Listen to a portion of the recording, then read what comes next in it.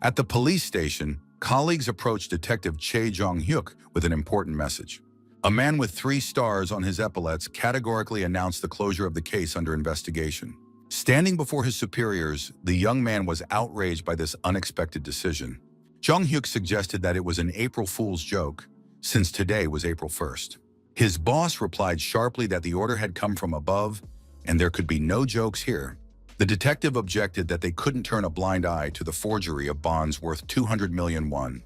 The chief firmly insisted that since the order was to retreat, then they had to retreat. The young police officer was extremely dissatisfied with this policy and categorically disagreed. Cho Jong-hyuk stated that his superiors could back down, but he would continue to investigate the case. The man called the detective a stubborn moron for disobeying a direct order from his superiors. In the office, the young man was told that he could not contradict the head of the department in this way. His colleagues warned him that the chief would call soon and that the captain must answer. Jong-hyuk picked up the phone and introduced himself as the head of the Intellectual Crimes Investigation Department. He was told important news over the phone that directly concerned his missing mother. After hearing this, the detective received the terrible news of his mother's death, and his face contorted with grief. Jong-hyuk couldn't believe what he had heard and stood up abruptly when he was told he needed to go to the morgue. His colleagues began to ask him if he had received some kind of disciplinary action from his superiors. The detective suddenly jumped up and ran away without explaining anything to his alarmed colleagues. His comrades shouted after him, demanding at least an explanation for such a sudden rush. With tears in his eyes, the man thought that nothing like this could have happened to his mother. Running out into the corridor, Chae Jong-hyuk met 2 colleagues complaining about annoying reporters. His colleagues saw the captain with tears in his eyes rushing somewhere down the corridor. They wondered where he was rushing to when he needed to recall the investigation team first. The 2 colleagues went into the office and asked why the captain had just run out in such a state. They were told that the case was being closed, so the office had to be vacated immediately. As he left the building, the chief ran into reporters who shouted loudly about his appearance. Jong-hyuk made his way through the crowd of journalists, asking countless questions about the investigation. The reporters asked him to say at least a few words about the fake bond fraud. The guy was not interested in talking to them at all and just pushed his way through. His colleagues called out to the detective, asking where he was rushing off to. Jong-hyuk quickly got into the car, and the only thing on his mind was his mother's death. The detective pressed the gas pedal to the floor and sped down the road as fast as he could. His subordinates ran after him, shouting and asking where their boss was rushing off to. The worried guy called someone, wondering what was happening to their boss. Jong-hyuk was driving in the car, his eyes reflecting deep sadness and despair. The man wept uncontrollably and couldn't believe that this had become a cruel reality. He was told on the phone that the whole department was being turned upside down because of the bond case. His colleagues reported that those in charge had arrived and were going to completely reorganize the entire department. Jong-hyuk gathered his courage and told his friend Hyun-sok the terrible news about his mother's death. Upon hearing this, his friend told the detective that he would come over right away and asked him not to worry about anything. Jong-hyuk began to lose his mind, saying that he had spent his whole life working and had done nothing for his mother. His friend begged Jong-hyuk to pull himself together and pull over to the side of the road to avoid a serious accident. At this critical moment, the driver of an oncoming truck completely lost control of his vehicle. The detective saw a blindingly bright light and realized that a collision with the truck was now inevitable. A horrific accident occurred when a huge truck crashed head-on into his boss's car at full speed. The man hit his head hard on the steering wheel and lost consciousness from the serious injury. The truck driver was unharmed, got out of the cab, and began searching for the dash cam at the scene of the accident. Looking inside the wrecked car, he found that the department head was still alive after the collision. Chun-hyuk had a severe head injury, but the detective was still conscious and trying to hold on. The truck driver said that if the guy had closed the case, his mother would still be alive today. Jong-hyuk wondered with horror if his own mother had died because of his stubbornness. The unknown villain began to reach for the wounded detective with some sinister intentions in mind. Taking the dash cam from the car, the scoundrel mockingly said goodbye to the guy before leaving the scene of the accident. Jong-hyuk tried to remember the criminal's distinguishing features: a snake tattoo on his wrist, the smell of wood, and an old man's voice. Lying helplessly in the wrecked car, the detective saw a second truck approaching him at high speed. The guy closed his eyes, thinking about the need to avenge his mother, and tried to remember all the details of the attack. While he was trying to memorize the details, the second huge truck completely crushed the department head's car. Jong-hyuk struggled to open his eyes and heard people talking in surprise about him waking up. When the detective opened his eyes, blood was running down his face, and he felt extremely heavy after the accident. The young man saw unfamiliar thugs with clubs in their hands, clearly preparing for a fight. Jong-hyuk thought that this situation seemed familiar to him, as if he were 17 again and spring had come. The detective decided that these were his dying memories, which exactly repeated the events of that distant day in the past. He reflected that if he hadn't been seriously injured by those thugs back then, he would have continued practicing judo. In that case, he might not have become a police officer, but chosen a completely different path in life. Perhaps Jong-hyuk would have become a champion or even a judo coach instead of working in the police department. As memories flashed before his eyes before death, the detective thought about the need to see his beloved mother one more time. The guys from his memories said that he didn't care about their money and advised him to mind his own business. Jong-hyuk remembered how he tried to stop their robbery and told his uncle that he was too busy for that today. The school children from his memories shouted that the guy was talking nonsense and that he definitely needed to be beaten up for his insolence. Jong-hyuk narrowed his eyes in those distant memories and looked closely at his opponents before the fight. The detective looked at his opponent and wondered why he was moving so slowly and clumsily. The guy watched his opponent's steps carefully and tried to quickly analyze his fighting technique. Jong-hyuk's gaze focused on this inexperienced opponent, preparing for a decisive attack against him. The detective made a lightning-fast lunge forward to quickly deal with his annoying opponent in one move. With literally one swift movement, he grabbed his opponent and pinned him to the ground in a matter of seconds. Jong-hyuk told the kids that this was grievous bodily harm and even attempted murder. The guy added that even the stupid law on minors would not protect them from punishment under Articles 9 and 10. With a crazy, excited smile on his face, Jong-hyuk told the kids that now they were all finished, damn freaks. All the school children felt the terrible aura of murder emanating from the enraged guy in front of them. The gangsters started yelling and telling the detective not to come near them and not to even think about attacking them. The guy replied that he had absolutely no time to play around with these petty school bullies. Jong-hyuk ran to the fence with lightning speed and easily jumped over it in one leap. The detective thought that the only thing he needed right now was to see his beloved mother. The guy wondered if he had been that fast at that age. He had already forgotten what it was like. After jumping over the fence, Jong-hyuk saw a girl peacefully watering her home garden in the yard. The detective politely apologized to the stranger, saying he was sorry if he had accidentally frightened her with his appearance. The schoolgirl asked the guy to stop and said she had something important for him. The girl noticed the blood on Jong-hyuk's forehead and began to sincerely worry about his health. Jong-hyuk did not need anyone else's concern, as he only wanted to see his mother, so he ran on. The boy ran very quickly toward his home, while he still had the strength to continue moving. The detective ran through familiar streets and tents, already out of breath from how far he had run. Jong-hyuk understood how difficult this run was for him in his weakened state after the accident. Then the boy saw his dear mother, who was working in one of the small open tents. The woman kindly prepared delicious food for people and was known in the neighborhood as a very good hostess. When Jong-hyuk saw his mother, his eyes immediately filled with hot tears of happiness and relief. This kind woman with a warm smile saw her son and joyfully greeted him with the words, "Welcome." His mother immediately began to worry about her son, asking what he was doing there at such an hour. Seeing the blood on Jong-hyuk's head, the woman became alarmed and asked where it came from and what had happened. The only thought in the young man's head was, "Forgive me, mother. I never appreciated you." The woman began to scold her son, saying that she had told him to fight back, not to silently take blows from bullies. The mother continued to scold Jong-hyuk like a truly caring parent, lightly slapping him on the back. The detective thought that these feelings seemed too realistic for memories. The boy wondered if he had somehow miraculously managed to return to his mother in the distant past. When this realization came to him, Jong-hyuk quickly hugged his dear mother tightly. The detective silently promised the woman that this time he would definitely protect her from all harm. Then he heard the voice of an unfamiliar woman who asked in surprise what had happened to him. Isun turned out to be a woman who worked in a neighboring stall and was the same age as his mother at the market. The young man immediately remembered this person and thought that he remembered this cunning woman very well. Jong-hyuk's light expression instantly changed to anger at the sight of this suspicious person. The detective knew that her real name was Sun Yang-ja and that she had 5 convictions for fraud. Jong-hyuk realized that this was the same woman who had been involved in dirty real estate deals. This swindler gathered people who were willing to invest money and gain their trust for about 3 years. The mother, who had saved money her entire life, was devastated and upset by what had happened after being deceived. Jung Hyuk remembered how the woman cried and apologized to her son for being too trusting. The guy couldn't remember his response, but he remembered his anger and that he had called his mother stupid.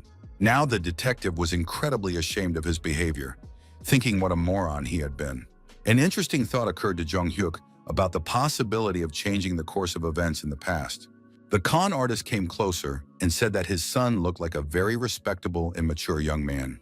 The detective's mother replied that her son looked like her, but had his late father's figure. Yi-sun began to talk about how unfortunate it was that her husband had left such a son and died in a car accident. When the young man heard this, he became extremely angry, clenched his fists, and thought about punching her. Jung Hyuk restrained himself and thought that she should talk while she still had the opportunity to do so. The detective knew that he would definitely expose her fraud and send this swindler to jail according to the law. Jung Hyuk decided to help his hardworking mother, who worked diligently behind the counter at the market. The woman kindly told her son to stop stringing fish cakes together, as she wouldn't sell that many anyway. Sometimes the guy noticed that he was really too carried away with this business and was working too hard. The woman told her son that he had to finish everything to finally calm down. His mother warned Jung Hyuk not to laugh too loudly, otherwise the stitches on his head might come apart. The boy thought about how he had no idea that his mother had been working for over 30 years. Every single day of her life, she traveled such a long way to the market for work. The woman walked the entire way on foot, pulling a heavy cart with goods to sell. She did all this solely for her son, to give him the best in life. His mother said that it was better for him to rest. Why should he go out to help her every day? Wasn't it hard? Jung Hyuk smiled and replied to his mother that with his physical strength, such work could not be hard. The detective thought that he had a plan, so he would definitely help his dear mother prosper. On the next day, trading began, and all the merchants immediately set up their stalls in the market. The boy's mother pointed to him and told him to take the spinach and put it at the front of the counter. Jung Hyuk thought that there were few chain restaurants at that time, so his mother cooked for office workers. The boy knew perfectly well how to make their eatery prosper and what food would sell like hotcakes. Jung Hyuk brought something strange in a pot, and the woman immediately noticed it. When her son opened the lid, there was fragrant kimchi, prepared according to a special recipe from the future. The woman asked in surprise if he really wanted to put this appetizer in their traditional dish. The boy smiled mysteriously and told his mother to trust him and try it at least once. The mother thought that was fine, but it would be better to put less rice in this experimental dish. The woman wrapped the perfect appetizer according to her son's recipe and prepared to taste the new flavor. She said she would now try how delicious it would be and whether it would suit buyers. The mother began to chew everything carefully, analyzing every nuance of the new and unusual taste of the dish. When she finally realized what the taste was, the woman was simply shocked. With an enthusiastic smile, she said that it didn't seem like anything special, but it turned out to be incredibly delicious. Her son replied that he had just added one small touch to her idea, and look what happened. The woman laughed and said that he was a chatterbox and that it was time for him to go to school. Jung Hyuk replied that he would help her a little more because she definitely couldn't do the work alone. The woman made these snacks herself in just a few seconds while the boy was talking to her. His mother said that if such a big guy stood at the counter, customers would be afraid to come in. The boy replied with feigned offense that her words hurt him deeply and were very painful. The woman laughed and told him to stop talking nonsense and finally go to school for class. Jung Hyuk seriously told his mother that if anything happened, she should definitely call or send a message to his pager. The detective thought about why, even as he got older, he still didn't want to go to school because he needed to change. As the boy approached the school building, he was met at the entrance by the gym teacher, who said that the freshman was already late. It was Jung Hyuk's judo coach, Shin Seong-gil, who was overjoyed to see his student. The coach jokingly said that he had been hearing an unpleasant voice on the school grounds since early morning. Jung Hyuk thought that this was a true mentor who, even after his injury, had helped and actively supported him. So the boy suddenly rushed into the old man's arms, greatly surprising the elderly judo coach. Shin Seong-gil asked anxiously what had happened to his student's head and why it was suddenly bandaged. When the young man told him about being beaten up by the thugs, the coach said ironically that he was a real hero. After that, the mentor began to ask Jung Hyuk how many stitches the doctors had given him while he was healing. The coach said that he couldn't play sports for now, that he would tell the other students, and that the student could go to class. After that, Shin Seong-gil warned that if he exerted himself, his blood pressure would rise, and the stitches would come apart, which would be dangerous. The boy went into his classroom and saw his classmates already sitting at their desk. Jung Hyuk took a deep breath to greet his classmates properly, according to traditional Japanese custom. Then the detective bowed and, like a true judoka, politely greeted all the boys present. His friends immediately rushed over to him and began to ask anxiously what had happened to his head. His classmates angrily asked who dared to do this and what kind of monster tried to hurt their little brother.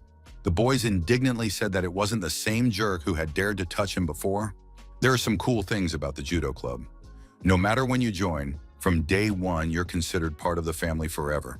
In their past lives, after damaging their ligaments, they dealt with school bullies to drive out these arrogant troublemakers. Jung Hyuk needed help from the club members because they could legally deal with any bullies. But this time, the guy intends to graduate from the police academy to find the criminals who killed him and his mother. The judoist firmly told the younger guy that they would definitely take care of it and that he should go to class. The older comrades were outraged that these stupid morons were nothing, but dared to touch their younger brother. When Jung Hyuk tried to apologize for the trouble he had caused, the guys told him there was nothing to apologize for because he hadn't done anything wrong. His friends sternly told him not to come to practice until he was completely healed and to just rest at home. Jung Hyuk, hiding a malicious smile, thought that those bullies would definitely not survive this. In the principal's office, an elderly man was having a rather lively, intense conversation with someone on the phone. Judo coach Shin Sung-gil entered the office and angrily told the principal about some important news. The coach reminded the school principal of what he had said when he invited him to work here many years ago. The principal asked the angry coach to sit down first and calmly explain what had happened that was so serious. Shin Sung-il reminded him that the principal had promised to focus solely on training the children and not to worry about anything else. The coach indignantly reported that their precious student-athlete had been brutally beaten by school bullies.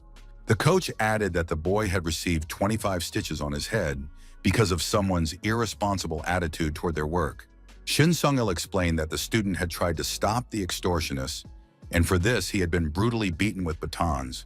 The coach angrily asked the principal if it was acceptable to allow students to treat each other so badly in an educational institution.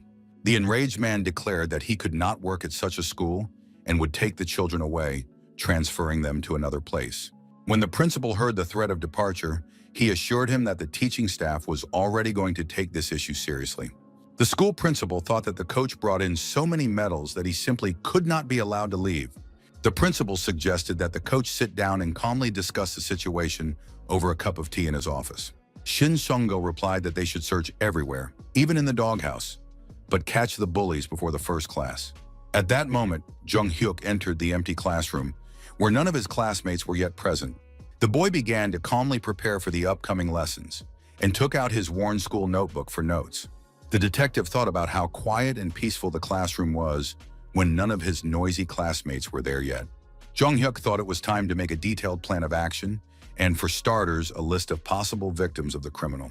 The boy assumed that whoever killed him in the future was probably an accomplice of the person who killed his mother. Suddenly, a pretty girl entered the classroom, and the boy immediately paid close attention to her and became interested.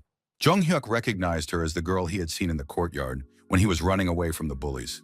She was watering flowers in the courtyard at the time and was very surprised to suddenly see an unfamiliar boy. Jung Hyuk thought it was surprising that he and this girl had been in the same class all this time. The detective decided to approach her and apologize for that time, saying that it must have been noisy and unpleasant.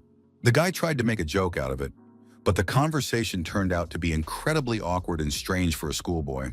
Jung Hyuk thought, God, he's talking like an old man, not a normal 17-year-old student.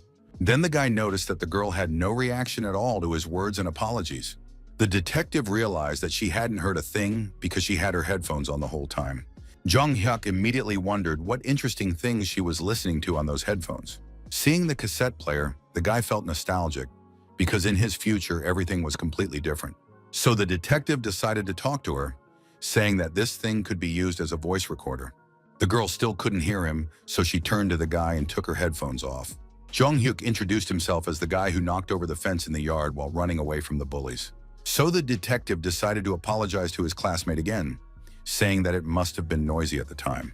The girl replied that she had called the police immediately, so everything ended quickly and quietly. The guy's eyes lit up with interest, and he asked her exactly what time and how she had called the police. His classmate explained that she called immediately after he ran away, but not to worry, she didn't say that he had broken the fence. Jung-hyuk objected that she should have said so, because then his testimony would have corroborated the police's version of events. His classmate asked how his head was, to which the guy replied that everything was fine and it didn't hurt much. At that moment, some aggressive-looking guys entered the classroom. They were clearly in a bad mood and said that their athletes seemed to be in good health today. The bullies complained that someone ratted out the beaten idiot, so they got scolded on the first day of school. They turned to Jung-hyuk and aggressively tell him to get up, "You damn freaking jock." Jung-hyuk realizes that something is up and a serious fight is brewing, but he actually likes it. This bully classmate indignantly asks the detective if he is still laughing at everyone in the class. When Jung-hyuk stands up to his full height, he is several times bigger and taller than this bully. The detective, smiling, confirmed that yes, he had indeed laughed at this freak and his friends. The guy added that they were the pathetic cowards, not him, since they had beaten him up with batons as a group. Jung-hyuk pointed to his head, saying that because of them, he almost lost his mind. Look at the stitches. This classmate thought that if they left the athlete alone, the upperclassmen would come back to deal with them again. So, unexpectedly, this scoundrel took out a stationery knife and asked threateningly if the guy really wanted to die here. When Jung-hyuk saw the knife, he wondered why this bully was such a hopelessly stupid and narrow-minded guy. The detective turned to his classmate and said that he was just an incorrigible moron and should finally come to his senses. Hearing these words, the scoundrel only became more angry and gripped the stationery knife more tightly.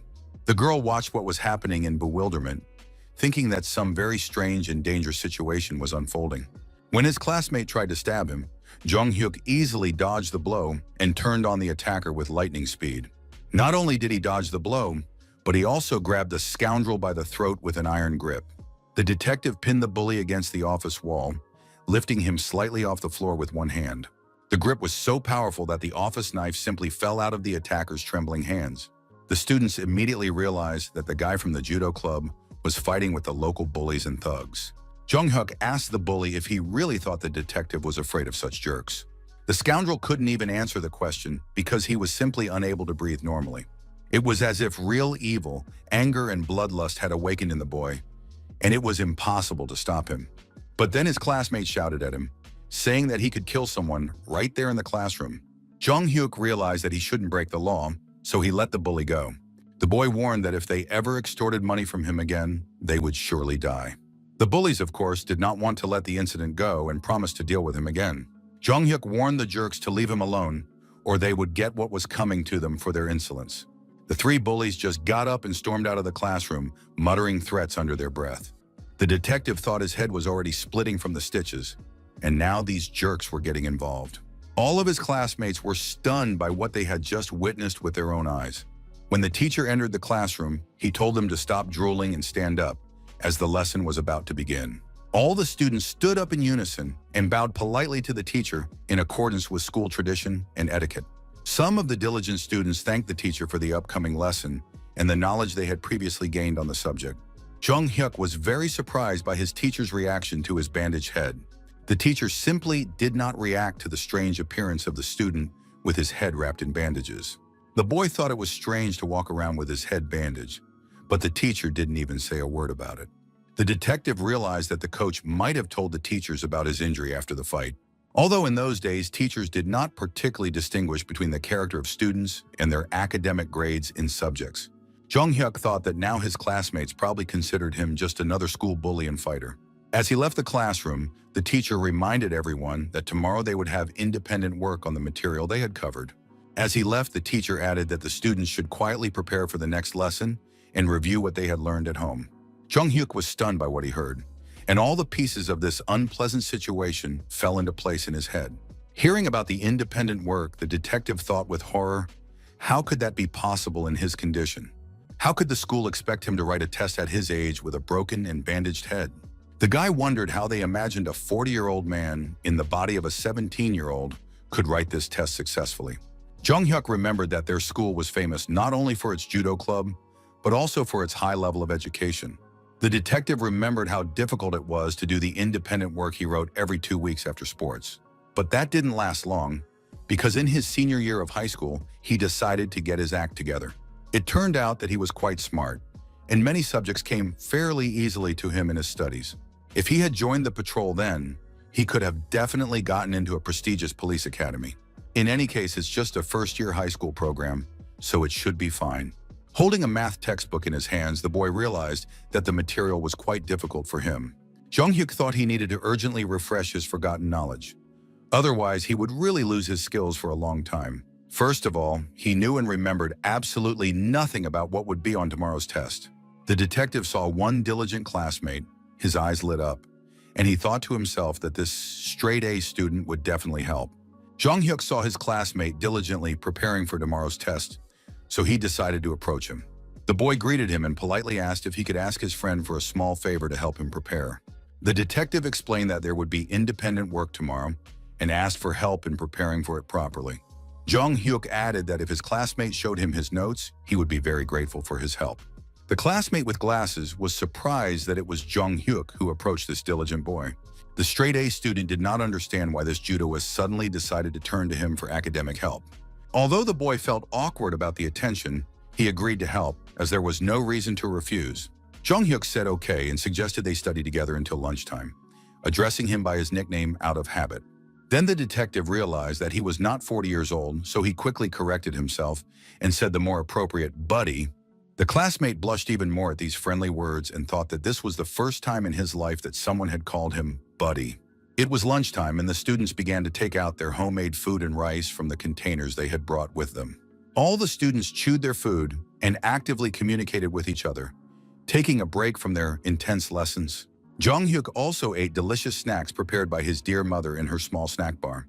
When the detective approached the designated spot, he noticed that his nerdy classmate had disappeared somewhere and was not around. Although they had agreed to study together, the boy began to look around carefully, searching everywhere for the missing straight-A student. Jung-hyuk thought it was very strange because this diligent boy had just been here with him. A classmate approached the detective and said that if he was talking about Soo-ho, he was last seen near the cafeteria. The girl began to tell the boy that the top student had been taken away by the school bullies and hooligans. Jung-hyuk became very angry when he heard this and thought that he had to find his friend as soon as possible. The classmate firmly told the detective that she would definitely help him find the missing Soo-ho. The two of them ran to the school cafeteria to start looking for their beaten classmate as quickly as possible. The boy and girl began to quickly search every corner of the cafeteria, looking everywhere for their missing classmate. They realized with horror that he wasn't there and wondered where the bullies had taken him. Then they both thought the same thing. It was quite possible that Soo-ho had been taken to the school roof. Soo-ho was indeed standing on the roof, trembling with fear and pain after being brutally beaten by the bullies. The poor guy had been beaten up by these scoundrels, and his face was covered in abrasions and bruises from the blows. Jung-hyuk knew that there was no time to lose, so he quickly started climbing the stairs. The detective and his classmate climbed onto the roof and began looking around carefully for their friend. But they couldn't see the nerd on the roof anywhere, which was very strange and incomprehensible. The guys decided that maybe he had returned to the classroom, so they should go and check if he was there. They agreed with this version and thought that yes, indeed, that was probably what happened to Soo-ho. As Jung-hyuk was leaving the roof, he noticed something strange in the corner, something that looked like an open ventilation grate. The detective noticed his classmate, who was simply huddled in the corner of the roof, hiding from everyone around him. They immediately saw him and thought with horror about what had happened to this poor guy. Soo-ho apologized and said, "I'm sorry I didn't keep my promise to study together for the test." The straight-A student explained that some bullies had suddenly picked on him, and he had to go with them. He couldn't help it. Jung-hyuk began to tell his friend that his clothes were all stained and that he needed to apologize to the detective. The guy understood that the bullies just wanted to take their anger out on Soo-ho after he fought back. The detective became angry and promised that he would tear these scoundrels to pieces for their bullying. Jung-hyuk began to feel real anger rising in his stomach at the injustice of what was happening. Then the guy apologized and said, "I'm sorry, I didn't eat enough at the school cafeteria today." His classmates didn't understand what he was talking about with his strange apologies and explanations about food. After that, the detective suggested that the guys go eat some delicious tteokbokki at a nearby cafe after school. They ate and talked to each other about how nice it was to finally have a normal meal after school. Jung-hyuk thought that after returning to the past, his body was so exhausted that he couldn't even eat one serving. The boys got some more coffee from the vending machine and started discussing which coffee tasted the best. Jung Hyuk started laughing and told his friends that there was no connection between coffee and height. The detective pointed to his tall stature as an example, and everyone laughed at the joke. Jung Hyuk turned to his friend and said that it must have been difficult for him to endure the bully's taunts all this time. Suho, hearing this question, slumped down, and fear instantly reflected on his pale face. The honor student didn't even know how to respond, as he immediately recalled the most horrific images of recent beatings. The detective told his friend not to worry about it anymore, that these bullies wouldn't dare touch him again. Jung Hyuk promised that he would make sure they never bothered anyone at school again. His friends were surprised by his words and asked what he meant by these promises. The detective replied that he would change the world and make it a much kinder and better place for everyone. The morning newspapers were now full of news about what was happening with these school bullies everywhere. Jung Hyuk was happy, thinking that it was great that even the morning news and the fresh air were in his favor. Everyone was holding these newspapers in their hands and carefully reading the latest news about school violence. Reporters even came to the school and said they were going to film a story about why they were being prevented from doing their job. A school employee tried to stop the huge number of reporters, but they still rushed toward the building. Jung Hyuk was happy to see such changes, thinking about how fast things are changing. The reporters noticed a boy with a bandage on his head and thought that he had been beaten up by those same school bullies. So the journalists began to push even harder and ask if they could ask the guy a couple of important questions. They started asking the detective to tell them at least a little more about all these school bullies. The guy sarcastically asked the teacher nearby what had happened and why all the reporters had gathered there. The teacher immediately began to say that it was nothing special. Just go on to class. Don't pay attention. Jung Hyuk smiled contentedly, realizing that he was completely satisfied with himself for today and the results. The postal worker approached journalist Park Yun-il and said that a package had arrived for him. Here, take a look. The journalist was sitting at his desk and thanked the postman, saying thank you very much for the delivery. When Park Yun-il opened the package, he wondered who had sent it. A cassette with a letter, maybe a witness. The journalist shouted to his entire editorial office that the school children had earned 50 million won from extortion. He said that this money was enough to buy a small apartment and that they were real gangsters. So the journalist ran even faster to the school, specifically looking for the boy with the bandage who had been beaten up by the bullies. So now everyone in this newspaper is talking about one thing: the growing number of school crimes in the city. The boy held the morning newspaper in his hands and thought that the reporter had described everything quite beautifully and convincingly. The teacher, who noticed Jung Hyuk with the newspaper, immediately asked what he was holding in his hands. The detective explained that it was a newspaper and that he had recently started reading and taking an interest in the news much more often. When the teacher heard this, he asked incredulously who the guy was telling about reading. Jung Hyuk's eyes lit up with curiosity, and he wondered what was going on with the teacher's behavior. The teacher quickly said that it was nothing special and told the boy to hurry to his class. When the detective heard this, he politely replied to the teacher that he would do as he said and headed for the classroom.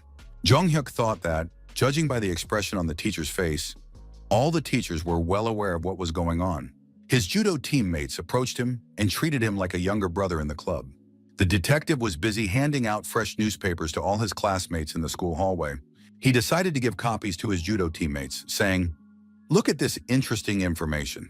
The athletes read the article and said that in Toronto, they would have dealt with the hooligans quietly. The judoists added that they would have dealt with the situation themselves, so why was it necessary to report it to the newspaper? Jung Hyuk objected that it would be better to strike from two sides at once, as this would be more effective.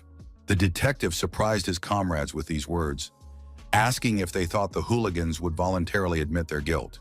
The guy explained that even after a good beating, they would not be afraid. On the contrary, they would report the athletes.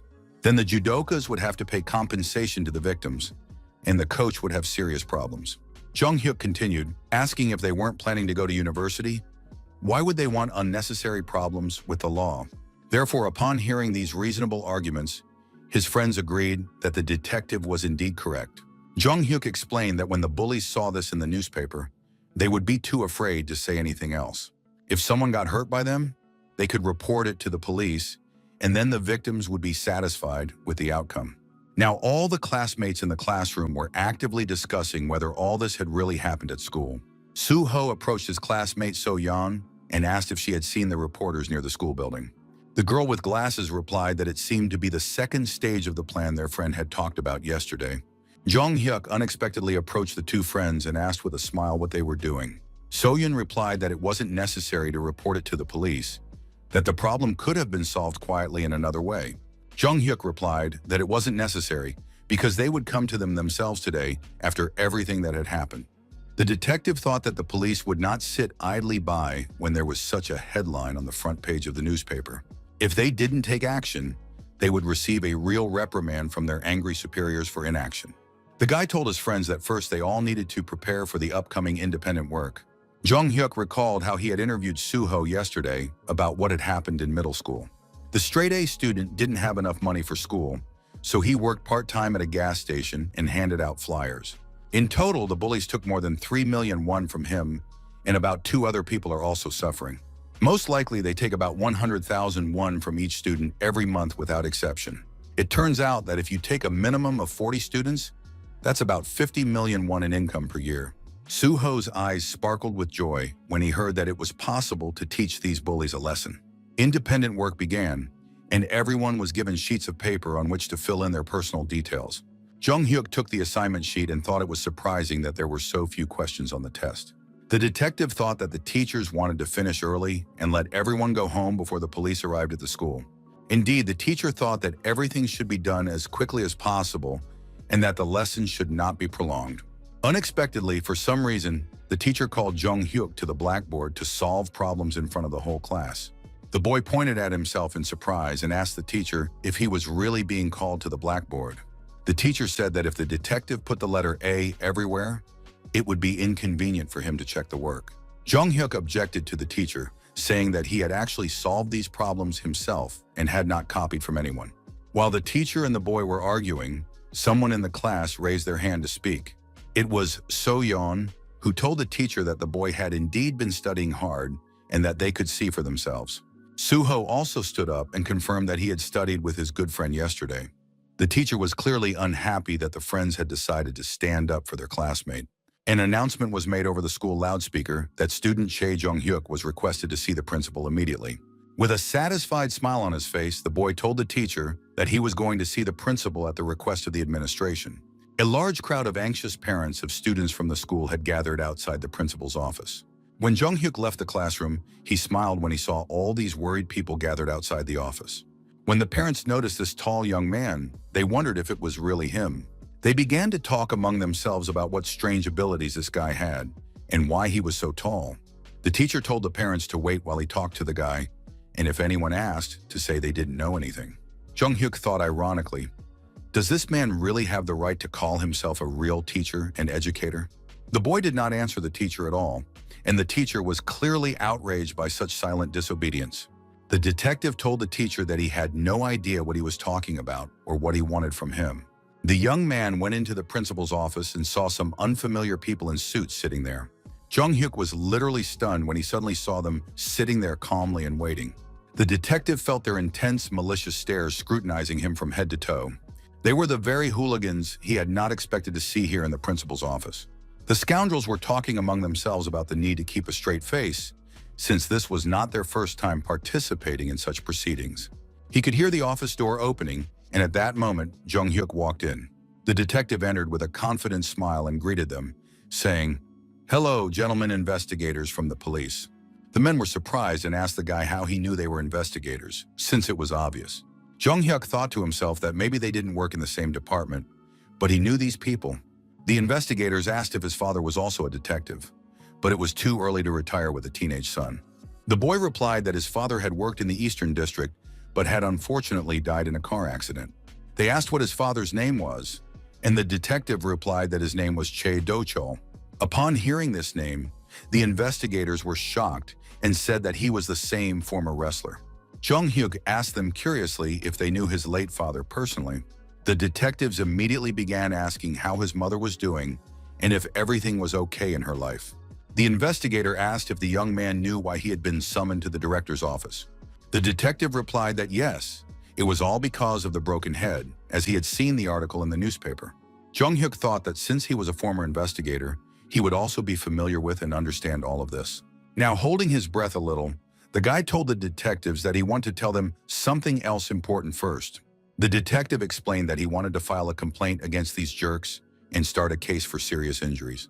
When the investigators heard this, they asked if that meant he had provided all the information to the newspaper reporters.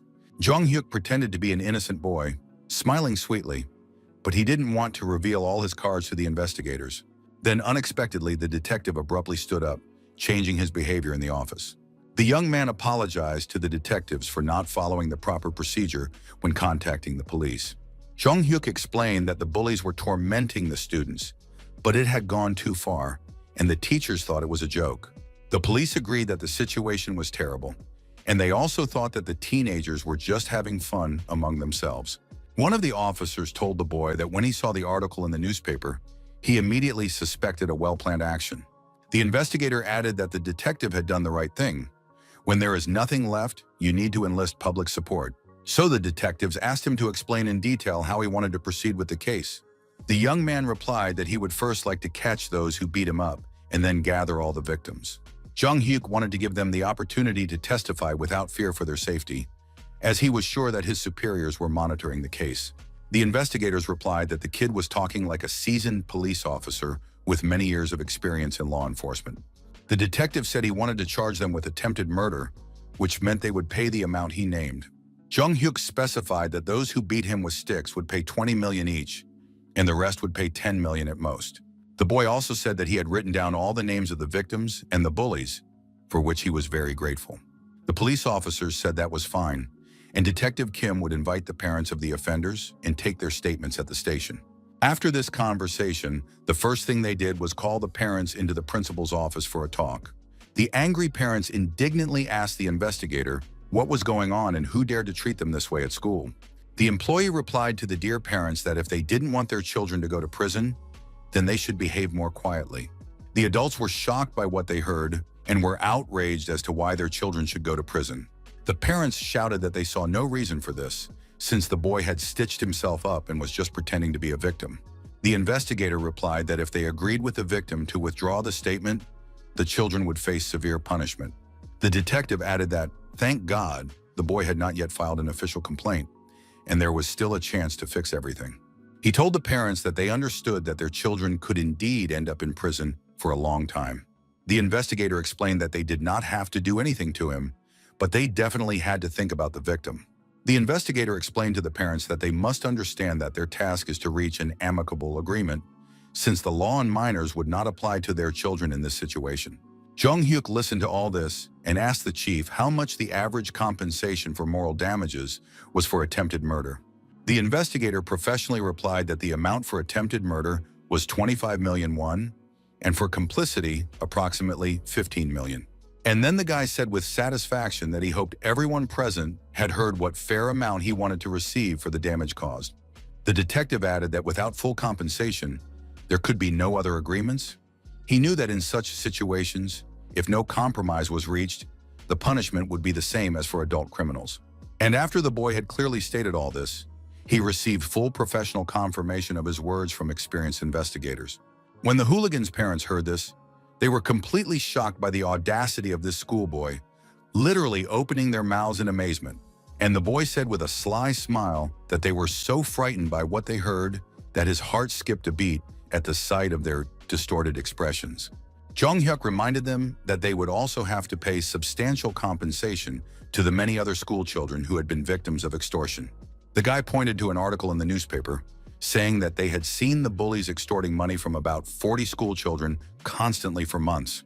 The parents were horrified when they realized how much they would have to pay for their kids' actions.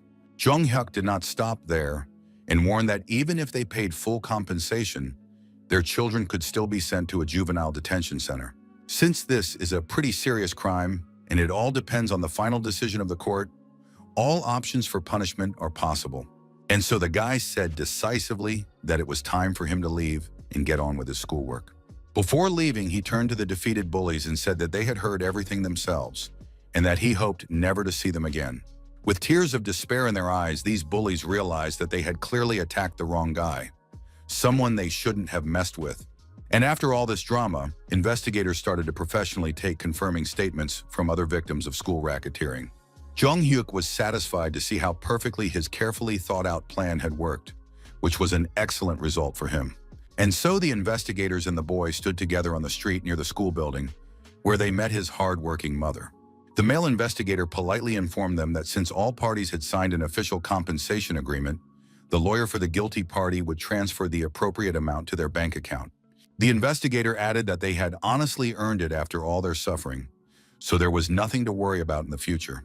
After that, the investigator said admiringly to the mother that her son was a real find. Such a brave and determined guy, which was rare among teenagers.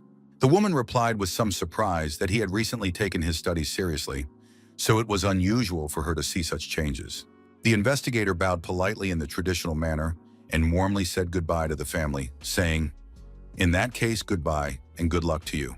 The young man shared his expectations for the upcoming test results with his mother, assuring her that she would be pleasantly surprised by his achievements. Jong-hyuk proudly announced his 15th place in the rankings, considering it a remarkable achievement after long efforts in his studies. His mother expressed her sincere hope for her son's continued success in his education and his ongoing development as a person and a student. With tears of joy in her eyes, the woman reflected on how her boy had really changed for the better lately. She announced the end of her workday at the diner and promised to cook delicious roast meat for dinner at home. The investigator had a serious phone conversation with the school principal, discussing the importance and complexity of the current situation. The man warned of the upcoming media frenzy and possible gratitude from his superiors for the work he had done. The police officer felt genuine joy and satisfaction at the successful resolution of the school conflict. The detective watched the boy through the window, thinking deeply about his unusual character and mature behavior for a teenager. The detective carefully hid the truth about his life experience and knowledge of future events from everyone around him. During judo training, the young man grabbed his sparring partner firmly by the kimono, preparing to execute a decisive throw on the tatami. All his movements were aimed at effectively knocking his opponent down and pinning him to the gym floor. The young fighter's gaze radiated unwavering determination and absolute concentration on the current fight with his opponent. The teacher announced to the class that the test scores had been posted on the information board for review. Jong-hyuk recalled with satisfaction his academic progress from 15th place to his current 3rd place. In a recent mock exam, he managed to achieve an impressive 25th place among all students. The young man was genuinely happy that he had finally gotten used to the intensive learning process and was consistently achieving good results. The young man received the long-awaited opportunity to return to full training after completely healing all his head injuries. Coach Shin Sung-il proudly noted his students' outstanding achievement in the school-wide academic ranking. The school principal particularly praised the rare combination of high athletic and academic achievements in one student. The older members of the club good-naturedly teased the younger one, surprised by his unusual reaction to the sports uniform. Jong-hyuk thought deeply about the nature of the memories that came flooding back when he saw the familiar training gear from years past. The detective particularly enjoyed the feeling of a new beginning in life, especially after the final removal of his medical stitches. The young man was genuinely happy to be 17 and to have all the limitless possibilities that lay ahead of him. His strong, youthful body provided an excellent physical foundation for serious training in Eastern martial arts. His current excellent physical condition was radically different from what it had been in his previous life. The guy enjoyed incredible freshness and inexhaustible energy that accompanied him throughout the day. The young man smiled broadly and ran forward energetically, sincerely rejoicing at how successful he had been lately. The coach announced the start of sparring and the need to split into pairs for the most effective practice of judo techniques. All the athletes took their positions opposite each other and concentrated on preparing for the intense training session. Jong-hyuk stood opposite one of his senior teammates and politely expressed his joy at the upcoming joint match. The young man began to control his breathing before the fight with his older and more experienced sparring partner in the section. The senior comrade thought that the junior had become too cocky and overconfident lately. A sly smile appeared on the experienced judoka's face, and he decided to bring the cocky kid down to earth a little. The older guy grabbed the younger guy's kimono sharply, intending to perform a classic throw and pin him on his back. The young man's face showed determination, but something inside seemed to be holding him back from giving his all in the fight.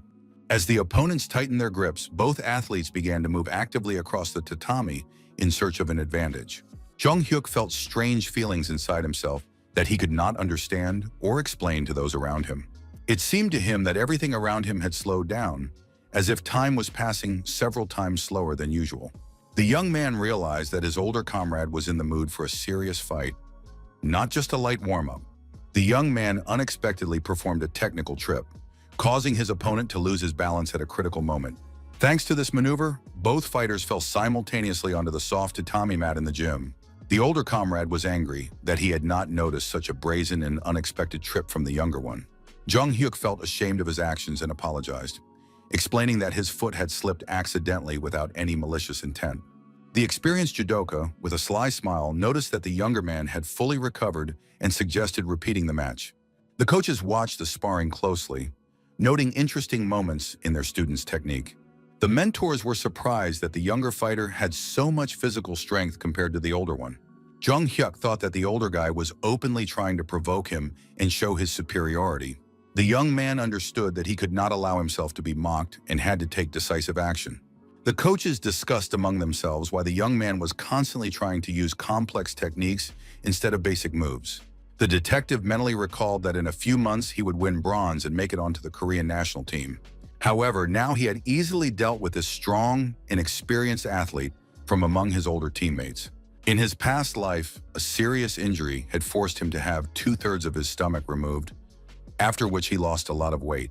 All this time, he had been using various judo techniques in real fights, and now he had excellent physical abilities. As a result, he now possesses incredible abilities that even he finds hard to believe.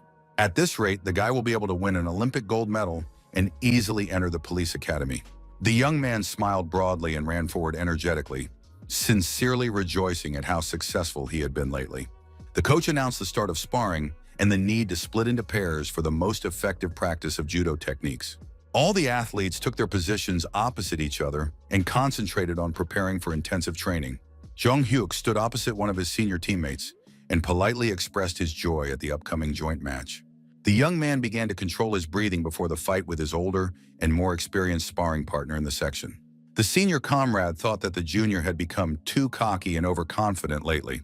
A sly smile appeared on the experienced judoka's face, and he decided to bring the cocky kid down to earth a little. The older guy grabbed the younger guy's kimono sharply, intending to perform a classic throw and pin him on his back. The young man's face showed determination, but something inside seemed to be holding him back from giving his all in the fight. When the opponents tightened their grips, both athletes began to move actively across the tatami in search of an advantage. Jung Hyuk felt very strange and incomprehensible feelings inside himself that he could not explain. It seemed to the detective that everything around him had slowed down, as if time were passing several times slower than usual. The young man realized that his older comrade was in the mood for a serious fight, not just a light warm-up. The young man unexpectedly performed a technical trip, causing his experienced opponent to lose his balance at a critical moment. As a result of this maneuver, both athletes fell simultaneously onto the soft floor of the gym. The older comrade was angry that he had not noticed such a brazen and unexpected trip from the younger one. Jung Hyuk felt ashamed of his actions and apologized, explaining that his foot had slipped accidentally without any malicious intent. The experienced judoka, with a sly smile, noticed that the younger man had fully recovered and suggested repeating the match. The coaches watched the sparring closely, noting interesting moments in their students' technique. The mentors were surprised that the younger fighter had so much physical strength compared to the older one. Jung Hyuk thought that the older fighter was openly trying to provoke him and show his superiority. The young man understood that he could not allow himself to be bullied and had to take decisive action. The coaches discussed among themselves why the young man was constantly trying to use complex techniques instead of basic moves. The detective mentally recalled that in a few months he would win bronze and make it onto the Korean national team. However, now he had easily dealt with this strong and experienced athlete from among his senior teammates. In his past life, a serious injury forced him to have 2/3 of his stomach removed, after which he became very weak and lost weight. The athletes demonstrated incredible results, covering 40 meters in 5 seconds and knocking down opponents weighing 100 kilograms. The athletes effortlessly jumped over opposing football players who were nearly 190 centimeters tall. Jung Hyuk recalled how he had studied these techniques while working as a police officer to maintain muscle tone.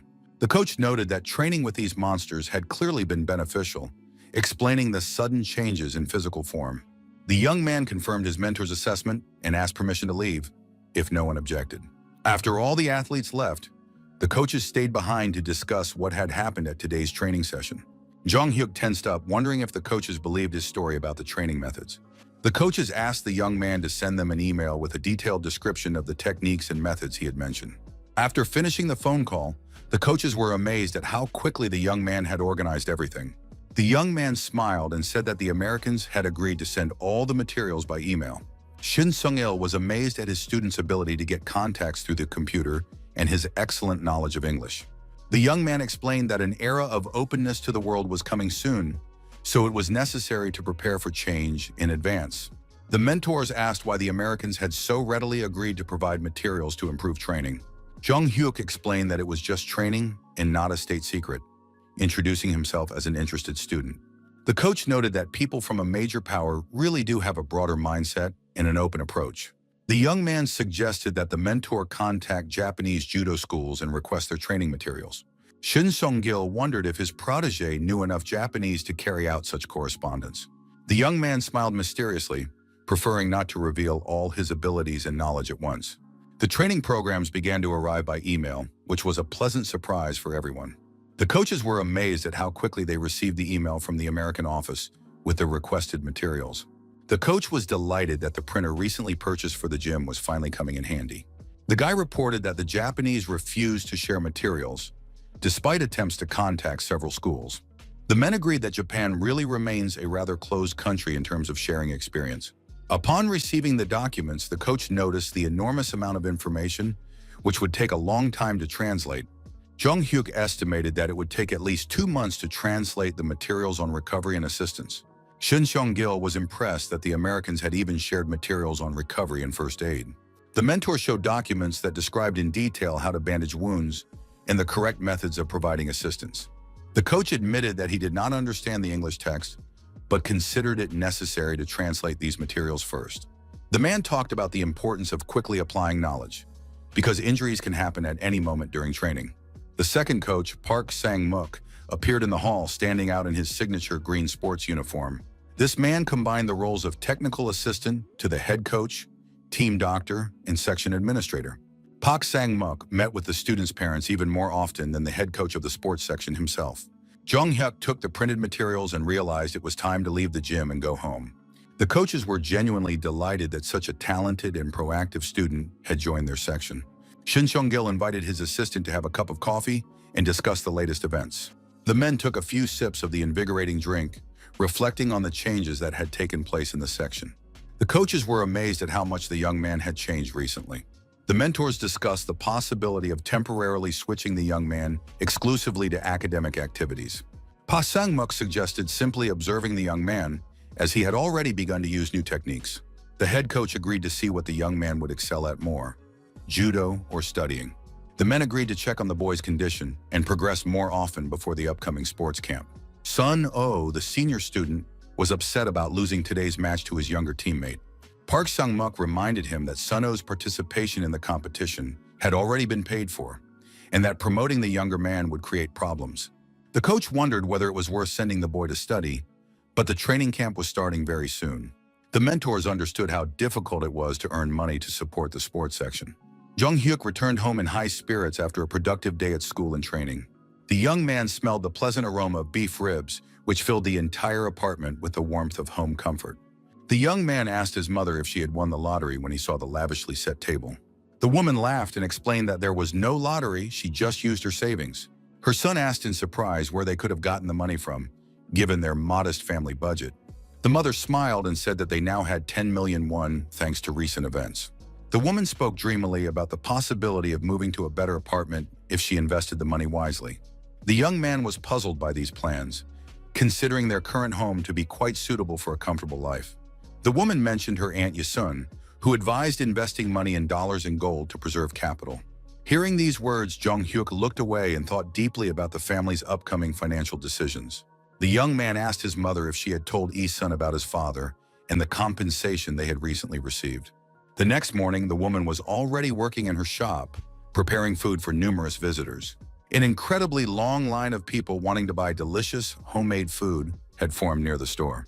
Watching from afar, Yesung was angry, considering the woman's success in trade to be unfair. The swindler remembered the 300 million won she had planned to get from her scam. The woman lamented that she did not know about the guy's friendship with the police, but decided to take at least what she could. The swindler planned to take all the day's earnings from the trusting merchant and immediately disappear. At that moment, Jong-hyuk called his boss and politely inquired about his health and business. Investigator Kim asked anxiously if something serious had happened, since the guy was suddenly calling. The young man assured him that everything was fine. He just wanted to invite him to visit his mother at the market. The young man's mother smiled as she laid out freshly prepared food for satisfied customers in line. The woman cheerfully handed out orders to customers, inviting them to come back for more purchases. Yi-sun watched with envy, thinking about the unfairness of commercial success. The swindler approached Jong-hyuk's mother, pretending to be interested in whether all the goods had already been sold out. The merchant confirmed that the food had been selling quickly lately, and they had even run out of ingredients. The swindler gloated inwardly, planning to take all the naive woman's earnings today. Suddenly, the swindler became alert, sensing someone's presence behind her. Jong-hyuk approached the stall, calling out to his mother and attracting the attention of everyone present. The surprised woman asked her son why he was there, since he usually had training at this time. The boy explained to his mother that he had not come alone, pointing to the investigator standing behind him. The merchant was delighted to see Investigator Kim and asked why he had come to the market. His son was horrified by the unexpected appearance of senior investigators in this place. The young man's mother reminded those present how Investigator Kim had helped her son in a difficult situation. Detective Kim addressed the swindler by her real name, Song Yang-ja, instead of her made-up alias. The swindler tried to get indignant, accusing the police officer of abuse of authority and threatening an ordinary citizen. The investigator asked the woman if she read the newspapers, since she was wanted for fraud. The swindler instantly realized the seriousness of the situation and decided to leave the scene immediately. The police officer rushed after her, warning the swindler that it was pointless to try to escape justice.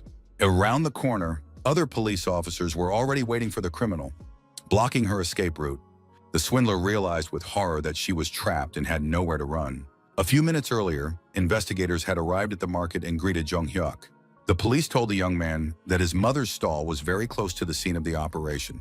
The young man understood the importance of blocking the escape routes so that the criminal could not get away. The young man identified two possible directions in which the swindler might try to escape. He suggested placing people at key points to cut off all escape routes. Jong-hyuk advised blocking the main road and the alley to ensure the criminal's arrest. The senior investigator was impressed with how quickly the young man analyzed the situation and proposed a plan. The detectives took up their positions according to the young man's instructions, preparing to arrest the fraudster. Investigator Kim asked how the young man knew about the woman being wanted. The young man explained that he recognized the swindler's face from wanted posters. Jong-hyuk knew that the swindler had been hiding from justice for a long time, being a very cunning person. The criminal was detained and handcuffed in accordance with police procedure. The police read her rights to remain silent and to have a lawyer, as required by law. The young man's mother was shocked by what was happening, not believing in the guilt of her acquaintance, the merchant. Yi's son angrily shouted that she should have taken the money yesterday instead of waiting until today. The merchant indignantly accused the swindler of betrayal and treacherous deception of her trust. Jong-hyuk tried to calm his mother down, explaining the futility of arguing with professional swindlers. The criminal made offensive remarks about the woman's late husband, calling her too arrogant. The young man became angry when he heard the swindler insult his parents. The investigators noticed the young man's emotional reaction and tried to keep him from doing anything rash. The police officers calmed the young man down, convincing him not to pay attention to the criminal's provocations. The detectives reminded the young man that he was dealing with a common old swindler who was not worth his anger. The young man struggled to contain his growing anger at the insults directed at his family. The young man could barely contain the growing rage that was boiling inside him after hearing the insults. The investigators who were trying to restrain the young man were amazed at his incredible physical strength for his age. Jong-hyuk broke free from the police officers, demonstrating his excellent physical fitness. One of the detectives lost his balance and fell to the ground from the young man's sudden movement. The enraged young man grabbed another investigator who was trying to stop him from acting rashly. The young man threw the police officer aside so that he would not prevent him from reaching the swindler. Anger over the insults to his mother overwhelmed the young man, causing him to clench his fists in rage. Those present were shocked by the young man's behavior, especially his mother, who did not understand what was happening.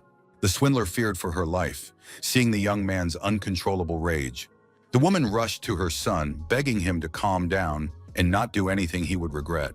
Thanks to his mother's words, the young man seemed to wake up from his rage and return to reality. With tears in her eyes, the woman begged her son to stop, at least for her sake. The young man apologized to his mother and promised to restrain himself for her peace of mind and well-being. Taking advantage of the commotion, Isun tried to make another attempt to escape justice. The criminal jumped into a police car, demanding that the driver leave immediately. The car sped off, taking the frightened swindler away from the angry young man. Investigator Kim expressed relief that the swindler had been detained before she could receive money from her victims. Jong-hyuk's mother sincerely thanked the police for their timely assistance in exposing the swindler. The detectives apologized for the incident and thanked the family for their cooperation with the investigation. The police were impressed by the young man's physical strength, which even they were unable to restrain. The investigator noted that despite his emotional outburst, the young man had done something important for society. Detective Kim assured the woman that she was lucky to have such a protector and devoted son. The police decided to check for other victims of the fraudster before returning to the station. Jong-hyuk reflected on the need for strength to protect his mother in this cruel world. The young man understood that in modern society, natural selection prevails and only the strongest survive. The young man was well aware of the importance of money as the main resource for survival in this world. At the police station, the subordinate asked investigator Kim to look at the documents. The detective asked Jong-hyuk to wait at the table while he dealt with urgent matters.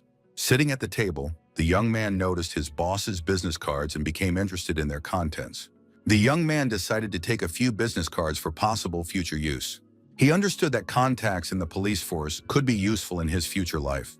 Investigator Kim returned and apologized to the young man for the long wait, explaining that the delay was due to the processing of statements. The man offered the young man a snack, ready to treat him to something tasty as a thank you. Jong-hyuk noticed the business card on the table and asked who this financial manager was. The detective was surprised by the young man's interest in stocks, noting his quick wit and business acumen.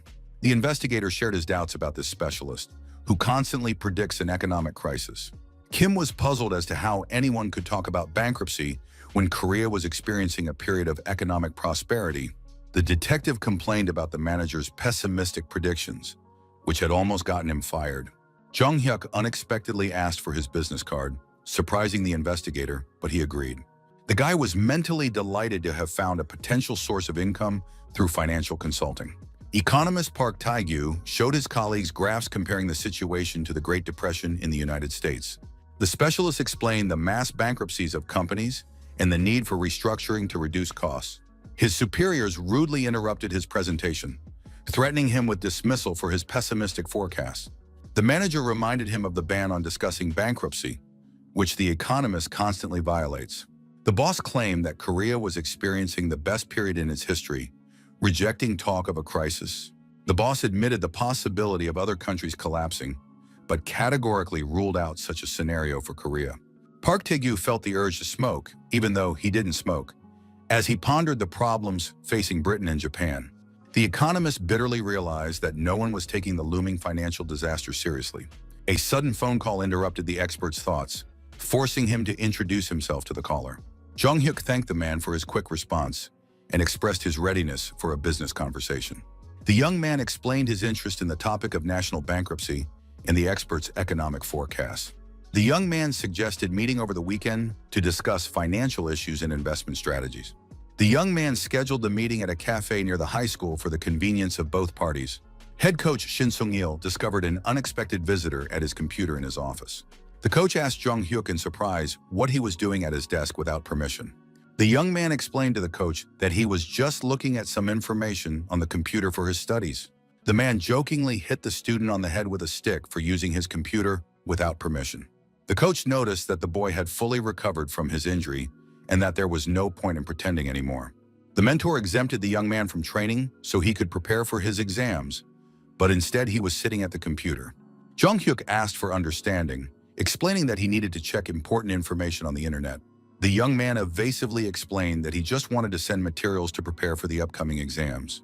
Shin Sung-il noticed the attempt to hide the monitor and doubted that the athletes would be reading study materials. The coach advised his teammates to focus on physical training rather than studying. The young man politely asked permission to use his mentor's computer from time to time for important matters. The man ironically remarked that the young man was already using technology, but allowed him to continue after his exams. The mentor mentioned a recent call from an investigator who promised to make the young man a real police officer.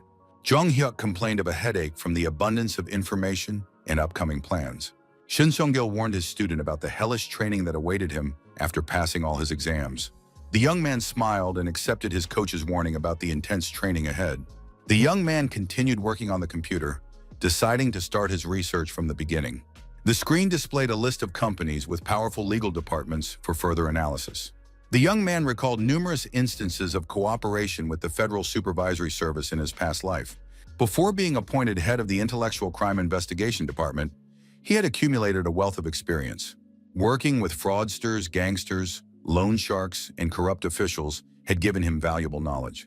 Jung Hyuk compiled a table of data on economic criminals based on his memories from the future. The young man planned to use this information to prevent the murder of his mother and his own death. After another day at school, his friends discussed plans for the evening and ways to have fun. The boy felt tired from several sleepless nights spent preparing and compiling materials. His classmates argued about the correct answers to the 10th question on the test, discussing the options. Suho suggested forgetting about the exams, which were already over, and not worrying about the results. Jung Hyuk noticed the changes in his friends' faces, who had become happier after the school bullies disappeared. Suho was particularly transformed, smiling more often and looking more confident. Suho enthusiastically suggested that his friends go to the computer club to celebrate the end of the grueling exams. His classmates looked at each other in confusion, doubting their ability to pay for such an expensive entertainment at a gaming establishment. Jung Hyuk convincingly reminded his friends that constant studying without rest is harmful to the mental health of school children. The young man philosophically argued that even failures and losses would become valuable memories of a carefree youth. The guy sincerely believed in the importance of education for building a successful future and career growth. The young man mentally devised a special strategy to take revenge on his mother's killers from the past timeline. Jung Hyuk sincerely wanted his friends to enjoy their youth, not having the opportunity to live their lives over again. The young man urged them to spend their time as intensely as possible, creating vivid memories for future reunions. So-yeon sarcastically compared the guy's manner of speech to a drunk aunt after a corporate party, causing her classmates to laugh. The young man self-deprecatingly acknowledged the similarity to an old man, explaining it away as extensive life experience. The guy's attention was suddenly drawn to a suspicious scene unfolding at the school gate. An unfamiliar middle-aged man was harassing frightened schoolgirls who demanded an explanation for his presence. Jung Hyuk resolutely approached the stranger, intending to protect the girls from potential danger. The man turned out to be economist Park Tae-gyu, begging to be heard out as he explained the situation. The young man sternly demanded that the specialist immediately explain his suspicious behavior near the school. The young man persistently sought to ascertain the true reasons for the economist's unauthorized visit to the school grounds. The young man justified his vigilance with his professional habit of monitoring his surroundings. Park Tae-gyu explained that he was looking for a certain teacher, but the schoolgirls assured him that there was no such person. The economist unexpectedly asked about a man named Chae Jong-hyuk, stunning the young man. The young man stared at the specialist in bewilderment, frantically trying to figure out how to respond to the strange question. The young man slowly pointed to himself with his finger, confirming that this was indeed his name. Park Tae-gyu was shocked to discover that he had arranged a meeting not with a teacher, but with a schoolboy. The economist struggled to comprehend the absurdity of the situation, in which a high school student was interested in macroeconomic forecasts. Jung Hyuk began to recognize the characteristic intonations of the voice, which seemed surprisingly familiar to him. The boy finally remembered yesterday's phone call and the agreement to meet with the economist. The man apologized awkwardly for the misunderstanding, admitting that he had expected to meet an adult teacher. The man explained that he had mistaken the caller for a school teacher and had therefore rushed to the meeting at the cafe near the school. Park Tae-gyu suggested that he had been the victim of a prank or had completely misunderstood the situation from the start. Jung Hyuk showed understanding for the economist's embarrassment, noting that no one takes a serious topic lightly. The young man noted that the specialist had finally found an interested listener, but doubted the seriousness of his intentions. The young man reminded the man of their agreement to meet on Saturday to discuss economic forecasts. The young man apologized to his friends and suggested they go to the computer club without him. His classmates were concerned about their friend's safety and offered to accompany him to the meeting with the stranger. The interlocutors headed to a small cafe located directly opposite the school gates for a conversation. The economist formally introduced himself as Park Tae-gyu, manager of the Securities Management Department for the Western District. Jung-hyuk politely introduced himself as a first-year high school student and expressed his delight at meeting him. The young man emphasized his sincere desire to meet and discuss important economic issues with the specialist. The manager admitted that he had several questions for his unusual young interlocutor. Park Tae-gyu inquired how the student had managed to gain access to the confidential proposal. The boy gave an evasive answer about an acquaintance in the financial sector who had accidentally discovered an interesting report. The economist was surprised that a high school student had connections in the country's serious financial market. The man assumed that he was the son of an oligarch, although the young man gave the impression of being a serious person. Jung-hyuk took out the materials he had prepared from his backpack to demonstrate his competence in the matter. The young man pulled out a list of companies with powerful legal departments, which he had compiled very recently. He explained that he had supplemented the economist's notes with his own analysis of the national bankruptcy situation. The manager was shocked as he studied the materials presented with a professional analysis of the financial situation. Jung-hyuk was secretly thrilled as he watched the specialist's reaction to the information he had prepared. The young man knew that the companies on the list were preparing for serious legal problems in the future. Park Tae-gyu read about the company's operating losses after their ill-considered expansion of production capacity. The young man deliberately added controversial arguments to push the specialist to the desired conclusions. The manager literally clung to his seat, unable to believe the reality of the analytical information presented. The economist excitedly asked the young man's opinion on the further development of economic events in the country. The specialist began to tremble with excitement, waiting for an answer to his most important professional question. Jung-hyuk noticed his interlocutor's excitement and carefully considered how to formulate his answer correctly. The young man predicted the onset of a global economic crisis that would seriously affect all countries in the region. He explained that Korea would receive emergency aid from the International Monetary Fund after being hit with sanctions. The young man recalled the coming Asian financial crisis of 1997. Jung-hyuk emphasized that Korea would bear one of the brunt of the crisis. The young man described the government's policy of increasing gross income through the sale of the country's foreign exchange reserves. He noted that only Park Tae-gyu warned of the crisis, while the rest ignored the danger. The young man continued his analysis, noting that the Korean economy was at a dangerous peak of development. Jung-hyuk pointed out the ease of obtaining bank loans for any amount without proper verification. The young man warned of the catastrophic consequences of such irresponsible lending policies by financial institutions. He metaphorically compared the country's economy to a fragile sandcastle built on debt. The young man distracted himself with overly sweet coffee, trying to diffuse the tense atmosphere of the conversation. Park Tae-gyu reflected on the strangeness of the situation, in which a schoolboy was sharing such valuable analytical information. Jung-hyuk stated that the moment international aid was received would mark the beginning of the collapse of the national economy. The young man explained the complete dependence of economic policy on the requirements of the International Monetary Fund. He emphasized the impossibility of stopping the crisis due to the weakness of enterprises and the depletion of currency reserves. The young man criticized the unfounded optimism of citizens who believe in eternal prosperity and well-being. Jung-hyuk predicted that Korea would end up in economic hell due to excessive self-confidence. The young man bitterly noted that the realization of the catastrophe would come too late to save the economy. The waitress dropped her cup in shock upon hearing the young man's grim economic predictions. Jung-hyuk gallantly rushed to help the girl, worried that she might cut herself on the broken pieces. The young man advised her to collect the shards with a handkerchief, showing concern for the waitress's safety. The young man unexpectedly announced his willingness to invest 100 million won in the project. Park Tae-gyu was stunned by the amount of the investment and asked for time to consider the unexpected offer. Jung-hyuk referred to another meeting and suggested ending their conversation for the day. The young man left his phone number with the economist for further consultation on investment issues. After a productive meeting, Jung-hyuk headed to the computer club, where his friends were waiting for him. The guy noticed his friends' complete immersion in the game, understanding their enthusiasm for virtual battles. His classmates complained about Suho's poor gaming skills, as he constantly lost in battles. Jung-hyuk confidently told Soyeon that he was better at the game thanks to his past experience. The first battle in the legendary Mortal Kombat fighting game began between the guy and his classmate. The girl attacked first, ironically comparing the boy's gaming skills to the clumsy Suho.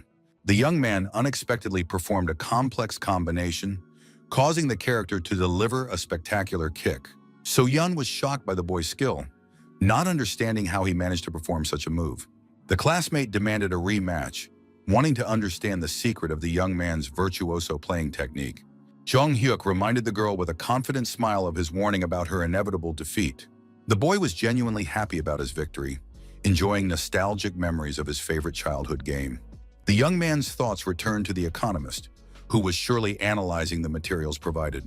The young man understood the inevitability of the specialist's decision, regardless of how long it took him to think it over. Several days of waiting passed, and Jong Hyuk reflected on Park Tae-gyu's agonizing doubts. The guy was worried that half of the materials should have been enough to make an investment decision. The young man feared losing his advantage in the negotiations if he called the impatient economist first. The young man recalled the specialist's past involvement in financial fraud due to carelessness. Jong Hyuk knew that Park Tae-gyu was a trusting lawyer who unwittingly defended financial criminals. The young man suffered from headaches, dreaming of learning about his potential partner's current thoughts. The teacher tapped the desk sharply with his pointer, drawing the class's attention for an important announcement. The teacher solemnly announced the long-awaited moment of the test results. The teacher announced the harsh rule of receiving blows for every point below 100. The teacher called on the first student with a score of 78 points for 22 strokes. The teacher began to methodically punish the offending student by hitting him with a pointer on a soft spot. The students froze in absolute silence, shocked by the corporal punishment taking place in the classroom. The teacher ruthlessly announced that each student would go through this humiliating procedure in turn.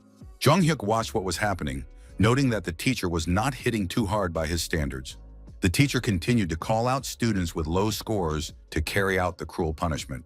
The teacher pointed to Jong Hyuk, announcing his score of 95 out of a possible 100. The teacher noted with satisfaction that the boy was only entitled to 5 strokes for the missing points. At that moment, an elegant businesswoman got out of an expensive car and answered a phone call. The caller asked the girl why it took so long for her to answer the phone. Kwon Ae-yeon explained to her father that she had been driving and asked why he was calling. The girl's father sarcastically remarked that she was managing other people's financial assets. The banker irritably reminded her parent of her position as a private financial advisor. The woman emphasized her specialization as an investment and financial advisor. Her father continued to insist that his daughter was simply working at a bank and being used by other people. The man turned the conversation to his daughter's personal life, comparing her to her married sister. Kwon Ae-yeon pretended that the connection had been lost to avoid an unpleasant conversation with her father. The girl reflected on the different ideas of happiness between her and her married sister. The banker mentally promised to prove her worth to her father through success in her current endeavor. The woman warmly welcomed the visitors, inviting them into the office for negotiations. Kwon Ae-yeon professionally inquired with her colleagues about the progress of an important deal. The wealthy client assured the impatient banker that everything was going according to plan thanks to the invested funds. The wealthy man mentioned his valuable employee, Park Tae-gyu, who was working on the project. The economist politely greeted the banker, showing professional respect for his colleague. The girl noticed the manager's exhausted appearance and was surprised by his condition. The wealthy client familiarly invited Park Tae-gyu to sit down next to him to discuss business matters. The manager smiled and reminded the banker of their previous meeting and document review. The wealthy man introduced the economist as his chief financial strategist and advisor. The rich man patted the manager on the cheek patronizingly, joking about his voluntary cooperation. Kwon Ae-yeon briskly pointed out to the director that the main thing was not to go too far in financial transactions. The banker emphasized the importance of making a profit from investments as the main goal of their cooperation. The director pretended to be alarmed and agreed to the financial advisor's reasonable demands. The wealthy client reminded Kwon Ae-yeon of the reciprocity in their business relationship. The man insisted on mutual trust and the fulfillment of promises made to each other. The wealthy man warned the banker about his influence and unwillingness to tolerate disrespectful treatment. In the school hallway, students discussed the strange behavior of their homeroom teacher during punishment. Jong Hyuk pondered the reasons for the teacher's particularly harsh treatment of him. The young man noticed the obvious injustice in the force of the blows, which were directed at him alone. His friends approached him with concern, asking how he was feeling after the corporal punishment. So-yun suggested a possible conflict between the excellent student-athlete and the strict teacher. The young man reassured his friends, explaining that the situation was simply a misunderstanding on the part of the teacher. The young man noted with relief that the exams were over and he could now focus on his sports training. The girl unexpectedly invited her friends to visit her house to relax together after the exams. So-yun told them about her mother's preparations and invited her friends to visit after school. Jung-hyuk watched his friend's excitement with affection, finding her embarrassment charming. The young man suggested an alternative in the form of going to a computer club for a gaming rematch. The young man explained that training would start tomorrow, so he was completely free today. The girl was delighted with the guy's agreement, not believing in such a lucky coincidence. Suho timidly voiced his own suggestion to visit his house to celebrate. The honor student told her about his mother's desire to meet her son's friends after the exams. The young man had been waiting for this day for a long time, dreaming of inviting his friends to his home. Jung-hyuk smiled and reminded his friends that there were many other days for mutual visits. The group decided to accept the first suggestion and headed to So-yeon's house. The size of the girl's mansion impressed everyone with its luxury and scale. The young man remembered the first day after his return, when he ran away from the bullies through this courtyard. The young man mentally noted how he had climbed over the fence of this very house at that time. The young man philosophically reflected on the rapid passage of time from that moment on. At the doorstep of the luxurious house, the guests were warmly welcomed by the elegant mother, So-yeon. The woman happily noted that her daughter had brought 2 young men to visit, rather than just one. So-yeon shyly asked her mother to stop hinting, emphasizing that they were just friends from school. The hostess warmly welcomed the guests, expressing sincere joy at meeting her daughter's classmates. Jung-hyuk politely introduced himself to his friend's mother, thanking her for her hospitable invitation to the house. The young man gallantly presented the woman with a modest gift, apologizing for its simplicity and insignificance. So-yeon's mother invited the young people to go up to the room while she prepared refreshments for the guests. The young man admired the spaciousness of the house as he followed his girlfriend up the stairs. The girl noticed the open door to her aunt's room, anticipating future reproaches for the mess. Passing by, the friends couldn't help but notice the creative chaos in their absent relative's room. So-yeon suggested taking advantage of her aunt's absence to explore her mysterious room. The girl persuaded her friends to quickly look at the interesting things before going to her bedroom. So-yeon explained that her grandfather forbade her aunt from living alone until she got married. Jung-hyuk's attention was drawn to the documents on the table, which made his eyes light up with interest. The young man instantly recognized the papers spread out on the financial advisor's desk. He realized that these were the revised materials he had given to economist Park Tae-gyu. The young man noticed the change in form, while the content remained the same, relying on his police intuition. Jung-hyuk hastily asked his girlfriend about her mysterious aunt's professional activities. Suddenly, Kwon-yeon returned home and found uninvited guests in her room. So-yeon panicked internally at the untimely appearance of her strict and demanding relative. The girl warned her friends about the trouble they would face for invading her personal space. The banker sternly demanded an explanation for the presence of her niece and her friends in the room. So-yeon's mother was busy in the kitchen at the time, preparing a festive dinner for the guests. Kwon-yeon went down to the kitchen and told her sister that she had returned home.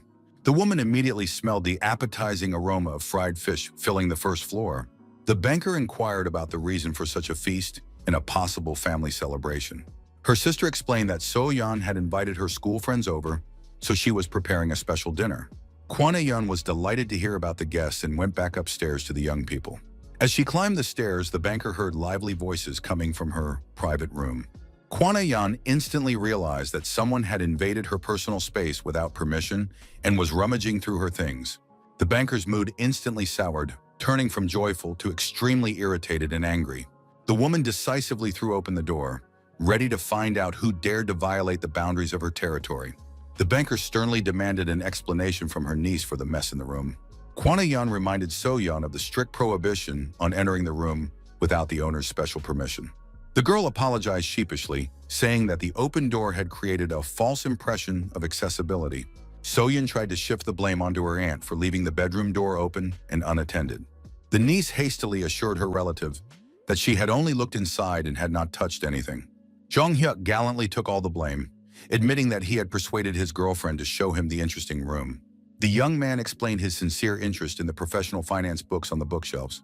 The young man offered a sincere apology for the unauthorized intrusion into the banker's personal space.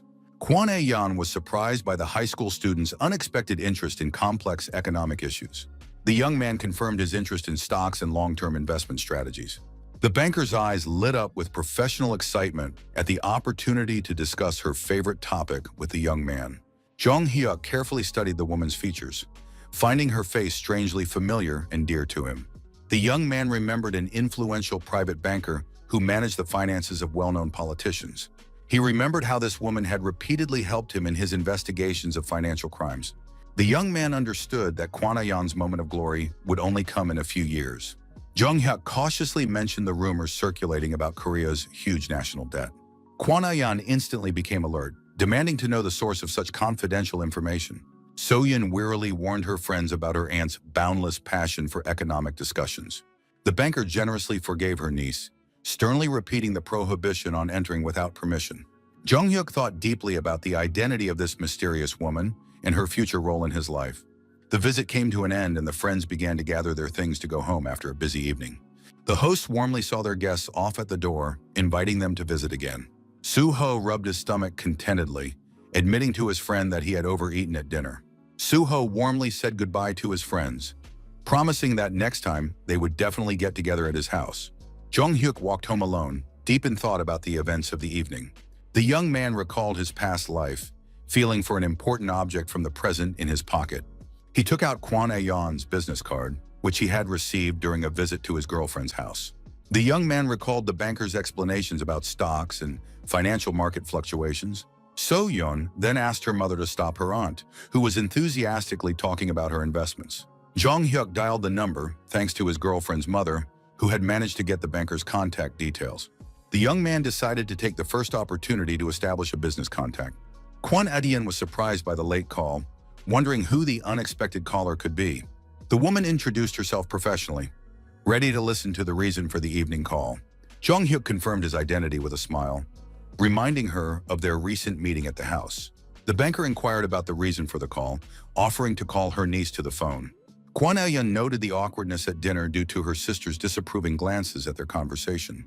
The young man decided to ask the question that most concerned him about the current financial situation. The young man asked directly about the whereabouts of economist Park Tae-gyu. The young man mentioned the list of companies with powerful legal departments that he had seen on the table. Jong Hyuk revealed the truth about his authorship of this analytical document. The woman asked again, her voice trembling, not believing the student's confession. The young man confirmed his authorship, noting that the format had been changed while the content remained the same. The young man demanded an explanation for the appearance of his materials on the banker's desk. Kwon Ae-yeon couldn't believe that a high school student was capable of compiling such a list.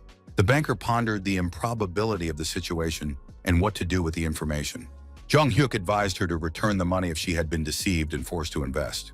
The boy metaphorically explained the need to enter the lair to catch the tiger. The young man emphasized the importance of looking for the money where it was originally placed. Park Tae-gyu heard the director praise him for his analytical work in the office. The wealthy client persistently praised the manager for his intellectual efforts. The wealthy man hinted to the economist about the importance of understanding the meaning of praise. The director let Park Tae-gyu go home after completing important analytical work.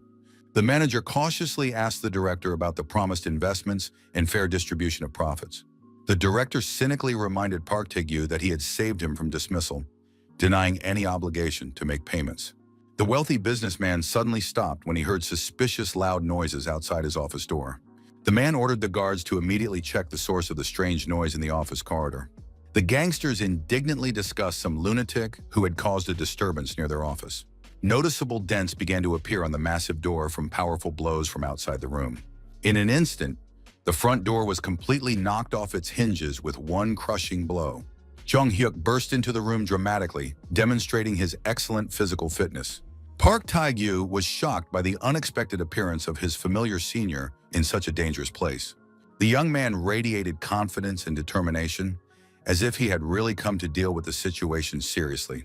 The boy imperiously ordered everyone present to stay where they were and not make any sudden movements. The director looked at the young intruder with contempt, demanding an explanation for his audacious intrusion. The rich man indignantly asked about the identity of the uninvited guest and the reasons for breaking into the office door. The man spoke insultingly to the young man, demanding immediate answers to his questions. Jung Hyuk said with a mysterious smile that he was not a police officer at all. The young man mentally noted that he was not yet a police officer, but had important business with the manager.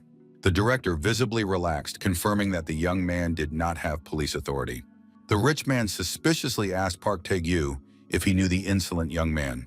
The man ordered his henchmen to properly greet the uninvited guest in the office. The guards moved threateningly toward the young man, promising harsh retribution for the broken door. Jung Hyuk spoke contemptuously of the bald thug approaching with aggressive intentions. The young man easily pushed the guard away and addressed the manager with one important question. The young man asked the economist if he was here of his own free will or against his will. Park Tae-gyu was shocked by the unexpected question. Understanding the hidden meaning of the young man's words, the manager yelled at the young man, begging him to leave the dangerous place immediately without him. The director commented irritably on the strange behavior and words of the uninvited guest. The rich man repeatedly ordered the security guard to deal with the insolent intruder. The thug roughly grabbed Jung Hyuk by the shoulder, preparing to deliver a crushing blow. The young man smiled inwardly, remembering years of intensive training in the martial art of judo. Jung Hyuk reflected on how his intervention had radically changed the fates of Park Tae-gyu and Kwon Ah-yeon. In his previous life, the manager and his like-minded colleagues left the company to start their own business. The economist founded an investment company, but after reviewing the materials, he took out a dangerous loan from gangsters. The criminal loan shark sensed big money and kidnapped the manager to obtain valuable information. Jung Hyuk warned the banker that he couldn't call the police while the criminals had a hostage. The young man explained to his friend's aunt that she was not directly to blame for the gangsters' kidnapping of the economist. The guy couldn't allow So-yeon's relative to become an accomplice to a criminal offense. The young man argued that the manager was helping voluntarily and that the police were powerless to do anything about it. Jung Hyuk gave her the contact details of a trusted investigator for consultation on the situation. The young man insisted on telling the detective the whole truth so that the right action could be taken. Kwon Ah-yeon stood in front of the building, doubting the correctness of her decision to intervene. The banker prayed for the safety of the young man who had risked entering the criminal's lair. The woman listened to the strange sounds coming from inside the suspicious building. A huge security guard delivered a powerful blow to the cheek of the insolent young intruder. The thug was surprised to see that the young man showed no reaction to the painful blow. Jung Hyuk calmly stated the fact of the attack, which gave him the right to legitimate self-defense. The young man used a practiced judo technique, delivering a precise blow to his opponent's jaw. The thug instantly collapsed to the floor from the professionally executed combat move. The young man was genuinely surprised at the effectiveness of his blow against the massive security guard. The director was shocked by the ease with which the schoolboy knocked out an experienced fighter. The rich man hysterically ordered the other guards to immediately attack the insolent young man. Park Tae-gyu watched the scene, trying to understand the identity of the mysterious savior. Park Tae-gyu was genuinely amazed by the young savior's incredible combination of sharp mind and impressive physical strength. Jung Hyuk focused entirely on the upcoming fight, preparing to act as effectively and accurately as possible. In his 26 years of police service, he had encountered all kinds of dangerous criminals. The young man recalled drug addicts in withdrawal who grabbed knives, bottles, and sharp objects. He had to detain terrorists and former special forces soldiers with illegal firearms. The young man understood that thugs differed only in size but did not pose a real threat. When the guard swung his fist, Jung Hyuk saw every movement as if in slow motion. The guy concentrated as much as possible to read the trajectory of all his opponent's attacks. He clearly saw the massive bodyguard slowly swing his huge fist for a crushing attack. The young fighter easily dodged the blow, greatly surprising the confident, burly security guard. Jung Hyuk counterattacked his opponent with lightning speed, landing a precise blow to the chin of the bewildered thug. The force of the blow was so great that the thug lost his balance and fell heavily to the hard floor. The second guard rushed to help his fallen comrade, asking in surprise about the young man's technique. For an experienced judoka, all these clumsy thugs moved unbearably slowly and very predictably. The young man knew perfectly well that in a street fight, weight categories lose their significance in the face of combat technique. The guy focused even more, preparing to deal with the remaining enemies as effectively as possible. The young fighter delivered a high kick to the head, sending another thug into a deep knockout. Jung Hyuk methodically dealt with another attacker who tried to attack him from the side.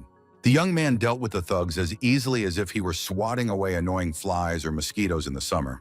The guy understood that his opponent's weight meant nothing against his combat skills, honed over years of practice. The young man recalled his rich experience of street fights from his past life in the police department.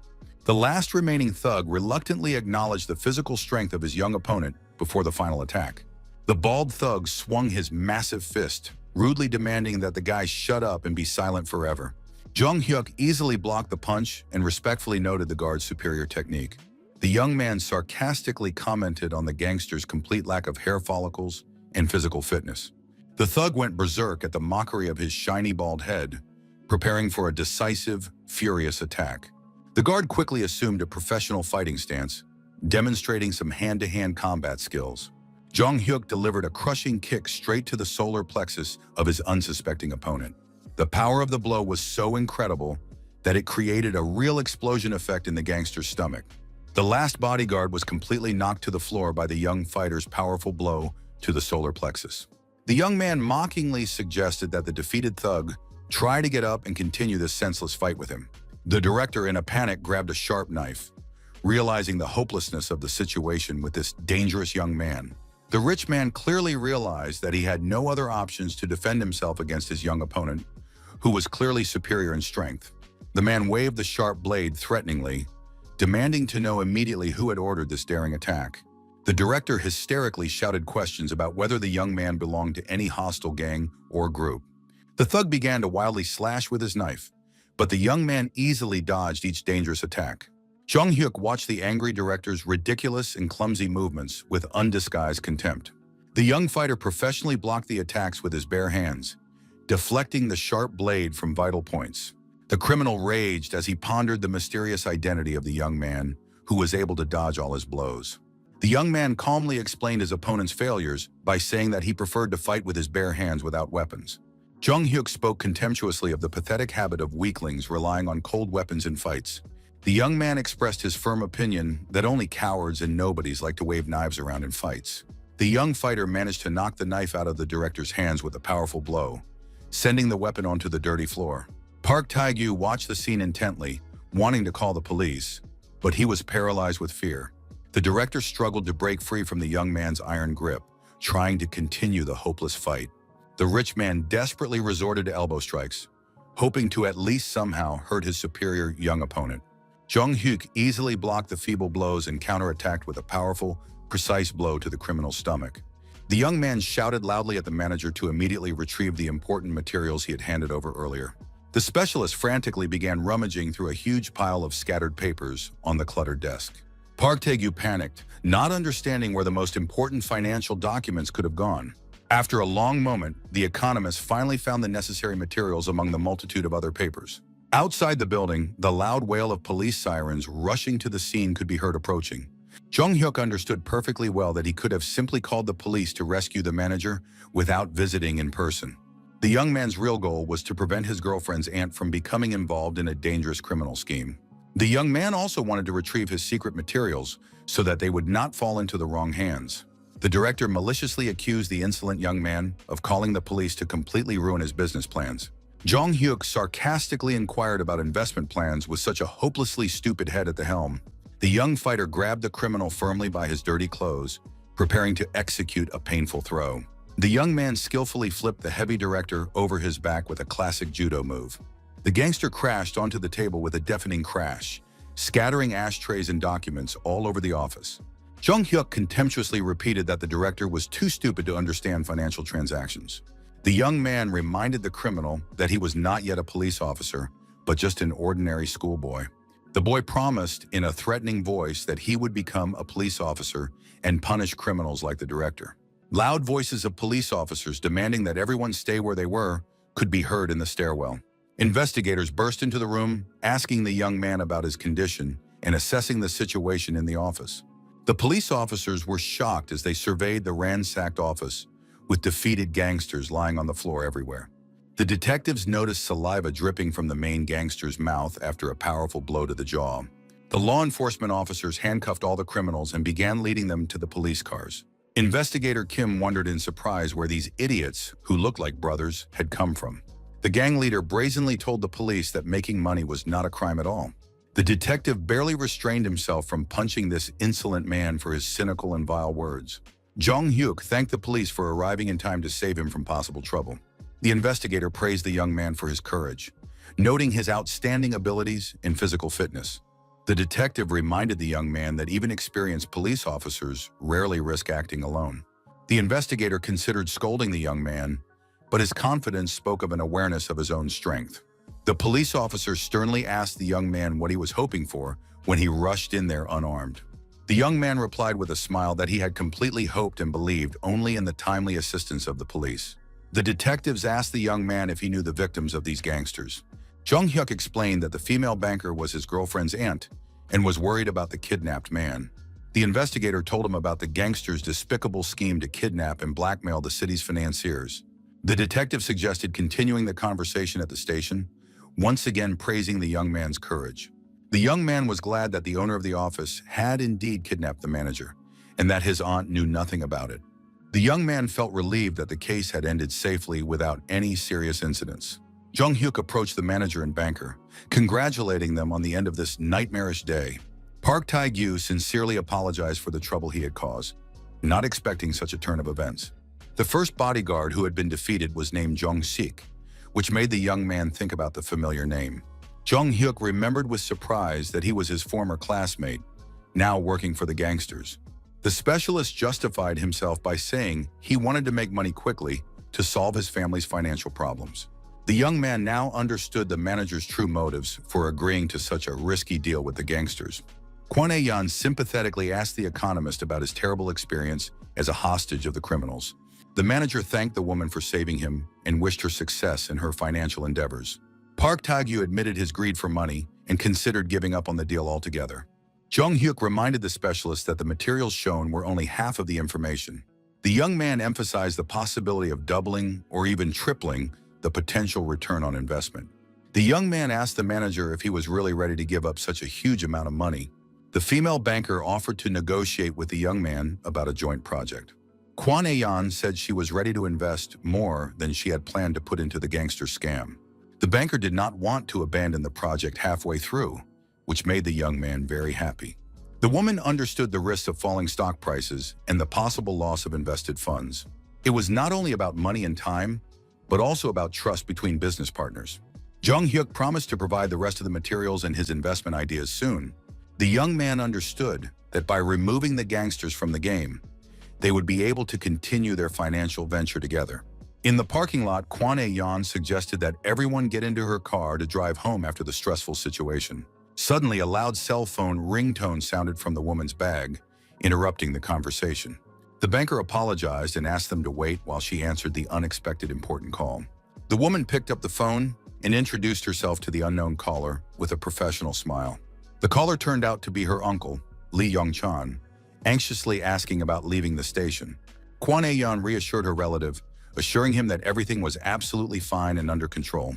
Her uncle threatened to find out everything himself and demanded that she stop lying and evading direct answers. Jung-hyuk whispered quietly to the manager, assuming that it was the banker's uncle calling with bad news. Kwon Ae-yeon, with a distraught expression on her face, agreed to come immediately to the demanding relative. The woman clutched her head, unable to believe that the situation could have spiraled out of control so quickly. The banker apologized to her companions, explaining the need for an urgent visit to her parents. The girl said that her father's lawyer had already reported all the events at the police station to him. Kwon Ae-yeon warned of her father's strict nature, demanding immediate explanations for what had happened. Jung-hyuk recalled that the banker's father was the influential chairman of a large financial corporation. This man had a huge fortune and a strong reputation in business circles throughout the country. The young man understood how much the chairman's connections had helped his daughter build her banking career. The woman apologized again for her hasty departure, promising to contact him later to continue the discussion. Kwon Ae-yeon quickly got into her car and rushed to meet her angry parents. The chairman's mansion was strikingly luxurious, built in the traditional national architectural style. Standing in front of the massive doors of her parents' house, the girl fought the urge to turn around and run away. The banker took a deep breath, trying to pull herself together before the inevitable difficult conversation with her father. Opening the heavy doors, the woman convinced herself of her own courage and determination to go inside. The chairman greeted his daughter coldly, gesturing briefly for her to sit down opposite him immediately. Uncle Lee Yon-chan, leaving the room, sympathetically wished his niece fortitude in the upcoming dialogue. Kwana Yan nervously sank onto the cushion, carefully placing her bag on the floor next to her. The woman watched as her father slowly sipped traditional tea from an expensive porcelain cup. The chairman slammed the cup down on the table, making a loud noise in the tense silence of the room. The man laid out photos of potential suitors from influential families in front of his daughter. Kwan Aeon asked her father to wait with his marriage plans, offering to show him some important documents. The banker took out the materials with a list of companies that young Jong-hyuk had previously compiled. The chairman angrily demanded an explanation for his daughter's presence at the police station today. The woman suggested that her father first study the documents and then make a final decision. Kwan Aeon promised to get married in 6 months if the materials did not change the chairman's mind. Her father asked her in surprise if she was really ready to fulfill this promise. Sitting in front of her father, the girl asked him to trust her business acumen and intuition for the only time in his life. The chairman took the documents to study and was shocked by the content of the company's financial analysis. The man was puzzled about the origin of such valuable information and the source of such accurate forecasts. Kwan Aeon watched her father's reaction with a satisfied smile, asking his opinion on the materials. The chairman asked his daughter if she had compiled this impressive analytical list. The banker admitted that the author was a brilliant student with incredible analytical skills. The woman emphasized the value of the materials, wondering if they would seem trivial to her father. Studying the documents, the chairman sensed the smell of big money in every line of the analysis. The man was skeptical about the possibility of a schoolboy creating such a professional financial forecast. The chairman ordered his daughter to immediately contact the mysterious young analyst for negotiations. Kwan Aeon assured her father of the young man's genius, asking him to take her word for it on this matter. The businessman insisted on checking the goods and was willing to pay a fair price for the information. The woman obediently dialed Jong-hyuk's number and handed the phone to her demanding father for a conversation. The chairman grabbed the phone, introducing himself as the source of money for a potential financial deal. The man asked the young man directly for the desired amount for the analytical materials provided. Jong-hyuk guessed the identity of the caller, asking if it was the chairman speaking. The young man warned that the materials shown were only a preliminary version of the analysis. The young man announced his budget of 100 million won, ready to invest all of his savings. The young man explained the mechanism of investment accumulation after the launch of his financial forecasts. Jong-hyuk emphasized the need for startup capital before the investment scheme could begin. Kwan Aeon covered her mouth with her hand in shock upon hearing the astronomical sums mentioned in the conversation. The chairman offered the young man 2 billion won, wondering if this amount would be sufficient. The businessman announced the terms: a 1-year repayment period with an interest rate of 40%. The young man was stunned by the sum of 2 billion, mentally calculating a maximum of 1 billion. Jong-hyuk caught himself and introduced himself to the chairman, apologizing for the late introduction. His daughter asked her father incredulously if he was serious about investing 2 billion won in the schoolboy's project. The chairman sarcastically remarked that his daughter only loved him when he was financially generous. The man explained that he had planned to leave the money to his daughter as an inheritance anyway. Kwan Aeon bowed gratefully to her father, promising never to forget his generosity. Saying goodbye to her uncle, the woman waved cheerfully, promising to see her relative again soon.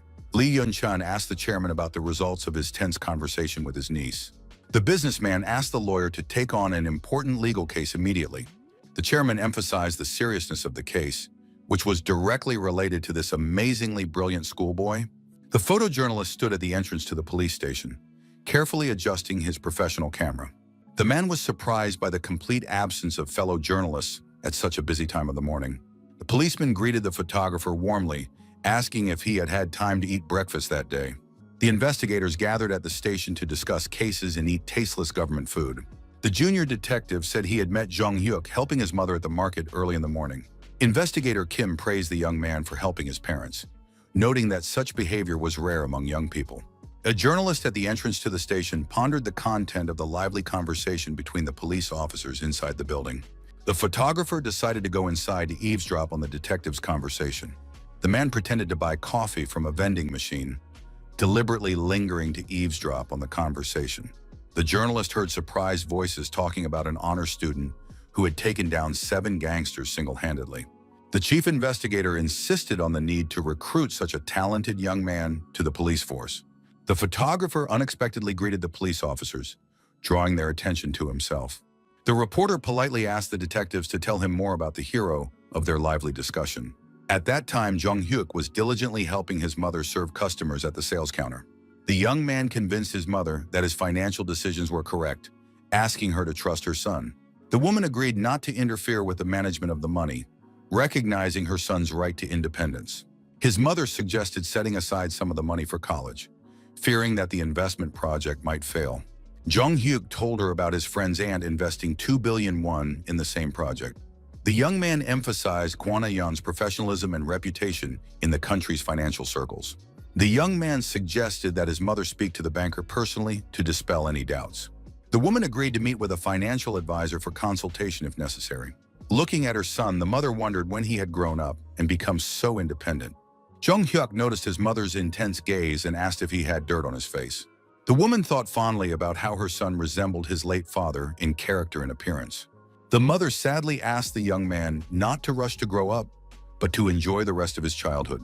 At that touching moment of family idyll, a journalist approached them and took a photo of them together. Mother and son heard the click of the camera at the same time and turned in surprise to the unfamiliar man. The journalist apologized for the sudden photo, explaining that he was moved by the touching picture of family idyll. The woman greeted the visitor warmly, offering him something from the shop's assortment. Park Yeon-il introduced himself as a journalist and expressed his desire to interview the family on an important matter. Jong-hyuk recognized the reporter who had covered the story about the school bullies last time. The young man was puzzled as to why the journalist had suddenly appeared at his mother's workplace. The reporter explained that he had received information from investigators and wanted to interview the hero. The woman asked in surprise about the reasons for the press's interest in her school-age son. Park Yeon-il recounted the young man's heroic act against the criminals the previous day. The journalist described with admiration how the boy single-handedly dealt with 7 gangsters and saved a hostage. Jong-hyuk deliberately hid yesterday's events from his mother and tried to escape to school. The woman began to scold her son for recklessly fighting dangerous criminals alone. The mother was outraged by the boy's irresponsibility in risking his life and health for strangers. The reporter realized it was an inappropriate time for an interview and suggested postponing the conversation to another time. Jong-hyuk thought irritably about the intrusiveness of the reporter, who had appeared at the most inopportune moment. The young man mentally promised himself never to talk to this annoying journalist again. An article appeared in the morning newspaper about a 17-year-old judoka who defeated a gang of swindlers. Jong-hyuk brought the translated materials from the American Judo School to the coaches for study. The guy noted the usefulness of the information, although the translation turned out to be much more difficult than expected. The young man was relieved to think about finishing the work on the materials, which had taken more time than expected. The coach admitted that it was difficult to understand the American methods even after a detailed translation. Jong-hyuk explained that walking on your hands is visualized very clearly and understandably in the materials. The mentor was surprised by the differences in approaches, noting the unusual technique of walking on 4 limbs. The guy explained the essence of the technique through repetitive movements of the upper body with the legs stationary. The coach carefully studied the other exercises in the materials and noticed the similarity of one of them to jumping. Jong-hyuk smiled and confirmed the mentor's guess, explaining that the exercise was called a burpee. The young man warned that an ordinary person risks exhaustion after 50 repetitions. The young man described the exhausting nature of the exercise, which can burn a huge amount of calories in a short time. The young athlete emphasized the effectiveness of burpees for developing endurance, despite the simplicity of the movements. Shin Sung-il decided to introduce new American exercises into his students' training program. The coach instructed the young man to change into his sports uniform and prepare to demonstrate the new techniques. Jong-hyuk was happy to note the beautiful weather, which was perfect for intense training. Traditional sparring between judokas of different age categories began in the gym. The head coach entered the hall and loudly announced an important message for all the athletes present. The judokas instantly stopped training and froze in anticipation of the words of their respected mentor. The athletes bowed in unison and greeted the coach in chorus, according to judo tradition. Shin Sung-il solemnly announced the introduction of new American exercises into the training program. Jong-hyuk acted as an instructor, preparing to demonstrate unfamiliar techniques to his senior teammates. The senior judokas were surprised by the appointment of the junior as an instructor, but respected the coach's decision. The athletes admired the diligence and knowledge of their young comrade, who was ready to share his experience. The young man began by demonstrating proper stretching, explaining the importance of mastering basic techniques. Everyone present watched the young instructor's precise movements in the hall with great attention. Jung-hyuk mentally planned to surprise his opponents at the competition with new effective techniques. The young man commanded the athletes to take the starting position for walking on their hands. The young instructor counted energetically, motivating his teammates to train with maximum effort. The guy explained the technique of turning the body in a handstand with support on one limb. The exercise required holding one's own weight in an unstable position for a long time. The older athletes were amazed at their younger comrades' deep knowledge of techniques unknown to them. Jung-hyuk easily performed complex elements thanks to his young and strong 17-year-old body. The young man understood the importance of proper breathing for the successful performance of strenuous exercises. The coach asked his students about their impressions of the new techniques he had demonstrated. The coach explained that the new American exercises were significantly different from the usual program and would take time to adapt to. The older judokas complained about their younger teammates' incredible flexibility, doubting their own ability to repeat what they had seen. The athletes anxiously asked the coach about the number of other unfamiliar exercises in the new training program. The guys continued to express dissatisfaction with the need to master complex American techniques before the competition. The older teammates looked at the younger one with sly smiles, anticipating his suffering in future training sessions. Jung-hyuk smiled to himself, knowing that soon the dissatisfied athletes would thank him for their progress. After 3 hours of grueling training, all the judokas lay exhausted on the tatami, too weak to get up. The new exercise program had led to complete physical exhaustion, even for the most enduring athletes in the section. The coaches discussed among themselves the impressive effect of the American methods, watching their exhausted students. The mentors assumed that in a month or two, the athletes' bodies would adapt to the increased load. Shin Sung-il regretted the lack of budget for a professional massage therapist to help the team recover.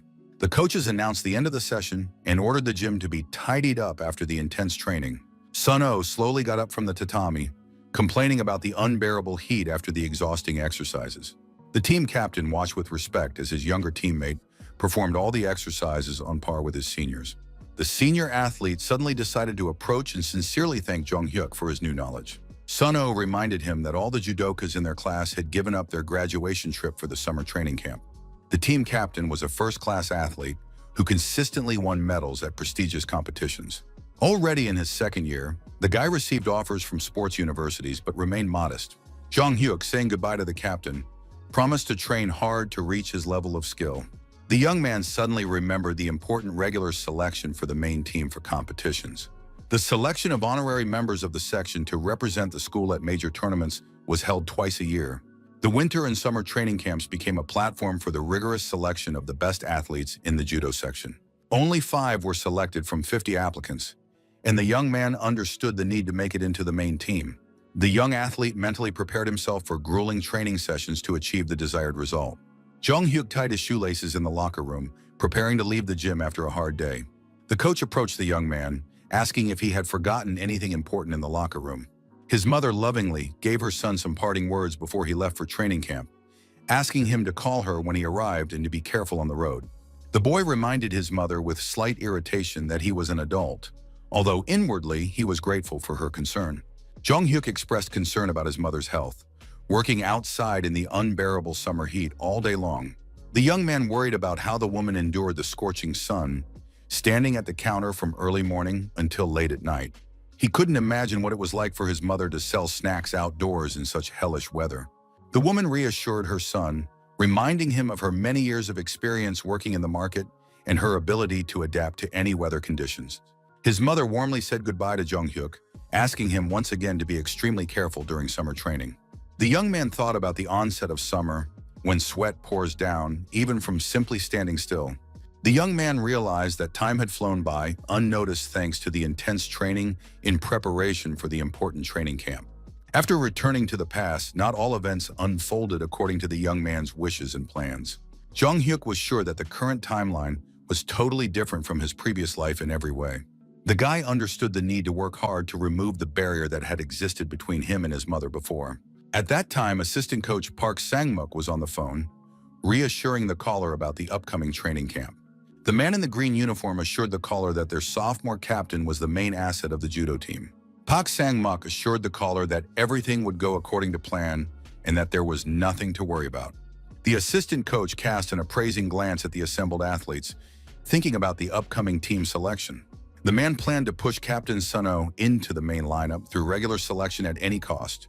Park Sang-muk considered Jung Hyuk to be the main obstacle to his plans because of the young athlete's outstanding abilities. The coach wondered why a guy with excellent grades would practice judo instead of focusing on his studies. The man understood the need to eliminate the talented freshman in order to promote his favorite to the main team. The second coach loudly ordered the judokas to stop chatting and immediately get on the waiting bus. Jung Hyuk climbed the steps of the bus, mentally rejoicing at the start of the long-awaited summer sports camp. The young man was confident that everything was going according to plan and that he would definitely make it into the school's main team. The bus smoothly pulled away and headed for the training camp. The boy listened to music through the headphones of an old cassette player, relaxing and enjoying the ride along the highway. One of his friends excitedly pointed out the window, drawing the other's attention to the view. The athlete admired the beauty of the sea and the seagulls soaring above the water, visible in the distance outside the bus window. The judokas begged their coach to allow them a short walk along the shore before the start of their grueling training session. The boys marveled at the azure color of the water, as if they were seeing such a beautiful and clear sea for the first time in their lives. Suddenly, the bus began to shake violently on the bumpy road, causing all the passengers to grab the handrails in surprise.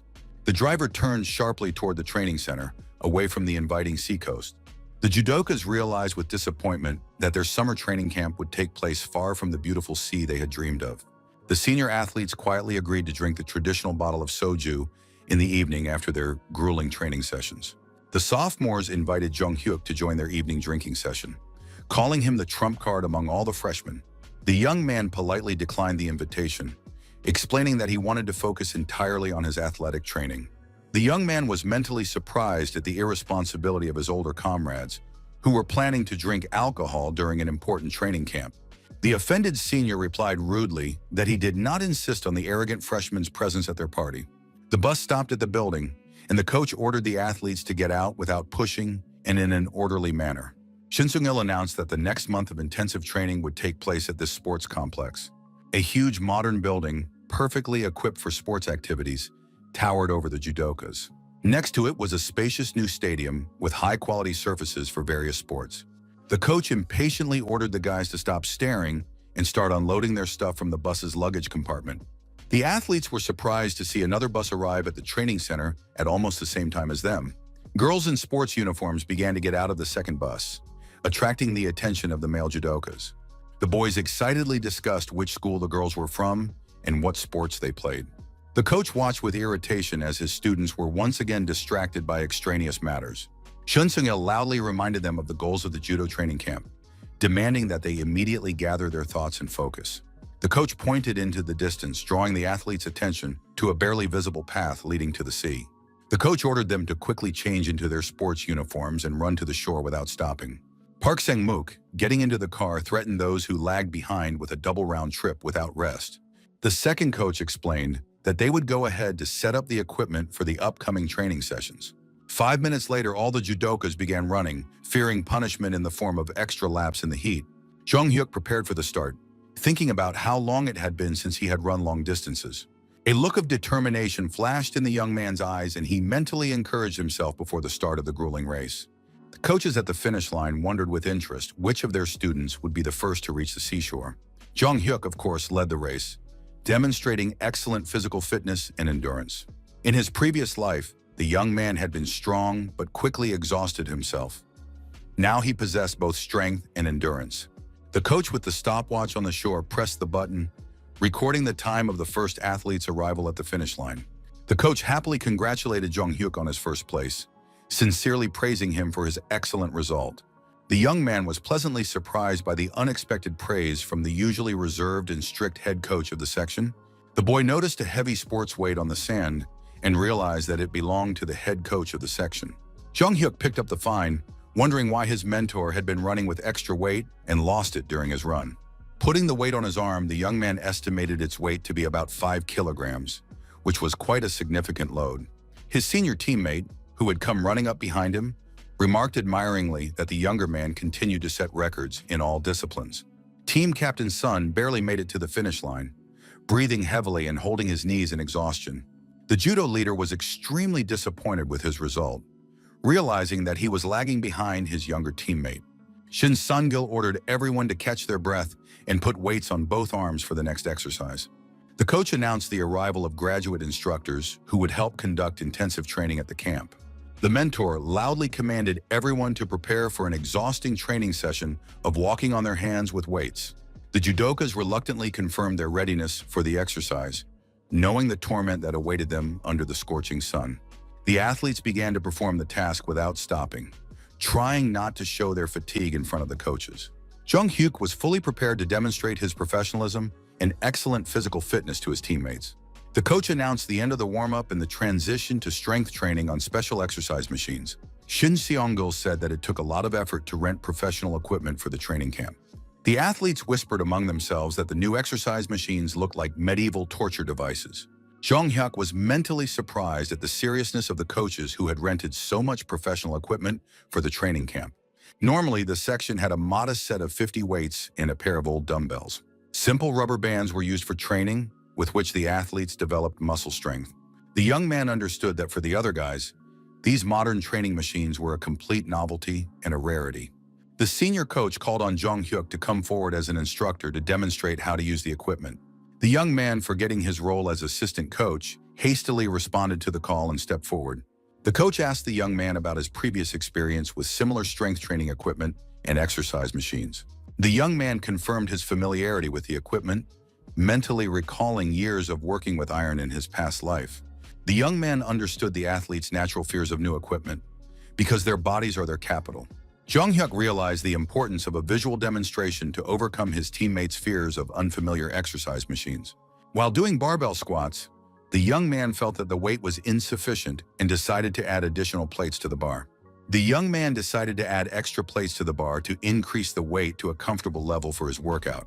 Park Sang-mook suspiciously asked the young man what he was going to do with such a heavy weight on the barbell. Second coach warned of the risk of knee injury, insisting that half of one's own weight is sufficient for beginners. The other judokas watched with concern, fearing for the health of their younger teammate.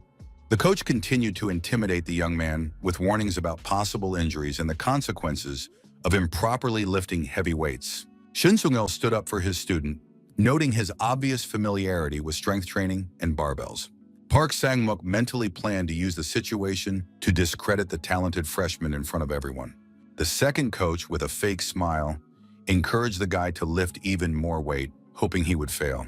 Jung Hyuk felt a strange negative energy coming from the assistant coach in his direction. The young man was puzzled by the hostile attitude of a person he barely knew personally. The guy reminded the coach of his own words about the correct technique that reduces the risk of injury when working with weights. The young athlete pondered Park Sang-mook's strange desire to provoke him into dangerous actions.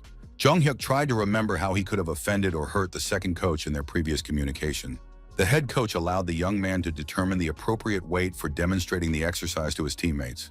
Park Sang-mook maliciously anticipated the young upstart's humiliation and injury in front of the entire judo team. Jung Hyuk confidently hoisted the heavy barbell onto his shoulders, preparing to demonstrate the correct squat technique. The assistant coach's pupils narrowed in shock when he saw how easily the young man performed the exercise. Park Sang-mook watched as the young man calmly handled the impressive weight of the barbell. Sweat beaded on the young man's face from the strain, but he continued to perform deep squats with confidence. The second coach's mouth opened in amazement, not understanding where the freshman got such physical strength. Shin Sung-gil joked about the possibility of his students switching to weightlifting after such a demonstration. The head coach asked Jung Hyuk to help the other guys learn the correct technique for working with the barbell. The mentor announced that the young man would instruct his teammates on the correct body position during exercises. The judokas surrounded their younger teammate, eagerly asking for help in mastering the unfamiliar sports equipment. Jung Hyuk patiently explained the importance of correct body position, which was enough for them to understand at first glance. The athletes were concerned about the possibility of back injuries if they performed strength exercises with the barbell incorrectly. Jung Hyuk reassured his older teammate, assuring him that the technique for performing the exercise was absolutely correct and safe for the joints. The young man approached another athlete who was exercising with rubber expanders and advised him to change the angle of tension for a greater load on the biceps. The annoyed senior was indignant at having to ask permission even for simple exercises with rubber bands. The guy understood his older comrade's sensitivity to criticism, especially after working with unfamiliar heavy weights and barbells. Another sophomore called the junior instructor to check the correctness of his stance while performing a strength exercise with a barbell. Team captain Sun-Oh felt acute jealousy as he watched all the athletes ignore his authority in favor of the freshman's advice. The leader of the judoists approached Park Sang-muk with a question about the strange situation with the junior's elevation above his senior comrades. The assistant coach sharply reprimanded the captain, demanding that he speak more quietly and not draw the attention of the other athletes to their conversation. Pa Sang-muk warned Sun-Oh about the threat that the talented freshman posed to his place on the regular team. The coach advised the captain to focus solely on his own training and not be distracted by his teammates.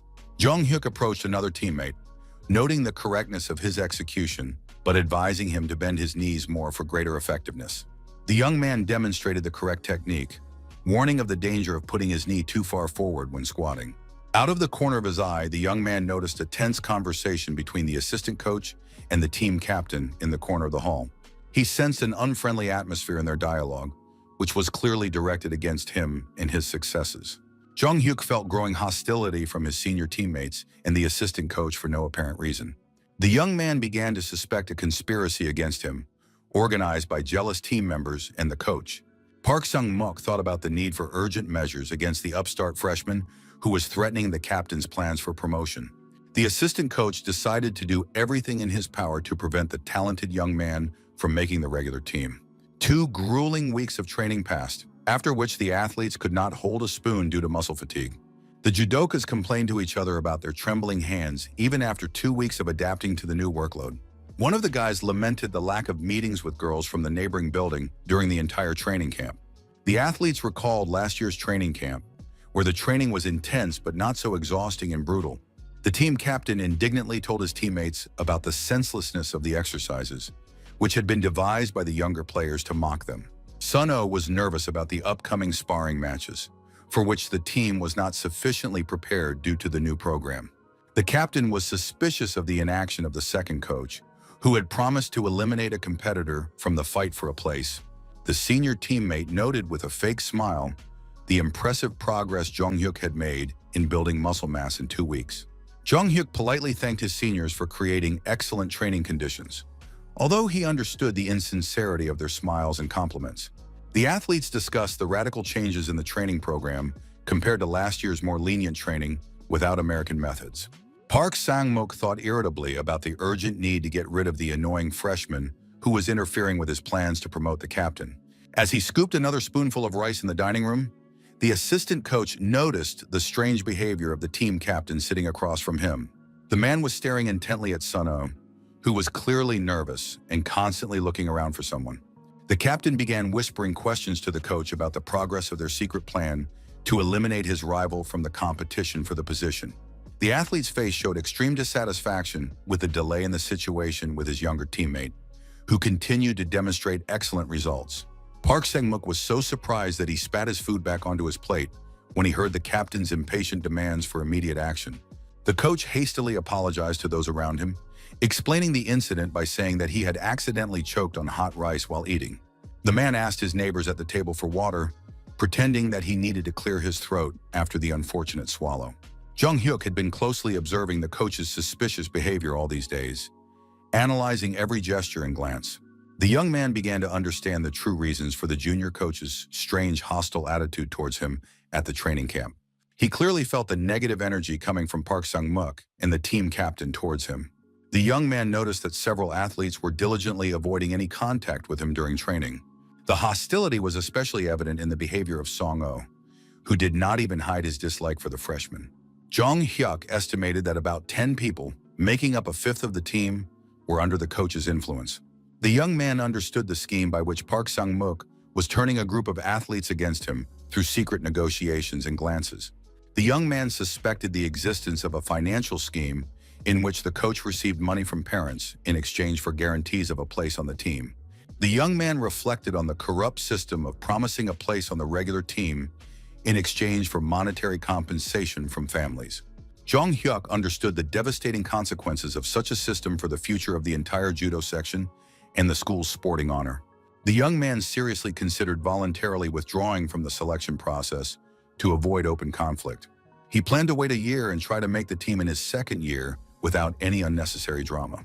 While he was thinking, the captain and a group of his associates were loudly discussing the quality of the food in the camp canteen. The athletes joked about the possible benefits of poor food for maintaining optimal weight before competitions. The group of conspirators noticed the lonely Jong-hyuk drinking water from a vending machine in the corner of the dining hall. Sun-oh thought irritably about the constant presence of this upstart, who was interfering with their plans. The captain considered the possibility of dealing with his rival himself, without waiting for the coach to take action. The team leader resolutely headed toward the unsuspecting freshman at the water dispenser. Jong-hyuk was so surprised that he dropped the bottle of water he had just bought, and it rolled across the floor. The young man turned around and was surprised to find the team captain standing next to him with a threatening expression on his face. Sun-oh roughly knocked the remaining water out of his younger teammate's hands, spilling it on the dining room floor. The captain dramatically fell onto the wet floor, pretending to have slipped on the water spilled by the boy. The senior student put on an innocent expression of a victim, moaning loudly from the alleged injuries he had sustained in the fall. The captain's friends watched the unfolding scene in bewilderment, unable to understand the reasons for the sudden conflict between their teammates. Sun dramatically grabbed his supposedly injured spot, loudly accusing the junior of deliberately attacking his senior comrade. The captain shouted indignantly that the freshman thought he was a fool and dared to raise his hand against a senior member of the team. Jong-hyuk watched the captain's overreaction with surprise, since it was the captain himself who had bumped into him with his shoulder while passing by the machine gun. Sun-oh continued to complain loudly to those around him that the junior was behaving too arrogantly and did not respect his seniors. Witnesses to the incident began calling the coaches to sort out the conflict between the athletes from different courses. Park Sang-muk approached with feigned indignation, demanding an explanation for the disturbance in the dining hall during lunch. The captain immediately began complaining to the coach about the freshman's constant disobedience and arguments. The second coach noticed that Sun-oh was holding the younger man firmly by the collar, clearly provoking an escalation of the conflict. Park Sang-muk formally ordered both of them to stop arguing and go about their business. The team captain indignantly asked the coach how much longer he would have to put up with such disrespectful behavior from the juniors. The assistant coach mentally agreed with the need to work off the money received from parents for guarantees. Park Sang-muk called Jong-hyuk over for a private conversation, pretending to be a concerned mentor. Sun-oh joined them with a satisfied smile, anticipating the long-awaited punishment of his rival. The trio went outside, away from prying eyes, for a frank conversation about the situation. Jong-hyuk was puzzled about the reasons for the call, knowing that he was completely innocent in the staged conflict. The young man discreetly turned on the voice recorder in his pocket, sensing the importance of recording the upcoming conversation with the coach. Park Sang-muk began from afar, explaining the reasons why he had called both athletes in for a talk. The coach emphasized the freshman's youth and inexperience, hinting at his immaturity in social matters. The man continued to talk about the frivolity and immaturity of youth in the sports hierarchy. Park Sang-muk hypocritically assured him that he knew the guy had a good character, but others might think differently. The coach warned of possible trouble due to the freshman's behavior being misinterpreted by his older teammates. The man hinted at the young man's excessive ambition in his desire to represent the school in competitions. Park Sang-muk condescendingly noted that the desire to win was commendable, but that the freshman should know his place. Jong-hyuk asked directly about the existence of a rule prohibiting freshmen from becoming the best and representing the school. The coach evasively explained that there was no formal rule, but that a freshman should show respect and make reasonable concessions to his seniors. Jong-hyuk asked directly about fairness, since a place on the team should be determined by honest competitive selection, not by the age of the participants. Park Sang-muk was mentally outraged by the boy's self-confidence, daring to openly declare his abilities and rights to a place on the team. Sun-oh aggressively pointed his finger at the younger boy, calling him insolent for disrespecting the senior members of the judo team. The captain condescendingly reminded the freshman of the many future opportunities he would have during his remaining years at school. The senior emphasized the one-year age difference, insisting on the need to give way to more experienced athletes. The young man realized that they were openly trying to intimidate him and force him to voluntarily give up the fight for a place in the starting lineup. The boy reflected on the coach's corruption and his methods of dealing with those who did not pay bribes for promotion.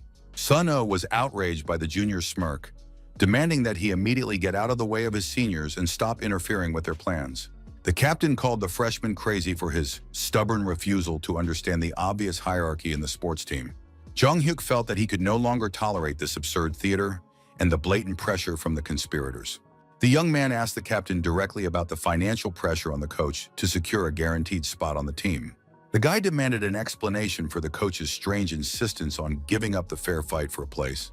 Park Sang-mook swung his hand to slap him, indignant at the freshman's inability to keep his mouth shut and know his place. The coach gave the young man a painful slap, angrily asking about the origins of such a rude and ill-mannered boy. The man threatened to expel him from the judo club for continuing such provocative behavior and disrespecting his elders. Jong-hyuk formally apologized for the possible harshness of his words, while maintaining his firm position. The young man repeated that in the absence of a formal rule, a freshman had every right to represent the school in competitions. Sun-oh could not withstand the pressure and hysterically confessed to bribing the coach for a guaranteed place on the team. The captain cynically stated that he had bought the coach's support with money, asking the younger man about the problem with such an approach. Clenching his fists in rage, the senior suggested that the younger man also pay if he felt the situation was unfair. Sun-oh punched the younger boy, reproaching him for his poverty and attempts to stir up trouble in the established system of the club. Park Sang-mook pretended to intervene in the fight, demanding that the captain immediately stop the violence on the campgrounds.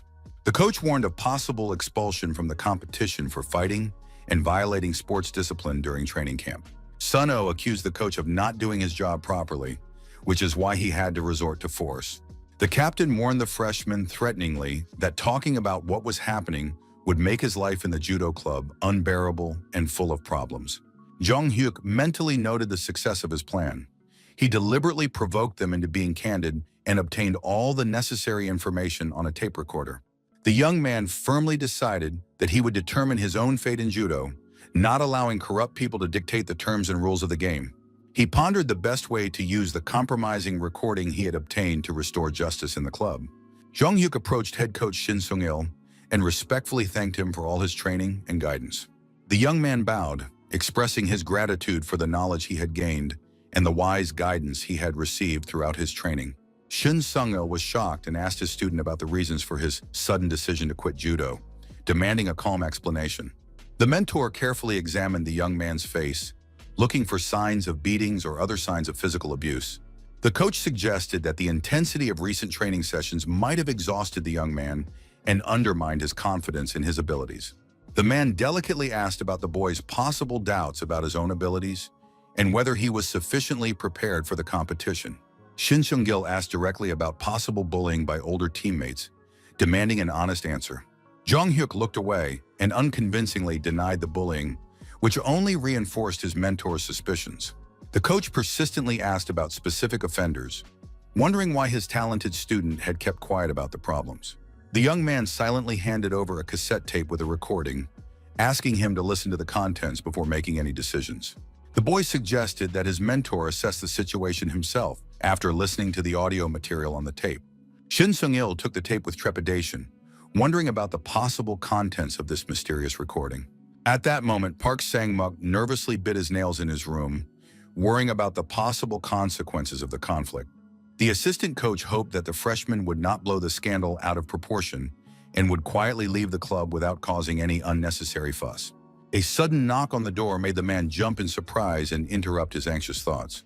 The messenger announced an urgent summons to the school principal to discuss the situation in the judo club. The man added that rumors had spread throughout the school about Jong-hyuk's intention to leave the sports club. Park Sang-mook cried out in panic, demanding that the shocking information about the boy be repeated. The coach stood in the middle of the room, realizing how disastrous the situation was for his reputation and career. The man frantically wondered what exactly this crazy freshman could have told the school principal. Park Sang-mook entered the office with a forced smile, wondering why the administration had called him in so urgently. The second coach feigned surprise at the serious atmosphere in the principal's office when he entered. The man approached Jong-hyuk with feigned concern, asking about the reasons for his sudden decision to quit judo. Shin Sung-il addressed his assistant in a very serious tone, preparing for an unpleasant conversation. Park Sang-mook pointed to the boy's tense shoulders with feigned sympathy, pretending to be concerned about his pupil's stress from training. The second coach continued to feign concern, asking about the suddenness of the decision to leave the club and the real reasons for such a step. The man hypocritically advised the young man to clear his head of unnecessary thoughts and focus exclusively on his athletic achievements. Shin Sung-el abruptly called out his assistant by name, interrupting his feigned speech about care and understanding. Park Sang-muk was alarmed by the head coach's stern tone, realizing the seriousness of the situation unfolding in the office. The school director contemptuously asked the assistant coach if he even understood the position he had put himself in. Dong-ik, one of the senior judoists, was also present in the office, watching the tense scene. The head coach asked the senior to take Jong-hyuk outside for some fresh air to let him calm down. The young man was relieved to leave the stifling atmosphere of the office, filled with hostility and lies. He mentally said goodbye to Park Sang-muk, realizing that the corrupt coach's career had come to an end. Dong-ik sat down next to his younger friend on a bench, genuinely interested in his intention to leave his beloved club. The older athlete sympathetically noted that the younger one should have told him about the problems and bullying earlier. Jong-hyuk apologized for the inconvenience caused during the team's intensive preparation for an important tournament. The young man recalled how he had prudently turned on a tape recorder before the provocative conversation with the coach and captain. The entire conversation, complete with insults and accusations of him being a spoiled boy, was clearly recorded on tape. The young man reflected that the situation with the coach was fully documented thanks to the tape recorder. The young man acknowledged his role in provoking emotional reactions in order to obtain the necessary confessions on tape. Jong-hyuk was surprised at how angry Suno had become, exceeding all expectations in his rage. The young man was delighted with the unexpected receipt of direct evidence of bribery and corruption in the section. Dong-ik left his younger comrade alone, advising him to collect his thoughts after the stressful situation. The senior judoka said goodbye and left, leaving the young man alone with his thoughts about what had happened. Jong-hyuk remained seated alone, thinking about his next steps and the consequences of his plan. The young man wondered what steps Park Sang-muk would take to save his reputation. Meanwhile, the second coach sat nervously in the principal's office, awaiting the inevitable punishment. The man naively hoped that the school administration would not take serious measures against him. The principal clutched his head in despair, unable to believe the absurdity of the corruption scandal in the sports department. The school principal angrily asked the coach if he understood the seriousness of his situation and the consequences. The principal reminded him of his status and authority, before which the guilty subordinate was sitting. The man emphasized that Park was only an assistant coach, not an irreplaceable school employee. The second coach was terrified that the freshman had told the administration everything, putting him in a hopeless situation. Park Sang-muk desperately tried to justify himself, claiming that everything the young man had said was a lie and slander against his good name. The director silently handed him the tape recording, cutting off any attempts by the coach to wriggle out of the situation with evidence. The second coach recognized the tape recorder with horror, realizing that his criminal machinations had been fully documented and exposed.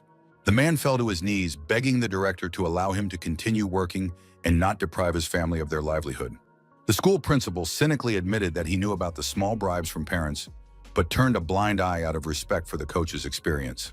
The director added that he was aware of the systematic extortion of money from other athletes in exchange for guaranteed places on the team. The man offered a quiet dismissal without scandal in exchange for non-disclosure and no criminal prosecution. The headmaster recognized Park Sang-muk's professional skills in teaching judo and did not want to completely deprive him of his future in sports.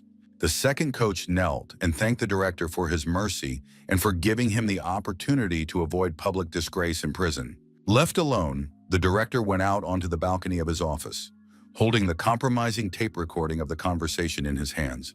The man breathed a sigh of relief, thinking about the successful resolution of an unpleasant situation without a loud scandal for the school. The headmaster sadly recalled 10 years of working with a man who had betrayed his trust for money. The director understood that without decisive measures, the talented Jong-hyuk would indeed leave the section because of corruption. The man admitted his guilt in condoning and being too lenient towards his subordinates' violations. The headmaster blamed himself for his inability to separate personal relationships from professional responsibilities in managing the school. The next day, a general meeting of all members of the judo section was announced for an important announcement from the management. Head coach Shin Sung-gil got the athletes' attention as he prepared to announce important news about the upcoming competition. The coach solemnly announced the start of the qualifying competition in 7 days of intense sparring between the participants. The coach expressed his confidence that every athlete had put maximum effort into preparing for the qualifying tournament. Shin Sung-il philosophically noted that the goal of joint training is not only the result, but also the process itself. The coach called on everyone to make every effort in the upcoming trials, hoping for an understanding of the importance of the moment. The judokas unanimously confirmed their readiness for the trials and their understanding of the tasks set before them. The coach announced the start of a completely new stage of preparation with special rules for qualifying matches. Shin Sung-il presented the concept of unlimited sparring for the objective selection of the strongest athletes in the section. The mentor explained that only the first 5 people to score 70 victories would earn the right to represent the school. These selected athletes will become the official representatives of the educational institution at prestigious judo tournaments. The coach warned of a strict rule. Those who did not score 10 victories in a week would automatically be eliminated from the selection. Shin Sung-il began calling the athletes to the tatami in a specific order for the first matches. The coach reminded them of the well-known rule: the winner stays on the mat and accepts the challenge of the next opponent. The head coach expressed his hope that each participant would demonstrate their maximum abilities in fair competition. Jung Hyuk confidently tightened his black belt, demonstrating his skill as he prepared for the first match of the section's qualifying tournament. The young man proudly raised his hand, signaling to the judges that he was ready to start sparring and demonstrate his accumulated skills. Shin Sung-il watched his student with undisguised interest, looking forward to seeing the results of the intensive training of the past few weeks. The young man stepped onto the tatami opposite his first opponent, also a freshman, ready for a fair fight between equals. The opponent tried to cheer himself up with the thought that they were both new to the club and their chances of winning were about the same. The opponent began to shout battle cries, trying to hide his strong excitement before the fight with his comrade, who was known for his strength. Literally seconds after the start of the fight, the opponent found himself on the tatami, struck down by Jung Hyuk's lightning-fast attack. The referee immediately stopped the fight, declaring the freshman's obvious and unconditional victory over his bewildered opponent. The young man mentally noted his first victory, calculating that he still needed 69 more to make it into the main team. The other judokas were shocked by the speed and efficiency with which the young man had dealt with his opponent on the mat. Sun-oh watched with concern as his younger teammate defeated his opponents literally seconds after the start of the bout. The athletes whispered among themselves that the next opponent would have a very difficult time against such a martial arts master. The team captain tried to calm himself with the thought that he had superior experience and knowledge of techniques over the freshman. The senior thought suspiciously about the strange disappearance of Park Sung-mook, who left without saying goodbye to the team. The school principal also remained silent about what had happened, and none of the participants in the conflict received a public reprimand. Sun-oh pondered the possible connection between the coach's disappearance and the events of that fateful day with the recording. The referee carefully studied the fight schedule, determining the next participant to enter the tatami against the winner. The referee looked through the list of athletes in Group A, preparing to announce the name of the next fighter for sparring. The team captain prayed silently that he would not be called out against this monster in human form. Of course, fate had other plans, and it was Sun-oh who was called to fight Jung Hyuk. The judge sternly ordered the captain to stop procrastinating and immediately step onto the tatami for the fight. Jung Hyuk greeted his main opponent with a sweet smile that hid his readiness for a serious fight. Sun mentally cursed his bad luck, realizing that a clash with the strongest freshman was inevitable. The opponents met in the center of the tatami, and the tension between them was so strong that it was physically palpable. Mutual animosity accumulated during the conflict at the training camp literally sparkled between the athletes. Jung Hyuk noted the symbolism of their second sparring match after the unpleasant incident involving corruption and bribery. The captain convinced himself to focus on technique, because the main thing now was victory, not past grievances. The referee reminded them of the need to perform the traditional bow before the start of the match, in accordance with the rules of judo. Sun-oh convinced himself that his many years of experience would help him defeat the talented but inexperienced freshman. Jung Hyuk understood the wisdom of the director, who had protected the innocent from the consequences of the corruption scandal in the section. The young man reflected on the fairness of the decision to punish only the guilty Park Sang-mook, preserving the reputation of the others. Thanks to this decision, all athletes could fully focus on fair competition without distractions. The young man realized that his actions with the tape recorder had nearly destroyed the entire judo section. But justice demanded decisive measures against corruption. The young man understood the need to prove his value to the team through victories, justifying the risks that the school's management had taken for him. Sun Oh was determined to win decisively, dreaming of defeating the upstart freshman in the first round of their official match. The captain analyzed his opponent's defensive stance, thinking about ways to break through his impenetrable defense and find a weak spot. The senior planned to get in close and use his signature throwing technique to quickly defeat his opponent. When Sun Oh began his attack, Jong Hyuk masterfully blocked all attempts with his hand, demonstrating excellent command of defensive techniques. The freshman did not give his opponent a single chance to break through his defense, blocking every attack with incredible accuracy and speed. The captain thought with irritation about the impossibility of finding a moment to grab the collar of this elusive and technical opponent. Suddenly, the senior noticed the perfect opportunity to attack when the junior seemed to lose concentration for a split second. Sun Oh, lightning fast, grabbed his opponent's collar, opening up his defense and exposing the young athlete's powerful abs under his kimono. The captain mentally celebrated, finally catching his opponent and preparing to execute the decisive throw to win the match. Jong Hyuk deliberately allowed his opponent to grab him, luring him into a carefully prepared trap for a counterattack. The young fighter unexpectedly intercepted his opponent's arm, using his own hold against him to execute a throw. The captain's legs buckled from the unexpected maneuver, and he lost his balance, ending up in an extremely disadvantageous position. The freshman masterfully threw his opponent over his shoulder and forcefully knocked him onto the tatami with a classic hip throw. Sun Oh found himself completely pinned to the mat just seconds after launching his attack on his junior. Only when lying on the tatami did the captain realize that the guy had deliberately opened himself up to his attack, luring him into a cunning trap. Jong Hyuk mentally rejoiced at the perfectly executed hip throw, one of the basic but most effective techniques in judo. This classic technique is based on lifting the opponent's legs while simultaneously destroying his stance and balance for the throw. The referee loudly announced Jong Hyuk's next victory, noting the cleanliness and technicality of the throw in the match. The young man gallantly extended his hand to his defeated opponent, thanking him for a good sparring match and the opportunity to demonstrate his skills. The captain contemptuously rejected the younger man's outstretched hand, showing extreme dissatisfaction with his humiliating defeat by a freshman. Sun Oh rudely ordered the winner never to approach him again and to stay out of his way. Jong Hyuk calmly replied that now he could completely forget about past conflicts and focus on the future.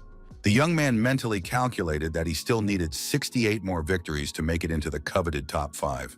His comrades congratulated the young man on officially receiving the title of school representative athlete after his brilliant victories in the selection. The young man reflected on the successful completion of the training camp and the long-awaited status of official representative of the school. Answering a phone call, the young man sincerely thanked his friend for his warm congratulations on achieving an important sporting goal. After ending the conversation, the young man promised his interlocutor to continue the conversation later, when he had more free time. Jong Hyuk headed for the police station, thinking about the next stage of his plan to change the future. Jong Hyuk continued his phone conversation, inquiring about the general situation in the city, and received assurances that the financial markets were completely calm. The young man asked his interlocutor for details about purchasing investment products through a Hong Kong paper company created specifically for this operation. Kwon Ae-yeon confirmed the successful completion of the transaction, noting that there were no restrictions from regulatory authorities. The female banker enthusiastically expected a 30-fold return if events on the financial markets developed favorably. She explained that global stock exchanges were beginning to see signs of impending bankruptcy in the Korean economy. The banker drew parallels with the Japanese economic bubble when Korea began to restrict sales of investment products. Kwon Ae-yeon talked about setting up a paper company in Hong Kong to circumvent possible restrictions on securities trading. The woman suggested extending the shelf life of financial products, given the development of the situation according to their forecasts. Jong Hyuk categorically rejected this proposal, recalling the patriotism of the Korean people in difficult times. He recalled how citizens had donated gold jewelry to pay off the national debt during past crises. The young man was confident that Koreans would unite to protect their country in the event of an economic disaster. The young man urged the banker to trust his strategy and continue to act according to the plan. After finishing an important business conversation, the young man hung up the phone and headed toward his friends who were waiting for him. Jung-hyuk happily greeted his classmates Soo-ho and So-yeon, who were already waiting for him at the police station. Soo-ho noted that they had not seen each other since the end of the training camp in summer judo camp. His friends once again warmly congratulated their comrade on becoming the school's official representative athlete. The trio decided it was time to carry out their plan to visit the police station. The young people entered the station building under the pretext of doing volunteer work to help the police. The students arrived just in time for lunch break, when the police officers were relaxing and eating at their workplaces. The law enforcement officers turned around curiously, looking at the young visitors who had unexpectedly appeared at the station. One of the police officers began to explain the way, assuming that the teenagers were lost and looking for another place. Jung-hyuk politely explained the purpose of their visit, mentioning senior investigator Kim Jong-do's recommendation for volunteering. The young detective, who was eating lunch at his desk, reacted with interest to the mention of his superior's name. The police officer asked in surprise about the senior investigator's recommendation, not expecting such a turn of events. The man carefully wiped his mouth with a napkin, noting that the volunteers had arrived earlier than planned. The detective asked the visitors' ages, making sure that they were indeed high school students. The police officer warmly introduced himself as Park Chang-do, the local police chief welcoming the young volunteers. The chief warmly noted that senior investigator Kim had praised the diligence and abilities of the young people, especially one of them. Park Chung-do invited the students into the meeting room, genuinely interested in the real reasons for their visit to the police station. The man noted the unusual nature of the situation, as most students diligently avoid police stations out of fear and prejudice. The chief confidently assured the young people that they had absolutely nothing to fear within the walls of the station and that they were completely safe. The students involuntarily flinched at the loud and confident tone of the police officer, but quickly calmed down when they saw his friendly smile. So-yeon explained her desire to learn from her own experience what the daily work of real police officers and detectives is like. Park Chang-do nodded thoughtfully, reflecting on the seriousness of the young girl's intentions and her sincere interest in the profession. Jung-hyuk stated outright that his dream of becoming a police officer had driven him since early childhood and defined his life goals. The police chief asked with surprise and respect about the seriousness of the young man's intention to devote his life to the police service. The young man confirmed that his dream of serving the law and protecting people had been with him since his earliest years. He spoke emotionally about his desire to help lost children find their way home and reunite with their families. The young man added that he wanted to support elderly citizens in need through volunteer work at the station. The chief warned him about the difficulties of police work, which involves much more than just helping citizens. Park Chan-do expressed doubts about the possibility of entrusting patrols to teenagers, given the risk of encountering dangerous criminals. Jung-hyuk passionately argued the importance of volunteering in creating a positive image of the police station among the public. The young man explained his desire to create a friendly image of the police so that people would not be afraid to pursue their dreams of serving. The chief felt sincerity in the young man's words, which set him apart from ordinary school volunteers. The man recalled that most students come for the sake of it and quickly leave without showing any real interest. Park Chan-do assumed that the senior investigator was talking about this bright and determined young man. The chief rose decisively from the table, having made a final decision to allow the students to volunteer. The man officially approved 30 hours of volunteer work, considering this time sufficient for a first experience. Park Chung-do strictly emphasized that the safety of volunteers was the absolute #1 and 2 priority. The chief ordered the officer on duty to issue the students with official patrol group armbands for identification on the streets. The young people enthusiastically received the uniform armbands with the inscription, "Patrol Group," feeling like part of the police force. The students eagerly anticipated an exciting time and the invaluable experience of police work. The trio took to the streets of the neighborhood and began their first official patrol as volunteers. Jung-hyuk suddenly heard desperate cries for help and demands to let go coming from a nearby alley.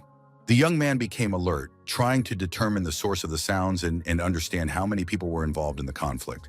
Jung-hyuk stared intently into the alley, trying to make sense of what was happening, and his tension did not escape the attention of the accompanying police officer.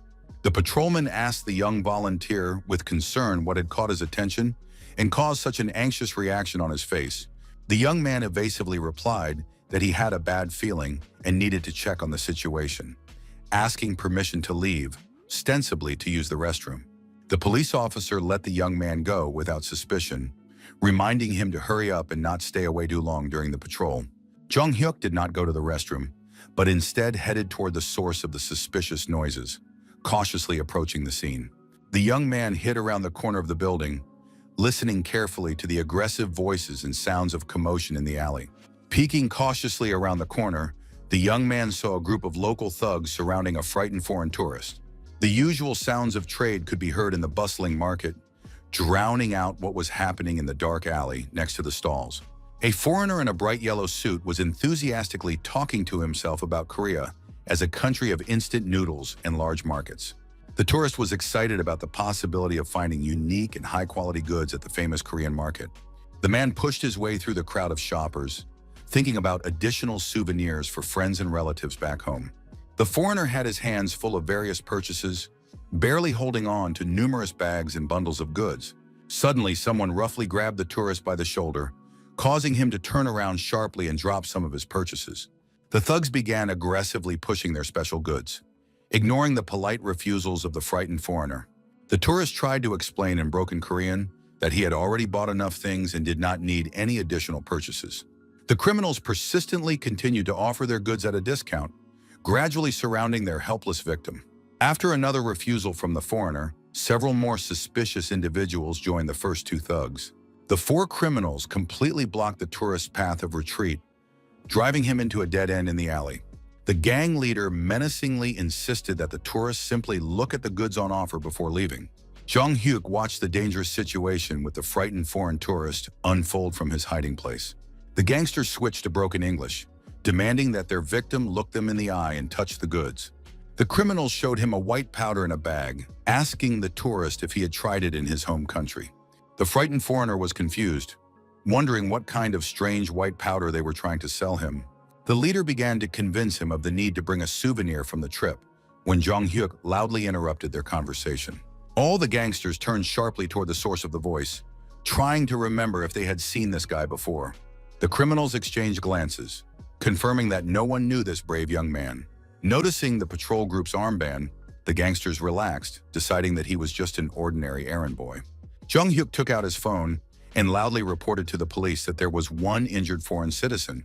With a confident smile, the young man added information about the four criminals and the need to send reinforcements urgently. The patrol officer began to worry about the long absence of the volunteer, who had promised to just go to the bathroom.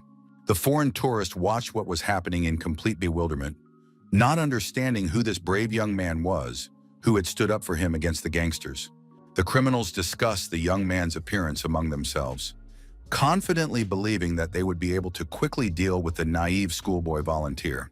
Jung Hyuk carefully assessed the intentions of the criminal group, realizing the need for immediate decisive action to protect the foreigner. The gang leader casually ordered one of his henchmen to quickly deal with the annoying boy who was interfering with their business. The first thug aggressively swung his fist, intending to knock out the insolent schoolboy with one blow and continue intimidating the tourist. The young man lightning fast intercepted the attack, using his opponent's momentum against him, and powerfully pinned the attacker against a brick wall. The criminal instantly lost consciousness from a precise blow to the solar plexus and slid limply down the wall onto the dirty asphalt. The leader shouted furiously at his accomplices to stop acting like action movie stars and attack the young man all at once. Jung Hyuk calmly assumed a fighting stance, preparing to repel a simultaneous attack from several opponents thanks to years of training. The young fighter masterfully used his fists and elbows, simultaneously neutralizing two attackers with precise strikes to their vulnerable points. The foreigner and the gang leader watched in equal shock at the incredible display of martial arts skills by the young police volunteer. Everyone present could not believe how a schoolboy had professionally neutralized three adult criminals in a matter of seconds. The boy slowly moved towards the last remaining gang member, realizing the need to detain the leader with material evidence. The young man ironically demanded to see the contents of the pocket where the criminal was hiding bags of illegal substances for sale.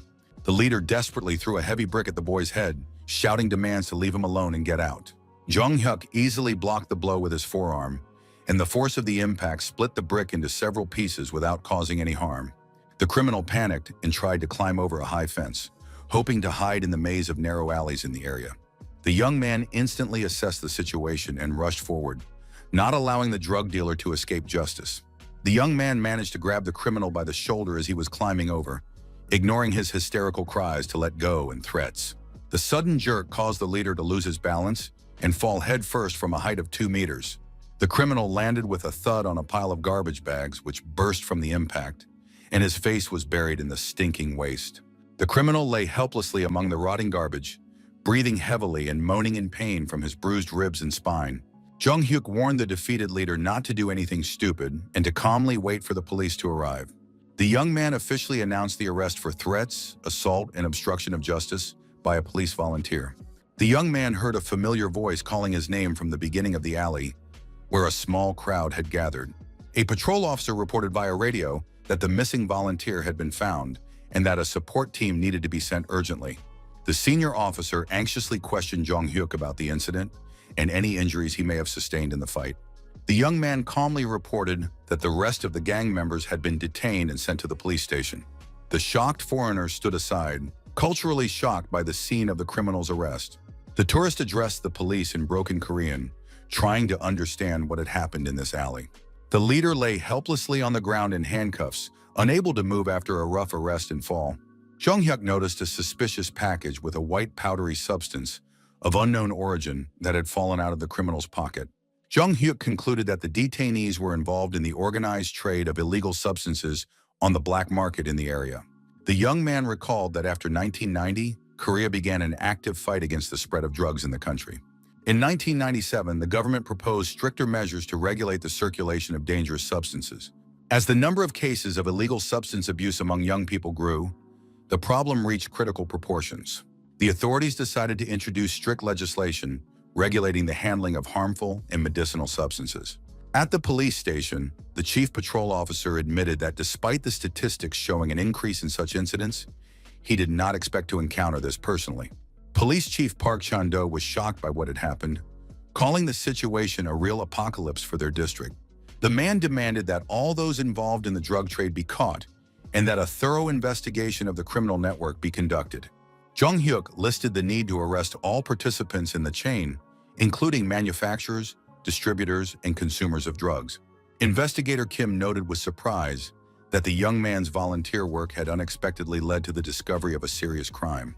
The detective considered the need to transfer the case to the prosecutor's office if the connection with illegal substances was confirmed. The young man argued that even without final confirmation, this case would significantly increase the department's clearance rate. The police officer acknowledged that all credit for exposing the criminal group belonged exclusively to the young volunteer. The group entered the precinct building and respectfully greeted the major in charge of particularly important cases. The investigators warmly welcomed their colleague, noting his long absence from the precinct. Kim suggested that they first examine the physical evidence and then discuss the details of the operation over lunch. Given the seriousness of the situation, the detectives planned to combine their business discussion with lunch, leaving the young man waiting in the hallway. The rescued foreigner in the bright yellow suit was still in the station hallway, patiently waiting for permission to leave. As it turned out, the foreign tourist's name was Victor, and he was a businessman from an Eastern European country. Victor asked in broken Korean about the outcome of the investigation and the possibility of leaving the police station. The man reflected on the unexpected complexity of the situation, worrying about the many business meetings he had postponed. Jung Hyuk astutely noted that the reason for the foreigner's visit was related to finding goods for his business. The young man explained that he had unintentionally studied Victor's purchases made at the market before the incident. The young man noted the excessive variety and brightness of the goods, which were unusual for an ordinary tourist. The young man politely inquired about the foreign entrepreneur's business focus and the type of goods he was looking for. Victor explained his interest in finding Korean products similar to the popular instant noodles for export to Russia. Jung Hyuk was mentally surprised by the growing popularity of Korean doshirak noodles on the Russian market as early as the 1990s. The young man suggested that the foreign businessman consider exporting canned coffee in tin cans. The young man asked Victor if such a product had already become popular among Russian consumers. The young man understood that the manufacturing company had not yet entered the Russian market, giving him the chance to be the first to offer the product. Jung Hyuk asked the foreigner to wait a minute as he headed to the vending machine in the hallway. The guy returned with a cold can of coffee and offered Victor a taste of the popular Korean drink. The young man confidently declared that the Russian businessman would definitely like this product because of its unique taste. After the first sip, Victor was literally transformed, his eyes lighting up with the unexpected taste discovery. The foreigner enthusiastically asked about the composition of the drink, not believing that it was really coffee in a can. Jong-hyuk confirmed the product's popularity in Korea, convincing him of its potential in the Russian market. The young entrepreneur offered his services as a consultant on the sale of Korean goods in Russia. The young man promised to recommend products that were guaranteed to appeal to Russian consumers and bring in profits. Victor was skeptical about how a Korean schoolboy could know the preferences of Russian buyers. The young man suggested analyzing the potential of canned coffee based on the climatic characteristics of Russia. The young man noted the problem of cold drinks freezing in the harsh Russian climate in winter. Jong-hyuk requested 3% of the net profit in exchange for solving all logistical problems. The young man promised full support for transactions from signing contracts to final delivery of goods. The young man knew that the combined efforts of investigators and the patrol service had led to the capture of all the criminals.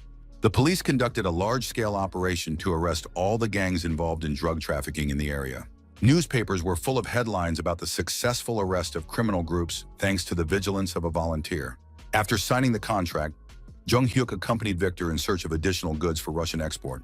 After completing the purchases, Victor thanked the young man, regretting the limited time for more large-scale deals.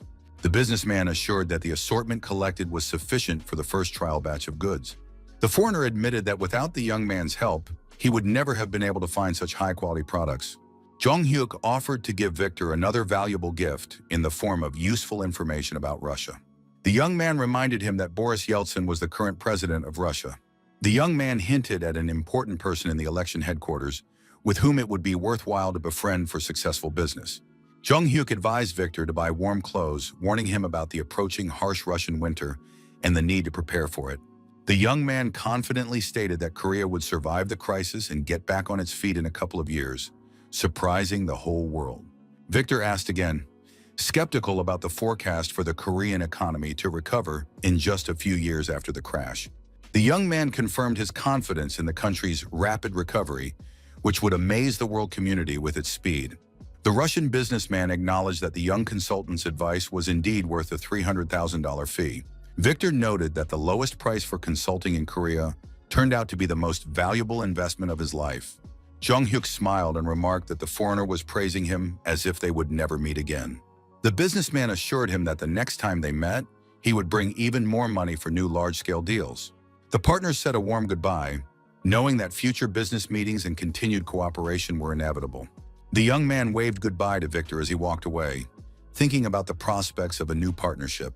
He was mentally delighted to have established an important connection in Russia for future international business. The young man remembered the need to urgently contact the economist to discuss the new information. Jong-hyuk reported by phone that Russia was likely to announce a moratorium at the end of this year or the beginning of next year. The young man explained the reliability of the information by a chance meeting with a Russian friend who knew the situation from the inside. Park Tae-gyu was surprised because a moratorium is equivalent to national bankruptcy, although he knew about the serious inflation. The young man agreed that it was difficult to believe in the bankruptcy of Russia, which had emerged after the collapse of the powerful USSR. The young investor suggested considering unconventional investment methods in the context of the impending crisis. The economist admitted that he had a risky but potentially profitable investment idea. After the conversation ended, Jong-hyuk stood on the street, reflecting on the incredible luck he had had in recent days. The young man felt lighthearted and confident that all his actions and decisions had been correct. The autumn chill reminded him of the upcoming national competitions after his Russian partner's departure. The young man began intensive training for the upcoming national high-level judo competition. High school students, college students, and adult athletes from all over the country were preparing for the main tournament of the year. At national competitions, each participant demonstrates skills honed through years of persistent training. Competing against the country's strongest judokas was a serious challenge even for experienced athletes. The school team arrived at a motel near the sports complex to stay during the tournament. Coach Shin Sung-gil warned his students about the need to conserve their strength and avoid injuries before the competition. Jong-hyuk was delighted to finally arrive at the venue for the National Judo Championship. Jong-hyuk could not believe that this was really happening, because in his previous life, he had never reached the level of national competition.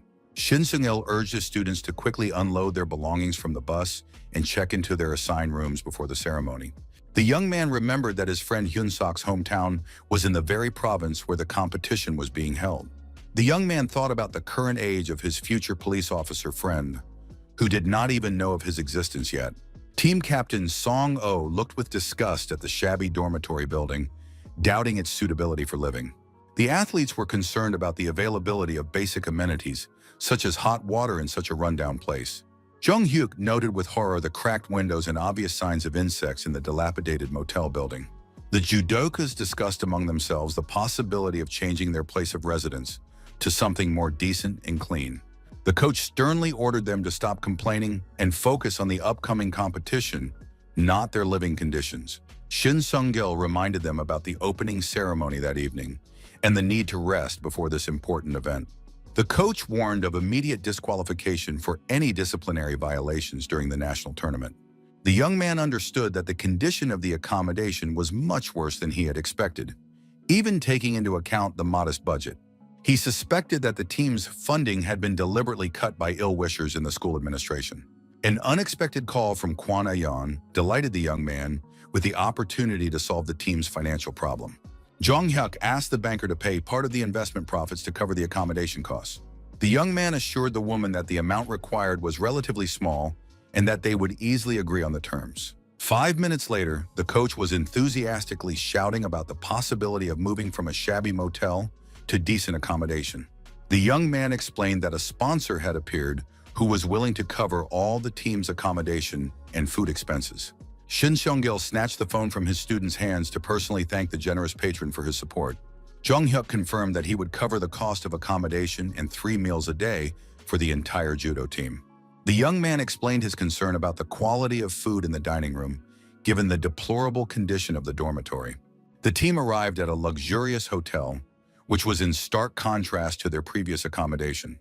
The coach did not hide his admiration for the 5-star hotel, calling it a truly amazing place to stay. The young man modestly explained that the expenses were covered by a wealthy individual who was his personal sponsor. Shin Sung-il suggested that the money came from a wealthy family that owned a large corporation in the country. The young man mysteriously asked the coach if he would be interested in knowing his patron's monthly income. Jong-hyuk whispered the amount in his mentor's ear, shocking him with the astronomical figures. The coach couldn't believe that such money existed, exceeding his annual salary several times over. Jung-hyuk seriously considered the need to justify the trust placed in him, realizing the scale of Kwon Ayeon's financial support and his responsibility to her.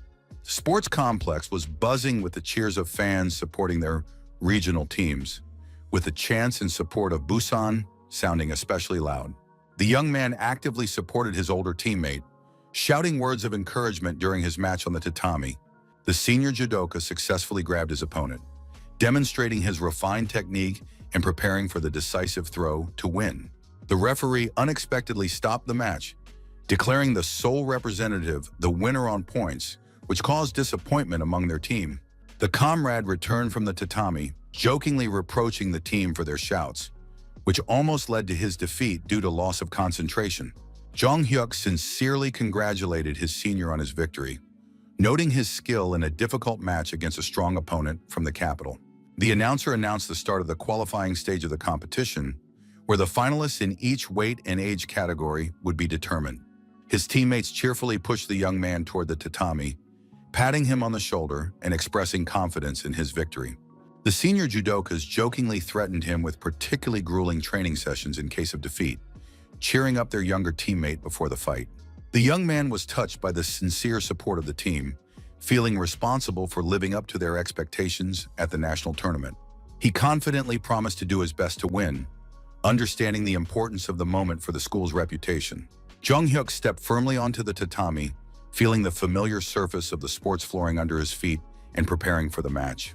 The referee reminded the participants of the need to observe the rules of courtesy and respect for each other in accordance with the traditions of judo. When he saw his opponent, the young man realized that he was not just facing a classmate, but a serious rival from another strong school. His opponent provocatively asked if the freshman was even going to lower his gaze as a sign of respect for the older athlete. The referee signaled the start of the fight, and both fighters took up their fighting stances, preparing for their first clash on the tatami. The opponent aggressively rushed into the attack, intending to overwhelm his younger opponent with pressure and physical strength from the very first seconds. Jong Hyuk demonstrated incredible reaction speed, disappearing from the attacker's field of vision and ending up behind him. The young fighter masterfully used his opponent's momentum, grabbing his arm and executing a perfect shoulder throw. The team and spectators were stunned by the freshman's lightning-fast actions, not expecting such a level of skill from a young athlete. Shin Sung-gil did not hide his amazement at his protege's display of strength and technique at such a high level of competition. Even the experienced referee was impressed by the freshman's skill, which is rarely seen among athletes of such a young age. The audience talked in amazement about the incredible speed with which the fight ended, which was over in literally a flash.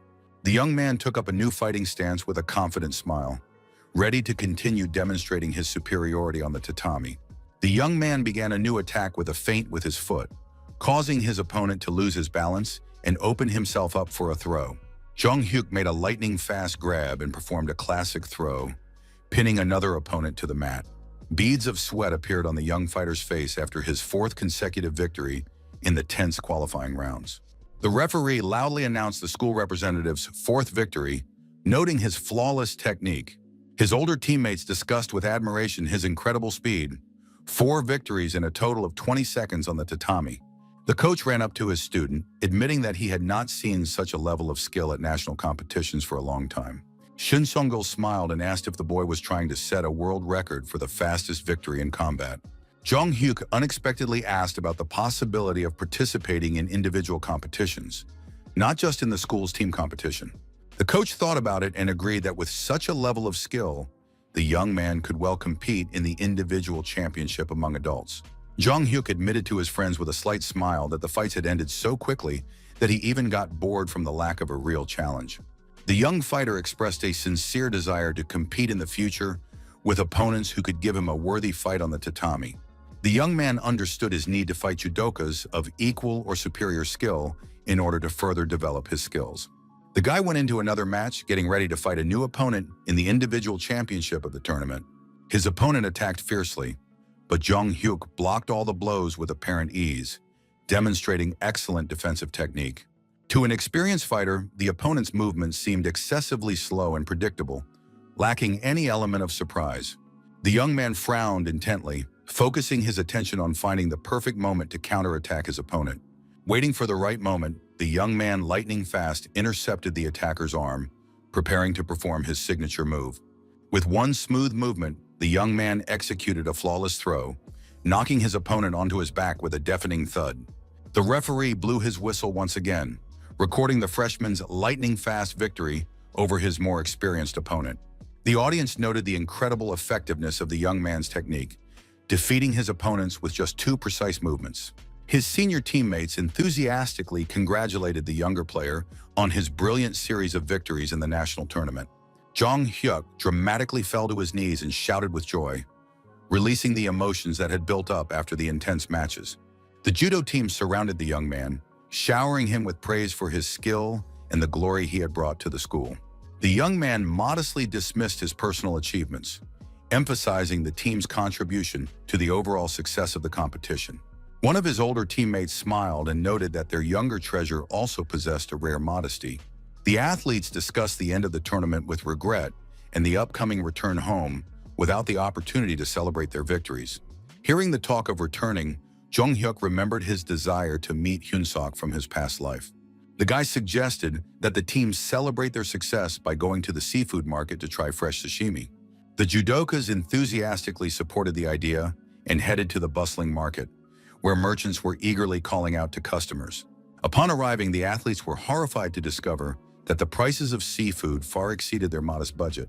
After calculating the total amount of pocket money, the team realized with disappointment that they could not afford the desired treat. Jong Hyuk showed his savings with a mysterious smile, assuring his friends that he could feed everyone to their heart's content.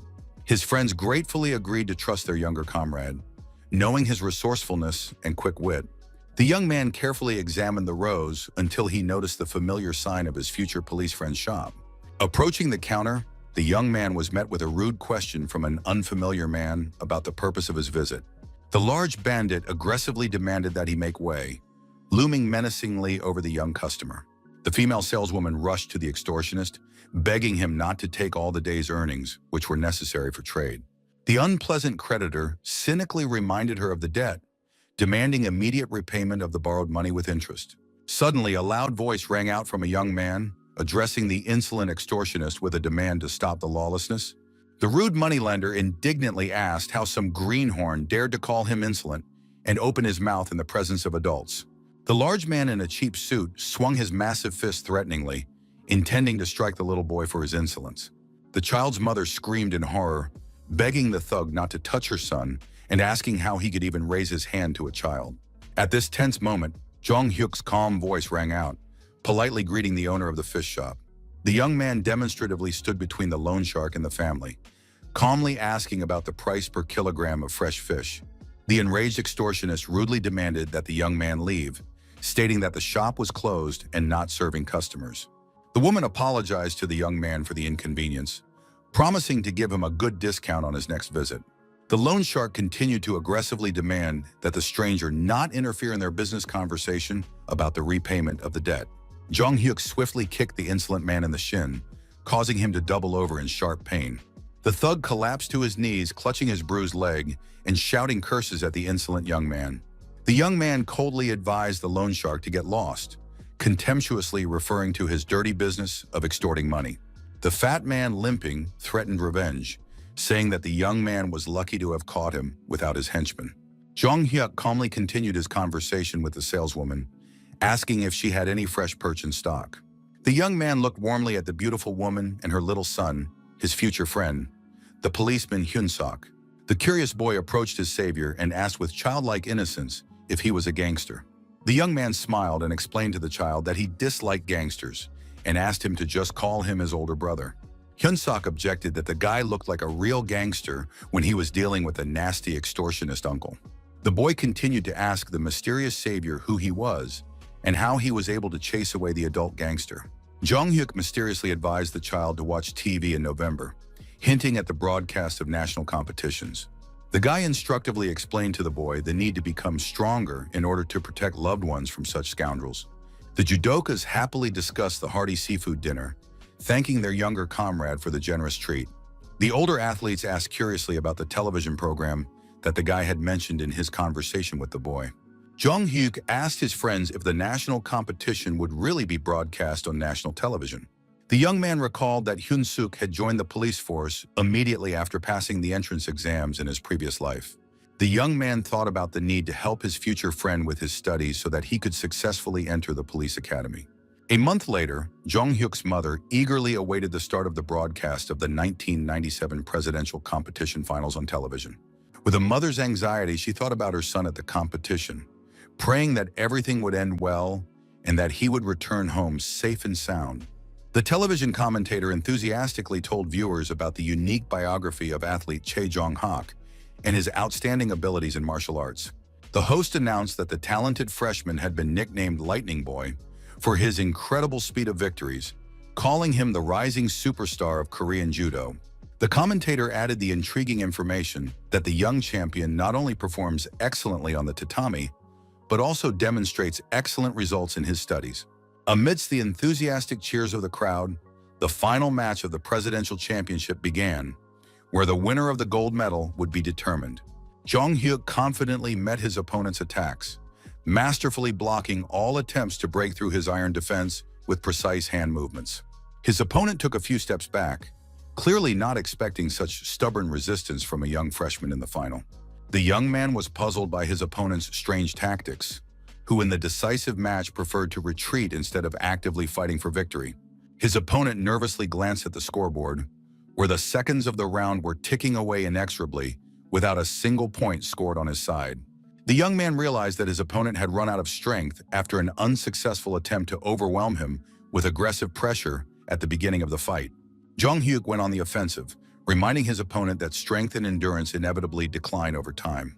The young fighter, lightning fast, grabbed his exhausted opponent and threw him onto his back with a powerful throw, accompanied by a deafening thud.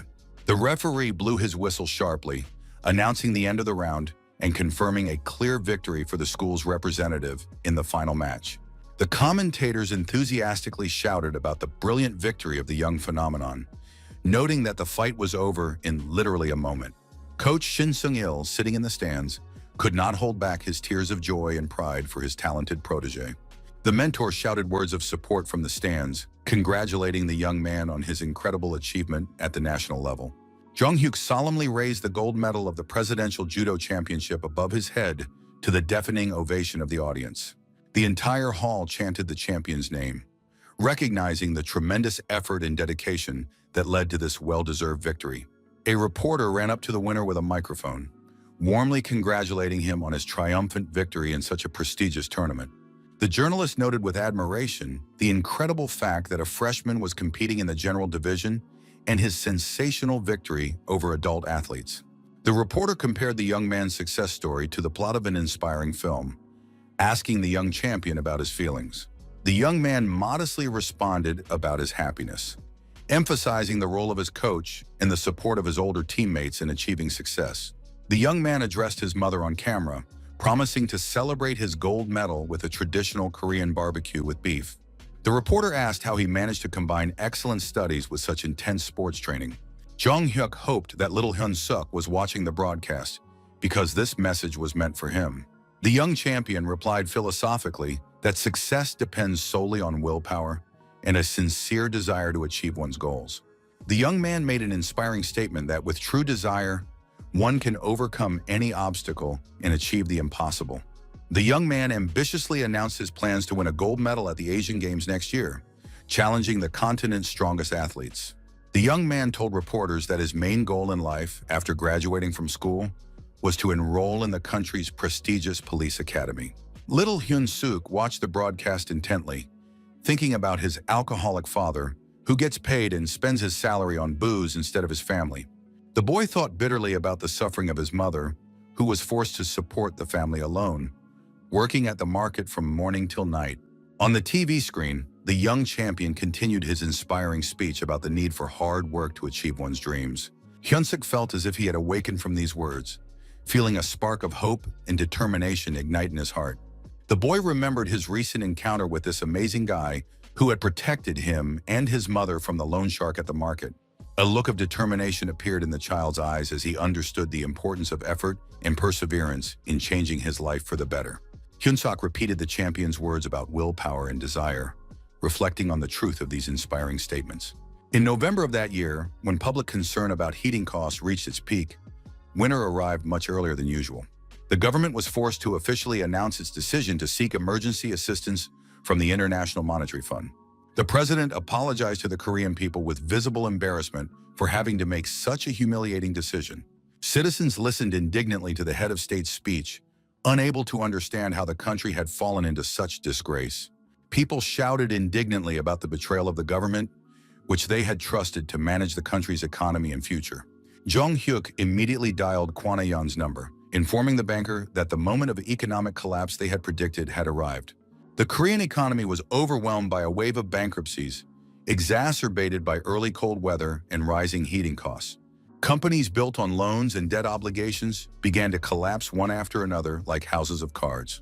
Banks that had recklessly gambled with dollar loans and currency speculation were declaring bankruptcy on a daily basis. Soo-ho waved happily when he spotted his friends at the festive Christmas market in the city center. The straight-A student called his friends over to his modest stall, where his family was selling homemade Christmas decorations. So-yeon jokingly reproached her friend's younger brother for not being happy enough about his older sister's visit. Soo-ho responded with embarrassment, denying the accusations of not loving his sister in her unexpected visit to the fair. Jong-hyuk's attention was drawn to the poor condition of his friend's stall, which revealed the family's difficult financial situation. The young man sadly noted the poverty in which his talented friend lived, who deserved a better fate. The young man fumbled in his pocket for the gift he had prepared, hoping that the modest present would not offend his proud friend. The young man handed his friend an envelope, thanking him for the invitation to the Christmas fair and the warm welcome. The envelope contained valuable exchange coupons for kerosene and food vouchers for the store in these difficult times. Jong-hyuk explained that his sponsor had sent too many Christmas coupons, which he wanted to share with his friend. Soo-ho accepted the gift with understanding, realizing the real reason his friend wanted to meet today. Jung Hyuk warmly reassured his friend, reminding him that true friends must support each other in difficult times of economic crisis.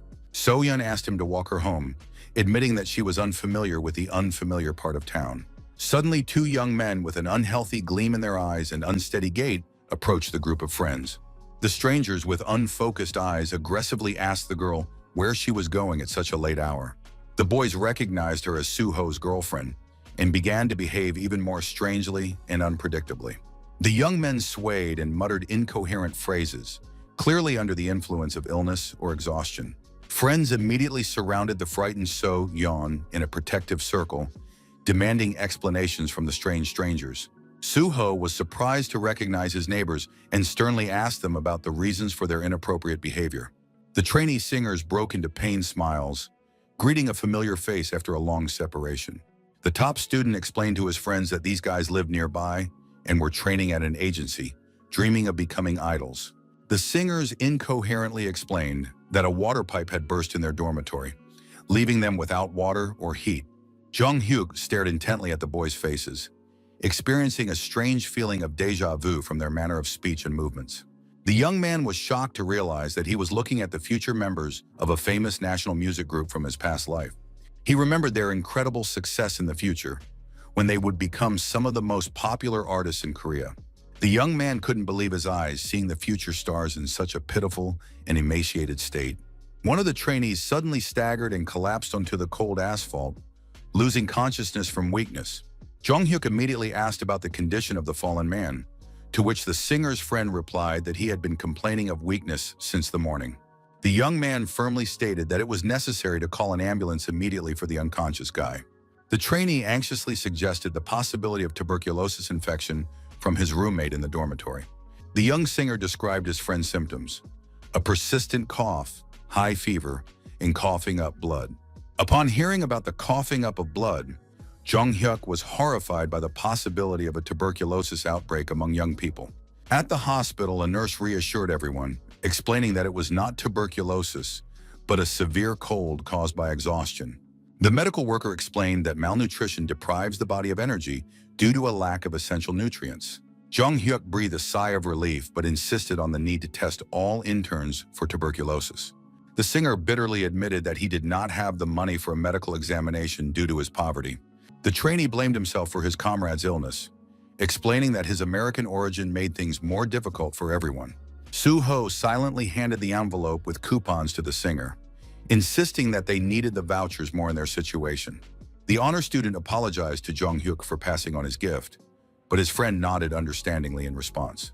Soo-ho reflected that his family situation, despite their poverty, was still much better than that of the starving interns. Jung Hyuk handed the singers money with the wish that they would not forget their friends when they became famous artists in the future.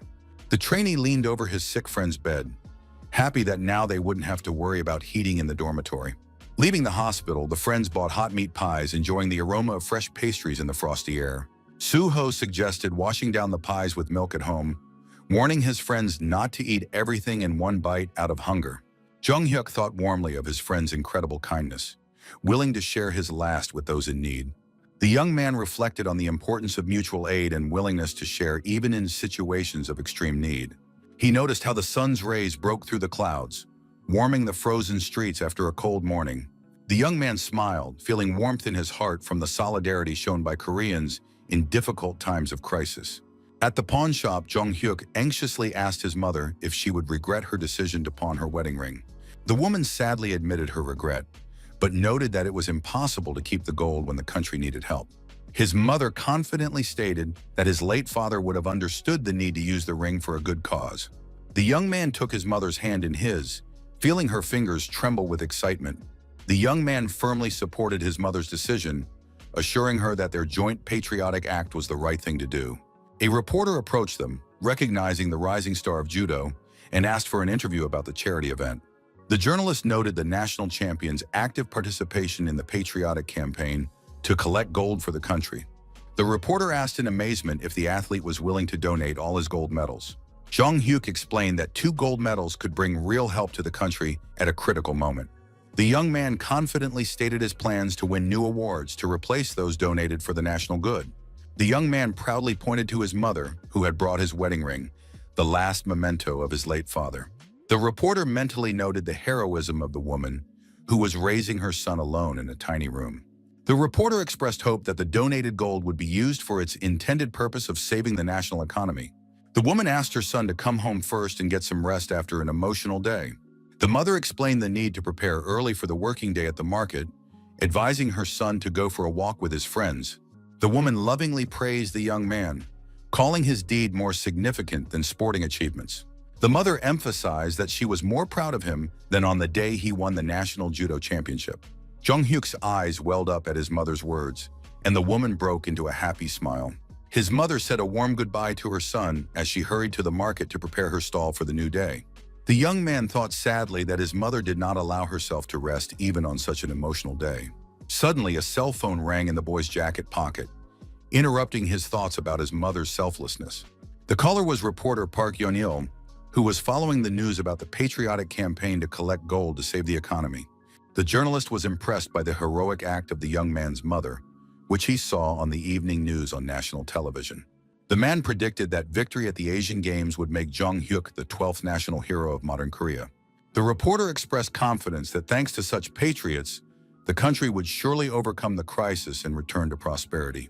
The young man cautiously inquired about the mechanism by which the state uses the gold and jewelry collected from the population. He expressed concern about the fate of family heirlooms that citizens were giving up in the hope of helping the country. Jung-hyuk recalled from his past life how trusting Koreans learned that their gold was being sold at below-market prices.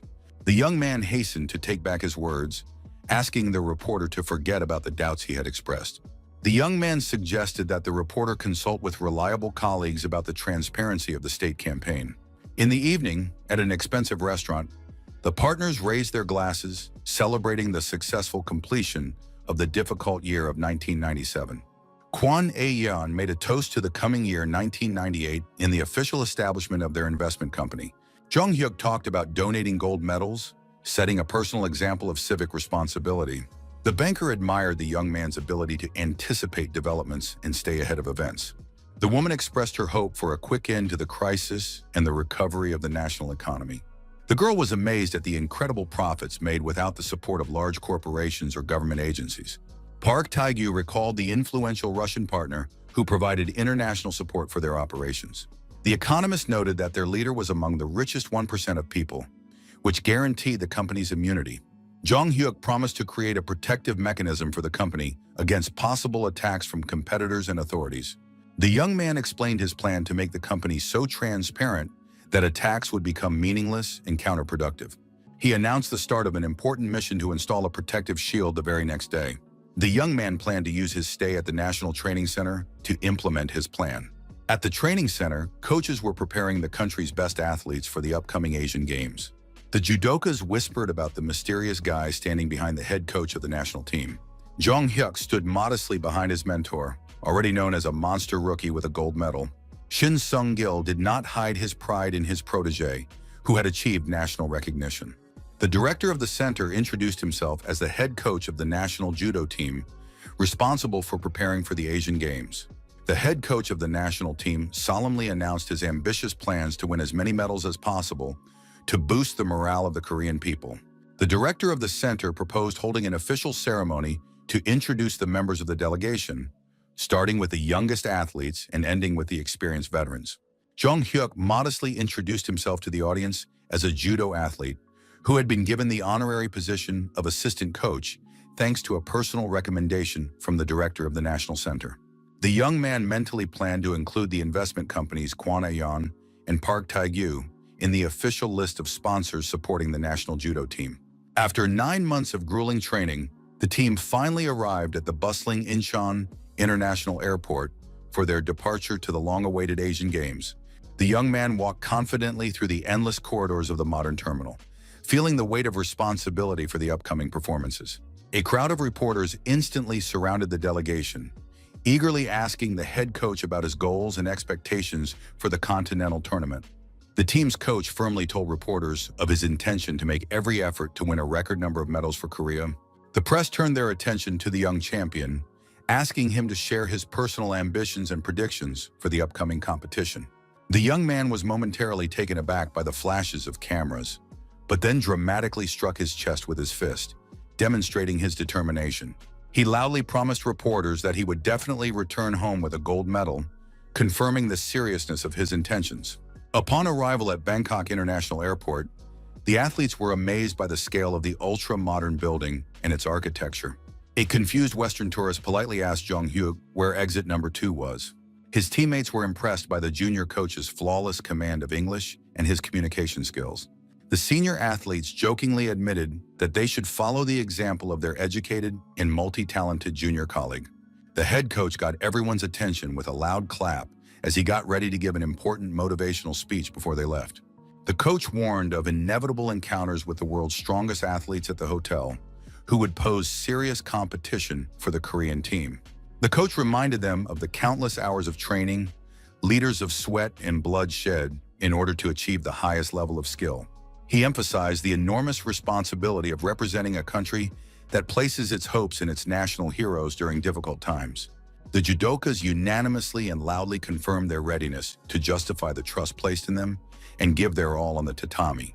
Leaving the air-conditioned airport building, the Korean athletes were stunned by the tropical heat and humidity of Thailand in December. A stranger rushing by accidentally bumped into the pensive Jong-hyuk with her shoulder, pulling him out of his thoughts about the upcoming competition. The young man instinctively turned around, wanting to get a better look at the girl who had not apologized for the awkward collision in the crowd. The stranger continued on her way without a word, which unexpectedly intrigued the young man with her unusual coldness. The young man turned around completely, trying to follow the mysterious woman with his gaze as she disappeared into the crowd. His gaze fell on a dazzling blonde with piercing blue eyes as if she had stepped off the cover of a fashion magazine. Jong-hyuk felt his cheeks flush with embarrassment at the unexpected encounter with the beautiful foreign woman. His teammates impatiently called out to the young man, who had frozen in place, wondering why he had suddenly stopped. Realizing that he had been hopelessly staring at the stranger, the young man hurriedly caught up with the departing team, consciously scolding himself for his momentary lapse. The mysterious blonde, having moved to a safe distance, took out her phone and briefly reported that the first contact with the object had been successfully established. The Korean delegation was staying at a 5-star hotel where the athletes were to spend their time before the start of the competition. Jong-hyuk suggested that his protege return to his room, explaining that he wanted to have a coffee before bed in the cozy cafe at the hotel. Pushing open the glass door of the small coffee shop on the first floor, the young man looked around the half-empty room with its subdued lighting. To his surprise, in the far corner of the establishment, he noticed the same blonde from the airport, sitting elegantly at a table by the window. The girl instantly noticed his presence, looking up from her cup and staring straight into his eyes. The smile that appeared on her lips seemed both friendly and mysterious as she gracefully brought the cup to her lips. The young man froze in the doorway, unable to believe that he had encountered the beautiful stranger from the airport again. Pulling himself together, he ordered himself to control his emotions and soberly assess the strange coincidence. As he walked toward her table, his knees trembled as if millions of spectators were watching him in a stadium. Without invitation, he sat down on the chair opposite her and studied the stranger's face intently, looking for confirmation of his suspicions. Deciding to be direct, he asked if he was correct in assuming that she was a woman who got close to men for financial gain. The blonde raised her perfectly plucked eyebrow and asked with feigned surprise what exactly he meant. The young man warned her that it was unacceptable to use athletes for personal gain during important international competitions. The waiter who approached interrupted the tense dialogue with a polite question about the order, but was gestured to wait. Natalia mentally analyzed how this young Asian man had so quickly figured out her professional legend. Jong-hyuk repeated his warning not to use men for her own purposes, watching his conversation partner's reaction closely. The question of who had ordered the beautiful European woman to get close to the Asian athletes hung in the air between them. Unexpectedly for the guy, the blonde began to applaud slowly, acknowledging his insight with an admiring smile. The young man noted with satisfaction that his suspicions about the professional nature of the chance encounter were correct. The woman introduced herself as Natalia, noting her interlocutor's surprising prudence for his young age. Extending her graceful hand for a handshake, she calmly added that she worked as a KGB agent. The young man smiled and suggested that Victor had earned an impressive sum since he had attracted the attention of the Russian special services. Natalia's professional curiosity demanded to know the methods that had allowed the young man to expose her so quickly. His modest answer about natural attentiveness did not satisfy the experienced agent, who was accustomed to flawless disguise. The woman got down to business, noting the obvious reasons for her interest in the successful young investor. Jong-hyuk confirmed her guest that the visit was related to his profits from the Russian financial crisis and moratorium. Skipping the preliminaries, Natalia declared her readiness to move directly to the purpose of her visit. The offer to obtain Russian citizenship came as a surprise even to a guy who was prepared for surprises. The astonishment on the young man's face was genuine when he asked again about the seriousness of such an unusual proposal. His categorical refusal to leave his native Korea was firm and left no room for further persuasion. Natalia mentally noted that despite the apparent frivolity of the refusal, the young man's words conveyed unwavering sincerity in devotion to his homeland. The KGB agent asked directly about the methods that allowed such a young man to predict the Russian default and profit from the economic collapse. The young man smiled mysteriously, explaining his success by his understanding of a special national trait of the Russian character, passed down through generations. Jong-hyuk philosophically noted that one unchanging characteristic stretches from the Russian Empire through the Soviet Union to modern Russia, a tendency to make reckless decisions at critical moments. The experienced intelligence officer was struck by the depth of her interlocutor's analytical thinking, which possessed a wisdom unusual for his young age and Asian origin.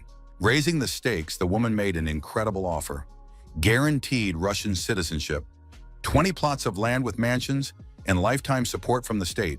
The young man just shook his head, assuring her that material goods were of no interest to him at the moment. He explained that he had important business in Korea that required his presence and did not allow him to consider emigration. Natalia's professional curiosity demanded that she understand the true motivation of the young genius, if money was not the goal. His philosophical answer about money being just a tool to achieve more important goals made the agent think. The woman acknowledged the difficulty of understanding such a position, but noted her respect for her interlocutor's personal reasons. Unexpectedly changing tactics, Natalia offered an alternative with a charming smile: simple friendship without obligations. Jong-hyuk ironically asked what kind of friendship the KGB representative was interested in, left or right. The young man mentioned the bad reputation of Soviet intelligence, but agreed to symbolically shake hands as a sign of establishing friendly relations. Instead of a handshake, the blonde gracefully rose, leaned over, and left a light kiss on the cheek of the stunned young man. Natalia explained that this was a Russian tradition of saying goodbye between close friends, adding intimacy to their acquaintance. Before leaving, the woman promised to send a small gift in honor of the beginning of their unusual friendship. Left alone, the guy touched his burning cheek, thinking about the deadly danger of the charm of a professional seductress. Bangkok's National Stadium was awash with festive fireworks, and fireworks marking the grand opening of the Asian Games. Delegations from all participating countries lined up on the field in full-dress uniform for the opening ceremony of the largest continental competition. The head coach of the Korean team complained about the unexpected workload that had fallen on him literally on the eve of the important day. After studying the materials from Natalia, Jong-hyuk discovered detailed dossiers on all competitors in all disciplines, not just judo. The delighted students thanked the junior coach for his titanic work in sorting and analyzing the intelligence information. The young man thought about the presence at the games of future legends of world sport, whose autographs would become priceless in years to come. The thought of meeting his sporting idols from his past excited him no less than the upcoming competitions. Rivals from other countries cast appraising glances at the Korean team, studying their potential opponents before the matches. The announcer announced the imminent arrival of the Korean delegation to the arena, and the athletes began to line up for the ceremonial march. Dressed in formal business suits, the Korean delegation took their first steps into the stadium arena, proudly representing their country to millions of spectators. A deafening ovation greeted the athletes as they entered the huge field of the National Stadium to the sounds of solemn music. A commentator in a helicopter described the majestic scene of the Asian Games opening ceremony unfolding in the packed stadium. Jong-hyuk looked up at the cloudless sky, admiring the perfect weather for international competitions. The bright tropical sun shone in a clear sky without a single cloud, heralding hot days of sporting battles. After the official part, the athletes were invited to a luxurious buffet with an abundance of Thai and international cuisine. The young judokas looked at the exotic delicacies with excitement, anticipating the opportunity to try unfamiliar dishes. Jung Hyuk urged the team to eat well, reminding them of the need to give their all in the upcoming competitions. The young man mentally thanked Kwon for organizing the delivery of Korean food even to distant Thailand. The head coach asked in surprise why the standard menu for athletes did not include the usual Korean dishes. The young man smiled to himself at the absurdity of the situation, where Koreans were offered everything except their native cuisine. The young coach reassured the team by informing them of daily air deliveries of Korean food from a generous sponsor. Athletes from the neighboring rowing team watched the judokas with envy, dreaming of at least a spoonful of kimchi soup. Noticing the hungry looks of his compatriots, Jung Hyuk realized their equal role in defending the country's honor at the Games. The young man decided that it would be wrong to enjoy the food while other Korean athletes were suffering from homesickness. Shin Sung-kil generously approached the rowers with an offer to share the surplus of Korean food that had been delivered. The rowing team's coach declined, embarrassed, considering it awkward to accept someone else's supplies without being able to repay them. The judo coach insisted on his offer, emphasizing that there was too much food for one team. Shin reminded him of the Korean tradition of mutual assistance, which is especially important when far from home during international competitions. Jung Hyuk proudly watched his coach's kindness, demonstrating the true Korean spirit of solidarity. The organizers posted the preliminary competition bracket, where each athlete could see their first opponent. Team captain Park Da-kin nervously studied the data on his opponent, a massive Thai wrestler with impressive statistics. Doubts about his own abilities were evident on the young man's face as he sought support in the eyes of his teammates. The coach loudly encouraged his protege, demanding that he stop doubting himself and focus on winning. Jung Hyuk reminded his teammate of their conversation the day before the competition and the importance of following the strategy they had developed. Da-kin recalled the instructions he had received about his opponent's habit of grabbing the collar before attacking and the need to counterattack at that moment. The winning strategy developed by the junior coach was supposed to bring the Korean team its first medal at the Games. The massive opponent launched a fierce attack, but the Korean fighter managed to put up a strong block, stopping the first onslaught. Da-kin felt the Thai fighter's huge hands grab him by the collar of his kimono, exactly as the assistant coach had predicted. Summoning all his willpower, the young man remembered the instructions and decided to immediately go on the counterattack, not allowing his opponent to build on his success. Jung Hyuk loudly encouraged his teammate from the edge of the tatami, confirming that the chosen tactics were correct. The team captain swept his opponent's legs with a sharp movement, causing him to lose his balance for a split second. Seizing the moment, Da-kin quickly grabbed his opponent's arm to apply a painful hold. The technique worked perfectly, and the Thai fighter crashed to the tatami with a thud, unable to react to the swift counterattack. The referee raised the Korean athlete's hand, announcing the end of the fight with a clear victory on points. The team erupted in cheers, thanking the coaches for their brilliant preparation and accurate analysis of the opponent. His teammates surrounded the winner, patting him on the back and congratulating him on his first international victory. Da-kin could not hold back his tears of joy, thanking the junior coach for the strategy that allowed him to pass the preliminary selection. Jung Hyuk modestly noted the athlete's own merit in following instructions precisely and showing the will to win. The head coach announced the last match of the day, where the assistant coach would defend the team's honor. It was Jung Hyuk's turn to demonstrate his skills on the tatami of the Asian Games. The young fighter stepped onto the mat with confidence, preparing to face an unknown opponent. The young man fearlessly met his opponent's gaze, demonstrating his complete readiness for the upcoming fight. The Japanese wrestler towered over the Korean like a mountain, forcing him to tilt his head back to make eye contact. Commentators presented Yamashi as a 140-kilogram heavyweight with impressive winning statistics. Experts doubted the young Korean's ability to withstand such a formidable opponent without weight restrictions. Jung Hyuk focused intently on the fight, his gaze radiating an unwavering determination to win at any cost. Suddenly, the Korean burst forward, catching his opponent off guard with the speed of his attack. He managed to grab the Japanese fighter by the collar of his kimono, preparing to execute his signature hip throw. The experienced Yamashi deftly stepped back, using his body weight to break free from his young opponent's grip. Breaking the rules, the Japanese man secretly struck the Korean in the solar plexus with his elbow as he broke away. Yamashi whispered a greeting with a mocking grin, enjoying the pained grimace on his opponent's face. The Japanese fighter clearly hoped to demoralize his young opponent with dirty tricks and psychological pressure.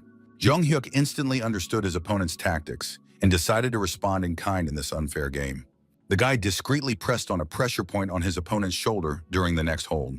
Yamashi howled in unexpected sharp pain that pierced his entire arm from the pinpoint impact. The referee immediately intervened, stopping the fight to issue a warning to both fighters. The referee sternly warned them that they would be disqualified if they violated the rules of fair play again. The Japanese fighter hypocritically protested, claiming that the Korean athlete had deliberately used a prohibited pain technique. Jung Hyuk understood that pressure on the collarbone was technically a violation, but practically impossible to prove, even under threat of disqualification. According to Natalia's materials, the judges at these competitions were extremely limited in their powers and tried to avoid controversial decisions. The enraged Japanese athlete, his face contorted with anger, growled a threat to destroy the insolent Korean with a single blow. The young man apologized with an innocent smile, explaining that he had heard about his opponent's love of dirty tricks and decided to respond in kind. Yamashi roared furiously and rushed at his young opponent, swinging his massive fists in an attempt to crush him. The Korean calmly analyzed his opponent's movements, noting the heavyweight's excessive swing and predictability. The huge Japanese fighter was shocked to find himself flying onto the tatami after a lightning-fast shoulder throw. Yamashi couldn't believe that the young Korean had managed to use his own weight and momentum against him. Jung Hyuk masterfully finished the move by pinning his opponent's shoulder blades to the mat and holding him in that position. The audience watched in amazement at the incredible sight of the lightweight defeating his massive opponent. The commentators did not hide their shock at what they had seen, calling the Koreans' victory over such an opponent virtually impossible. The young fighter asked the defeated Japanese fighter with an ironic smile if he enjoyed their fight. Intense rowing competitions took place on the waterways, where athletes worked furiously with their oars. Korean fans created a powerful support group, chanting the name of their homeland.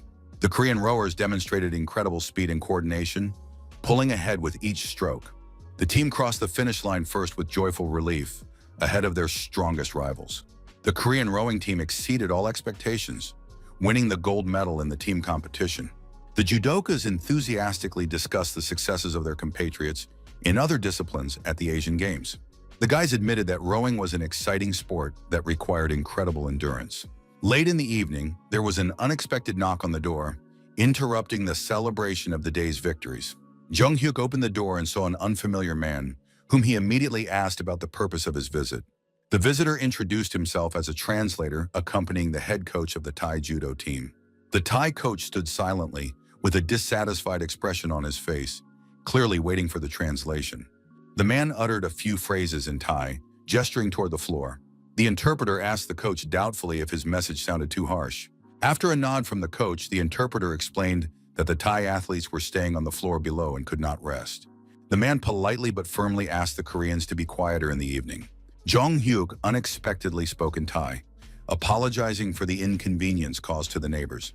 As a sign of reconciliation, he offered valuable ginseng root as a traditional gift of apology.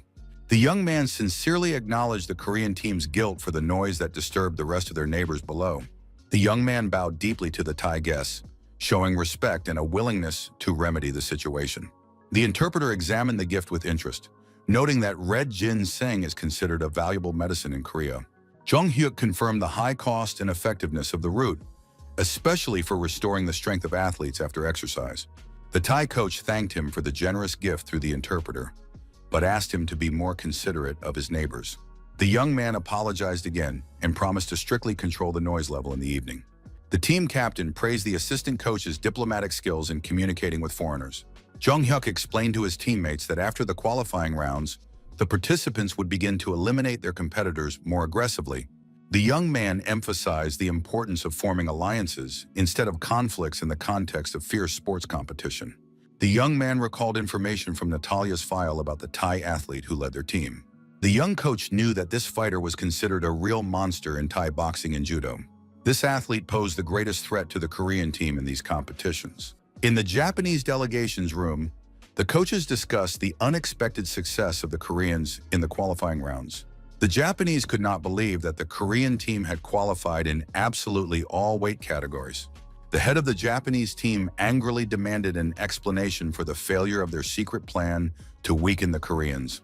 The assistant reported that all instructions had been carried out, Korean food had been removed and the Koreans had been placed in rooms with poor water supply. The Japanese hoped that without their usual food and in terrible conditions, the Koreans would be demoralized. Intelligence revealed that a Korean company had taken on the sponsorship of the national team. Daily deliveries of Korean food were made by private plane directly to the team's hotel. The Japanese leader admitted that their plan to put psychological pressure on their competitors had failed completely. Open theft of food could have led to an international scandal and government intervention. One of the coaches proposed an alternative plan to eliminate Korean athletes from the competition. The plan involved disqualifying the Koreans who had performed best in the qualifying rounds. The Japanese coach cryptically mentioned an interesting way to frame the Korean team without leaving any obvious evidence. Jung Hyuk was drying himself with a towel after a shower, irritated by the weak water pressure in his room. A loud knock on the door interrupted the guy's thoughts about the possible reasons for the poor living conditions.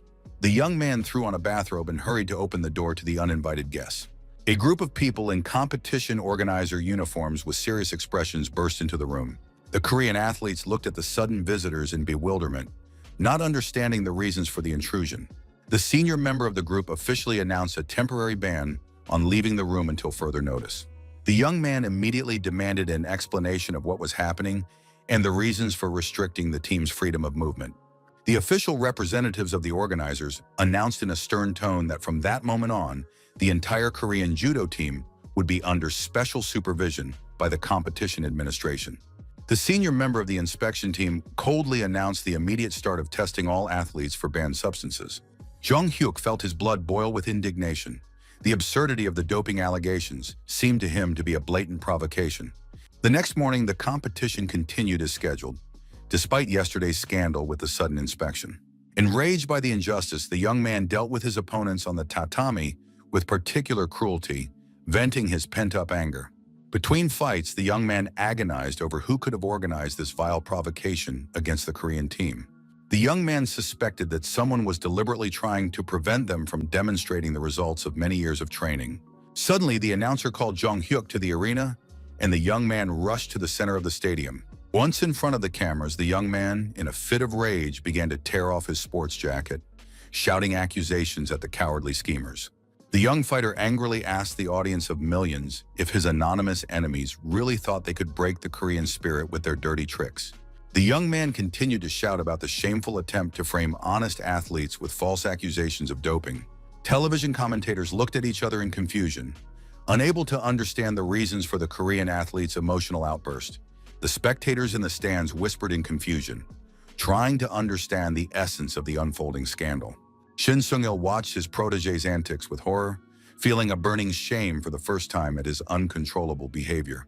The coach felt himself blushing with embarrassment as his protege continued his theatrical performance in front of the cameras.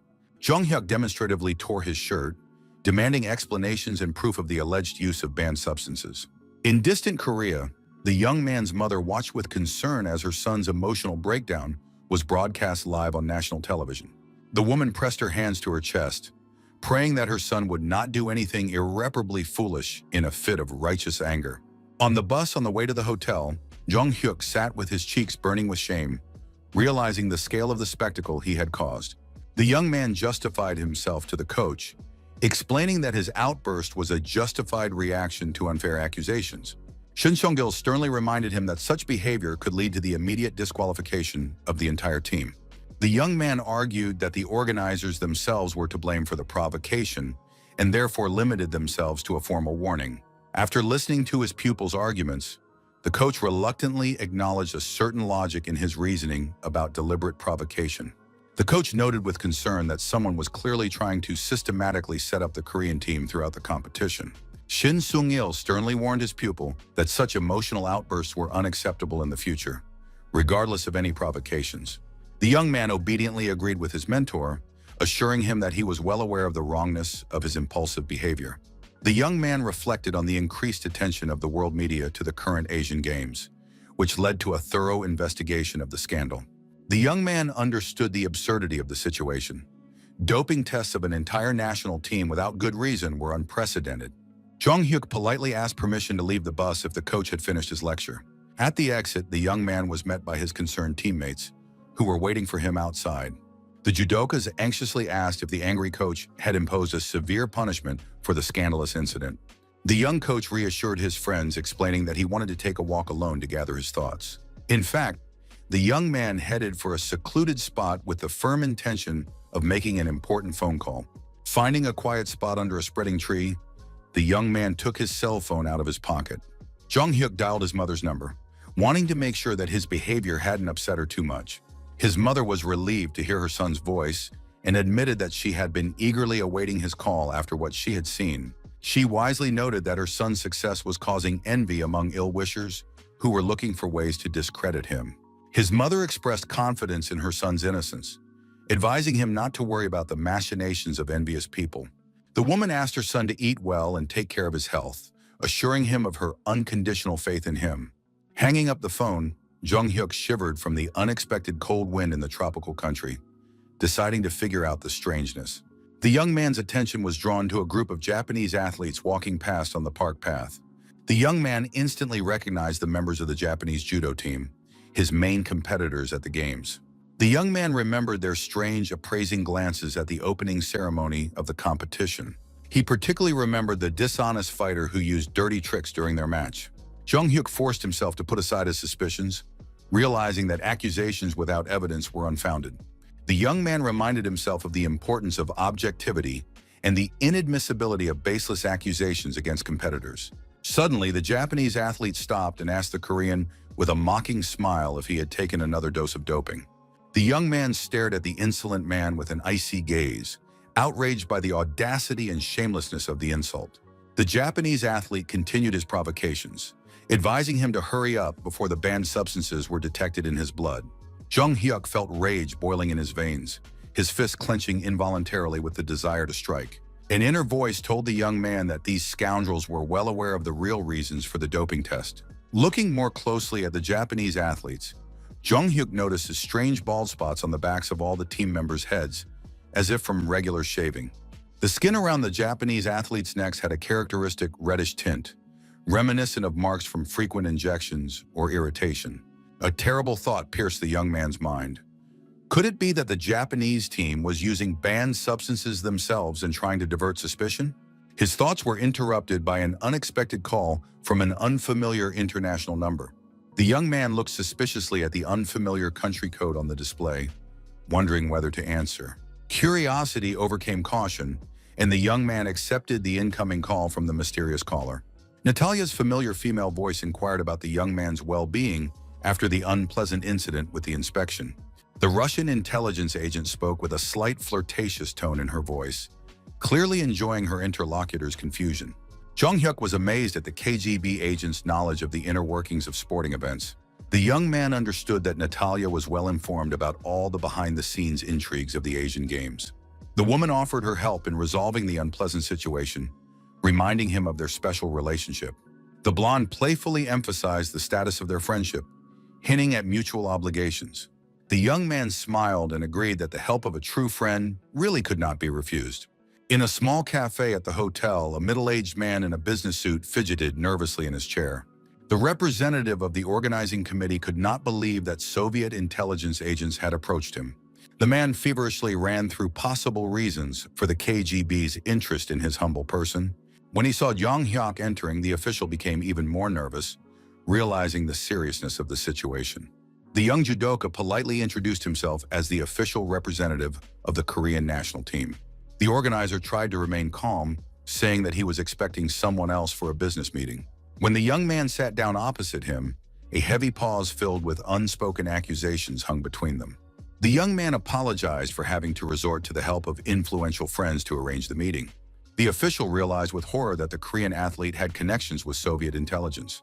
The man tried to get up and leave, saying he had nothing to discuss with the young man. Jung-hyuk imperiously asked his interlocutor to return to the table for a serious conversation. The young man asked directly about the size of the bribe received from the Japanese delegation for organizing the provocation. The young man demonstratively placed a compact cassette with a recording of the compromising conversation on the table. The young man noted with a smirk the excessive talkativeness of one of the organizer's subordinates. The official's pupils dilated in horror at the sight of the material evidence of his corrupt activities. In a panic, the man snatched the cassette and slammed it on the floor, trying to destroy the evidence. The cafe patrons watched in astonishment at the strange behavior of the respectable gentleman. The plastic case of the cassette broke into many pieces, and the magnetic tape unraveled on the floor. The organizer, his voice filled with despair, reproached the young man for the cruelty of making such serious accusations without any solid evidence. Suddenly, something in the scattered fragments of the cassette caught the official's attention, causing him to look more closely at the debris on the floor. The man knelt down, feverishly gathering the plastic fragments and trying to examine the remains of the magnetic tape he had just destroyed in a panic. Jung Hyuk confirmed the obvious with a cold smile. The broken cassette was just a cheap copy for psychological effect. The young man demonstratively twirled the real cassette between his fingers, suggesting that the organizer repeat the act of vandalism with the original recording. The young man sarcastically remarked that even the almighty KGB had been unable to provide the official with a complete picture of what was happening and all the players in this game. Hearing the hint of incomplete information from Soviet intelligence, the man tensed up and demanded explanations about the hidden details of the situation. The young man calmly explained that he had already found reliable channels for transferring the compromising recording to the relevant Thai government agencies. The young judoka emphasized that these were structures directly subordinate to the top leadership of the country hosting the games. The young man vividly described the consequences of the scandal, the disgrace of the organizer of the prestigious Asian Games, who succumbed to the provocations of a foreign power for the sake of a bribe. Jung Hyuk added a juicy detail about the official's older brother, who holds a high position in Thai military circles and whose career will also be threatened. The young man ruthlessly described the chain reaction, the downfall of an entire family because of a single corruption scandal at the international level. The organizer tried painfully to understand how a simple Korean sports coach ended up connected to Soviet intelligence and possessed such capabilities. The broken man collapsed to his knees in the middle of the cafe, begging for a way to escape the impending disaster. Seeing his opponent's complete surrender, Jung Hyuk realized that victory was assured and graciously agreed to conduct doping tests for the Korean team. The young man confidently declared that all Korean judokas were ready to undergo any tests for banned substances without exception. The young man emphasized the absolute purity of his athletes, whose test results would only confirm their innocence to the world community. The young man offered the official a chance to save face by publicly rejecting the provocation of those countries that had tried to bribe him. The organizer bitterly realized that the Korean guy had been sure from the very beginning that the doping test was a setup. The official's reaction made it clear that he had received a bribe from an interested party to organize the provocation. Jung Hyuk majestically repeated his offer to give the official a chance to redeem himself for the sake of the honor of the Asian Games, demanding an immediate decision. In a car parked nearby, Natalia listened intently to the conversation through headphones connected to a hidden microphone. The Russian intelligence agent watched with professional admiration through a hidden camera as the young genius manipulated the experienced official. The woman reflected on how she had provided the young man with only basic information about the organizer's identity, and he had managed to put together a brilliant combination. The KGB agent analyzed the logical chain of actions of the young man, who had turned minimal data into a powerful weapon of psychological pressure. Natalia mentally applauded the skill with which the seemingly inexperienced young man had broken the will of a bureaucrat hardened by intrigue, when a sudden vibration from her phone interrupted her observations. Natalia answered the call in a professional tone, introducing herself and showing her willingness to listen to the caller with full attention. Jung Hyuk noted with slight irony that he was obviously being watched and suggested that the KGB agent join him for lunch after the exhausting intrigues. The Russian intelligence officer was genuinely impressed by the young man's insight, who had seen through the surveillance despite her professional disguise. The best judokas on the continent gathered in the arena of the sports complex, ready for the decisive battles of the Asian Games. Television commentators greeted an audience of millions, announcing the continuation of the live broadcast of the final matches. The host reported the sensational news of a large-scale doping test conducted by the Thai organizers for all participants in the competition. The results of several athletes were annulled after the discovery of banned substances, causing an uproar in some delegations. The announcer solemnly announced the imminent start of the final match featuring rising Korean judo star Choi Jung-hyuk. Shin Sung-gil encouraged his protege before the fight with the Thai monster, a two-time international tournament champion, urging him to stay calm. The coach warned of the danger of his opponent's lightning-fast interceptions, his signature technique that had brought him many victories. The mentor emphasized the Thai fighter's ability to counterattack at the moment when his opponent is confident of victory and loses vigilance. Jong Hyuk studied his opponent, wondering if he might have French blood, which would explain his physique, unusual for an Asian. The Thai fighter was indeed larger than even the massive Japanese fighter the young man had fought earlier. The young man mentally listed the difficulties he had overcome that had brought him to this arena for the final match of the Asian Games. In such moments of extreme tension, the young man felt an acute sense of existential loneliness, as if he were the only person in the universe. The guy was surprised to realize how deeply he had immersed himself in judo, which he had initially considered only as a tool for achieving his goals. Victory in this match meant recognition as the strongest judoka in the entire Asian region, an incredible achievement for a freshman. When the finalists stepped onto the tatami, the stands erupted with cheers from fans of both countries. The athletes performed the traditional bow, showing mutual respect before the start of the decisive battle. The Thai fighter studied the young Korean with a sly smirk of superiority, clearly underestimating his opponent. Jong Hyuk remained completely focused, planning to end the fight as quickly and efficiently as possible. The referee's piercing whistle cut through the tense silence, signaling the start of the final battle for gold. The Thai fighter's eyes suddenly narrowed in surprise when he noticed something unexpected in his Korean opponent's stance. Jong Hyuk attacked lightning fast, but the experienced Thai fighter managed to put up a strong block and immediately went on the counterattack. The Korean fighter analyzed his opponent's movements, noticing a brief vulnerability in his defense as he transitioned to attack. Waiting for the optimal moment, the young man attempted to grab his opponent by the collar to perform a hip throw. Unexpectedly, the technique did not work as intended, and confusion flashed in the young man's eyes at the failure of the practiced move. The young man mentally analyzed the situation, realizing that his opponent had easily blocked his grab, but forced himself to remain calm and not panic. The young man tried to deliver an unexpected heel strike to the body, but the Thai fighter seemed to anticipate the move and dodged it with minimal effort. Jong Hyuk respectfully acknowledged his opponent's skill, realizing that he was facing an opponent of a completely different level than all the previous ones. Having retreated to a safe distance, the Korean fighter realized that a quick victory against such an experienced and skilled opponent was impossible. Shin Sung-il shouted loudly from the edge of the tatami, warning his protege to be patient and cautious against treacherous counterattacks. The Thai coach impatiently urged his fighter to stop stalling and apply the tactics they had practiced in training. The Thai coach furiously demanded that his fighter immediately break the resistance of the insolent Korean and end the fight with a convincing victory. Hearing his coach's calls, the Thai champion seemed to wake up from a slumber, his eyes burning with fighting spirit.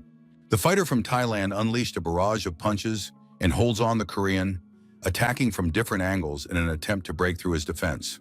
Jong Hyuk decided to focus on defense, masterfully repelling every attempt by his opponent to find a breach in his defense. After the young Korean blocked absolutely all attacks, the Thai champion's face showed genuine amazement. Both fighters were breathing heavily, standing opposite each other in a tense confrontation of wills and techniques. The Thai athlete suddenly broke into a predatory smile, like a predator who had found worthy prey. The fighter from Thailand respectfully asked the Korean if he lived in the same temporal dimension of intensity as himself. Television commentators excitedly noted that 30 seconds had passed since the start of the final without a single effective action. The fighters simultaneously rushed into the attack, and Jong Hyuk attempted a hip throw using his opponent's momentum. The Thai master masterfully twisted out of the hold and instantly counterattacked, trying to take advantage of the Korean's loss of balance. The ferocity of the attacks on both sides amazed the audience, who had never seen such intensity in the final bouts. The opponents took a step back in unison, and Jong Hyuk mechanically adjusted his loosened belt, preparing to continue the fight. The fierce confrontation between the two masters captivated the attention of thousands of spectators who were unable to take their eyes off the exciting fight. The referee's sharp whistle suddenly pierced the tense atmosphere of the arena, causing the fighters to freeze. The referee raised his hand, signaling the end of the fight, which caused confusion among both finalists. Jong Hyuk looked around in confusion, trying to understand the reason for the sudden stop in the midst of an intense exchange of techniques. Realization came instantly. The 3 minutes of regular time had flown by unnoticed. The commentators announced that the regulation time had expired without a single point scored, which meant that the match would go into overtime. The stands buzzed with amazement. An Asian Games final with no result in regular time was an unprecedented event. An elderly Japanese coach sharply rebuked his noisy neighbors, demanding silent respect for the demonstration of the highest skill on the tatami. Among the thousands of spectators in the stands, one woman watched the match with particular excitement, mentally analyzing every move the fighters made. Jung Hyuk's mother had unexpectedly flown to Thailand to personally support her son in the most important match of his career, whispering words of encouragement. The roar of the stands became deafening before the final bout resumed, with fans from both countries chanting the names of their heroes. The young fighter felt a tingling sensation in his limbs from overexertion, his muscles trembling with fatigue after the intense confrontation. The young man carefully studied his Thai opponent, trying to determine his physical condition from the slightest signs of fatigue. The young man reminded himself that this is how international finals should be: exciting and extremely tense. Jung Hyuk gathered his last reserves of strength, deciding to put all his remaining energy into a final attack to win the gold. The scoreboard showed 17 seconds left in overtime, and one of the fighters had to score the decisive point. The finalists clashed in the center of the tatami, their movements mirroring each other in a deadly dance of skill. The last 3 seconds turned into a desperate struggle for advantage, the outcome of which was impossible to predict. The Korean fighter abruptly changed tactics, launching a lightning-fast counterattack against his exhausted opponent. Jung Hyuk unexpectedly performed a low sweep, causing the Thai fighter to lose his balance at a critical moment. The Thai champion realized with amazement that he had fallen into a trap, not having time to react to the unusual move. The young Korean took advantage of the moment of imbalance, starting to throw his opponent onto his back. The young man's eyes burned with the mad fire of victory as he sensed the inevitability of a successful completion of the move. The Thai fighter landed with a thud on the tatami, his shoulders clearly touching the surface of the mat. Both coaches froze in different emotional states, the Korean's elation contrasting with the Thai's disappointment. The electronic scoreboard showed that 6 minutes of total fight time had elapsed at the moment the victory was recorded. The referee blew his whistle piercingly for the second time that evening, but now it signaled the end of the final in the determination of the champion. Jung Hyuk stood in the middle of the tatami, covered in sweat, with a triumphant smile on his face. The young man did not hold back his emotions, shouting words of joy about his incredible victory in the Continental Championship. The commentators enthusiastically announced the young Korean phenomenon's gold medal win in a dramatic final. The entire Korean team rushed onto the tatami, ignoring protocol to embrace their hero. His teammates lifted the champion onto their shoulders, and Shin Sung-kil did not hide his tears of pride for his protege. Jung Hyuk accidentally glanced to the side and noticed his defeated opponent. The Thai fighter's eyes expressed a complex range of emotions, disappointment mixed with respect. Unexpectedly, the Thai champion smiled and nodded to the Korean, acknowledging the deservedness of his victory. A crowd of journalists surrounded the new Asian champion, vying to get an exclusive interview. Reporters noted the drama of the fight and were interested in his emotions after winning gold in such a tense final. The young man admitted to feeling incredible joy at winning the Asian title, which exceeded all his expectations. The young man sincerely thanked all the fans, especially those who had traveled a long way to support the Korean team.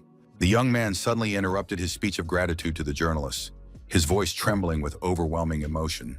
He rubbed his eyes, unable to believe what he was seeing among the thousands of faces in the stands, and whispered that what was happening was impossible. Jung Hyuk abruptly jumped up from his seat in the middle of the interview, leaving the stunned reporters with microphones in their hands. Shin Sung-kil exclaimed irritably about the unpredictability of his protege, puzzled by the reasons for his sudden escape. The young champion ran barefoot up the steps of the stands, jumping several steps at a time. Reaching the right row, the young man froze with his jaw hanging open, stunned by an incredible discovery. Among the spectators, he recognized his mother's familiar face, and with a tremor in his voice, asked when she had arrived in Thailand. The woman smiled gently and admitted that she had flown in yesterday, especially for her son's final match. The young man asked in bewilderment why she had kept her arrival a secret, as knowing that his mother was there would have given him extra strength.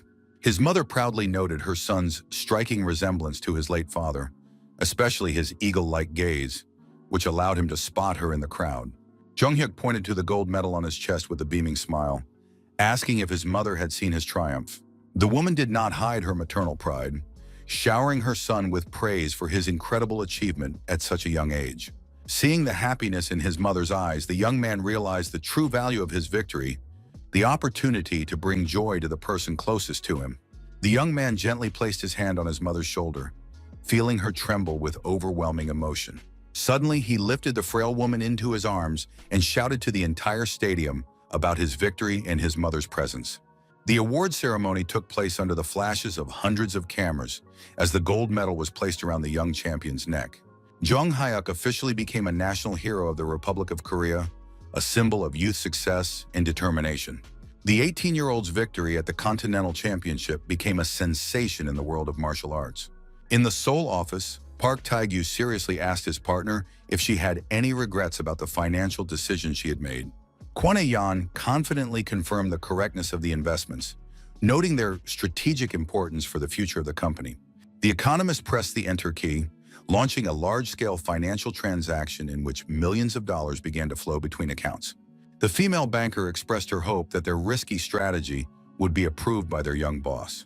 The partners raised their glasses to the success of the operation, allowing themselves a small celebration in anticipation of the profits.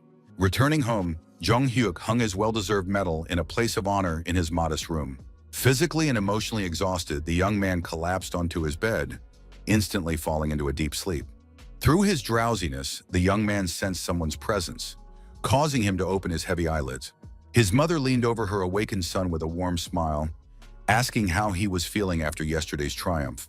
The woman apologized for the intrusion, explaining that it was a rare opportunity to be close to her perpetually busy son.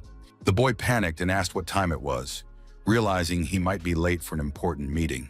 He jumped out of bed, explaining that he needed to visit a certain place urgently on important business. The young man announced his plans for the day to his mother, insisting that she accompany him on an important errand. The woman asked in surprise if her son was serious about spending his day off with her and not with his friends. Quickly getting ready, they went out onto the busy streets of Seoul, where the morning sun was already beginning to warm up. The mother wondered about the reasons for the urgency, reminding her son of his well-deserved rest after the exhausting competition. The young man noticed his mother's uncharacteristic haste, as she was usually measured and calm in her movements. The woman asked her son, somewhat embarrassed, why he was so excited.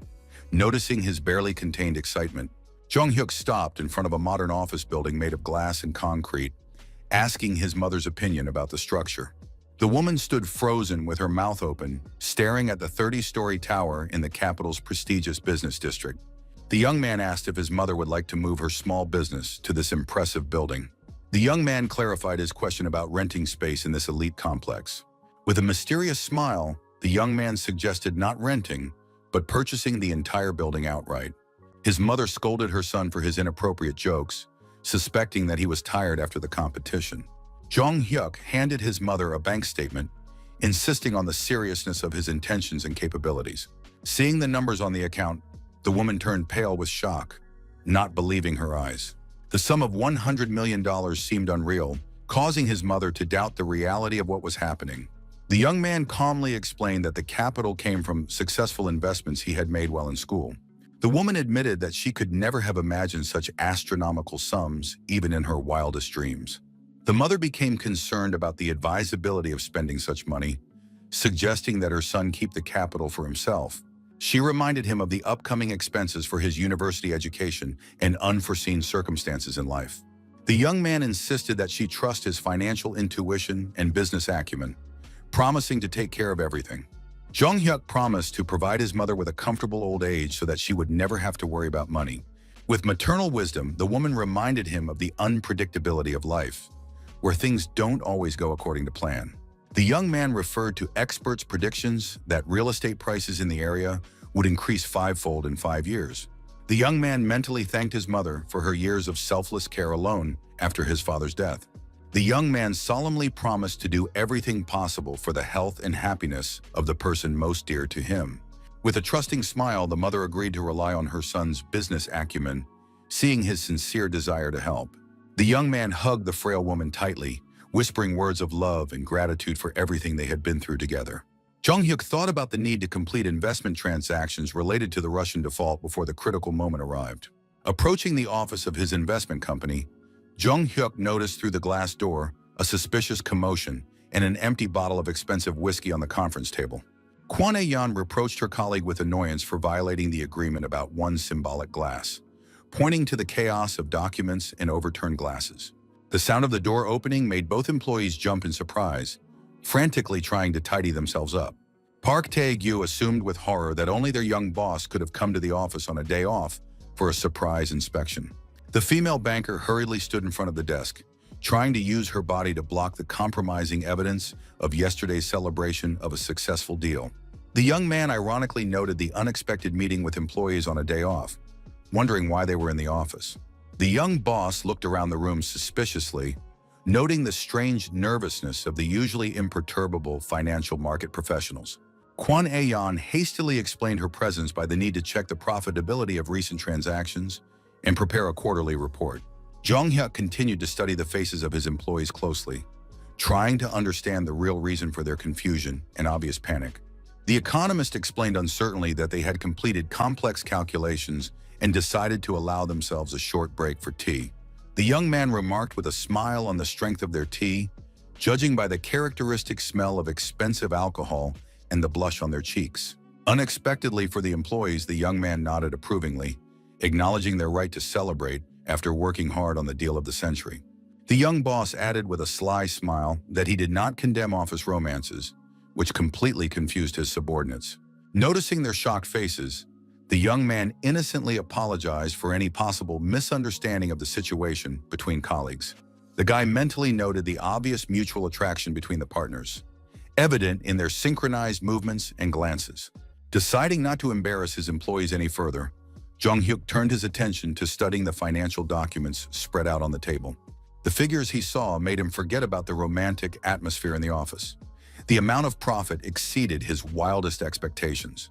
The young investor's face reflected a mixture of shock and delight at the realization of the scale of the capital earned. The young man could not believe that their risky strategy had yielded profits several times higher than the initial forecast. Addressing his employees, the young man noted that the expected income from the Russian crisis had been significantly exceeded.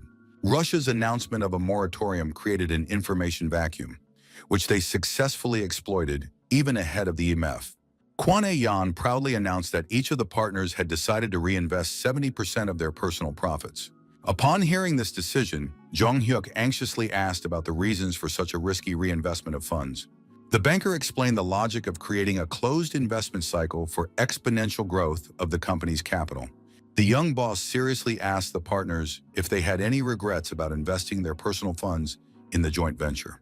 Both employees assured him with sincere smiles that the decision was correct and that they were ready to share the company's risks. Jong-hyuk respectfully acknowledged the complexity and courage of their decision to reinvest their personal capital. The young boss smiled mysteriously, hinting at a surprise he had prepared for his loyal employees who had risked their personal funds for the sake of the company. Jong-hyuk adopted a businesslike tone as he prepared to outline an ambitious strategy for the next stage of their investment fund's development. The young man uttered the key words ".com bubble," instantly drawing his partner's attention to the impending technological collapse. Kwon Ae-yeon struggled to contain her excitement as she clarified her boss's intention to once again bet on a decline, as with the Russian default.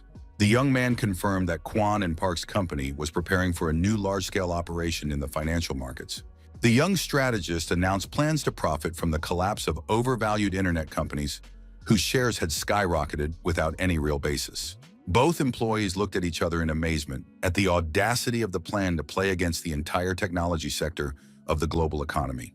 Jong-hyuk shared his prediction that the first cracks would appear in 2000, with a complete collapse occurring a year later. The young man ironically noted the absurdity of a situation where adding .com to a name guaranteed millions in investment. Recalling data from his past life, the young man knew about the $5 trillion in damage caused by the bursting of the tech bubble.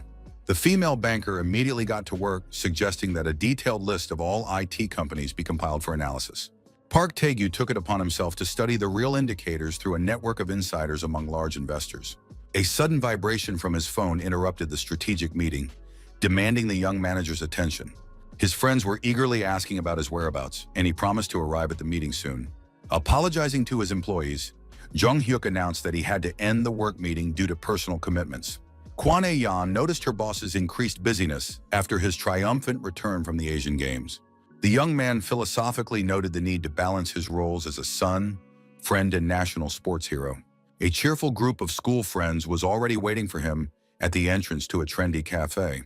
The young man was genuinely happy to see them, warmly greeting his friends after a long separation. Jung-hyuk was surprised to note the drastic changes in the clothing style of his usually conservative friends. Soo-ho and So-yeon explained sheepishly that they had decided to match the atmosphere of the radio station and modern trends. His friends laughed, admitting that the new look suited them surprisingly well, and asked who was responsible for the transformation. Behind their friends appeared familiar trainee singers, who proudly admitted to the stylistic experiment. The young artist looked healthy and energetic after recovering from exhaustion and illness. Jung-hyuk's gaze lingered on a vaguely familiar face that he couldn't immediately identify. His memory helpfully reminded him that this was Jin-hyuk, the rising star of the popular drama Pearl Hunters. The young man enthusiastically shook the actor's hand, confessing his long-standing admiration for his talent. The group entered the radio station building, where the modern interior and professional equipment made a strong impression on everyone.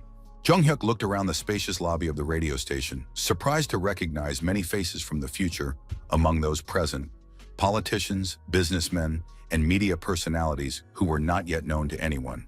The young man mentally noted the official who would be caught taking bribes in a few years, and the producer whose scandalous antics would be heard throughout the country.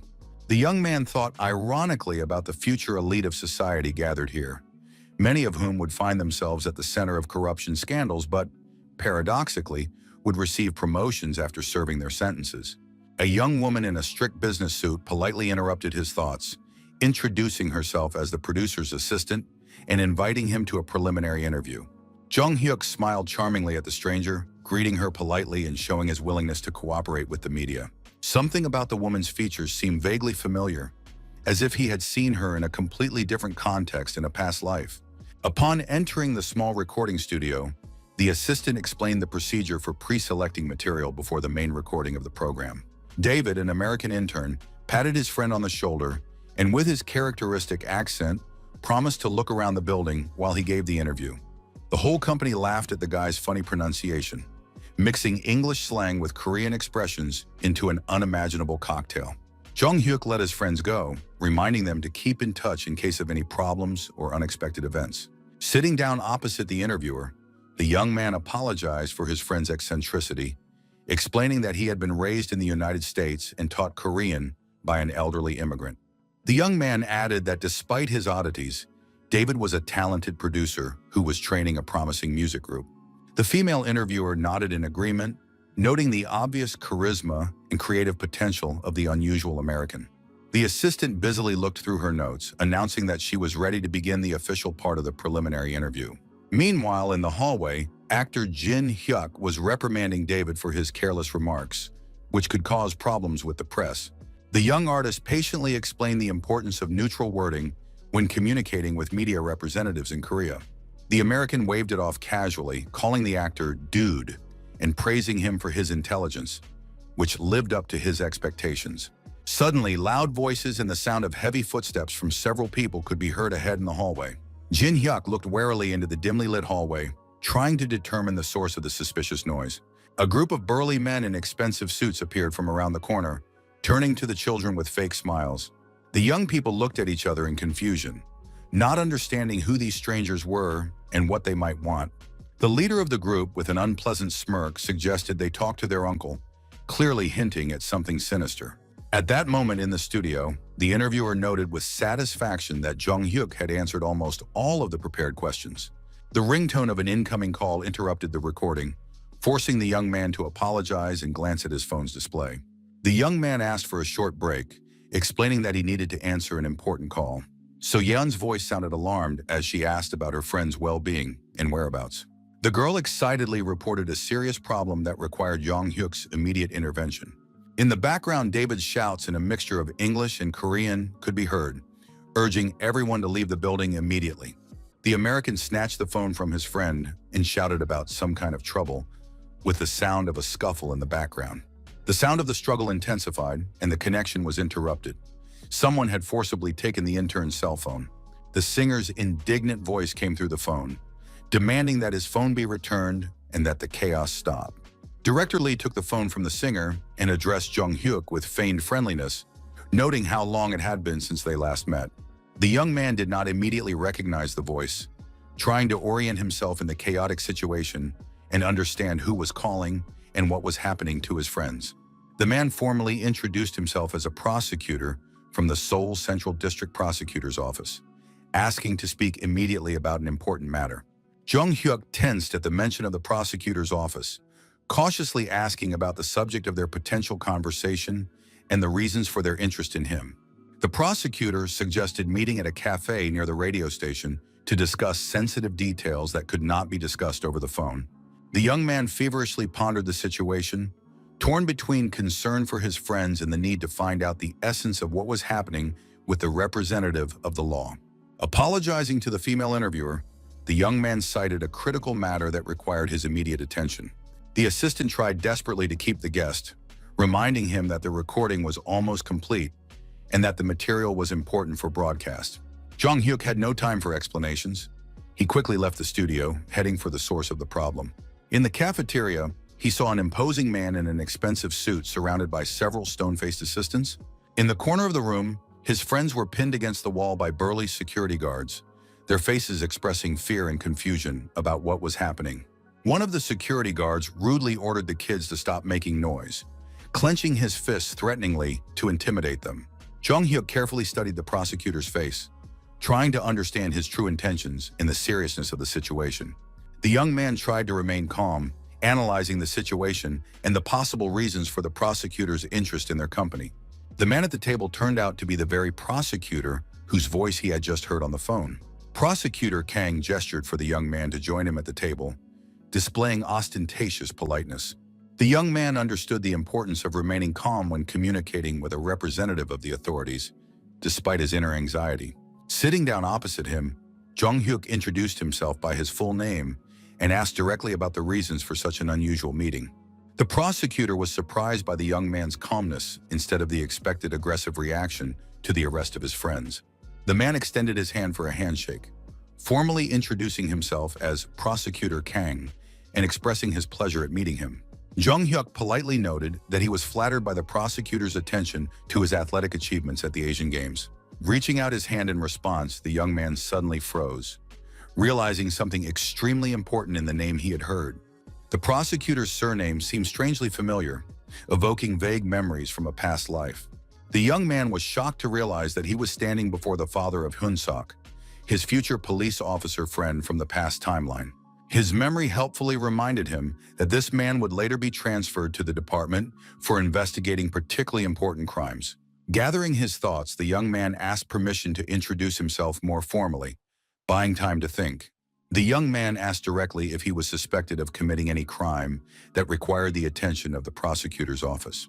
Jung Hyuk noted the unusualness of the situation, where a prosecutor from the Criminal Investigation Department was personally dealing with students. Prosecutor Kang was clearly puzzled by the young man's knowledge of the exact name of his specialized unit. The young man explained with an innocent smile that he knew about it because he had friends in law enforcement, and he remembered the department when he heard the name Kang. The prosecutor got to the point, reporting the discovery of a suspicious organization with questionable financial flows linked to the young man's bank account. The man demanded an immediate explanation for the large sums of money in the 18-year-old student's accounts. Jung Hyuk mentally compared what was happening to a primitive telephone scam, where the victim is intimidated with non-existent accusations. The prosecutor increased the pressure, hinting at connections with a certain American-Filipino criminal organization. Suddenly, Kang stopped mid-sentence and looked away, as if remembering something important. The man abruptly changed the subject, mentioning a suspicious friend named David with dubious origins. The guy laughed at the absurdity of the accusation, explaining that his friend was an ordinary American of Korean descent who had grown up in the United States. The prosecutor skeptically noted the strangeness of poor Korean language skills for an ethnic Korean. Kang demanded to see identification documents, deciding to start the investigation with basic formalities. The young man became wary, wondering about the legality of the prosecutor's access to banking information without a court order and his consent. The oddity of the situation was that the prosecutor had come to him himself, instead of officially summoning him to the prosecutor's office with a subpoena. Plucking up his courage, Jong-hyuk asked directly if there was an official warrant for the investigation. The prosecutor's face changed instantly, his eyebrows furrowed, betraying his irritation at the unexpected question. The young man watched Khan's reaction closely, trying to detect signs of bluffing or abuse of authority. The prosecutor's negative reaction confirmed his suspicion that the necessary documents for a legal investigation were not present. The young man continued his offensive, pointing out the illegality of detaining his friends and forcing them to talk without a court order. The young man logically concluded that in the absence of a warrant, he could only be a witness, but not a suspect. The prosecutor tried to appeal to common sense, avoiding a direct answer about the existence of official documents. Jong-hyuk reminded him of the prohibition on accessing citizens' personal information without a court order. The young man mentioned the law on the protection of personal data, the violation of which carries serious consequences. He emphasized that protecting his rights did not constitute obstruction of official duties. Kang claimed to have a warrant, but refused to show it even to the national sports hero. The young man understood the absurdity of the situation. The sudden accusations of financial fraud seemed like a crude attempt to pressure him. Suddenly, a flash of insight struck the young man's mind as the scattered facts came together to form a coherent picture. Jong-hyuk looked away, his face reflecting the shock of realizing the true reason for the prosecutor's visit. Jong-hyuk slowly turned his head, carefully examining the interior of the cafe, as if noticing the details of his surroundings for the first time. Among the decorative flowers in a hanging planter, he noticed the faint glint of a professional camera lens. The young man smiled to himself, finally understanding the true nature of what was happening. It was a setup for a television show. Realizing the prank, the young man couldn't help but smile sincerely, appreciating the scale and thoughtfulness of the prank. Such an unexpected reaction clearly threw the prosecutor off his game, causing him to blink in confusion. The actor covered his mouth with his hand, trying to hide his own smile, realizing that the victim had spotted the hidden camera. The man was amazed at how quickly the young athlete had figured out the carefully prepared scenario. In the next room, director and producer Kim Seok-gyu watched the proceedings on monitors. The film crew was amazed at the guy's insight, who had uncovered their plan in a matter of minutes. The actor decided to play out the scene to the end, demonstratively producing a fake arrest warrant with official seals. The man suggested continuing the conversation in the interrogation room, trying to keep the intrigue alive for the audience. Jong-hyuk realized that the prop looked so realistic that it could pass for a real document. So Yeon and the other friends behind the prosecutor could barely contain their laughter at the comical situation. Seeing the cheerful faces of his friends, the young man was finally convinced that he was right. It was a carefully staged prank. The young man mentally reproached himself for falling for the provocation, even though his intuition had told him from the very beginning that something was fishy. The young man politely asked the prosecutor to lend him a pen, ostensibly to write down important information. The actor handed over the stationery with surprise, not understanding his victim's plan. Jong-hyuk took the pen and thanked him with a mysterious smile, preparing his next move. On the back of the fake order, the young man began to quickly write illegible symbols. From the outside, it looked like the young man was simply scribbling meaningless squiggles on an official document. When the actor looked closely at what was written, his eyes widened in amazement. The message read, "I understand everything. Let's end this nicely so as not to spoil the show. Will you play along?" The actor playing the prosecutor was impressed by the quick-wittedness of the young man, who instantly joined in the game. The guy wondered how long his friends had been in cahoots with the show's producers. The actor held the piece of paper with the message, thinking about how to improvise further within the script. The man decided to test the young athlete's acting skills by continuing the prank. The prosecutor offered to withdraw the warrant in exchange for a certain service, creating intrigue for the audience. Jong-hyuk asked permission to call home, explaining the need to bring an important document. The actor insisted on making the call right there, portraying the suspicion of an experienced investigator. The man sarcastically asked if the young man was hiding something, since he wanted to step away to talk. While dialing his mother's number, the young man thought about how to play the scene naturally for the cameras. The young man understood the importance of creating engaging content for the television audience. Pretending to talk to his mother, the guy mentioned the bank documents at home. Jong-hyuk masterfully improvised, talking about his meeting with the prosecutor and his unusual request. The young man instantly assessed the criticality of the situation, realizing the need for immediate action to maintain the intrigue of the TV show and solve the problem that had arisen. Suddenly, a real call came in from the Financial Supervisory Service, which was definitely not part of the show's pre-planned script. An official voice reported the discovery of suspicious transactions totaling an astronomical $1 billion through his bank accounts. Jung-hyuk anxiously recalled the recent transfer of a large sum of money to purchase an office building for his mother's business. The young man's face reflected genuine concern as he turned to the actor-prosecutor and apologized for having to interrupt the conversation. The young man quickly improvised an explanation about the need to return home for important bank documents from the home safe. The actor playing the prosecutor frowned dramatically and asked suspiciously if the young man was planning to use the excuse to escape. The young man turned around with a look of bewilderment, his gaze darting between the actor and the cameras, showing a mixture of acting and real anxiety.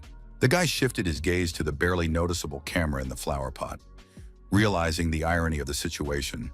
The prank intertwined with real problems. Suddenly, Jung-hyuk grabbed the unsuspecting David by the arm, deciding to use the moment for a dramatic finale to the show. The young man shouted at his American friend that he needed to leave the radio station immediately, creating a dramatic scene for the audience. The young man continued to improvise, pleading with the prosecutor that he was completely unaware of the criminal nature of the financial assistance to his friend. David, in utter confusion, shouted questions about the nature of the charges, not understanding the line between staging and the real threat of arrest. The actor-prosecutor instantly appreciated the young athlete's creative approach and decided to support the improvisation by developing the plot further. The man loudly ordered the immediate arrest of both young men for participating in an international financial scam and money laundering. The guy's friends stood with their jaws dropped, their brains refusing to process the chaos unfolding between reality and the TV show. The prosecutor continued to shout convincingly, telling everyone present that this was no longer a hidden camera, but a real arrest. The actors playing investigators, with the professionalism of real police officers, grabbed the young men, demonstrating well-rehearsed techniques for detaining suspects. The men loudly announced the arrest for participation in the activities of international organized crime groups involved in money laundering. The entire group of friends was in a state of complete shock, their faces expressing a mixture of fear, bewilderment, and disbelief. So-yeon, her voice trembling, reminded them of the preliminary agreement with the producers about the promised cultural vouchers for their participation. David hysterically shouted in a mixture of languages about his innocence, waving his arms and insisting that this must be a television show. The American intern looked imploringly at his friend, asking for an explanation of the madness that was happening and confirmation that it was still a prank. Passers-by and radio station employees stopped, forming a tight circle of onlookers watching the arrest scene. In the control room, producers feverishly discussed emergency measures, realizing that the situation was completely out of control. The film crew decided that immediate intervention was necessary to prevent the show from turning into a real scandal. The producers rushed out of their hiding place, desperately shouting at the actor playing the prosecutor to immediately stop the overly realistic and dangerous performance. The actor, completely immersed in his role, remained in character as a stern law enforcer, accusing those who intervened of protecting criminals. The program's chief director broke out in a cold sweat, realizing the real threat of the entire television project being shut down due to ethical concerns. The prosecutor mysteriously promised to explain all the details of what was happening later by phone, keeping the intrigue alive for the television audience. Producer Kim Seok-gyu desperately shouted at the actor to immediately stop his uncontrolled improvisation, which threatened to revoke the channel's license. The producer understood that if the situation ended this way, the entire program would be hopelessly ruined and shut down forever. Jung-hyuk suddenly stopped in the middle of the chaos, drawing everyone's attention with his calm demeanor. The young man looked closely at the actor-prosecutor and smiled, appreciating his excellent performance as an investigator. The young man turned to the man, asking if the ending was dramatic enough for the television audience. With a sly smile, the young man reminded the prosecutor of his words about a possible career in acting. Everyone present froze in shock, realizing that the young athlete had brilliantly outplayed the entire film crew. Actor Jin-hyuk stood with his mouth open, unable to utter a word out of amazement and admiration. Jung-hyuk showed 2 fingers in a sign of victory, beaming with the satisfied smile of a true winner of the prank.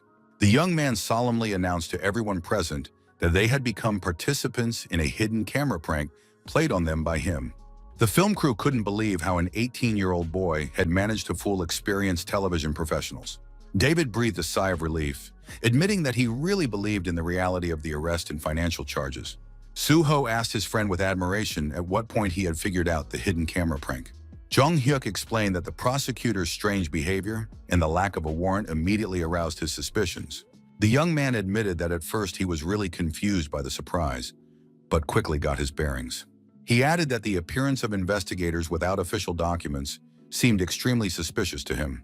The producer admitted with disappointment that thanks to the young man's quick thinking, their plan had completely failed in front of the viewers.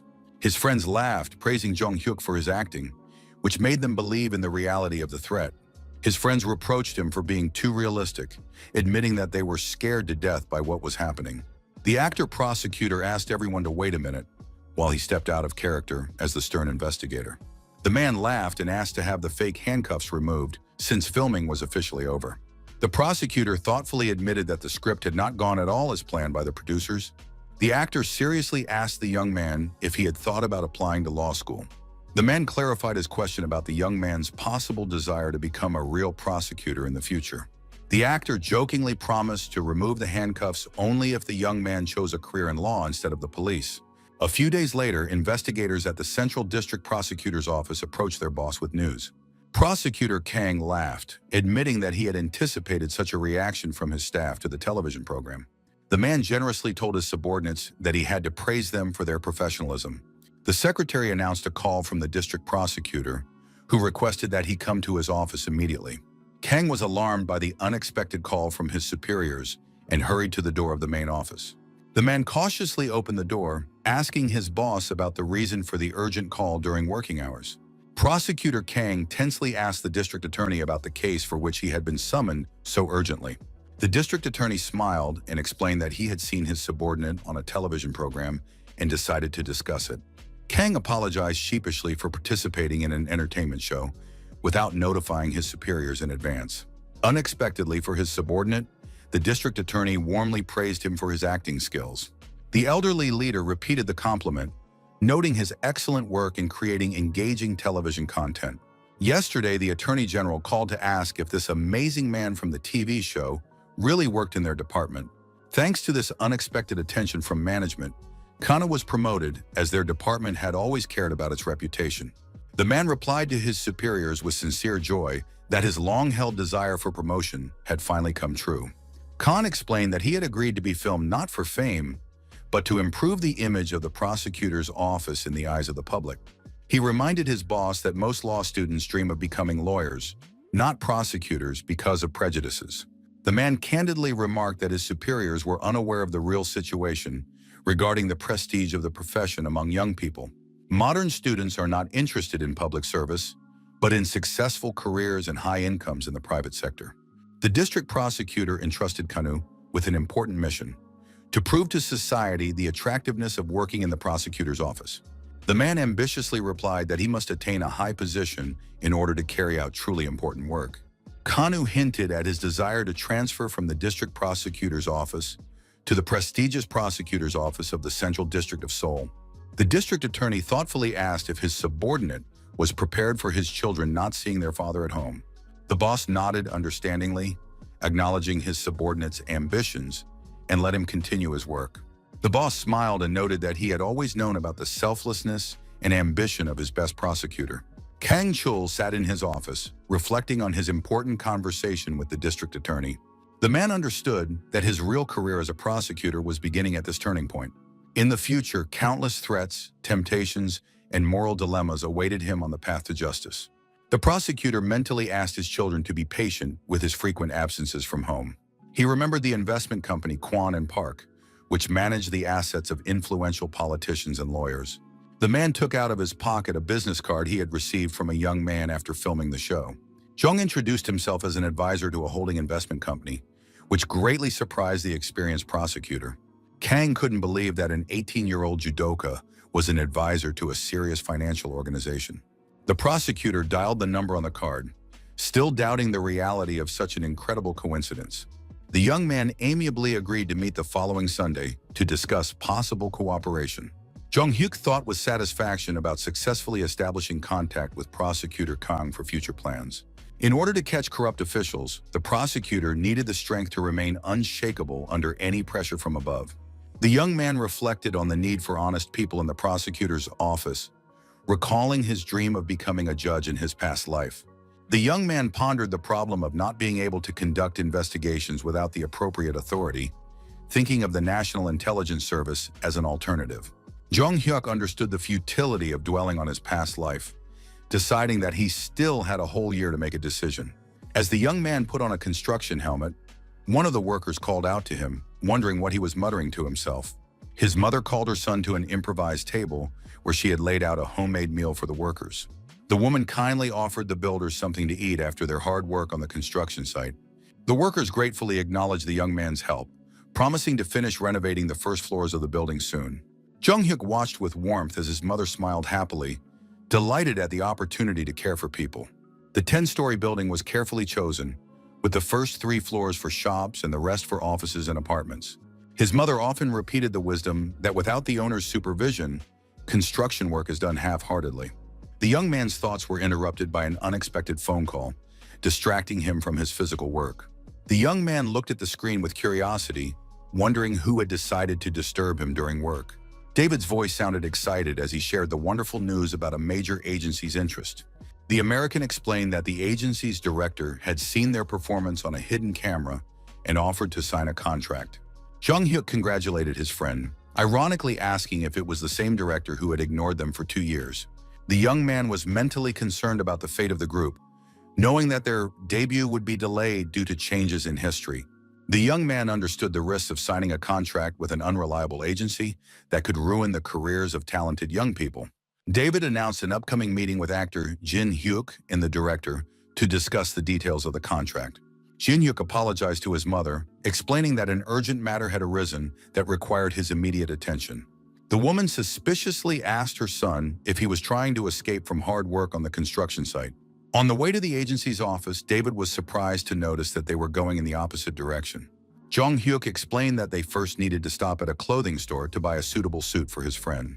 The young man reminded him of the importance of first impressions and the need to look presentable at a business meeting. Another call interrupted their journey, and the young man apologized, explaining the need to answer an important call. The young man knew that he had asked Kwana-yeon to check the information about the agency and was eagerly awaiting her report. Kwana-yeon reported the results of her investigation. The agency had gone bankrupt, laying off all its interns, and the director had fled abroad with the money. The girl added an interesting detail. The company owed their investment fund a large sum of money from old contracts. Jong-hyuk finally understood the reason for his anxiety.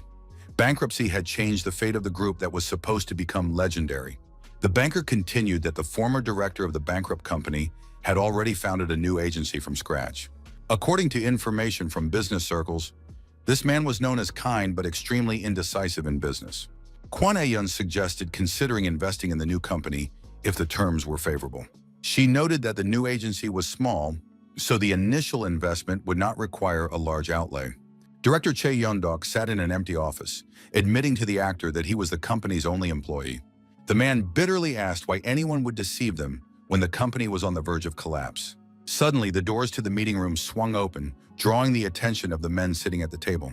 Jong-hyuk entered with his friends, politely greeting the director and introducing himself in a formal tone. The young man had changed into an elegant business suit, demonstrating his serious intentions to negotiate. Director Chae Yeon-dok was shocked to see respectable young men instead of the street thugs he had expected. The assistant director recognized the famous athlete and enthusiastically asked about his victory at the Asian Games. Everyone present was amazed to learn that David had such influential friends. An amazing group gathered in the office: an Olympic champion, a future star, and a talented producer. Actor Jin-hyuk and the Olympian turned out to be old acquaintances, which added credibility to the meeting. When asked about their acquaintance, David explained that they lived in the same neighborhood and met by chance. The director fondly recalled the hidden camera TV show and asked about the Americans' plans. The man regretfully admitted that he could not offer a contract in the company's current situation. Chae Yeon-dok sheepishly explained that his office could hardly be called an agency and that he was not involved in production. David clutched his head in horror, realizing that their trip here had been in vain. The owner apologized for the rush, explaining that he was expecting an important guest and was short on time. The director sincerely wished the young people luck in finding another agency to showcase their talents. Jung Hyuk listened attentively to the director, realizing that Kwon was right, that he was a kind man, incapable of deception. The young man decisively interrupted the man's sad reflections, stating the need to make an important proposal to everyone present. The young man philosophically remarked that since fate had brought them together, it would be sad to part on such a minor note. The young man suggested that the director listen to his friend's performance, hoping that it would change his pessimistic mood. David was visibly nervous about the unexpected request to perform unprepared in front of a potential employer. Director Chae Yeon-dok thoughtfully weighed whether to give the young people a chance to show their talent. Jung Hyuk prayed silently that the man would agree, knowing the group's future success and huge profits. After much deliberation, the director reluctantly agreed to listen to one song from the potential interns. Chae Yeon-dok's thoughts were interrupted by the arrival of new visitors who entered the meeting room without knocking. The director was genuinely pleased to see the new guests, noting their timely arrival for the important audition. David asked the newly arrived band members in surprise how they had found out about the meeting. The young singers explained that Jung Hyuk had invited them in advance for a surprise performance. A distinguished man in a business suit appeared at the door, apologizing for any inconvenience. The stranger introduced himself as a lawyer, also invited by Mr. Jung for an important meeting. The young man noted with satisfaction that all the guests had arrived exactly on time. The young man enthusiastically suggested that the guys perform a song that would win the director's heart. The band members quickly grabbed their instruments, preparing for an impromptu performance in the office. Their melodious voices began to sing about past doubts and the inability to continue on their path. The harmony of their voices created an amazing atmosphere of unity, and the song flowed sweetly and soulfully.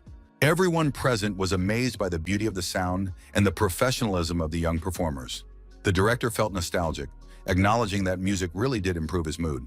Jung Hyuk noted the man's obvious interest despite his initial doubts.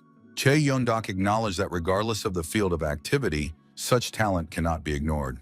The young man clarified whether he had correctly understood the director's willingness to take the group under his wing. The man confirmed the accuracy of his assessment of the guy's talent, explaining the reasons for leaving his previous agency. The director described a system where the abilities of artists were determined solely by the company's brand. Chae Yeon-dok admitted that he was willing to give up 70% of the profits in exchange for the freedom to choose talent.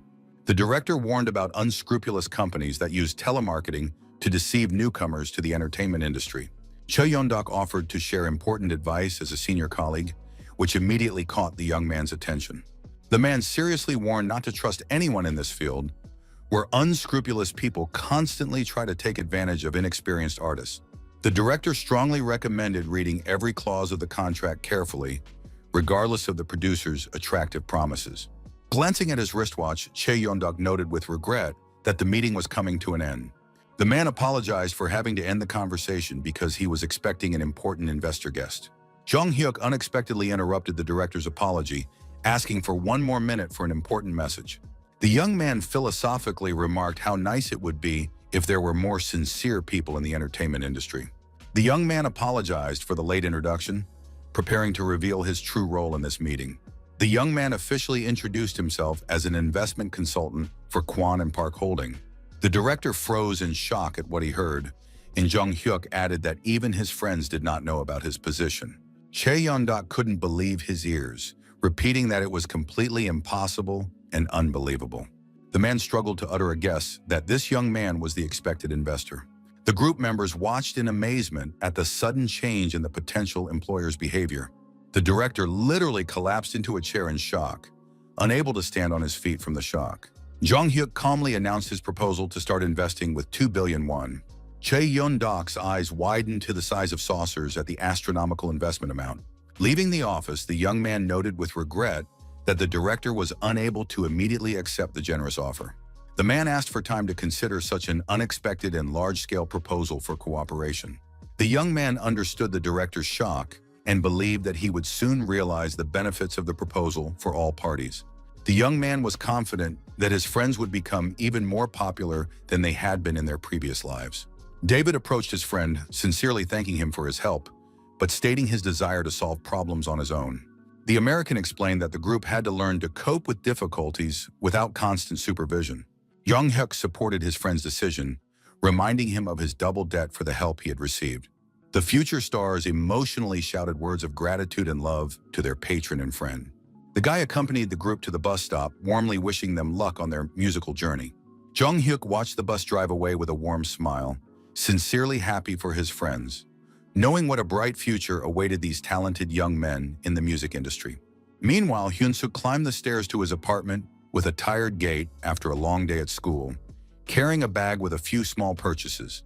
As soon as he opened the door, the joyful cries of his younger brother and sister filled the small apartment as they greeted their older brother. The little ones rushed to him with sincere joy, hugging his legs and looking into his eyes with childish adoration. Noticing the bag of food in their brother's hands, the children eagerly reached for it, hoping for something tasty. His younger sister asked disappointedly why it was only appetizers again, and not the fried chicken she had been dreaming of.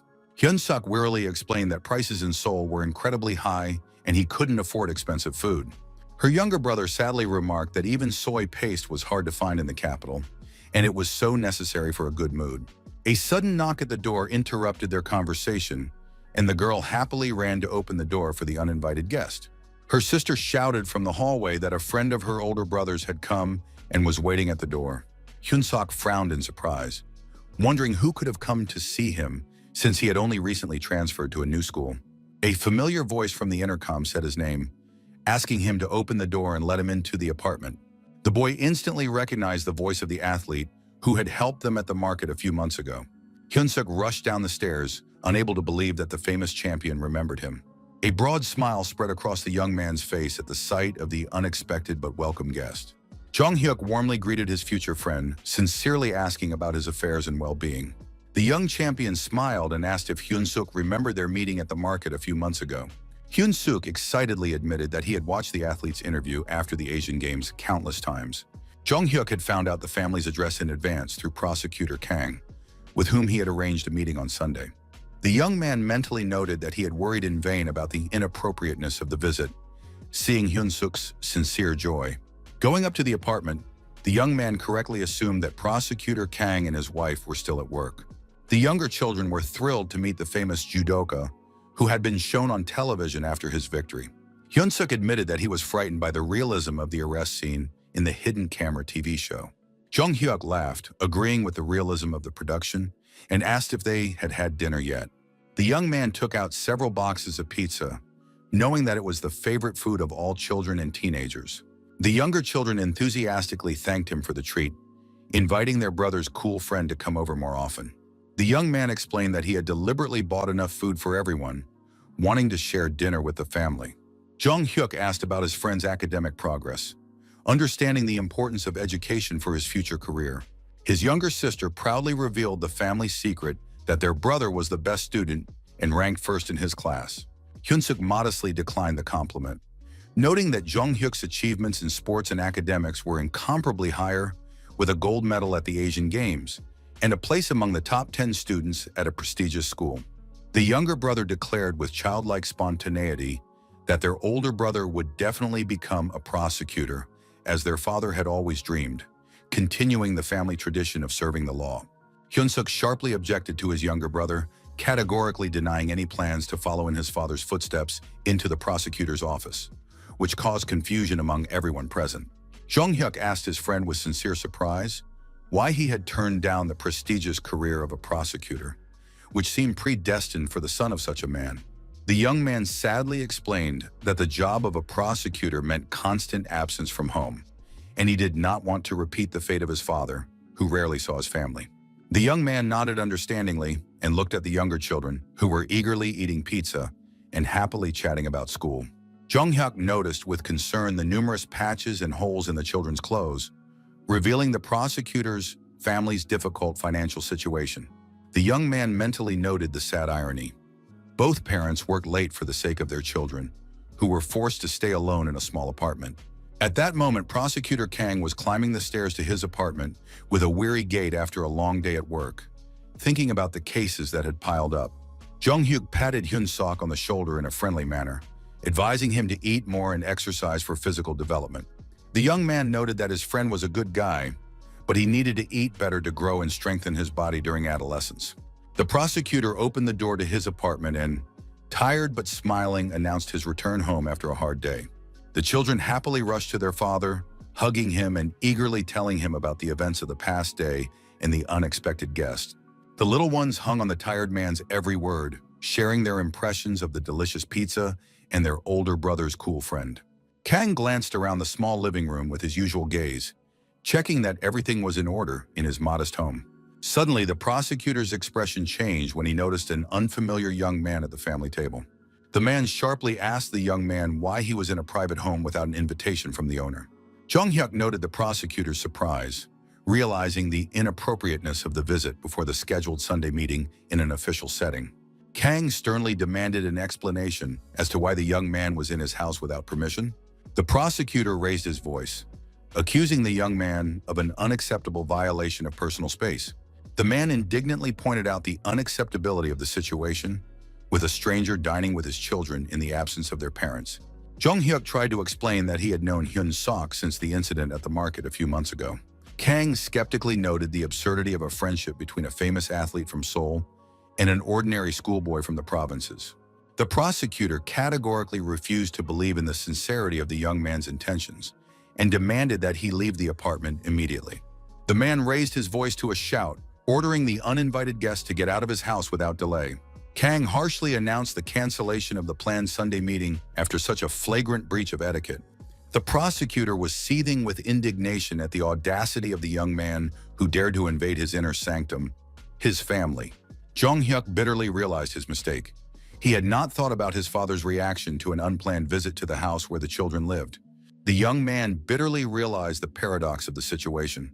He knew Hyun-sok from his past life, but in this timeline, they were essentially strangers. The young man understood how his offer of cooperation could be interpreted by the prosecutor, an attempt to gain trust through the children. Jong-hyuk bowed deeply, sincerely apologizing for the inappropriateness of his visit and for violating the boundaries of the family's space. The young man explained that after receiving the address for a business meeting, he had been overcome by an impulse to visit a friend he hadn't seen in a long time. The young man assured the prosecutor that there was no malicious intent or hidden motives behind his unexpected visit. He swore that he had no selfish motives for visiting the civil servant's home unannounced. Hyun-suk asked his father in confusion about the reasons for such a sharp reaction to the presence of his school friend. Jong-hyuk apologized again for the awkward situation and hurried to leave the apartment so as not to exacerbate the conflict. The young man said goodbye to his friend, promising to meet at a more appropriate time and under different circumstances. The young man already had his hand on the door handle, ready to leave the tense atmosphere of someone else's home. Prosecutor Kang began to doubt the correctness of his harsh reaction, seeing the sincerity of the young man. The man noticed the upset faces of the children, especially his eldest son, who was upset by the rude treatment of the guest. Hyun-sok indignantly demanded an explanation from his father for such disrespectful behavior toward his friend. Kang waved him off wearily, telling his son that he did not understand the complexity of the situation and should calm down. The eldest son reminded him of their friendly interaction on a television show, not understanding the reasons for the sudden hostility. The prosecutor irritably asked his son to stop questioning him while he changed after work.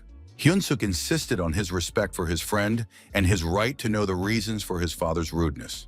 The man sternly reminded the children of the rule not to take food from strangers, hinting at the danger. The younger children agreed fearfully and hurried to another room to play. Hyun-suk indignantly asked why his father did not believe in their acquaintance with the champion. The boy reminded his father of the incident at the market when an unknown young man protected them from loan sharks. The young man revealed that it was Jong-hyuk who was the hero who saved their family from the gangsters. Hearing this revelation, the prosecutor abruptly turned off the TV and turned to his son. Kang was shocked to realize that he had driven away the man who had protected his family from danger. The next day, the prosecutor sat in a bar, apologizing to Jong-hyuk for yesterday's misunderstanding. The man poured soju into small cups, acknowledging his mistake in assessing the situation. Prosecutor Kang sincerely admitted his mistake, regretting that he had not listened to the explanation until the end, and expressed his gratitude to the man who had saved his family from the loan sharks. The man warmly thanked the young man for answering the call and agreeing to return for a conversation after yesterday's incident. Jong-hyuk generously assured him that he understood a father's instinct to protect his family and did not hold a grudge for his harsh reaction. The prosecutor cleared his throat and asked permission to ask a personal question about the young man's motives. Kang asked directly about the reasons for his early desire to earn money and his interest in criminal investigations at such a young age. The man suggested that it was all related to the tragic death of the young man's father many years ago. The prosecutor admitted that he had inquired about Jong-hyuk's family, apologizing for the intrusion into his personal life due to professional necessity. Kang talked about the weird stuff in the case, like how the dad died while chasing a dangerous criminal, but his death wasn't recognized as happening while on duty. Moreover, the killer received only 2 years in prison, a suspiciously lenient sentence for such a serious crime. Jong-hyuk mentally noted that the prosecutor had touched on a painful subject, but decided not to reveal the true motives behind his actions. The young man replied evasively that he was not yet ready to discuss the subject, hoping for his interlocutor's understanding. The prosecutor assured him of his support as a reliable ally, ready to help in any situation. The young man thanked him for his trust and promised mutual assistance within his capabilities. Suddenly, the scene changed. Jong-hyuk was standing in a destroyed nightclub, surrounded by defeated security guards. The guy had a deep wound above his eyebrow, and blood was pouring into his eye, preventing him from seeing what was happening around him. The young man held his wounded shoulder, feeling the throbbing pain from the injuries he had sustained in the fight. The thugs mockingly commented on the young man's shaky condition, barely able to stand due to blood loss. The leader mockingly remarked that the king of the criminal department was not such a formidable opponent after all. Jong-hyuk realized that he had fallen into a trap when he came to this establishment to gather information about the drug trade. The young man bitterly regretted his carelessness, not having foreseen such a dangerous turn of events. The young man remembered that he had to warn Hyun-sok not to come, as it was his mother's birthday today. The young man anxiously wondered if he would be able to hold out until reinforcements arrived alive. The gangster noticed the guy's attempt to reach for his phone and asked mockingly if he was waiting for an important call. The leader pointed mockingly at the victim's broken phone, offering to lend him his for one last call. The scoundrel burst into triumphant laughter, confident in his absolute triumph over the beaten investigator. Suddenly, the gangster's expression changed dramatically, as if he had seen a ghost behind his victim. Jong-hyuk struggled to turn his bloodied head, trying to see the cause of fear in the leader's eyes. Hyun-suk stood in the doorway with a fire extinguisher in his hands, directing a stream of foam straight at the stunned gangsters' faces. Despite the pain, the young man smiled inwardly at his friend's recklessness in coming to his rescue at the most critical moment. The future police officer cheerfully suggested quickly dealing with the scoundrels and then celebrating the victory with a glass of soju. Jong-hyuk nodded slightly, promising to find the most delicious snacks to celebrate their survival. The presence of his friend gave the wounded boy strength, allowing him to stand more confidently on his feet. The young men understood the need to join forces against their outnumbered opponents. The young man gathered his last strength and rushed into the attack, putting his fists forward. The judoka's muscle memory allowed him to block blows and counterattack even in a semi-conscious state. The gang leader pulled out a knife, intending to finish off the stubborn investigator with one blow. Noticing the glint of steel out of the corner of his eye, Jong-hyuk tried to dodge the deadly attack. The blade slid across his shoulder, leaving a deep cut, but the young man remained standing. The bandit was confident of victory, but his pupils suddenly dilated in surprise. The vision faded, and Jong-hyuk woke up abruptly in his bed, covered in cold sweat. The young man felt his body, relieved to find no wounds or scratches. The realism of the nightmare caused his heart to pound wildly for several minutes after he woke up. The young man remembered yesterday's meeting with the prosecutor and hoped that he had made it home safely. His mother peeked into the room, happily noting that her son had finally woken up after yesterday's drinking. The young man felt the effects of the alcoholic evening, a dull headache and dry mouth. Despite his hangover, the young man forced himself to focus on finding candidates for new investments. He understood his company's weakness in real estate matters and the need to find a competent specialist. The lack of experts in this field posed a serious problem for the expansion of the investment portfolio. The aroma of kimchi soup filled the room, although the young man was puzzled as to why a hangover dish was being prepared. The woman smiled and explained that she just wanted to treat her son to traditional Korean soup. At the table, the mother carefully served her son a large portion, insisting on the need to regain his strength. The woman asked about the content of yesterday's conversation with Prosecutor Kang. Jong-hyuk told her about the offer of help if he chose a career in the prosecutor's office. The young man noticed his mother's strange reaction and asked her opinion about such a career path. The young man reflected that the job of a prosecutor should be safer than police work, hoping to calm his mother's fears. The woman warmly noted that Prosecutor Kang seemed like a decent person, but that the final decision about his career should be made by her son himself, and that she was proud of his independence. His mother shared the good news that the construction work on the building was almost complete, freeing her son from the need to be present at the construction site and supervise the workers. Jong-hyuk was delighted to have a day off, as he had planned to hold an important meeting with potential partners in the new office space after the renovation was completed. The young man pushed open the glass door of a trendy cafe in Central Seoul, where he had an appointment with representatives of the police department. As soon as he entered, he noticed the familiar faces of the investigators and greeted them cheerfully, noting how long it had been since he had seen them after his return from the Asian Games. 4 men in plain clothes had already taken a table in the corner of the establishment, clearly arriving early to discuss the strategy for the upcoming conversation with the young champion. The table was already laid with a variety of Western dishes, burgers, French fries, and soda, which seemed somewhat unusual for a business meeting. One of the detectives joked that he had suggested going to a regular Korean restaurant with grilled meat, but 4 adult men in such an establishment would look suspicious without female company. Department head Kim Jong-do explained the choice of venue by saying that he wanted to treat his young friend, adding with a smile that lately only children prefer fast food to traditional cuisine. Everyone present congratulated the young man on his brilliant victory at the Asian Games and winning the gold medal, which brought glory to the country in difficult times. Jong-hyuk asked with a sly smile if congratulations were the only reason for this unexpected meeting on a weekday. The investigators bustled about, offering to order more food, clearly trying to delay the moment when they would have to move on to the real topic of conversation. The young man asked directly whether the experienced detectives had gathered at the cafe solely to congratulate him on his Olympic medal, or if there was another reason. The men tried to laugh it off, asking if a few gold medals weren't enough to warrant such attention from the police. The young man sincerely thanked them for their kind words and took several packages out of his backpack, saying that he had brought gifts from Thailand. The young man gave each of them a piece of fragrant handmade soap, explaining that he had thought of them while in Bangkok. The stern investigators were taken aback by the unexpected gift, their faces expressing a mixture of surprise and sincere gratitude for the attention. Jong-hyuk theatrically took the package back, saying that he first wanted to hear the real reason for the meeting. The young man demanded an honest answer about the real plans and motives behind this supposedly chance meeting in the cafe. The department head laughed, acknowledging the young man's insight and his ability to see people's hidden motives.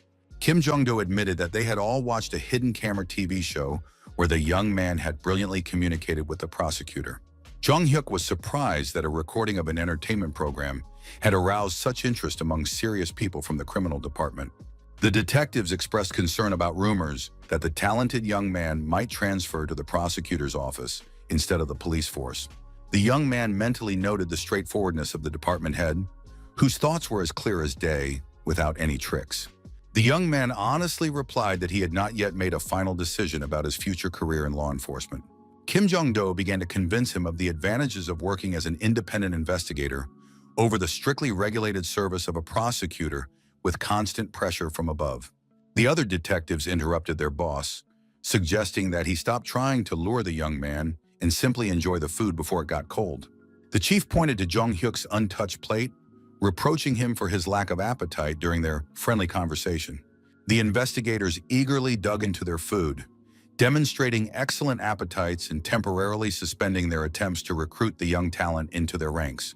Jong-hyuk watched the lively conversation of the investigators, realizing that it was this relaxed atmosphere of camaraderie that had always attracted him to police work more than the formal atmosphere of the prosecutor's office. Despite their different backgrounds and education, these men had gone through many trials together, creating a special bond between them that could not be broken by time or distance. The young man was aware of the depth of his friendship with these stern-looking detectives, whose rough manners hid their loyalty and willingness to help in any situation. Suddenly, 2 high school girls in school uniforms approached their table, timidly asking if they were really the famous athlete from television. The young man politely confirmed their guess and asked how he could help the excited girls. The schoolgirls squealed with delight, confessing their fan adoration and longtime following of his athletic career. Jong-hyuk smiled sheepishly, not expecting to meet fans in a regular cafe during a business meeting. The girls proudly announced their membership in the champion's official fan club, created after his triumph at the Asian Games. The high school students talked excitedly about how they follow every interview, every performance, and every news story about their idol. Introducing themselves as activists of the Choi Jong-hyuk fan club, the girls held out their notebooks for autographs. The young man kindly signed the autographs, sincerely thanking them for their support and wishing them success in their studies. The investigators did not miss the opportunity to joke with their young friend, saying that they also wanted to join his fan club to receive privileges. The young man laughed and asked them to stop teasing him, feeling his ears redden with embarrassment. The TV in the cafe switched to a news channel, where the announcer reported on the 300th day of the search for the dangerous criminal Han Sang-won, whose whereabouts remained unknown.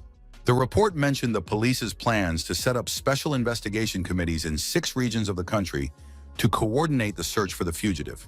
Hearing the familiar name, Jong-hyuk tensed, remembering from his past life that Han Sang-won would become Korea's most wanted criminal, terrorizing citizens for several years. The young man knew that this psychopath would wreak havoc on the night streets, leaving a bloody trail of victims across the country.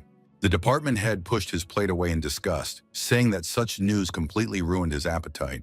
The young man recalled how, in his previous life, dozens of police officers who had failed to catch this maniac had been fired. The other detectives also frowned, realizing that sleepless nights and exhausting shifts awaited them as the manhunt intensified. Jong-hyuk was aware of the uniqueness of his position. He knew not only the true identity of Han Sang-won, but also other dangerous criminals who were still living ordinary lives. Many future murderers and rapists now lead a measured existence, unaware that their dark side will manifest itself in years to come. The young man understood that it was impossible to catch all potential criminals at once, because his personal mission to change fate was a higher priority. The young man decided to start with the most dangerous ones, and Han Sang-won topped this grim list of those who needed to be stopped. His aunt met her nephew at the doorstep of her house in Busan with a suspicious question about his escape from his parents' home. Jong-hyuk was genuinely surprised by this assumption, not understanding where such thoughts came from.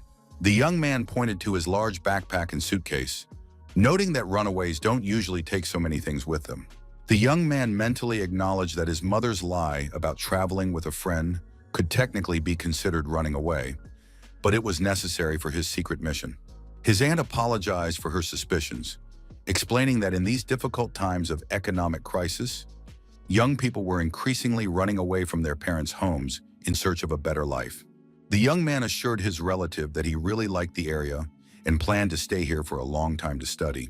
The woman warned him about the need to pay rent in advance, noting the modesty of the accommodation without any special amenities. Jong-hyuk was secretly delighted with his good fortune. Having money would allow him to conduct covert surveillance without attracting attention to himself. The young man made a list of necessary purchases, starting with thick curtains for the windows to hide his activities from curious neighbors. He checked the stability of the surveillance equipment he had installed and was satisfied with its reliability.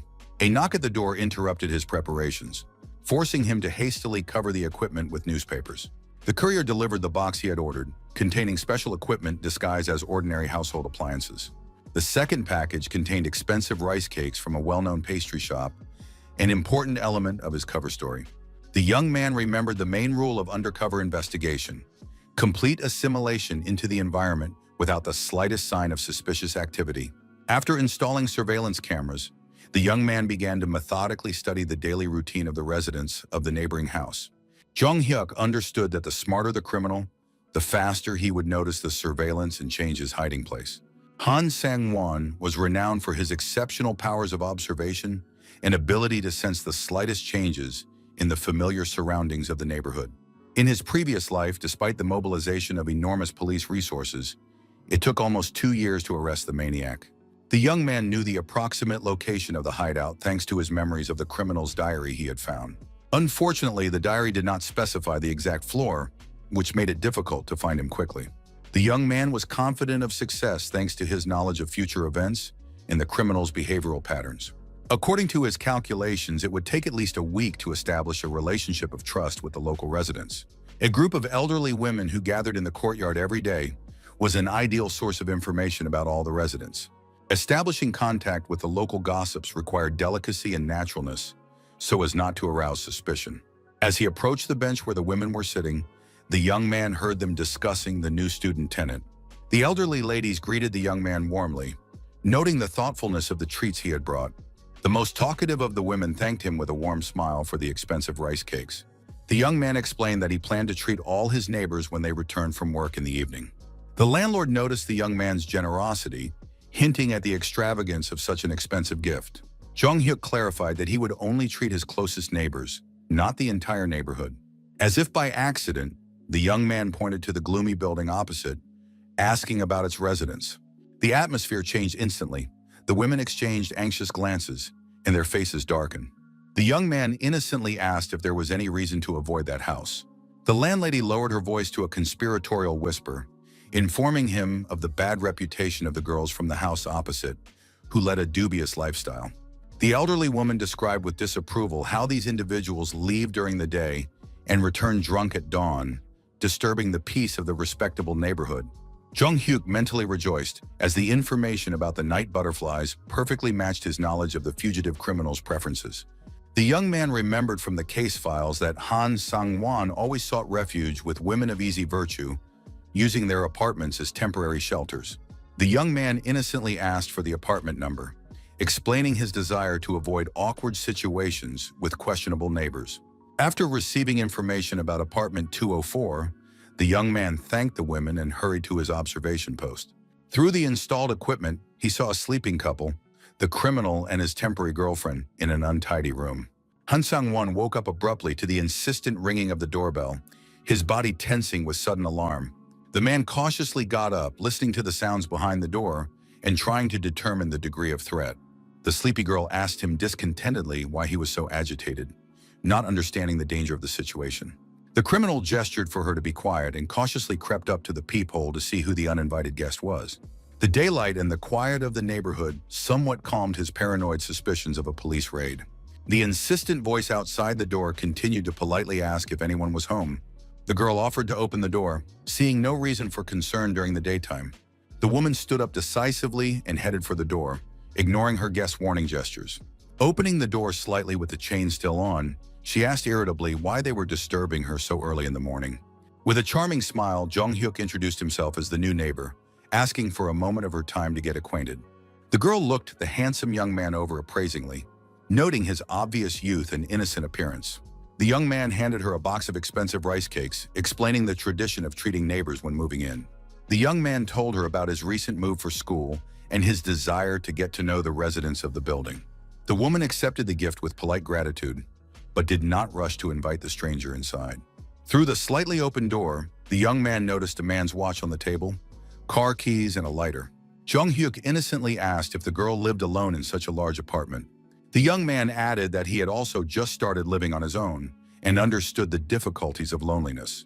The woman coldly suggested that he leave if he had no more questions, clearly wanting to end the conversation. The young man understood the need to stay longer to confirm the identity of the man hiding in the apartment. The young man asked to at least find out the neighbor's name for future encounters in the stairwell. Jong-hyuk complained about the lack of friends in the new neighborhood and suggested that they were close in age. The girl smiled, asking his age and noting the obvious difference in their ages. The woman told him to come another time. The woman handed him a business card for a wine club with the name You Me and the address of the entertainment establishment where she worked in the evenings, hinting at the possibility of a future meeting in a more suitable setting. Jong-hyuk mentally rejoiced at receiving important information about the criminal's accomplices' place of work, which would greatly simplify further surveillance of their movements. The young man was absolutely certain of the woman's identity. She was the one who had been helping Han Sang-won hide from the police, providing temporary shelter in exchange for money and gifts. The young man dramatically declared the rarity of such a gesture on his part, emphasizing the uniqueness of the moment and the importance of their acquaintance in creating an atmosphere of trust. The young man took a medium-sized teddy bear out of his backpack, explaining that he had won it at an amusement park and wanted to give it to his new acquaintance as a gift. Jong-hyuk demonstrated how the toy made a sound when pressed on the stomach, feigning childlike delight at its simple mechanical function.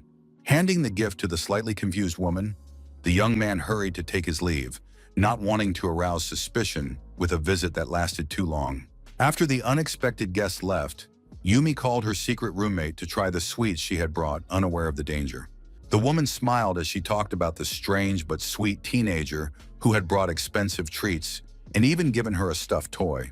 Han Sang-won snatched the bear from the girl's hands with a sharp movement, his eyes narrowing with suspicion, and his hands squeezing the toy so hard that the seams cracked. The criminal took out a knife and mercilessly ripped open the toy, methodically checking the stuffing for listening devices or GPS trackers. Yumi indignantly asked why he was destroying the gift, not understanding the fugitive killer's paranoid caution. The man found only a simple mechanism that played the phrase, "I love you," when pressed, which somewhat allayed his suspicions. Han Sang-won insincerely apologized to the upset woman, promising to buy a new toy to replace the damaged one, blaming his behavior on a bad premonition. The remains of the teddy bear flew into the trash can along with the rest of the junk that had accumulated in the dirty apartment. The criminal had no idea that a miniature camera and a latest generation transmitter were cleverly hidden in the music box. In his apartment, Jong-hyuk watched the clear image on the monitor with satisfaction and listened to the conversations through his headphones, preparing for the next stage of the operation to capture one of Korea's most dangerous criminals. Yumi's wife kindly asked her secret partner if he needed anything before he left the apartment at night.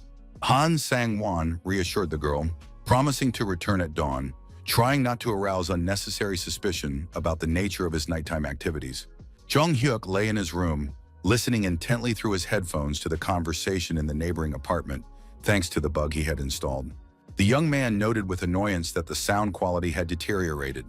The criminal had thrown the toy with the transmitter not in the trash can, but near the front door.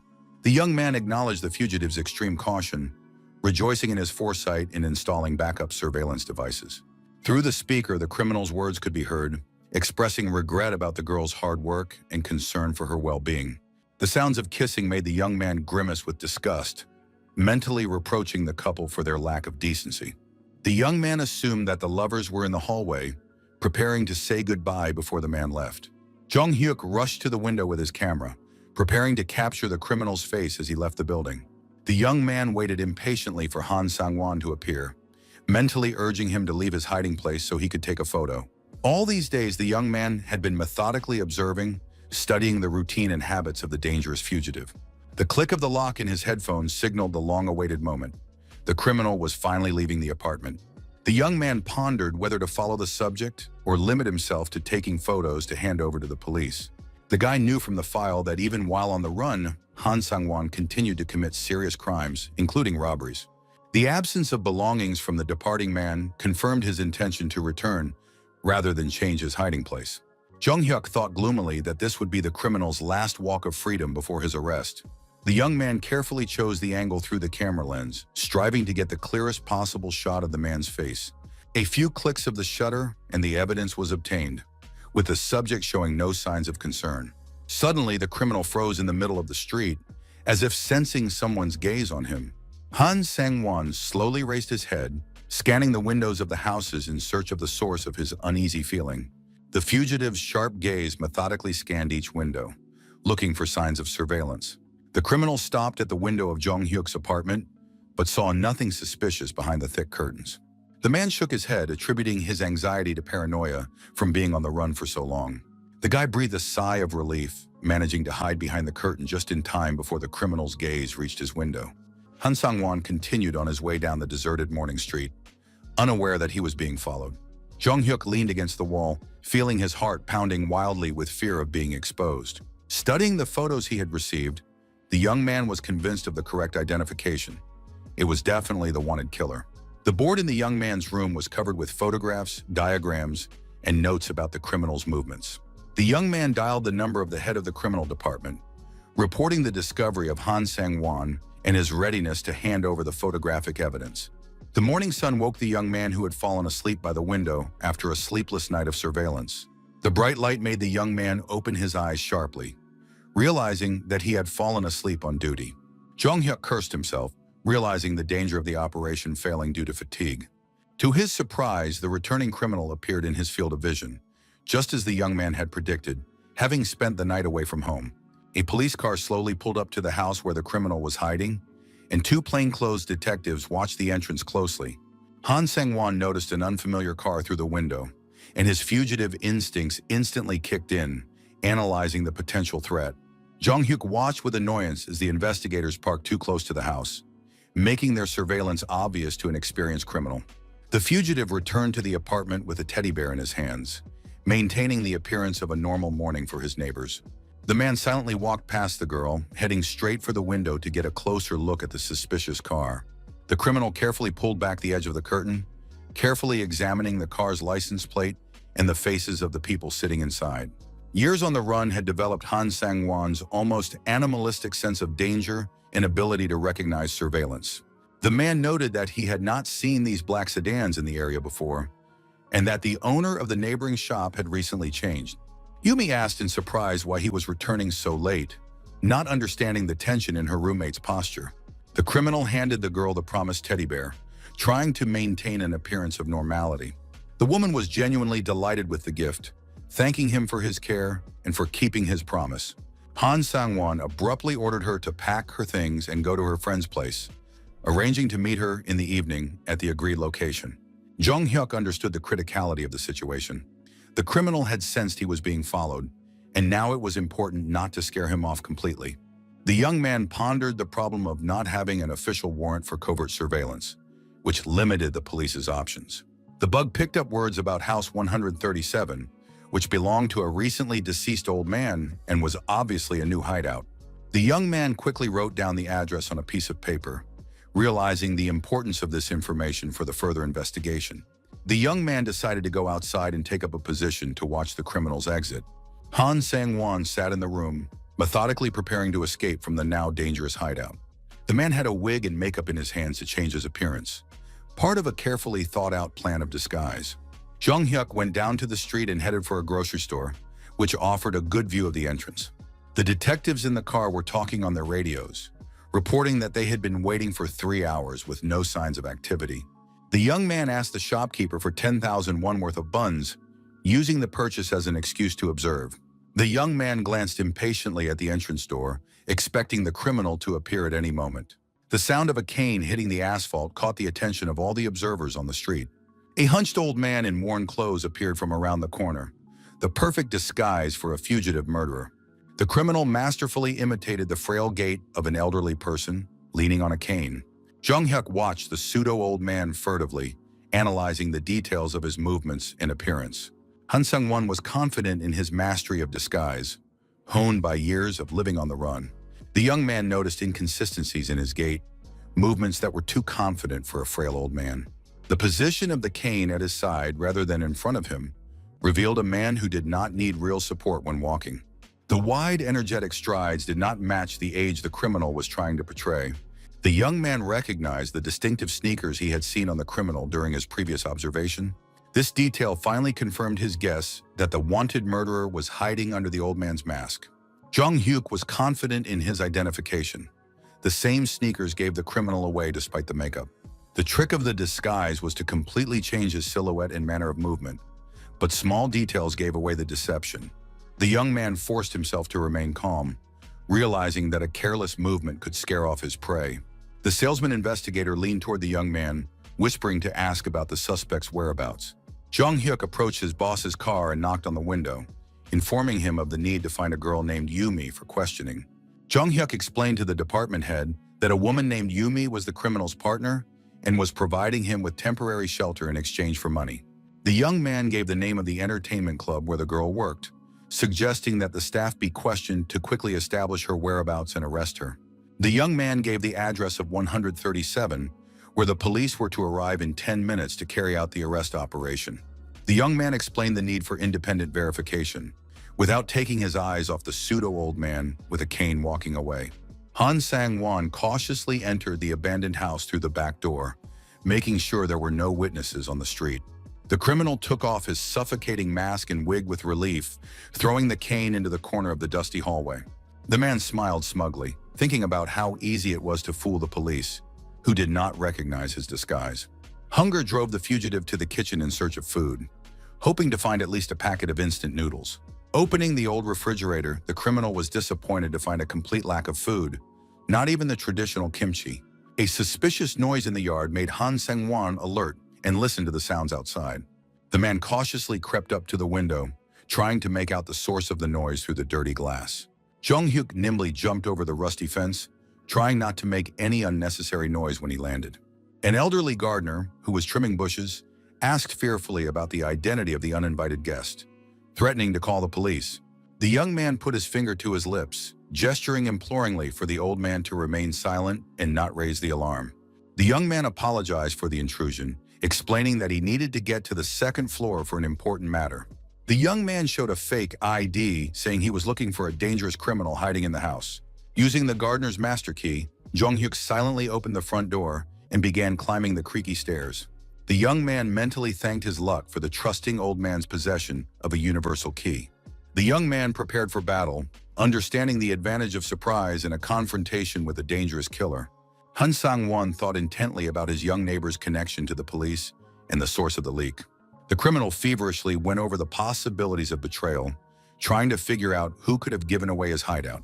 The man hid behind the door with a sharp kitchen knife, ready to attack anyone who entered. Jong-hyuk slowly turned the doorknob, well aware of the danger of an ambush on the other side. The criminal jumped out of his hiding place like lightning, aiming the blade at the throat of the unexpected visitor. The young man barely had time to put his forearm out, blocking the deadly blow at the last moment. The young man grabbed the attacker's wrist, using a painful hold to weaken his grip on the weapon. The young judoka clenched the fist of his free hand, preparing to deliver a decisive blow to his opponent's jaw. The blow hit its target, and the criminal's head jerked back from the force of the impact. Han Sang-won flew several meters, crashing into the wall with a dull thud. The force of the collision was such that an antique vase on a stand swayed and shattered on the floor. The criminal sank heavily to the floor among the shards, trying to catch his breath after the blow. Coming to his senses, the man grabbed a sharp shard of the broken vase, turning it into an improvised weapon. Jong-hyuk instantly noticed the new threat in his opponent's hands and prepared to continue the fight. The wounded killer let out a wild scream and lunged at the young man, swinging the sharp piece of pottery. The young athlete used a classic judo technique, grabbing the attacker's armed arm. With his other hand, the young man grabbed the criminal by the collar of his shirt, preparing to throw him over his hip. Using his opponent's momentum, the guy made a perfect throw, sending the killer flying. Han Sang-won landed with a crash on the coffee table, which collapsed under his weight. The criminal's head hit the hard floor, stunning him and preventing him from continuing to resist. Jong-hyuk caught his breath, noting that the fight had been easier than expected. In the past, he had had to fight more dangerous opponents. Jong-hyuk thought with relief about the successful arrest of the criminal. Listening to the sounds of approaching police sirens on the street, the young man's attention was drawn to the whistling kettle on the stove, steam pouring from its spout and filling the kitchen with a damp mist. The young man noted with disgust that the killer felt so confident in someone else's house that he even cooked himself a meal. While the young man was distracted by the boiling kettle, Han Sang-won struggled to his feet, holding onto the wall. The criminal grabbed a pair of sharp tailor's scissors from the table and, with a desperate cry, swung at the young man's back. A blow from a police baton struck the killer's wrist, knocking the improvised weapon from his numb fingers. Investigators burst into the room at the most critical moment, preventing the attempted attack from behind. Jong-hyuk gratefully noted the timely arrival of reinforcements and the professionalism of the police officers. The detectives patted the young man on the shoulder with admiration, congratulating him on the capture of one of the country's most wanted criminals. The head of the criminal division personally handcuffed Han Sang-won, savoring the moment of long-awaited victory. When Kim Jong-do realized the magnitude of the achievement, his stern face lit up with a broad smile of triumph. The man could not contain his emotions and shouted loudly about the capture of the criminal, his voice echoing throughout the neighborhood. At the police station, the chief officially thanked Jong-hyuk for his invaluable assistance in solving the high-profile case.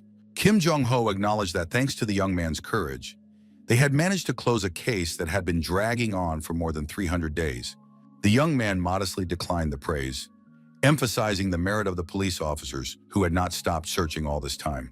He noted the investigators' selfless work for the sake of public safety and the peace of mind of citizens. The chief mentioned the young man's refusal to give interviews to the press, asking about the reasons for this decision. Jong-hyuk explained that the credit for catching the criminal should go to the police, not to a random witness. The young man came up with a story about a tourist trip to Busan, where he accidentally encountered the wanted murderer. Detectives predicted that Chief Kim would soon be promoted and transferred to headquarters after such a success. Kim Jong-do reflected on the uniqueness of the young man, an Olympic champion with the talent of an investigator. The chief offered him special employment in the police force without going through the standard recruitment procedure. The man assured him that the decision was up to the young man and that he could take his time to consider the offer. Jung-hyuk politely thanked him for his trust but did not rush to give a final answer. The young man smiled thoughtfully, weighing the pros and cons of the offer to join the police force. Kim Jong-do spoke hopefully about working together to catch criminals in the future. The young man explained that special employment meant starting at the lowest rank of patrol officer. The young man recalled his past life, where he had spent years working his way up to the rank of lieutenant, and did not want to repeat that path. The chief agreed with the logic of the refusal and asked about the reasons for avoiding publicity. Jong-hyuk wisely noted that a recognizable face would not be able to conduct covert investigations effectively. Kim Jong-do laughed and promised to treat the young man to the most expensive beef in gratitude for his help in advancing his career. The head of the criminal department apologized for having to return to his duties, promising to meet in the evening to celebrate the successful conclusion of the case. Jong-hyuk loudly addressed someone invisible, suggesting that they come out of hiding and stop hiding behind the corner of the building. A middle-aged man reluctantly emerged from the shadows, notebook in hand, clearly embarrassed at being spotted. The stranger suggested going up to his office to talk or going downstairs if that was more convenient for the young man. Reporter Park Yeon-il, with whom the young man had already dealt with after his victory at the Asian Games, came down the stairs. The journalist apologized for eavesdropping unintentionally, explaining his professional interest in the details of the capture of a dangerous criminal. The man took out a worn notebook with pre-prepared questions about the young man's role in the arrest of the fugitive murderer. When asked directly about his sole contribution, Jung-hyuk categorically objected, emphasizing the teamwork with the police. The young man insisted on the importance of the investigators' months of work, without which the capture would have been impossible. The young man rhetorically asked the reporter if he looked like the kind of person who would say what people expected to hear. Park Yeon-il nodded with satisfaction, stating that there was enough material for a full report on the event. The journalist promised to emphasize in his article the decisive role of the police in the successful arrest operation. Jung-hyuk reflected that if the CCTV cameras had been working properly, the criminal would not have been able to hide from justice for so long. At that time, people were suspicious of cameras on the streets, fearing invasion of privacy and total control. The young man mentioned the upcoming personnel changes in the upper echelons of the police force, following the scandal over the lengthy manhunt. He added that he had heard his superiors talking about the need for more thorough checks on the competence of high-ranking officers. The reporter thanked him for the candid interview, noting the value of the insider information for readers. The young man hoped that the publication would force senior police officials to be more vigilant and responsible in their work. All the news outlets covered the story of the capture of the talented fugitive and the heroes who apprehended him in detail. Newspapers were full of headlines about the dramatic arrest, turning the story into a real media sensation on a national scale. Prosecutor Kang carefully studied the morning newspaper article, analyzing every detail of the report. His attention was drawn to a quote from athlete Chae Jong-hyuk about problems in the police system. The man immediately grabbed his phone and dialed the young man's number to find out more details. The prosecutor was delighted when the young man answered the call quickly, despite the noise in the background. Kang inquired about the cause of the loud noises and the location of his young ally. Jung-hyuk explained that he was at a corporate party with a team of investigators celebrating the successful conclusion of a case. The young man apologized for the noise, explaining that all his colleagues were celebrating the capture of the criminal and their boss's promotion. The prosecutor mentioned a newspaper article he had read, which described in detail the young man's role in the operation. The man noted with slight envy the young man's strong ties with the police department's leadership. Kang half-jokingly warned him not to give in to persuasion to become a police officer, hinting at better prospects in the prosecutor's office. The young man confirmed his refusal of the police offer, assuring the prosecutor that his decision was final. Kang tactfully ended the conversation, not wanting to distract the young man from celebrating with his fellow investigators. After a brief farewell, the prosecutor hung up the phone, tapping his fingers thoughtfully on the table. The man's mind was preoccupied with the idea of creating a reliable legal team where the talented young man would find a worthy place. To Khan, wasting such potential in the ranks of the regular police seemed like a real crime against common sense. Meanwhile, in the district prosecutor's office, there was a heated discussion about the latest events and the police department's response. The door burst open, and Khan stormed into the room, demanding an immediate audience with his superiors. Those present stared in surprise at their agitated colleague, wondering about the reasons for such haste.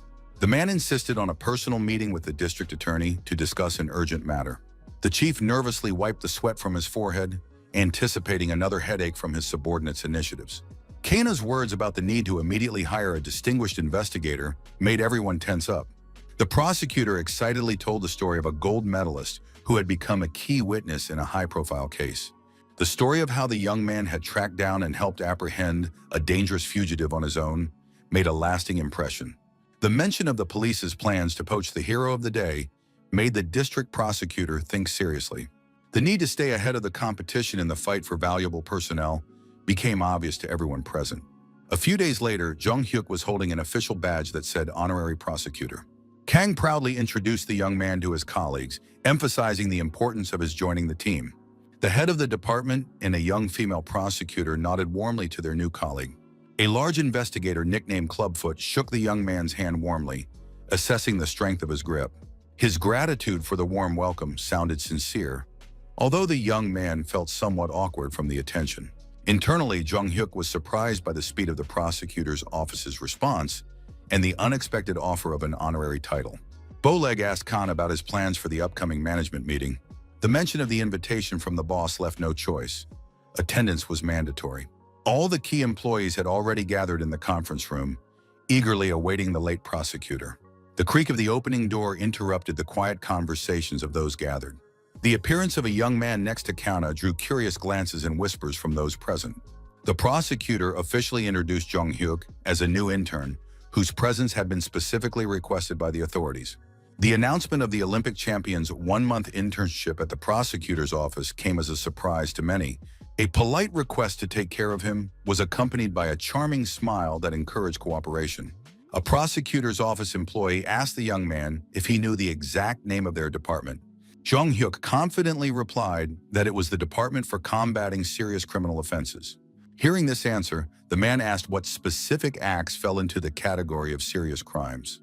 Without hesitation, the young man listed the main types: theft, murder, arson, and bodily harm. The young man added harassment and intimidation to the list, noting the department's responsibility for combating gangsterism. The detailed answer impressed the man, confirming the rumors about the young man's abilities. The employee continued that the prosecutor's office also oversees investigations of large criminal organizations. The next question concerned the number of gangs operating in their jurisdiction. Jung cited figures ranging from 115 to 230, specifying the composition of about 60%. The young man added information about 15 groups involved in the trade of illegal substances. Prosecutor Kang was impressed by the young man's extensive knowledge and how quickly he had absorbed the material. After the meeting, his senior colleague asked about the source of such in-depth knowledge of criminalistics. The man noted that if the criminal had been arrested earlier, the young man would have been assigned to a prestigious department. The conversation smoothly shifted to economic crimes, including tax evasion. The prosecutor suggested transferring the talented employee to the Financial Crimes Department. This special department of the Central District was equivalent in status to the General Directorate. In the future, the unit was to become the basis for a new anti-corruption department. Jung Hyuk thanked his mentor, surprised by the unexpected turn in his career. The prosecutor promised to briefly familiarize the young man with organized crime at his new workplace. In the elevator, the young man thought about the coming financial crisis and the frauds of the internet companies. He planned to pass on important information to investigator Kim Jong-do to speed things up.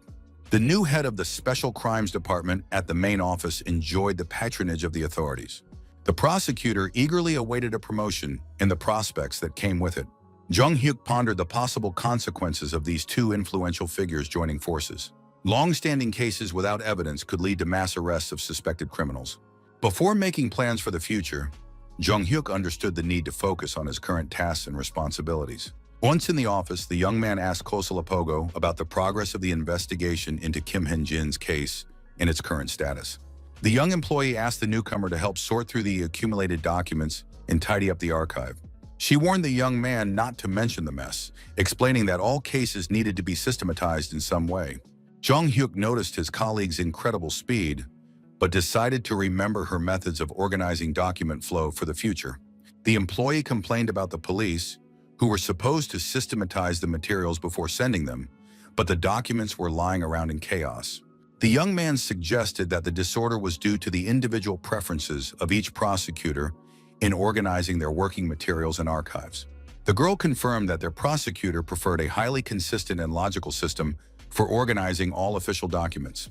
While looking through the folders, Jong Hyuk came across the file of a certain Dong Sul and felt vaguely familiar with the name. The young man recalled that he had heard about this situation before, although the case had not received wide publicity in the press. He remembered that it was this deal that had seriously undermined the reputation and status of the prosecutor in charge of the investigation. The case was under the jurisdiction of the Attorney General's office, so Jong Hyuk could not familiarize himself with the details, knowing only the general facts. Despite the modest size of the organization involved in the supply of alcohol and related products, it posed a serious threat. The criminals skillfully manipulated the prosecutor's office, which led to the demotion and discrediting of the prosecutor in charge. Jong Hyuk was puzzled as to why the case had been referred to the prosecutor's office, since such investigations were usually handled by the police. The neatly kept register looked particularly suspicious, as hooligans were not known for such meticulousness and honesty. Suddenly, a bright light flashed in the young man's head, and he understood the real reason for the strange events. The young man realized the obvious truth. The criminals had skillfully hidden a second register with the real data about their activities. A gray rat ran across the office floor, breaking the working silence and attracting the attention of the people in the room. A girl with dark circles under her eyes watched the rodent scurrying across the floor, exhausted, thinking about her problems. She watched the nimble mouse thinking about her own hunger and wondering when her uncle would arrive. A red car sped down the road, and the driver thought about how long it had been since he had gotten out. The guy turned to his friend, noting the positive changes, to which his companion agreed, acknowledging the difficulty of office work. The man admitted that he hadn't been anywhere in a long time, so he was ready to buy any food his friend wanted. The clubfoot noticed that the prosecutor clearly did not want to see this particular guy on their work team. The senior colleague noted that the boss even allowed the newcomer to go to the scene of the incident to better understand the case. The clubfoot explained that even experienced investigators are not forced to conduct investigations in potentially dangerous places at the initial stage. The senior colleague praised the guy's abilities, noting his ability to identify suspicious points at first glance at the registry. Jong Hyuk recalled a moment at work when he confidently told his colleagues that there were problems with the register presented. The young man explained his doubts by pointing to the excessive accuracy and precision of all the entries in the official document. The young man acknowledged his possible bias, but suggested that sales reports in such an industry are filled out in an extremely superficial and careless manner. Kang then reassured his young colleague, explaining that he had initially worried about the debtor's record-keeping without reason. The prosecutor emphasized the strangeness of accurate sales records, doubting the integrity of such people and their business ethics. In his previous life, Don Chol had few employees, but it later became clear that he had illegally hired a large number of women. Initially, managing 4 locations with such a small staff seemed completely pointless and unprofitable. After telling all the details, the guy realized that the prosecutor had simply read his mind and come to the same conclusions. Both men agreed on the existence of a second, carefully concealed register with real data on the business's activities. The investigators arrived at the scene of the incident at the suspicious club, preparing for a thorough inspection of all the premises and evidence. The men cautiously descended the stairs into the gloomy basement, turning on their flashlights to illuminate the space. Jong Hyuk accidentally stepped on a broken bottle, which shattered into multiple sharp shards with a characteristic ringing sound. Upon entering the room, the investigators felt an oppressive and gloomy atmosphere, saturated with the smells of alcohol and human sweat. The clubfoot suggested that they first take a thorough look around and determine whether the hidden registry was indeed in this building.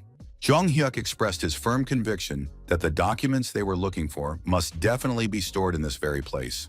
The investigators decided to start their search in the boss's office, realizing the need to be persistent and decisive in their investigation. The young man realized that simply waiting and doing nothing would only lead to disgrace and the failure of the entire investigation. The young man pondered the reasons for transferring the case to the Attorney General's office, suspecting that the names of high-ranking officials were included in the second register. In a previous life, an unknown woman left a secret register in front of a police station and then disappeared without a trace. The document contained the names of numerous employees, including minors, as well as detailed information about the establishment's regular customers. After the discovery of compromising evidence, the case was immediately transferred to the prosecutor's office, depriving the police of the ability to control the investigation. It was assumed that the evidence did not disappear by accident and that high-ranking officials at various levels were involved in concealing the evidence. Kosolapi noted with surprise that the young man quickly learned to orient himself and act correctly at the scene of the incident. After completing the initial inspection of all accessible rooms, the investigators decided to continue their search in other parts of the building. The chief stopped the young man at the door, warning him that minors were strictly prohibited from entering this particular room of the establishment. The man explained that the ban was because beautiful girls were changing clothes there, so the young man was strictly forbidden from entering. Jong-hyuk thought about the stupidity of such prejudices and resolutely pulled the door handle, ignoring the boss's warnings.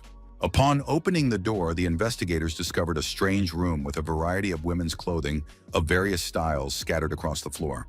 What struck the men most was the sharp, unpleasant smell, which was definitely not there during their previous visit to this place. The young man asked his boss for the exact number of girls who worked there and was told that there were 12 employees. The young man noticed that there were more than 15 items of clothing lying on the floor, which was clearly too many for that number of people. After carefully counting all the scattered clothes, there were more than 100 different outfits and accessories throughout the room. Jong-hyuk noted that in such establishments, the rush hour is on the eve of Saturday, so the girls risked getting fines. The boss, in complete shock, asked the young man how he managed to guess such obvious but hidden details. The young judoka reminded his interlocutor of his words about the absence of anything suspicious in the back room of this establishment. The man confirmed that there were indeed police officers there who were simply guarding the area and doing nothing else.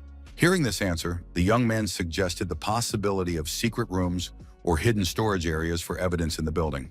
This question came as a complete surprise, as no one could imagine where secret rooms could possibly be located there. The chief laughed and sarcastically remarked that the young man had obviously watched too many detective movies with similar plots. Jong-hyuk decided to go all the way in his search and began methodically feeling all the walls in the room. The young man tapped on each section of the wall, trying to check all suspicious places and irregularities as thoroughly as possible. The guy noticed a strangely hollow sound on one side, different from the dull thuds on other sections. The investigators realized that they needed to work together to press on the suspicious section of the wall and see the result. Upon discovering the hidden room, the men were in shock at the confirmation of their wildest assumptions about secret rooms. The secret passage did not lead to an ordinary closet, but was a staircase leading straight down to an underground room. It was down there that the very files and documents were kept, the existence of which the perceptive guy had previously guessed. The girl sat in hiding, thinking about her uncle's words to hide until he arrived, feeling on the verge of exhaustion. The exhausted woman heard the sound of doors opening and became alert, expecting a familiar person to appear in the room. It turned out that she was not alone in the secret room, and her companion volunteered to look at the source of the noise. Upon entering the secret room, the investigators noticed an even stronger and more unpleasant smell than in the previous rooms of the establishment. Standing at the entrance to the secret room, the men clearly heard a woman's voice asking if it was her uncle who had come. Both men were in shock at the unexpected discovery of a woman's voice in such an unusual and hidden place. The exhausted girl struggled to her feet and asked in a weak voice if it was possible to finally get out of this terrible place. The woman realized with horror that she was facing complete strangers, not the relatives she had been expecting. Jong-hyuk and Kosolapi wondered why there were people in the secret room and whether they had really been locked up there by force. Soon the investigators heard another female voice and realized that the first girl was not alone in captivity. A second woman emerged from the depths of the secret room, looking as exhausted and emaciated as the first. Prosecutor Kang called Kosalap and asked irritably why he had not returned his previous calls. The investigator explained to his boss that the reason for his silence was the discovery of a secret room in the basement of the suspicious establishment. At that moment, Jong-hyuk thoughtfully offered the starving women some cookies, advising them to wash them down with milk for better digestion. The clubfoot told the prosecutor about the discovery of not only the secret room, but also the women locked up there in a terrible condition. Dong-chul sat calmly in his office, sipping alcohol and humming a tune to himself. The man was in a state of complete relaxation when someone suddenly burst into his private office without knocking. Prosecutor Kang threw the door open, his face showing genuine outrage at the lawlessness going on in the establishment. Dong-chul asked him to stop this intrusion and inquired about the reasons for such aggressive behavior on the part of the representative of the law. The prosecutor silently approached the table and struck the vile scoundrel and criminal hard in the face. The blow was so powerful that Dong-chul lost his balance and fell from his office chair onto the floor. The man, in complete shock, asked the prosecutor if he had lost his mind, deciding to suddenly use physical force. Kang accused Dong-chul of concealing the second register and additional employees, as well as creating a prison cell. The criminal swore and stated that these women could not be released under any circumstances. The prosecutor noted the inadequate state of his interlocutor and suggested ending the conversation for the day until better times. Koslapi was still in shock from what he had seen in the secret room and could not recover. The women looked terribly emaciated and had great difficulty chewing the cookies and milk offered to them. The investigator lamented that during his previous visit, he had failed to notice any signs of such a crime. Jong-hyuk felt intense anger at the situation that had befallen these unfortunate and defenseless girls. He saw how the women struggled to eat and realized that the problem was not their unwillingness to talk. The girls owed such a large amount of money that they could not repay their debt, and they were threatened with violence if they tried to escape. The unfortunate women began to cry loudly, looking like real living dead after the torment they had endured. The chief investigator thought about how hard it must have been for these poor girls to endure their captivity. The man decided to explain to the women that he was not angry with them, but with himself for not finding them sooner. Kusala Pogo's face truly reflected sincere regret for his own omissions during the investigation. Jong-hyuk suggested that his colleague go to the store and buy the victims some hot and tasty food to help them regain their strength. The investigators discussed the obvious inadequacy of milk buns for the emaciated women, realizing the need for urgent medical care for the victims. Jong-hyuk unexpectedly heard one of the girls say that she had not wanted to talk for another day. The woman admitted that she thought she would die of hunger if they had to remain in captivity even a little longer. She considered it her duty to escape at any cost before she died, even if she were beaten to death for escaping. The girl regretted not knowing about the criminal's plans to lock up the other women. Otherwise, she would not have listened to the scoundrel. The young man instantly knelt before the exhausted woman, showing deep respect and sympathy for her suffering. The young man expressed his joy at their rescue and cautiously inquired what they had been told during their imprisonment. The girl was in severe shock from the young man's unexpected behavior and asked if he meant their overseer. The woman explained that the man was only an accomplice to the crime and would be quickly released from prison even if arrested. The criminal claimed that he would be released from the detention center in a day or two and would immediately return to take revenge on the girls who had escaped. He threatened not only the women themselves but also their loved ones, friends, and family members if they escaped. The girl thought about the possibility of a collective escape to a place where no one could find them. Despite the IOUS, the chief turned to his colleagues and reported a completely different problem that required immediate attention and resolution. The man reported the arrival of journalists, who had already gathered in large numbers in front of the district prosecutor's office building. The investigators were puzzled as to how confidential information about the investigation had leaked to the press so quickly and become public knowledge. The victims themselves were extremely surprised at the lightning speed with which the news had spread among the media. Jong-hyuk advised the women to wear sunglasses, medical masks, and caps to hide their faces from the intrusive cameras as much as possible. He also suggested that they use expensive bags and coats to create the image of ordinary visitors to a government institution. The young man explained the plan of action and asked his colleagues to try to restrain the aggressive reporters as much as possible. The investigators understood the need to hurry with the evacuation of the victims and agreed to leave immediately after the final preparations for departure. Journalists at the Central District Prosecutor's Office excitedly discussed the involvement of minors in the case, anticipating sensational headlines. Representatives of the press agreed that younger colleagues should step back to get a better view of what was happening. An employee of the investigation department loudly called on all the journalists gathered to calm down and observe basic order on the premises. The reporters instantly turned their heads toward the source of the shout, trying to see who was addressing them with demands.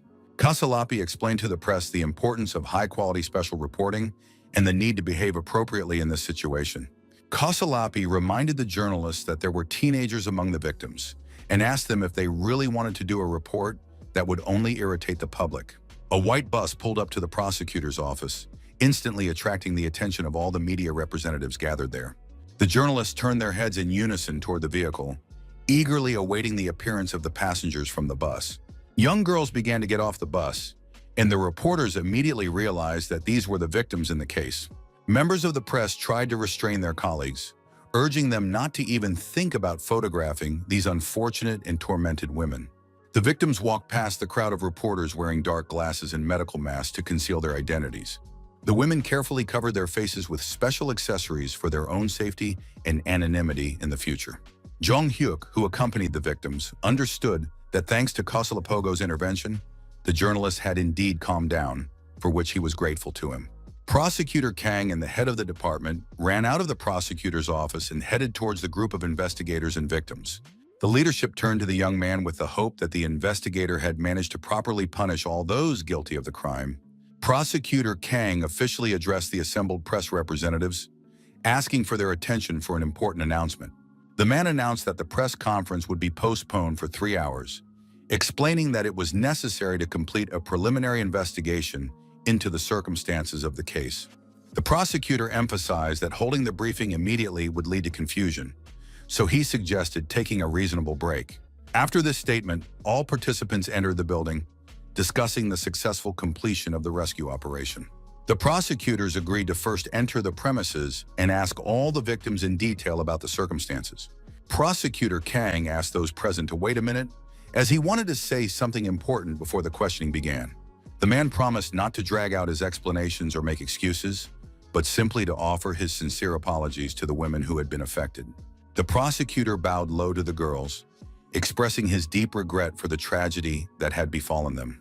Kang admitted that the prosecutor's office staff were indeed very late and were unable to help the people in trouble in time. The victims assured the prosecutor that everything was fine, as the investigators had tried to help them as quickly as possible. Jung Hyuk understood how difficult it was for the proud prosecutor to admit his own guilt and bow his head to others. The young man realized that his boss was actually a strong and outstanding person with high moral principles. The young man approached the girls and explained that he was giving them expensive clothes to change into so that no one would recognize them. One of the women asked why he advised them to take beautiful clothes and expensive bags for camouflage. The young man recalled that he had successfully used this method in his previous life to conceal the identities of crime victims.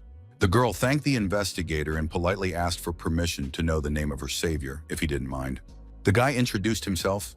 The girl introduced herself as Henji, and then he advised her to forget everything and return to her normal life. With a sincere smile on her face, the woman once again thanked the young investigator for his help and support. Jung Hyuk pondered the strange feeling of familiarity with this name, which for some reason seemed well known to him. Prosecutor Kang suddenly hugged the young man from behind and asked admiringly how he had come up with a way to help the victims remain unnoticed. The man admitted that he had not even taught the young man such methods, but he performed all tasks too perfectly anyway. The prosecutor hurriedly suggested that they quickly go inside the building, as the Attorney General was already actively searching for the young investigator. The Attorney General asked the young man if this kind of work was his true calling in life. The high-ranking official noted that the young man had not been working as an honorary investigator for the prosecutor's office for very long.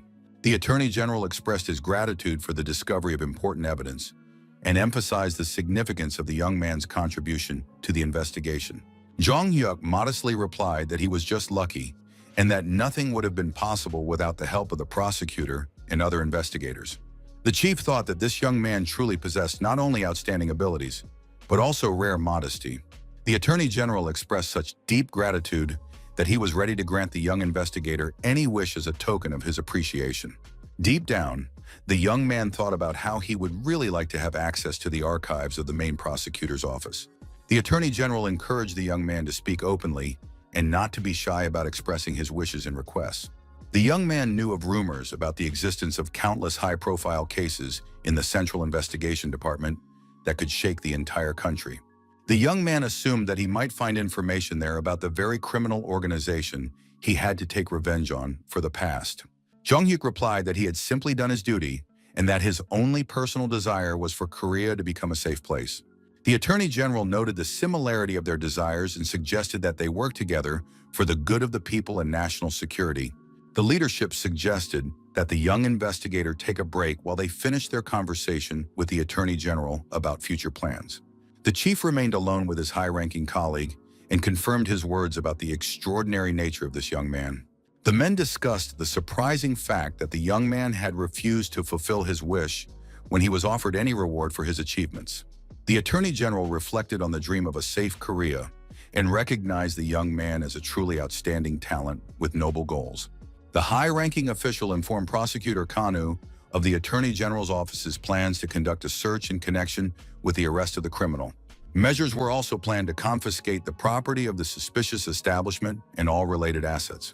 The Attorney General emphasized the need to take care of the young man, predicting a great future for him in law enforcement. Suddenly, the Attorney General's cell phone rang, interrupting an important conversation about the plans and prospects of the young investigator. The caller introduced himself as the head of the Kwan and Park Holding Company, who wanted to speak urgently with a high-ranking official. The Prosecutor General was puzzled by the sudden call from the head of a large consulting firm at such an inopportune moment. Jung Hyuk left the building with the prosecutor and offered to treat him to lunch, realizing that he had not had time to eat during this time. The prosecutor asked his young colleague about his preferences, noting his hard work and the need to eat well after a difficult day. The young man mentioned that he had something for his mentor and reached into his briefcase for an important document. The young man took out a strange electronic device and asked the prosecutor to look at the readings on this technical device. Jung Hyuk explained that it was the profit from investments that the prosecutor had made earlier on his advice and recommendations. The man looked at the display and saw the numbers 10,000, then 500,000, not believing his eyes. Looking closer, the prosecutor was amazed to see 1,000,000 won in investment profits on the display. Kang thought about the improbability of the situation. Not even a week had passed, and the million had turned into 6,000,000 won. Jung Hyuk explained the excellent performance of companies in the U.S. and the opportunity to earn even more by the end of the current month. The prosecutor expressed his immense gratitude to the young investigator for such valuable investment advice and assistance. Kang repeated his question about the young man's food preferences, truly wanting to thank him for his invaluable help. The young man thought that if his mentor was so insistent on treating him, he had one small request. Jung Hyuk left the restaurant with a bag of delicious food, planning to take it home for a family dinner. The young man walked with fish dishes as appetizers, hoping that his mother would enjoy such a treat. The young man realized that he had been neglecting his mother under the pretext of being overly busy with work and investigations. Thanks to the prosecutor's permission to study the archives of the special departments of the General Prosecutor's Office, he spent a significant amount of time there. Although he did not have time to review the archives of the Middle Department, access to the secret files was a huge success. When he got home, the young man happily shouted to his mother about his return, expecting a warm welcome from his loved one. Looking around, the young man was surprised to find his mother missing from her usual places in the house. Jung Hyuk carefully placed the snacks he had bought on the way back on the kitchen table for dinner with his mother. The boy decided to knock on his mother's bedroom door, hoping to hear her voice in response. Receiving no answer, the young man headed to the bathroom, assuming that his mother might be there at that moment. Jung Hyuk realized how strange the situation was, as there was no sign of his mother even in the bathroom. Continuing his search of the house, the young man noticed unusual disorder in one of the rooms, which had clearly been left by someone. The young man was completely baffled by the chaos he saw, not knowing how to react to such a situation at home. Jung Hyuk saw scattered items lying on the floor without any order or system. Fortunately, his mother opened the front door and asked in surprise when her son had managed to return home from work. The young man was very worried about his mother's fate, admitting that her absence had frightened him greatly. The young man anxiously asked his mother where she had gone alone so late at night without warning. The woman told him that she had visited her neighbors to treat them to homemade snacks and enjoy pleasant conversation with friends. Looking at her watch, the mother admitted that she had indeed chatted with the neighbors and did not notice how late it had gotten. The son confessed to his mother that he was very frightened and worried about her safety, not hiding his emotions from his loved one. The woman asked her son with concern what had happened to him and what events had caused such an alarming reaction. The boy simply hugged his mother tightly and asked her never to scare him again with such unexpected absences from home. The woman tenderly remarked that her son was already so grown up, Yet he was still frightened by his mother's absence from the house. Jong-hyuk thought about the fear of a car accident involving his mother, as had happened in his previous tragic life. Winter came, and people had fun on the ski slopes, enjoying active winter recreation and entertainment. The boy's mother expressed her gratitude to her son for organizing the family trip, emphasizing the importance of spending time together. She happily noted that this was their first full-fledged family trip in a long time of living together. The young man's friends also thanked his mother, admitting that it was their first time at a real ski resort. Jong-hyuk had originally planned to go only with his mother, but his friends asked to join the family trip. Since his mother enjoyed lively gatherings and interacting with young people, this type of vacation suited her perfectly. The young man's mother asked So-yeon about her studies, since she had found time for skiing. It turned out that So-yeon's sister had also come and was complaining to her aunt about excessive care and constant nagging. The young man's mother asked if all his friends had arrived yet, to which her son replied that they were waiting for one more guest. The young man also invited prosecutor Khan and his family to join them for a winter vacation at a ski resort. The prosecutor expressed his delight at the meeting, and the mother thanked him for his care and supervision of her son at work. Hyun-suk also arrived at the resort and immediately went to greet his son's friends and former classmates. His younger sister reached out to the judoka, admitting how much she had missed him during their separation. The guy picked up the girl and asked her in a friendly manner if she was good at downhill skiing. So Yeon, in her room, decided that the large room should go to their group of women. The guys objected, pointing out that there were more men and that they needed a more spacious room to accommodate them. Jong-hyuk settled the dispute by announcing that there was another large room that would go to the men.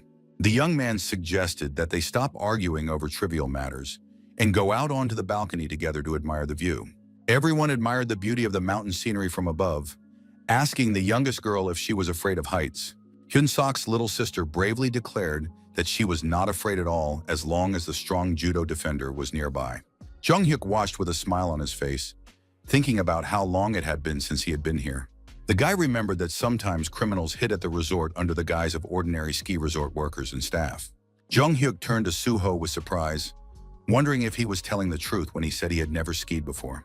The guy honestly confirmed his inexperience in winter sports, admitting that he was indeed calm about it and not worried. So-yeon suggested a competition to see who could ski down the highest mountain the fastest, expressing confidence in her own skiing abilities. The girl proposed an interesting bet.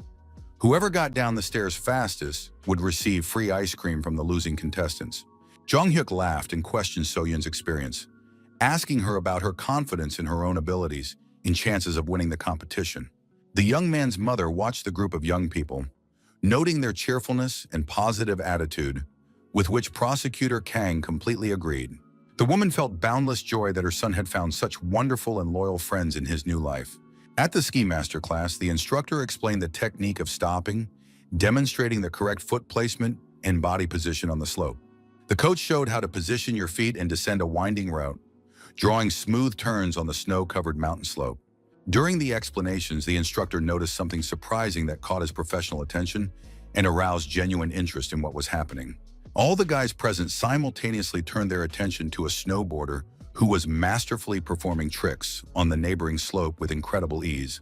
A man was descending the slope on a snowboard with astonishing speed and grace, demonstrating a professional level of mastery of this extreme sport. So-yeon and Soo-ho were completely enthralled by the skill they saw, forgetting about their own bet and competition in speed skiing. It turned out to be Jong-hyuk, who, like a true master of extreme sports, rode his snowboard with professional technique. The guy approached his friends and asked with a smile if they had managed to warm up properly before the main skiing session.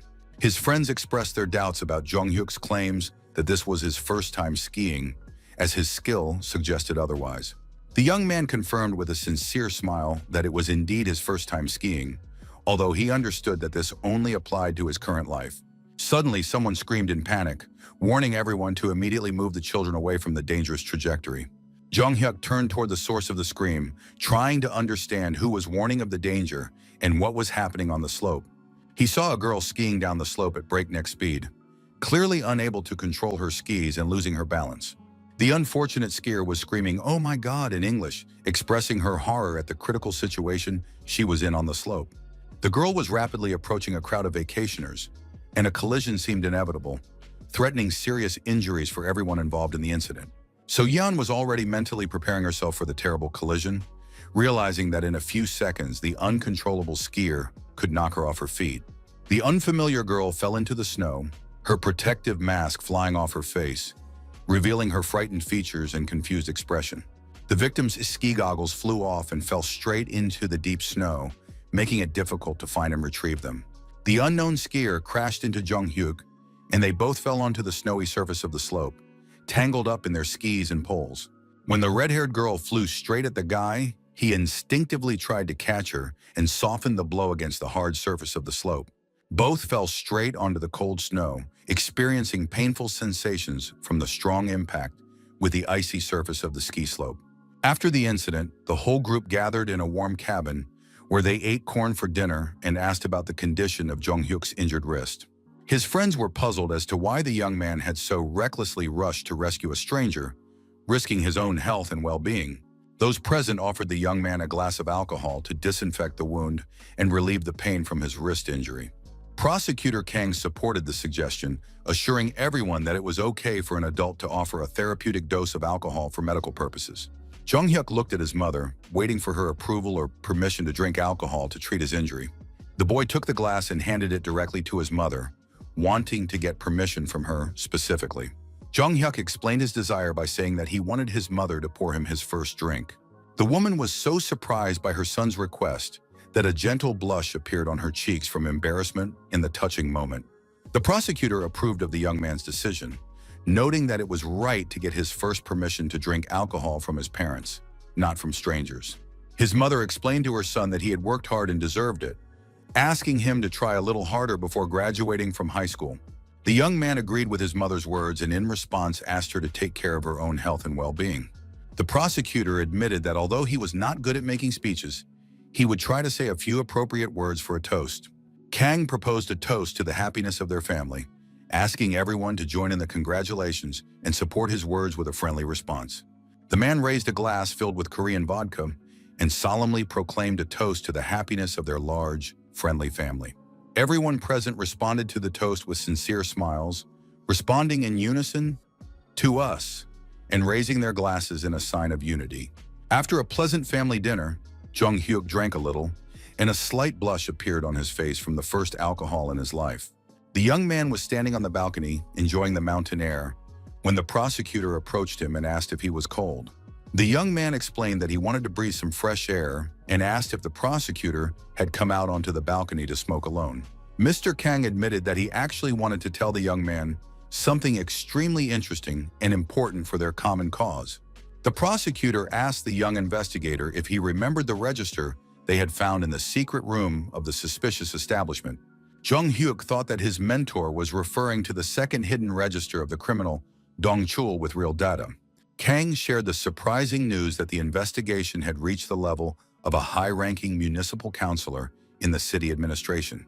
Hearing this information, the young man was extremely surprised, not understanding how the case could have risen to such a high political level. The prosecutor explained that Representative Kim Seong-ren did indeed have connections with a second-class municipal councilor in the city administration. The man spoke about plans to redevelop the area and speculated about the existence of influential patrons backing the deputy. The prosecutor warned that this was not all the surprising news, as the investigation had revealed even more shocking facts and connections. Kang reported that all ties connecting the deputy to the highest echelons of power had disappeared, as if they had vanished without a trace. The man explained that all contacts and documents had quietly disappeared, as if they had never existed in the first place. Jung-hyuk inquired about the fate of the deputy himself, assuming his arrest or detention in connection with the disclosure of the criminal scheme. The prosecutor reported the tragic news of the deputy's death on the day he was summoned for questioning. The man had hanged himself at home. Upon hearing about the suicide, the young man suspected the possibility of murder disguised as the voluntary departure from life of an influential politician. Kang explained that the National Forensic Service had officially registered the case as a suicide, not a murder. The prosecutor noted the suspicious nature of the careful elimination of connections, suggesting the existence of a larger organized crime group in the upper echelons of power. Jung-hyuk was horrified by the thought of an entire organization in the highest echelons of power. Unable to imagine the scale of the corruption scheme, Investigators understood the possibility of influential business figures being involved in this complex criminal scheme with political connections. The prosecutor continued the conversation, advising the young man to pay more attention to his mother while he still had enough time to communicate with her. Kang warned that after entering university and becoming a prosecutor, the young man would have significantly less free time for his family. The man noted the remarkable qualities of the woman who had raised her son alone and the importance of not limiting oneself to professional success in life. The young man promised to do his best, although he thought to himself that he did not yet know for sure whether he would become a prosecutor. After a serious conversation with his mentor, Jung-hyuk sank into deep thought about his future and family priorities. The young man stood on the balcony, breathing in the frosty air and thinking about the existence of an entire criminal organization in the highest echelons of power. He wondered if this organization could be connected to those who had harmed him and his mother in his past life. Jung-hyuk firmly decided that no matter what happened, he would never stray from his goals and principles. The young man suggested that his mother go down the slope with him, reminding her that they had come here to ski, not just to watch others. The woman agreed, expressing interest in seeing her son's skiing skills and spending time together on the ski slope.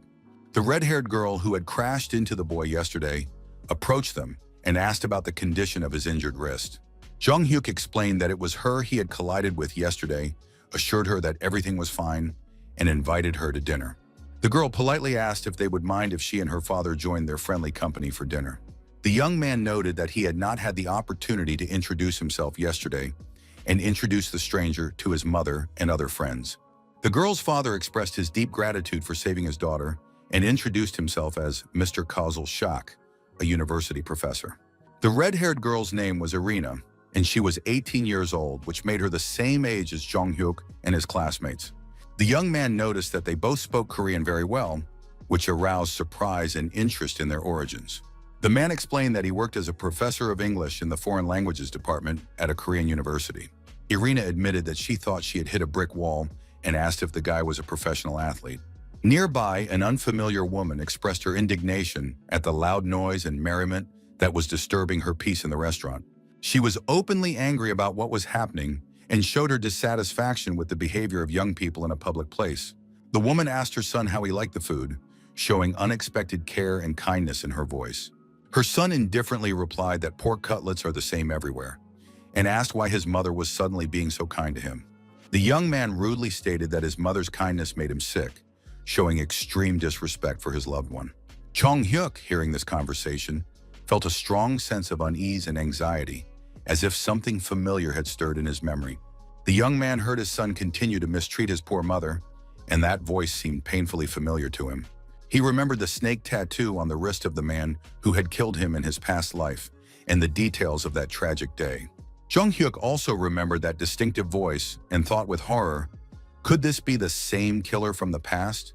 Jung-hyuk heard the guy speak rudely to his mother, demanding that she finish eating immediately and leave the restaurant. The young man listened carefully to their conversation, wondering what kind of unworthy person would treat his own mother that way. Everyone present immediately noticed that Jung-hyuk had frozen in place, and his friends asked him anxiously what was wrong. Even the young man's mother looked at her son with concern, trying to understand what was bothering and upsetting him so much. Jung-hyuk thought that although the voice sounded a little younger, it was definitely the voice of the killer from his past life.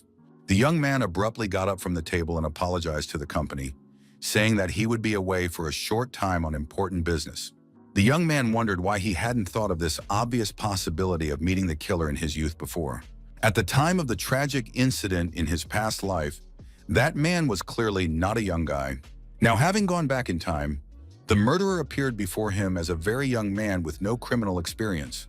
Jung-hyuk realized that it was quite possible that the criminal was now his age and attended the same school or university. The guy approached a stranger, put his hand on his shoulder, and started talking, but then realized his mistake. The young man apologized for the confusion, explaining that he had mistaken the man for someone else, and continued his search for his real target. Jung-hyuk looked around, still hoping to find the guy among the restaurant patrons and other patrons. The young man realized with horror that the suspect had already left the building, and now the search had become much more difficult in the resort environment. Jung-hyuk jumped up and quickly ran out into the street, hoping to catch up with the potential killer from his past. The guy's mother followed her son anxiously, asking him why he was behaving so abruptly and unexpectedly in the restaurant. Jong-hyuk looked around, realizing he had missed his target, and explained to his mother that he had seen something on the street. The killer from his past life and his mother walked slowly along the snow-covered street of the ski resort, discussing the previous evening. The woman stopped abruptly on the sidewalk, wanting to ask her son important questions about their time at the restaurant. The mother cautiously asked her son how he liked the dinner and spending time in pleasant company. The scoundrel didn't even understand what she was talking about, so he indifferently asked what exactly he was supposed to like. The woman continued the conversation, admitting that she should have taken her son out more often in the past and apologizing for her past mistakes in raising him. Her son responded harshly, saying that such a mother was still better than his father, who had gone bankrupt because of the IMF and died of stress. The young man rudely demanded to go home as soon as possible, showing a complete unwillingness to continue the conversation with his mother. The woman asked him to wait for her, explaining that she needed to return to the restaurant to retrieve a scarf she had left on the table. The son noticed his mother's strange behavior and her unusual nervousness throughout the evening at the resort. The young man thought that the scarf his mother had supposedly forgotten was actually on him at that moment. The young man reflected that a whole night had passed since their arrival, but his mother was behaving extremely suspiciously. The scoundrel noted his mother's strange behavior, believing that she had no shame or conscience in her relationship with her son. The young man threw the scarf into the snow, thinking that his mother was just as much of a failure as his late father. The boy decided that he did not need parents who abandoned their children for their own interests and hobbies. The boy contemptuously threw his mother's scarf on the snow-covered ground and began to walk away in the opposite direction, showing complete indifference to his parents' concern. The next day, a suspicious man was walking through the ski resort, talking on the phone about how there was no need to worry anymore. Suddenly, the man heard the crack of breaking tree branches somewhere in the distance, as if someone was making their way through the thick forest to the resort. From behind the trees appeared the very same villainous killer with a distinctive snake tattoo on his wrist who had pursued Jong-hyuk in his past life. The man was greatly frightened by the unexpected appearance and exclaimed in surprise, not understanding what was happening in this deserted place. He rudely asked the young man what the hell he was doing there and inquired if he knew about the ban on walking there. The young man quietly replied that he was unaware of any rules or restrictions on walking in the forest. The man's phone rang, and he heard questions from the other end about what was going on and what was happening. He explained to the caller that some young kid had appeared out of nowhere, disrupting his plans and peace of mind. The man continued his conversation on the phone, warning his interlocutor not to stick his neck out and to sit quietly until his superiors called him. After finishing the phone call, the suspicious man turned to the young guy and asked him to wait a second. The guy turned around and asked irritably what this stranger wanted and what he wanted from him in this place. The man rudely asked the youngster what he was doing there at such an hour and why he was in the forest. He continued his interrogation, asking if the boy had run away from home or if something else had happened that caused him to be here alone. The insolent stranger took the cap off the teenager's head without permission, showing complete disregard for the young man's personal boundaries. He raised his voice in protest, insisting that the man's actions were completely out of line. The stranger continued to mock the teenager, making offensive remarks and demonstrating his superiority over the defenseless child. The young man gritted his teeth in anger, realizing that he did not like the humiliating situation he was in. The boy clenched his fist in readiness for a fight and demanded his cap back, calling the man an old goat for his behavior. The man jumped aside, clearly not intending to return the cap to the young man and continuing his taunts. Then he pulled the cap down over the young man's eyes, completely blocking his view and preventing him from seeing what was happening around him. After this mockery, the man tripped the unsuspecting teenager, wanting to humiliate him completely. The young runaway, who had indeed been abandoned by his parents, fell to the snow-covered ground, finding himself in an extremely vulnerable position. The adult man grabbed the helpless boy by the throat, demonstrating his physical superiority and threatening further violence. The teenager called the attacker a beast and demanded to be released, warning him not to do anything bad to him. The bearded man mockingly remarked that the boy liked to wave his arms around, but now he was caught like a wild animal in a trap. This real devil suggested that the boy go with him, promising to feed him properly and take good care of him. The young man's face reflected his shock at the unexpected offer and his incomprehension of the true intentions of this strange stranger.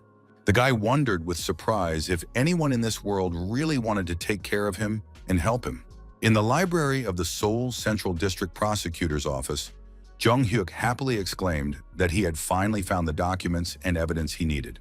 The young investigator realized from the materials he found that the death of official Kim was definitely a murder, disguised as a suicide by influential criminals. The individual involved in this case was an advisor with a 3-year term of office and committed suicide immediately after the discovery and start of the investigation. It has been 3 years since this case, and as in Kim's case, all connections to higher-ranking officials have disappeared without a trace from the paperwork. The documents and evidence disappeared as if this person had never existed in nature or in the state system. The criminal organization may have existed for at least 30 years, counting from the time before the murder of Jung Hyuk. Suddenly, an elderly man entered the library and asked in surprise what the young man was doing in the archives at such an hour. The old man curiously asked the young man what he was studying so intently among the dusty folders and old documents of the prosecutor's office. The man noted the young observer's attentiveness and expressed admiration for his dedication to his work and attention to justice.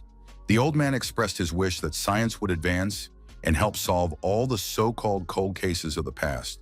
Jung Hyuk thought about talking to this experienced man about such cases and suggested they have coffee together. The man smiled and remarked that the future prosecutor was going to treat him, an old man, to something in gratitude for the conversation. Suddenly, the young man's cell phone rang, which the elderly interlocutor noticed, interrupting their interesting and informative conversation. Jung Hyuk apologized, saying that he knew about the call, but that the phone could wait a little while until he finished talking to the wise man. However, the young man decided to check who was calling and saw the name of Mr. Kwon, his investment advisor, on the screen. The old man asked understandingly if it was important, and added that he was always here, so they would see each other next time. Jung Hyuk replied awkwardly that he felt uncomfortable leaving like this, and asked if he could come back to continue the conversation. The man kindly confirmed the possibility of future meetings, and asked the young man to leave while he tidied up the archive a little.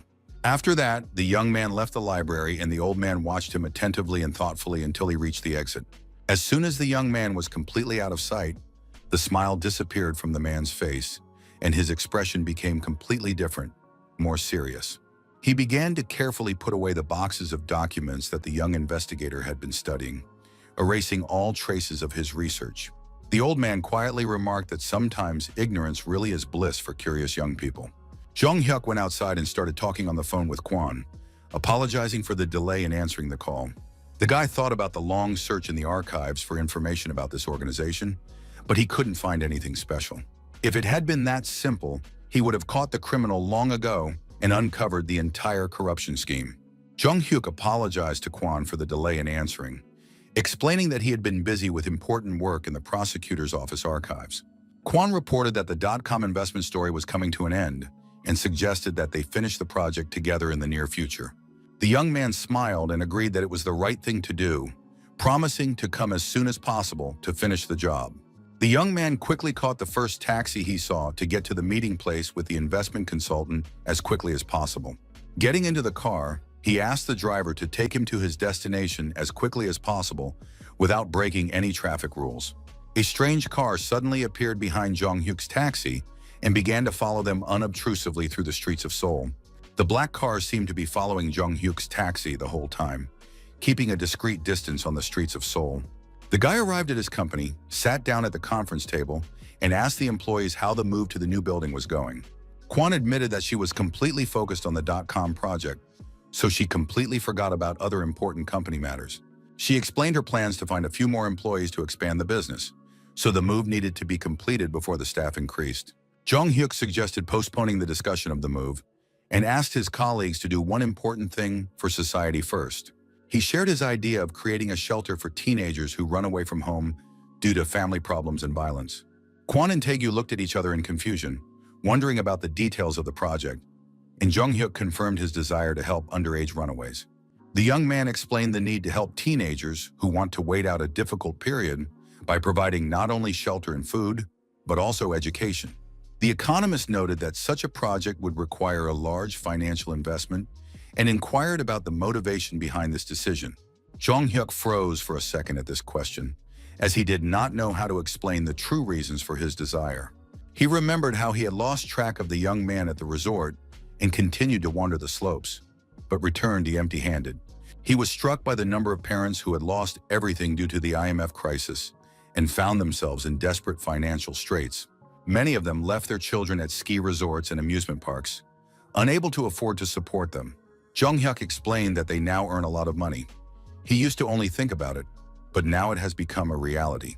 The young man addressed the employees, noting their talent, but also noticing some confusion in the real estate and business sectors. The young man expressed the need for an informant who would act as a reliable source of information, similar to a private detective. Jung-hyuk recalled that Dorian Gray had more than 8 personal informants, including even gangsters. Among the informants were flop house owners and various convicted criminals willing to cooperate for a fee. While the young man was deep in thought about his future plans, the black car continued to follow him unnoticed. Inside the car sat a journalist who was photographing the young businessman for some article or investigation.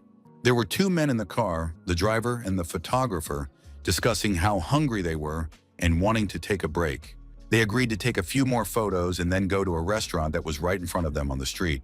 However, journalists noticed that the young man suddenly disappeared from view, as if he had vanished into thin air among the passers-by. The photographers were upset because they still needed to take several high-quality photos for the article about the young entrepreneur. The men began to argue with each other, blaming each other for the missed opportunity and distraction from the main task. Jung-hyuk suddenly appeared behind the car and grabbed one of the journalists by his clothes, catching them off guard. The guy quickly threw the photographer out of the car, causing him to fall painfully onto the asphalt of the city street.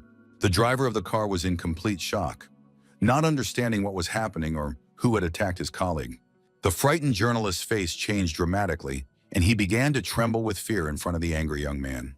Jung-hyuk viciously asked the only question about who exactly had sent the journalist to follow him and for what purpose. The young men talked among themselves, discussing the possibility that it was a private investigation agency. The 2 journalists who had been following him were clearly ashamed and did not dare to look at each other after being exposed. Jung-hyuk demanded that they confirm the truth of the story and explain the real motives behind their actions. The men admitted that they were simply doing a paid job and offered to give the client's contact details if the young man allowed them to.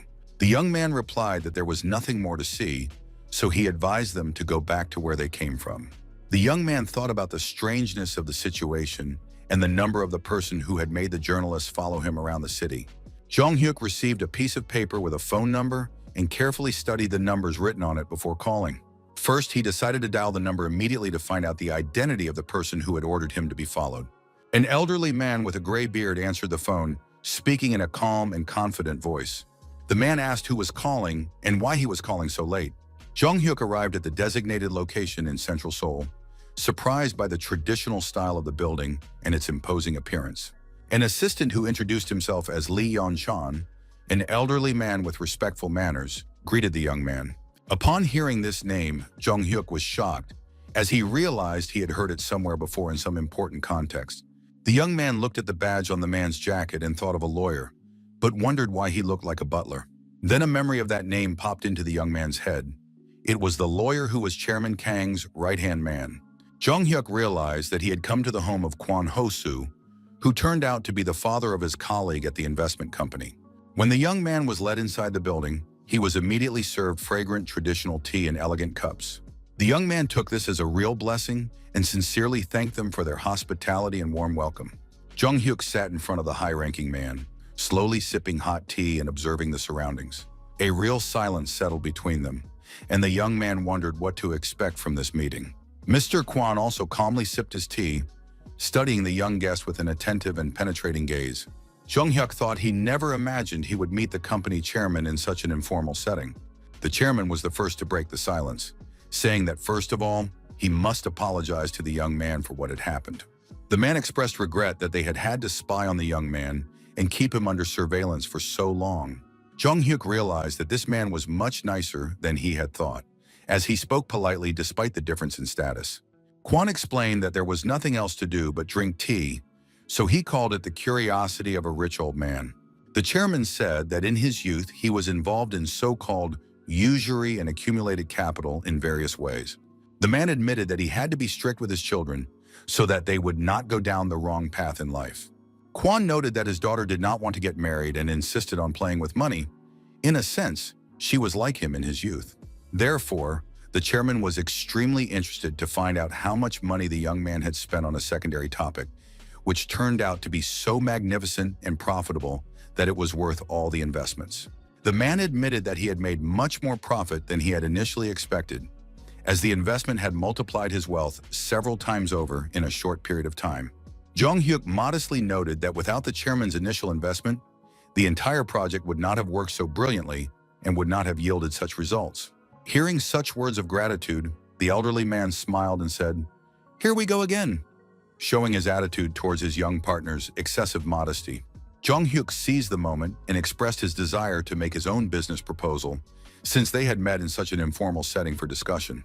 The young man handed over documents titled Shelter for Runaway Youth, the very project he had discussed that morning with his colleagues at the company office. The young man suggested using some of the money they had earned for something truly important and meaningful that could bring real benefits to society and people in need. After reading the name of the project, Kwon did not immediately understand the meaning of the term Shelter for Runaway Youth and its social importance for modern society. Jong-hyuk already had a confident smile on his face, as he knew he would definitely be able to get support for his charity project. When the young man shared all the details of his plan, the old man became clearly interested in the idea and thoughtfully stroked his gray beard as he considered the proposal. The chairman asked for some time to think, to carefully digest all the information he had received about the social project and its potential results. The elderly man thought to himself that the young man was saying the right things, but he was not at all what he had initially imagined him to be. After these reflections, the old man suddenly began to laugh very loudly, which embarrassed even his loyal butler lawyer behind the wall. The lawyer outside the door was puzzled by the content of the conversation between the chairman and his guest, not understanding the reasons for his master's cheerful mood. At that moment, Mrs. Kwon approached her father's office, greeted him, and noted that they had not seen each other for a long time for family communication. The girl also noticed the strangeness of the situation, hearing the unusually loud and cheerful laughter of her usually serious and reserved father from behind the closed door. She announced her arrival and was given permission to enter the office to talk to her father about family and business matters. When the door opened, the chairman invited his daughter to sit directly opposite him at a massive wooden table for a serious conversation. The girl asked if the guest had left yet, but her father unexpectedly asked why such a grown woman was still unmarried. As always, the girl did not like such conversations about her personal life, so she asked directly about the real reason for her father's summons. Kwon Jr. was surprised and asked what had happened and why her father had suddenly decided to have tea and a family conversation during working hours. The chairman explained that they had something to talk about, as a young man had approached him with an interesting business proposal and a request for cooperation. Hearing this, the girl suggested that the visitor wanted sponsorship for his business and expressed doubt that her father would agree to help. The old man replied cryptically that he would help this young man only for her sake, but did not explain what he meant by this. The chairman explained to his daughter that the young man wanted to open a special place for teenagers who had run away from home and expressed interest in the results of this project. The girl replied that it was not just about doing good deeds, as creating a positive image through charitable shelters would improve the public's perception of their company. She added that this way, if their company were to face a crisis, it would not collapse so easily thanks to the reputation it had built as a socially responsible business. Mr. Kwon thought that anyone involved in serious business should be able to see the benefits in absolutely all endeavors and projects. Her father handed his daughter a stack of documents, suggesting that she take on the organization and launch of this charitable social project. The girl was surprised to find that these were documents registering real estate in her father's name, which came as a complete surprise to her. The man explained that he thought about the prospect of losing much more if nothing changed in their approach to business in 5 years. The young man told the chairman that he was earning money that he would not be able to take with him to the so-called afterlife. Therefore, if he was going to spend money, why not do so in a meaningful way that would benefit society? Hearing this, the daughter was outraged about the dirty money and expressed her bewilderment that the guy had actually done this to her father. The chairman said he did not know all the details, but would still support the shelter for young people who had run away from their problems. Leaving the office, he stood up and uttered this phrase as his last word, which greatly surprised and puzzled his daughter. The news reported that the remains of 5 missing school students, known as the Dragonfly Boys, had been found. The program hosts announced that they would now connect with a reporter who was at the scene of the tragic events for a live broadcast. Jung Hyuk and his mother sat together in front of the TV, watching the news about the remains of the Dragonfly Boys found in the nearby mountains. The mother explained to her son that the boys had disappeared after going to catch dragonflies in the vicinity of their village. Jung Hyuk noted that this was excellent news, but the woman responded with a question about who had used this pseudonym. The son realized that this was one of South Korea's cold cases, which he had studied in the prosecutor's archives, and anonymously reported it to the police. The case was solved much earlier than before the regression, and the children would be returned to their parents safe and sound. Jung Hyuk thought that a day had passed since the conversation ended, but he had already found a building for the shelter and a person for the position. The guy thought that wasn't enough, but he had already managed to talk to the administration of the future shelter for runaway youth. Suddenly, he heard voices behind him arguing about something and a suggestion to ask Jung's opinion to resolve the disagreement between colleagues. The prosecutor asked the guy's opinion on the number of something, assuming that it was a matter of dozens of units or cases. Jung Hyuk stated that the price was not important, as their prosecutor had been promoted to the Economic Crimes Investigation Department. Prosecutor Kang expressed his deep gratitude for this wonderful gift and sincerely thanked the young investigator for his support. Kang asked his colleagues if they were done celebrating to go about their business, as he had a lot of work to do. Jung Hyuk and the prosecutor were left alone, and the young man asked if everything seemed too complicated for the new appointment. The man admitted that throughout his career as a prosecutor, he had only dealt with murderers and gangsters, doubting his ability to handle economic crimes. The young man suggested that the prosecutor was concerned about innocent victims who could suffer from financial fraud and scams. Jung Hyuk remembered his transfer to the Intelligence and Criminal Investigation Department in his previous life, so he could understand his mentor's concerns. The young man thought to himself that this was precisely why he liked the prosecutor. Instead of simply chasing criminals, he cared about preventing crime. The young man expressed confidence that Kang would definitely cope with his new responsibilities and promised to do everything possible to help. He added that the prosecutor was someone who could be trusted completely in any circumstances in difficult situations. Hearing these sincere words of support from his young colleague, the man felt deep satisfaction and gratitude for the trust placed in him. Jung Hyuk understood that there was only 1 week left before the end of his term as an honorary investigator, and after the winter break, he would become an ordinary high school student. His colleagues regretted that the young man would no longer be able to engage in his favorite investigations, expressing regret at the end of their collaboration. Suddenly, the prosecutor's phone rang, and he noticed the young investigator's popularity, judging by the number of incoming calls. Kang smiled and asked the young man if he really received so many calls from people about various issues and matters. Mr. Taegyu called with news about the discovery of suspicious activity related to Jung Hyuk's recommendations. The employee reminded him of a portal called Next, which the guy had advised his boss to buy for investment purposes. Taegyu reported that some operatives were trying to shut down this portal at that very moment. The man noted the strangeness of the situation, as it should have been an excellent gift to the prosecutor for his promotion. Jung Hyuk explained that this was exactly what they needed right now. As a group of fraudsters had been operating during the Korean.com boom, the guy added that economic crimes are difficult to prove, and unlike the police, prosecutors cannot act solely on the basis of statements. Jung Hyuk was concerned about how to warn the prosecutor about the existence of fraudsters without revealing the source of his knowledge about the future. Thanks to the employee's call, the young man had a great idea on how to solve this delicate problem of warning about fraud. The young man approached the prosecutor with a proposal to conduct a so-called targeted investigation to identify financial crimes. At that moment, a group of men were sitting in a club with a large number of alcoholic beverages on the table. One of the men boasted about his love of money and his ability to drink as much expensive alcohol as he wanted. Another participant in the meeting proudly announced that he had earned 4 times the amount he had invested, explaining his excellent mood. The first and oldest member of their group was introduced as Mr. Kim, who was held in high esteem by those present. His companions noted that he had worked with scrap metal his entire life, but still exercised caution in new ventures.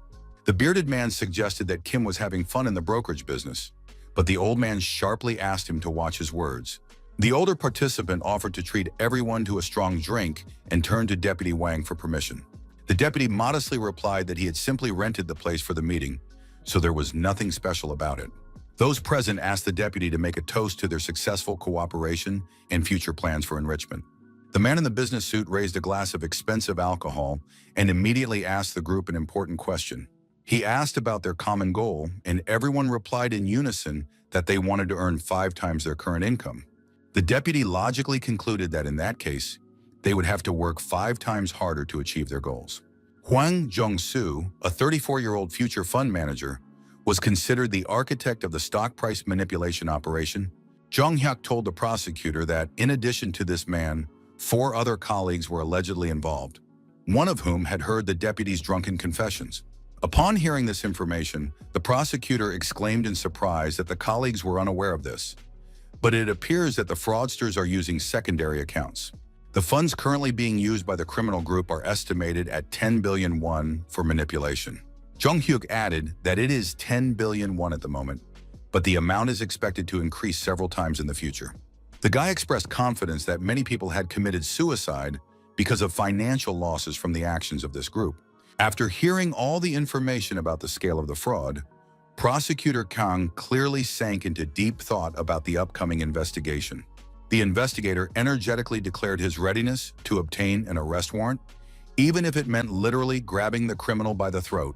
However, for some reason, the prosecutor's face expressed disappointment and concern about the complexity of the upcoming operation.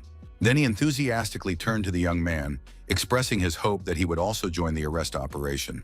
Jung Hyuk was naturally delighted with the offer, as he really enjoyed and was fascinated by this kind of work. The investigators were surprised to hear about the young man's participation in the operation and asked how they could prove the crimes without evidence. A female colleague expressed concern that Huang and his gang could simply format the computers and destroy all the evidence. Hearing this scenario, everyone present was shocked by their colleague's practical assumption. Jung Hyuk said that this was possible, but that they had access to digital forensics to recover deleted data. Then the guy realized with horror that digital forensics had not yet appeared at that time and was not available to investigators. The prosecutor also showed interest and asked what this mysterious digital forensics was all about. The young man explained that it was a data recovery program, but immediately heard from his colleagues that such technology did not yet exist. Jung Hyuk suggested that if the criminals were trading through a brokerage firm, all records would necessarily be stored on the company's servers. After this logical remark, everyone present thought about it and agreed that the young investigator was right on this issue. The employees decided to start by thoroughly checking all the relatives, friends, and acquaintances of the criminal gang's leader. Kozalapi suggested checking whether the stolen money was hidden in their accounts, so surveillance of the suspects should be organized. The investigators agreed to act as cautiously and accurately as possible so as not to be caught by the criminals and scare them off prematurely. Prosecutor Kang urged everyone to give their all, as only they were capable of successfully closing this complex economic case. Jung Hyuk became much more serious, realizing that they were about to undertake a truly important and dangerous investigation. The young man and investigator Kozalapi arrived at the surveillance location in an official vehicle to organize the stakeout. Sitting in the car, the colleagues discussed how yesterday after work, the criminal had gone to room 306, the monthly rent for which was deducted from his brother's account. Jung Hyuk noticed that the windows of the building were opaque and wondered how to organize effective surveillance under such conditions. The young man understood that the only option was to break into the building, but such a move seemed extremely risky. The young man said that before joining the prosecutor's office, he had been involved in investigations in a similar secretive manner. Kozalapi confessed his love for secret investigations, but regretted the lack of money for such operations, which surprised the young man. The investigators discussed whether funds should be allocated for such activities, receiving a negative response from management. The young man thought that in that case, he would be able to finance the operation himself and pay for everything. Another man approached their car, and Kozalapi introduced Jung Hyuk as the youngest member of their team. The man named Go Seon-soo politely replied that it was a pleasure to meet the new prosecutor. The investigator explained to the young man that this man was their reliable informant in this area of the city. Bow-legged expressed hope that the informant had some useful information to advance the investigation. The man confirmed that he had carefully researched the situation and was almost certain that the meter tampering was taking place in the same location. The informant reported that, according to his information, there were at least 8 people there, one of whom seemed to drink every day. The informant added that another person was constantly sleeping, and there was another suspicious character who was the first to arrive. The man reported an important detail. Today, the criminals did not order lunch from the Chinese restaurant, which was a break from their usual routine. When he heard about the Chinese restaurant, Jung Hyuk was very surprised by this information, as it opened up new possibilities for surveillance. Kosalapi praised the informant for his truly excellent work and expressed his gratitude for such valuable information about the group's activities. The young man turned to the investigator with a rather anxious expression on his face, anticipating the complexity of the upcoming surveillance operation. Jung Hyuk suggested going to the Chinese restaurant immediately to take advantage of the opportunity that had arisen for the investigation. The basics of covert surveillance are to act in such a way that no one suspects the true intentions of the observers. Disguising oneself as a courier is an excellent opportunity, as most people do not pay attention to the faces of food delivery personnel. This is a great way to avoid suspicion, as delivery services are extremely important in the daily life of modern people. A new courier was approaching the building, as the popular advertisement said, with an iron briefcase, "You can go anywhere in the country." The courier stopped after another delivery and was ready to finish his working day at a Chinese restaurant. The clubfoot immediately approached the delivery man, apologized, and showed his service ID for official identification. The investigators invited the courier to talk, noting the difficulty of his work, but the man said he could not help them. The delivery man explained his refusal by saying that the restaurant owners were simply closing their shop in the near future. Jung Hyuk asked if the delivery man could work for at least a few more days to complete their operation. The man replied that he would like to help, but his son had been in an accident, so he urgently needed to find money for treatment. After hearing the sad story, the young man said that in that case, they simply had no other choice but to continue their surveillance. Jung Hyuk asked if the courier had also signed a contract to rent the premises to other people. The young man slammed his fist on the table and said that in that case, he would simply buy the Chinese restaurant for the purposes of the operation. With a serious expression on his face, the young man asked the owner how much the shop cost and what the final purchase price was. After the unfinished conversation, the guy quickly rode off on his motorcycle, hurrying to complete all the formalities for the purchase of the establishment. Judging by the smile on Jung Hyuk's face, the negotiations ended favorably for the purposes of their secret investigation. The young man entered the restaurant and happily informed his colleagues that the delivery of information and documents had been successfully completed. Prosecutor Kang yelled at the investigator on the phone, indignant that they had been sent to find out the number of people, but instead they had bought a Chinese restaurant. The investigator justified himself, explaining that he could not do anything else because there was simply no other way to continue the operation. The bow-legged man added that even if they banned these people from trading, they would not be able to stop the manipulation of Next Portal stock prices. Jung Hyuk thought that by quickly becoming the main shareholder of Next, they could minimize the damage caused by Hwang Jung-soo's actions, so buying the restaurant was justified. The chief investigator said he would go fry some dumplings and prepare for the operation to observe the criminals. Picking up a dumpling, he exclaimed in surprise at how insanely delicious and appetizing this food was. Jung Hyuk heard the phone ring in the restaurant and told his colleagues that he would answer the call from customers himself. The young man picked up the phone and heard an order for 3 servings of some dish, but did not immediately understand the details of the order. Not understanding the details of the order, the young man asked the caller again what exactly 3 portions of were and to what address they should be delivered. The customer clarified that 3 portions should be delivered to room 603 as soon as possible for a group of people.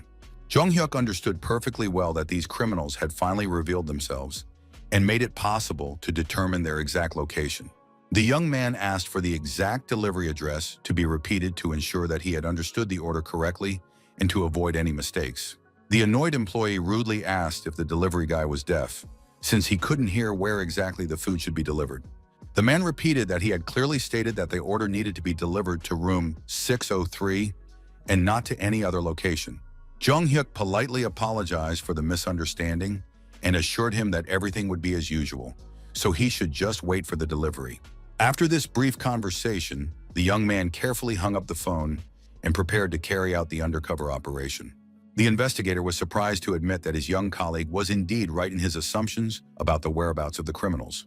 A confident smile appeared on Chung Hyuk's face as it became clear that everything was ready for the secret operation.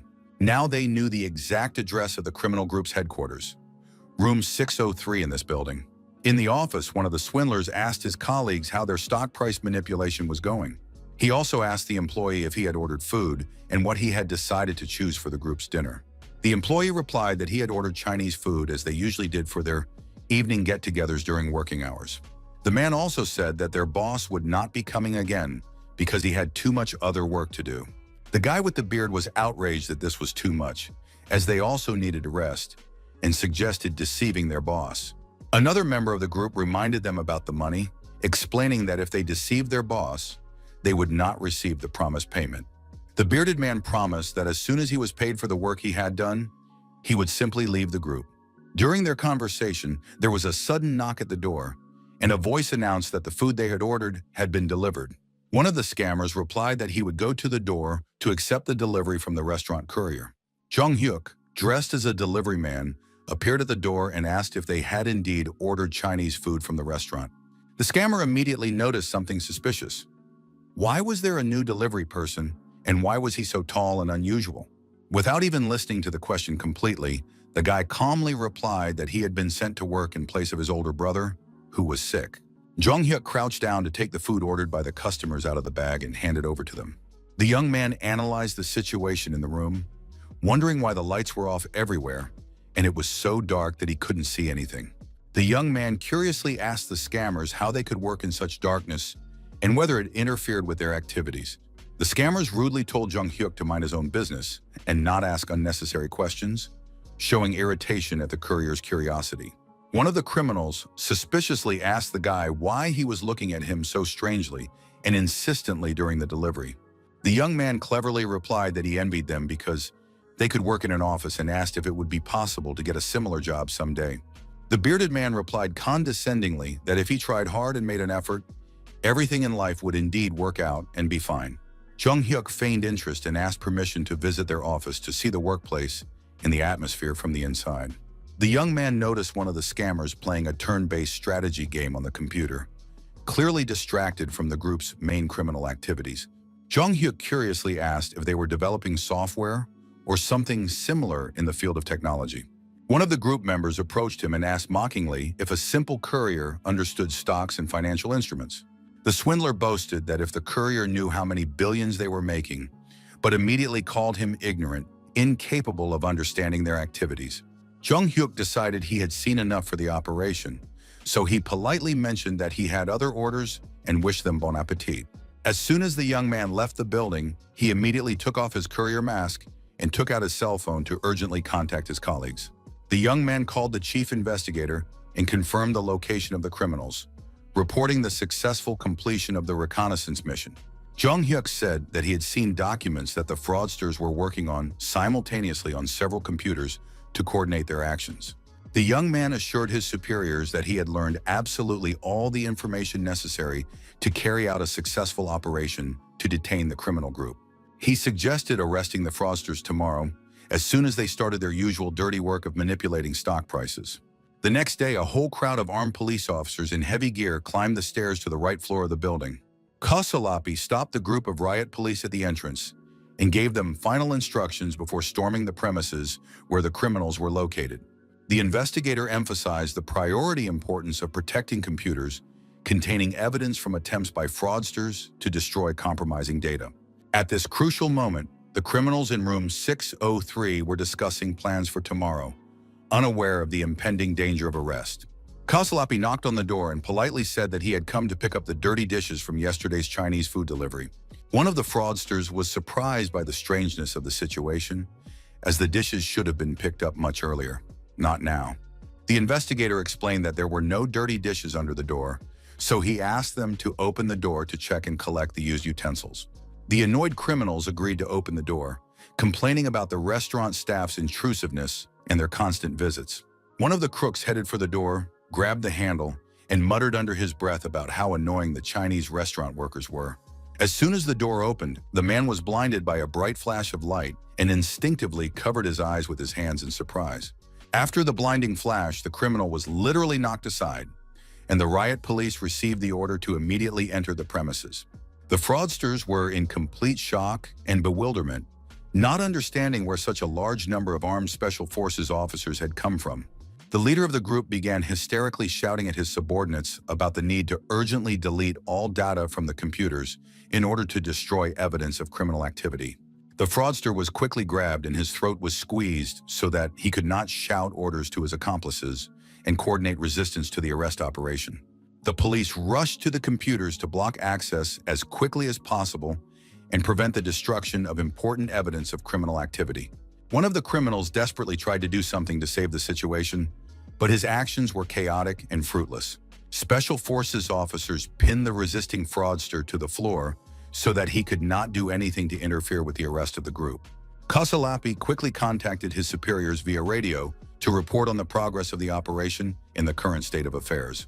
The investigator was happy to report that everything had gone smoothly and that all the important evidence of criminal activity had been preserved on the fraudster's computers.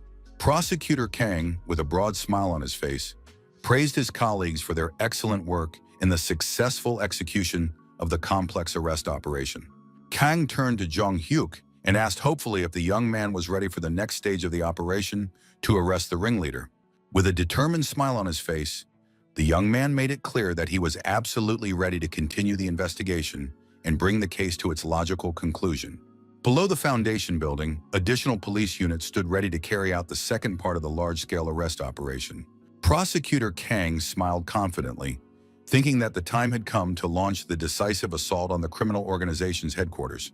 Law enforcement officers, including Jong Hyuk and the prosecutor, headed in an orderly fashion to the Manhwa Foundation building to conduct a search. The people inside the foundation's office were in a state of panic and confusion, not understanding the reasons for the sudden appearance of so many police officers. Hwang Jong-soo nervously bit his nails and desperately wondered how everything could have gone so wrong and who had betrayed them. The deputy manager of the investment fund was angry at his subordinates, wondering why these idiots had forgotten to warn him and were not calling with reports. A man in a business suit approached him and politely asked for just a minute of his time for an important conversation. As it turned out, it was not a subordinate, but a prosecutor who was interested in the manager's activities and reminded him of a meeting with the team from room 603. When the fund manager heard the specific number mentioned, he instantly understood the seriousness of the situation and the danger to himself. Hwang quickly turned his head and asked the stranger in horror who he was and what he wanted from him. The prosecutor introduced himself as an employee of the Seoul District Prosecutor's Office and showed an official warrant for the arrest of a suspect in financial fraud. The swindler instantly thought of his computer and the urgent need to destroy all incriminating evidence of his criminal activity. Jong Hyuk noticed the scoundrel's pathetic attempts to reach the equipment and took decisive action to prevent the destruction of evidence. The young man quickly grabbed the criminal by the arm and asked him harshly where he was going and what he was planning to do. The young man began to twist the swindler's fingers and arms so that he could not reach the computer and keyboard to delete the files. Jong Hyuk firmly pressed the scoundrel's face against the table, completely immobilizing him and preventing him from resisting arrest. At that moment, the prosecutor officially read out the charges, stating that they had a warrant and that the fraudster was being arrested on charges of fraud. Kang listed the detainee's rights, including the right to remain silent and the right to contact a lawyer for legal defense.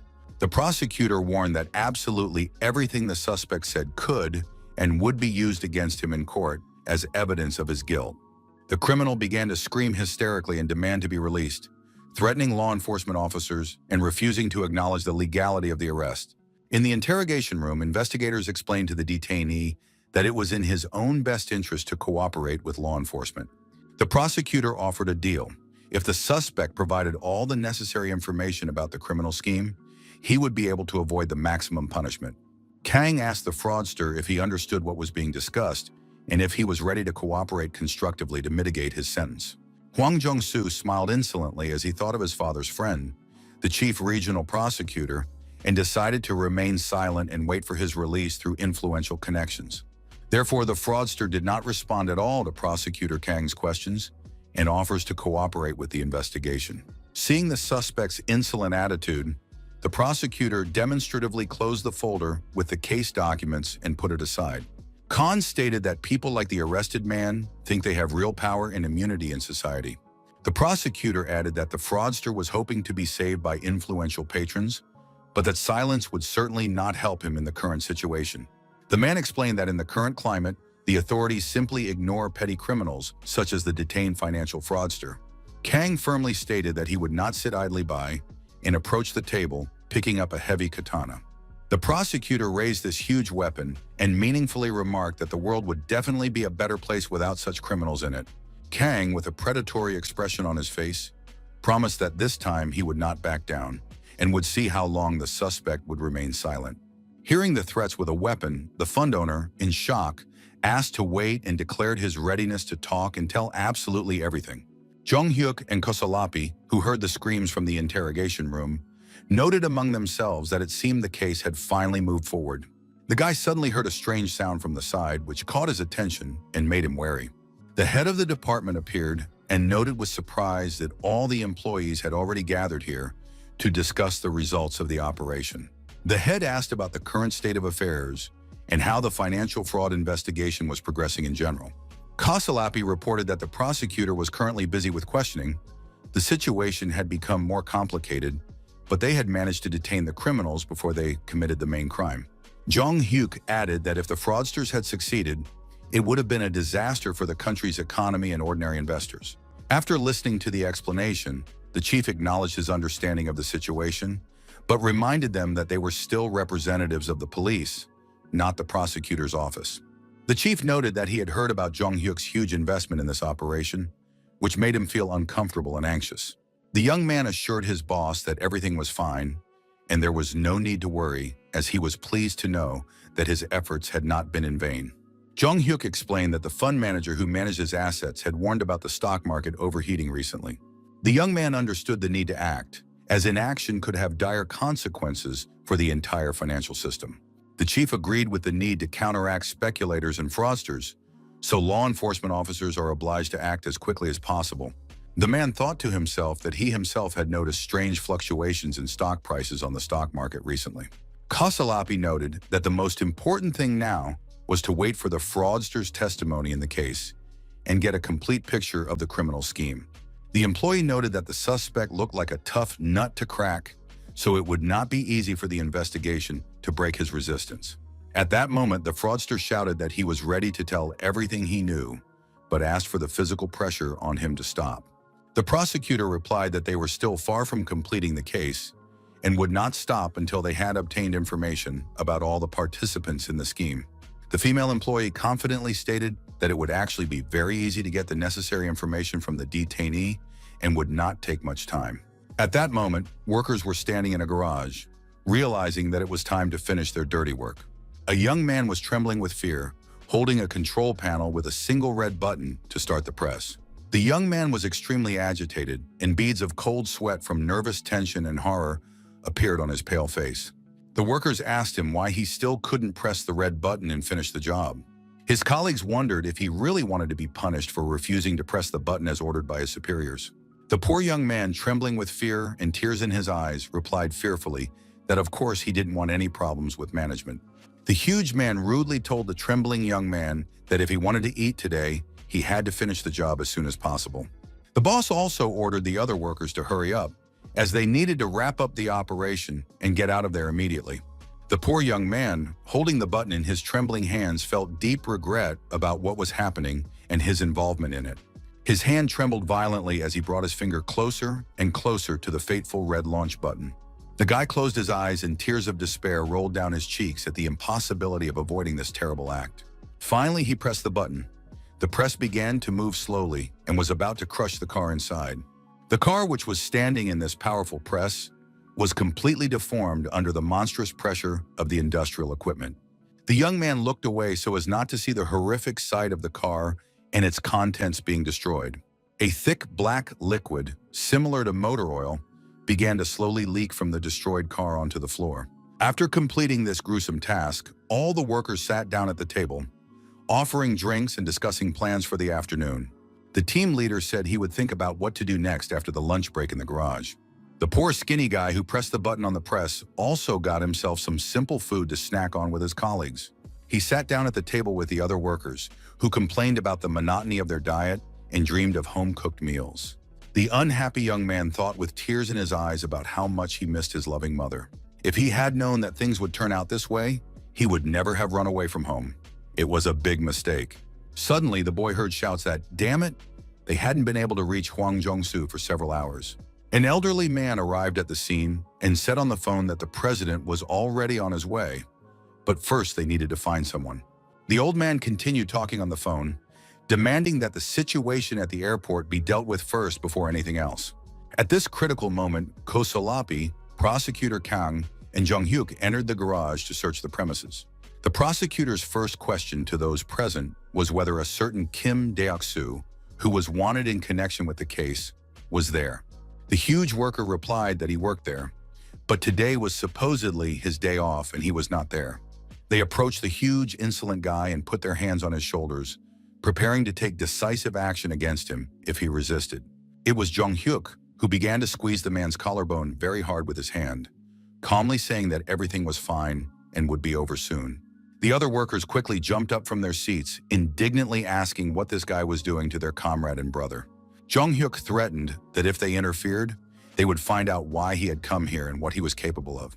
The poor, skinny little guy who had run away from home had no idea what was going on around him and was completely confused. The prosecutor approached the elderly director and imperiously ordered him to come closer for official arrest by warrant. Kang introduced himself as an employee of the Seoul District Prosecutor's Office and announced Kim Deok-soo's arrest on charges of financial crimes. Hearing the charges, the director gritted his teeth and thought furiously about financial crimes, cursing Hwang Jong-soo for promising that there would be no problems. The man began to scream hysterically that law enforcement officers had no right to do this and were exceeding their authority in relation to him. The prosecutor ordered the police to immediately arrest all the fraudsters present who had participated in the criminal scheme. Jung-hyuk noted with satisfaction that their detective work was going very well and was effective. The young man continued to hold the scoundrel in his hands, warning him not to do anything stupid and to sit quietly without resisting. The huge worker clenched his fist and tried to strike Jung-hyuk, but he misjudged his opponent's strength and speed. The young man quickly reacted to the aggression and delivered a powerful blow to the attacker's nose, causing him to scream in pain. The victim indignantly asked how the young man dared to say anything to him and use force against him. Jung-hyuk smiled and invited the others to come forward if they wanted to stand up for their beaten colleague. The director thought about the money he had spent and that if he were caught, he would certainly not be able to avoid serious punishment. When Jung-hyuk looked away, he noticed that the old man was clearly about to flee the scene. Sure enough, a second later, the director suddenly began running very quickly toward the garage exit, trying to escape. Jung-hyuk jumped up and quickly caught up with the fleeing criminal, preventing him from escaping justice. The young man grabbed the director and literally threw him over his shoulder, demonstrating his physical superiority over the elderly man. Like a true judoka, the young man wanted to throw the old man onto his back and dramatically flipped him in the air before he fell. The prosecutor, seeing this scene with his own eyes, literally opened his mouth in surprise and shock at what was happening. The rest of those present, including investigator Ko Solapi, were also in shock from the demonstration of martial arts skills. Everyone saw the old man lying on the floor, shaking and crying from the pain in his back after the unsuccessful landing. The director groaned and said that he knew that this is how it would end for him and his people.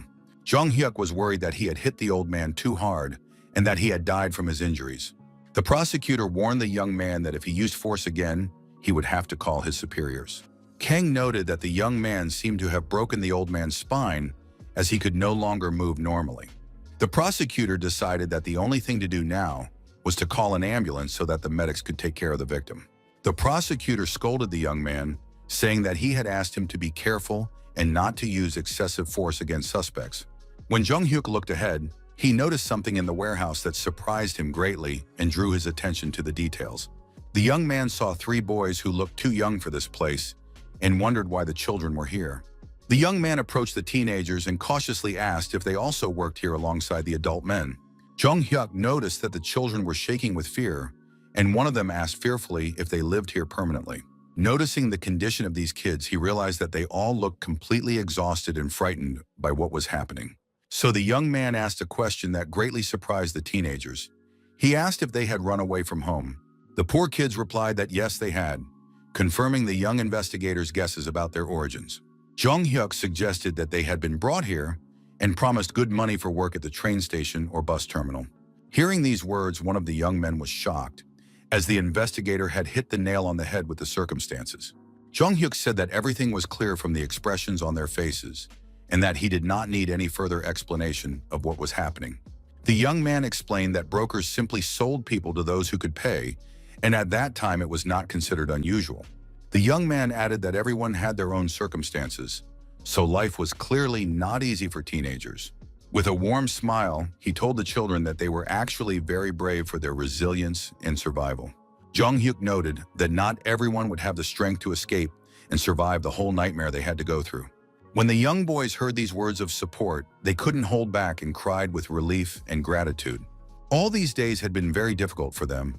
They didn't know what to do or how to get out of this terrible situation. Jung Hyuk understood the seriousness of the situation, so the smile disappeared from his face, giving way to concentration and determination.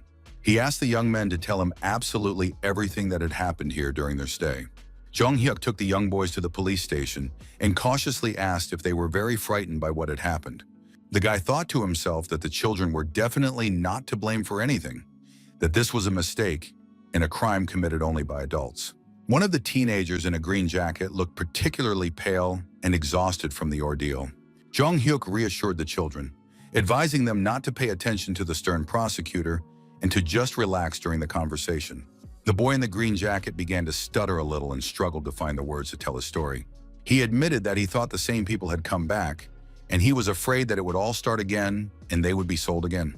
Jung Hyuk asked who he was talking about, and it turned out that the teenager was referring to people from China.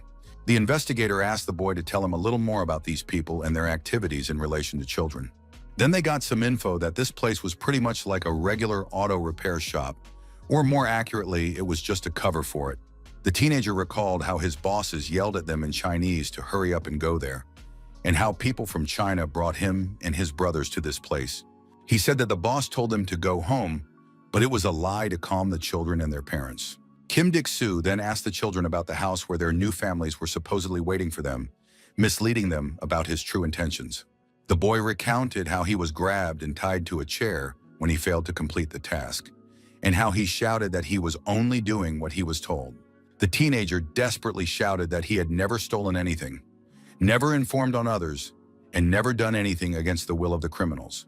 The poor guy was beaten before being captured and tied to a chair as punishment for disobedience. One of the criminals noted that workshops and landfills really have a lot in common in terms of disposing of unwanted items. With a crazy look in his eyes, he added that what was destroyed there simply could not be restored or traced. The tied-up guy screamed, begging them to look at him and believe that he was telling the truth about his actions.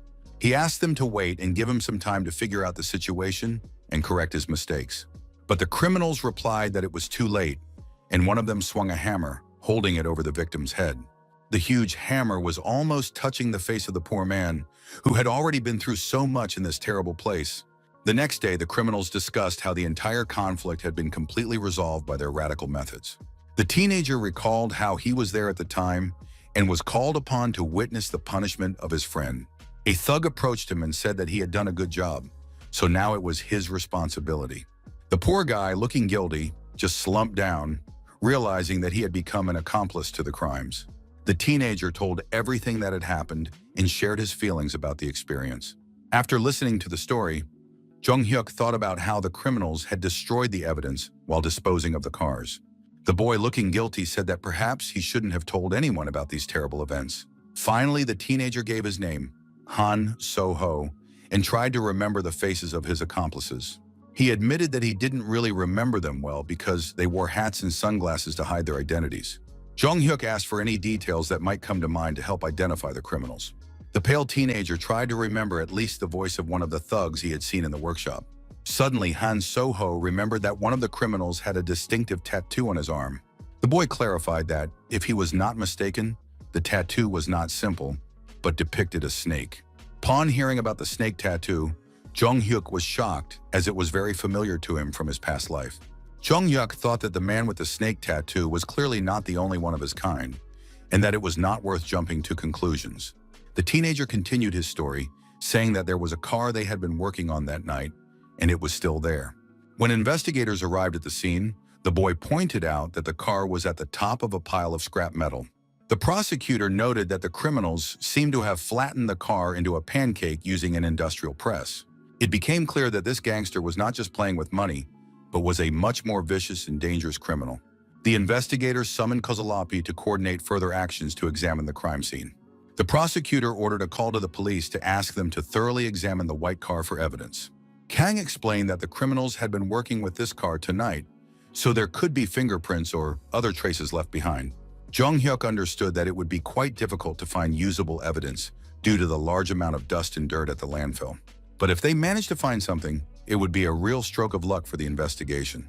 The young man reasoned that if they found evidence, and the man with the tattoo was connected to the case, the evidence from the landfill could be the key to fully exposing the organization. The young man analyzed the information a little, and suddenly he had an important realization about the connection between the cases. Jung-hyuk understood the difference between the case of Representative Kim and the case of the official from 1996 in the presence of fingerprints on the car. The case involving the official from 1996 was quite old, so there was virtually no chance that the evidence would still be intact. But in the case of the deputy, only a month had passed, and they might have a real chance of finding some useful information. The guy asked his colleagues what kind of cars were used to transport the deputy to the place of his death. Jung-hyuk regretted the lack of CCTV cameras near the entrance to the landfill, which would have been very helpful to the investigation now.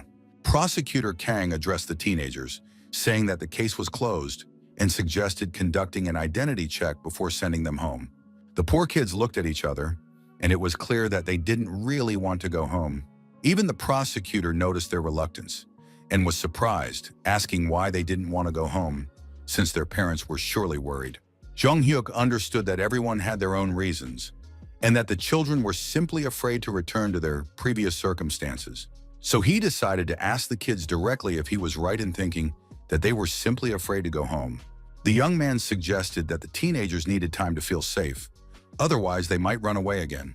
The kids began to explain their fears, but the prosecutor objected that they couldn't take care of the children forever and had to return them. Jung-hyuk really thought about the fact that these weren't his kids, and suddenly remembered his idea to create a shelter for teenagers who run away from home. Han So-ho, literally with his mouth open, exclaimed enthusiastically that it was really cool and wonderful for kids like them. All three teenagers asked the judoka in amazement and with their mouths open where exactly they were and what kind of place it was. Jung-hyuk explained that they were in a shelter for runaway youth, where they could stay safely and recover for a while. Suddenly, a familiar voice greeted the young man, and it turned out to be the chairman of the foundation, who had come to check out the new facility. Chairman Kwon So-ho noted that he and the young man had not seen each other since their last meeting a long time ago. He introduced himself to the teenagers and explained to the children that this man had made a huge contribution to the construction and organization of the center. The elderly man modestly replied that it was nothing special, as he had only helped to realize the young man's wonderful idea. The chairman addressed the children, explaining that he had heard about their difficult situation and that the center had been created specifically to help teenagers like them. Kwon suggested that from now on, they should live in peace and harmony, helping each other to overcome life's difficulties and problems. Without a doubt, these teenage boys were sincerely happy about this favorable turn of events and the prospect of a safe life. When they entered the reception room, the chairman first introduced the person who would be responsible for the day-to-day running of the shelter. It was Ms. Park Yeonja, a woman with 20 years of experience working with orphans, who would take care of the children as if they were her own. The experienced teacher modestly replied that the chairman was flattering her, but that she was very pleased to meet her new charges and help them. The chairman added that the young man was a member of the national judo team and a gold medalist, and that he was the one who had planned the shelter. Jung-hyuk proudly told the teenagers that they would be the first pupils at the center and would help to get it up and running. The female teacher noted that their meeting was probably a twist of fate and expressed her hope that they would have a happy time together. The judoka replied that it was not easy to devote oneself to helping others, but that the director was truly a remarkable person for such work. The woman replied that this was made possible thanks to the support of many other people, including the chairman of the foundation and his team. The teacher asked the young man how he had decided to pursue such bright and noble ideas at such a young age. The judoka replied that he simply wanted children in similar situations not to feel abandoned and useless to society. Everyone present noted that this was a wonderful idea and that the young man truly deserved respect for such an initiative.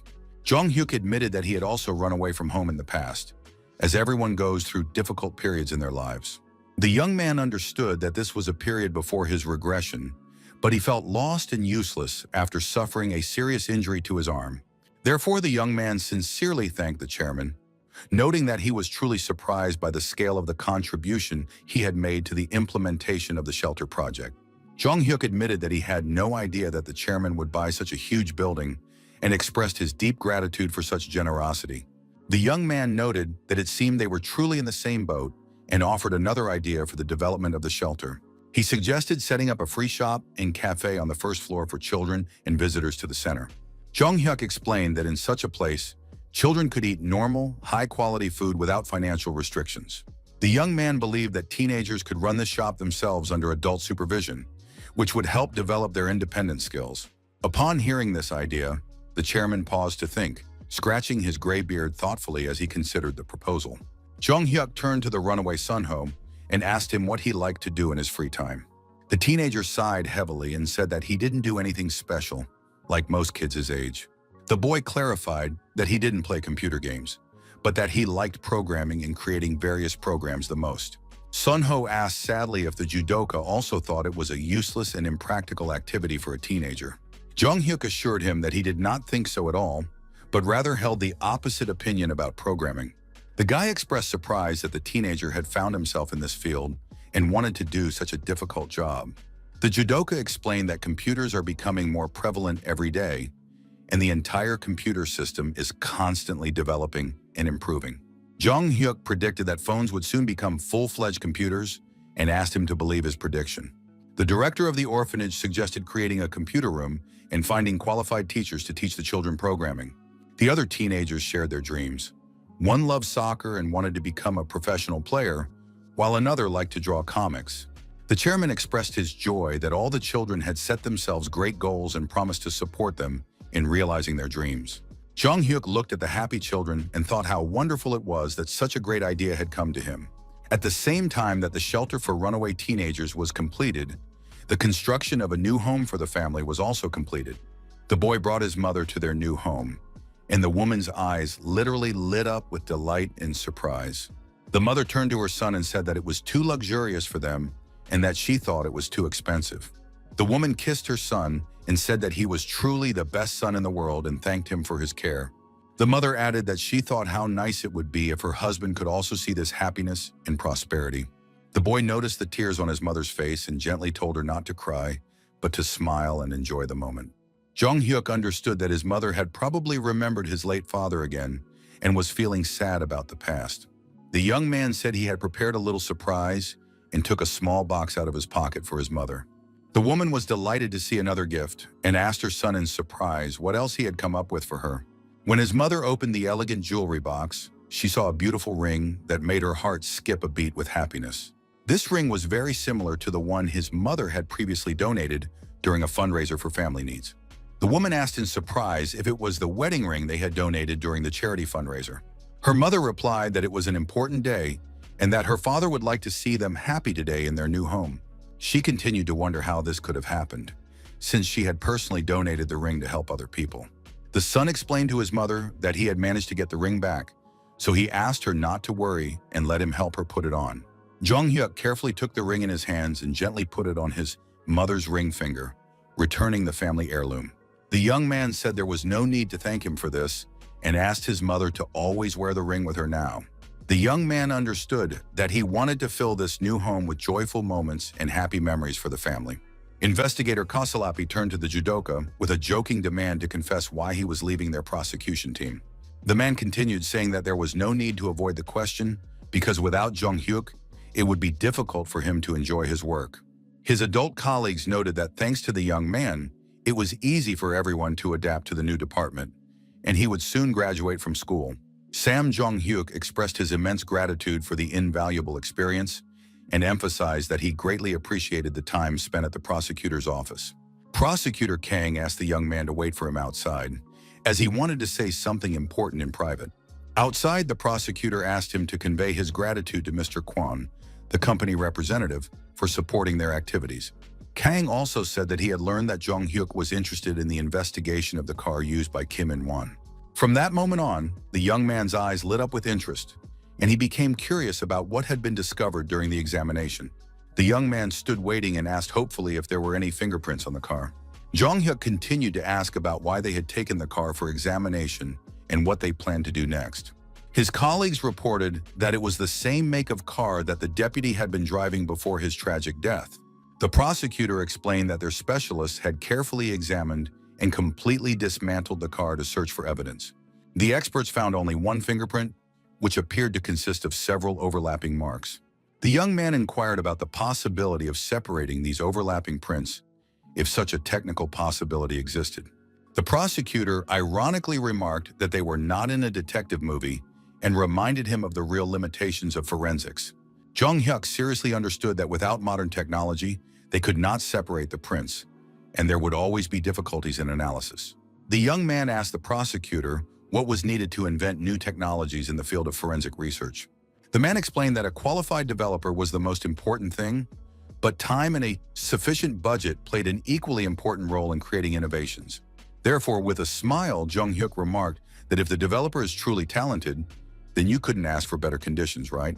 The young man suggested investing in university research, which left the prosecutor in a state of complete shock and bewilderment at such an unexpected proposal. Jong-hyuk explained his philosophy by saying that only those who are thirsty dig a well, hinting at the need for active action to achieve goals. At the airport, the young man was already walking through the waiting room and managed to call someone to resolve important business matters. He was talking to the director of the agency, Jong, with whom he had not communicated for a very long time. Jong was the head of the company that the young man used to visit with his friends. The director said that nothing special had happened before the team was formed with David, but now he was concerned about possible personnel changes in the team. Hearing this, the guy shouted throughout the airport, indignant that they were looking for replacements for employees, and inquired about the fate of the current workers. Then Jong-hyuk apologized for his outburst, but still asked about the reasons for the sudden decision to look for replacements for the current members of the group. The director explained that the team currently belongs to another company that wants to take the rest of the team members. When the guy heard this, he thought that JYP would become one of the largest entertainment companies in the future, according to his knowledge from his past life. Jong-hyuk remembered that before returning to the present, he knew about Jin Young's participation in the group's debut and how everything was supposed to unfold. The guy understood that if all the members were transferred to JYP, the CEO of the current agency would suffer significant financial losses. Therefore, he realized that it was impossible to simply replace the lead singer and looked for a way to bring all the members of the group together in one place without harming anyone. Jong-hyuk suggested buying JYP shares, which shocked the CEO as he couldn't believe what he was hearing. The guy explained that the company only recruits already famous artists without trying to find new talent among young people. Therefore, the company is not in the best situation right now and may not even pay dividends to shareholders on time. Jong-hyuk thought to himself that even if he paid more, it was still a business that would stay afloat for at least 10 years.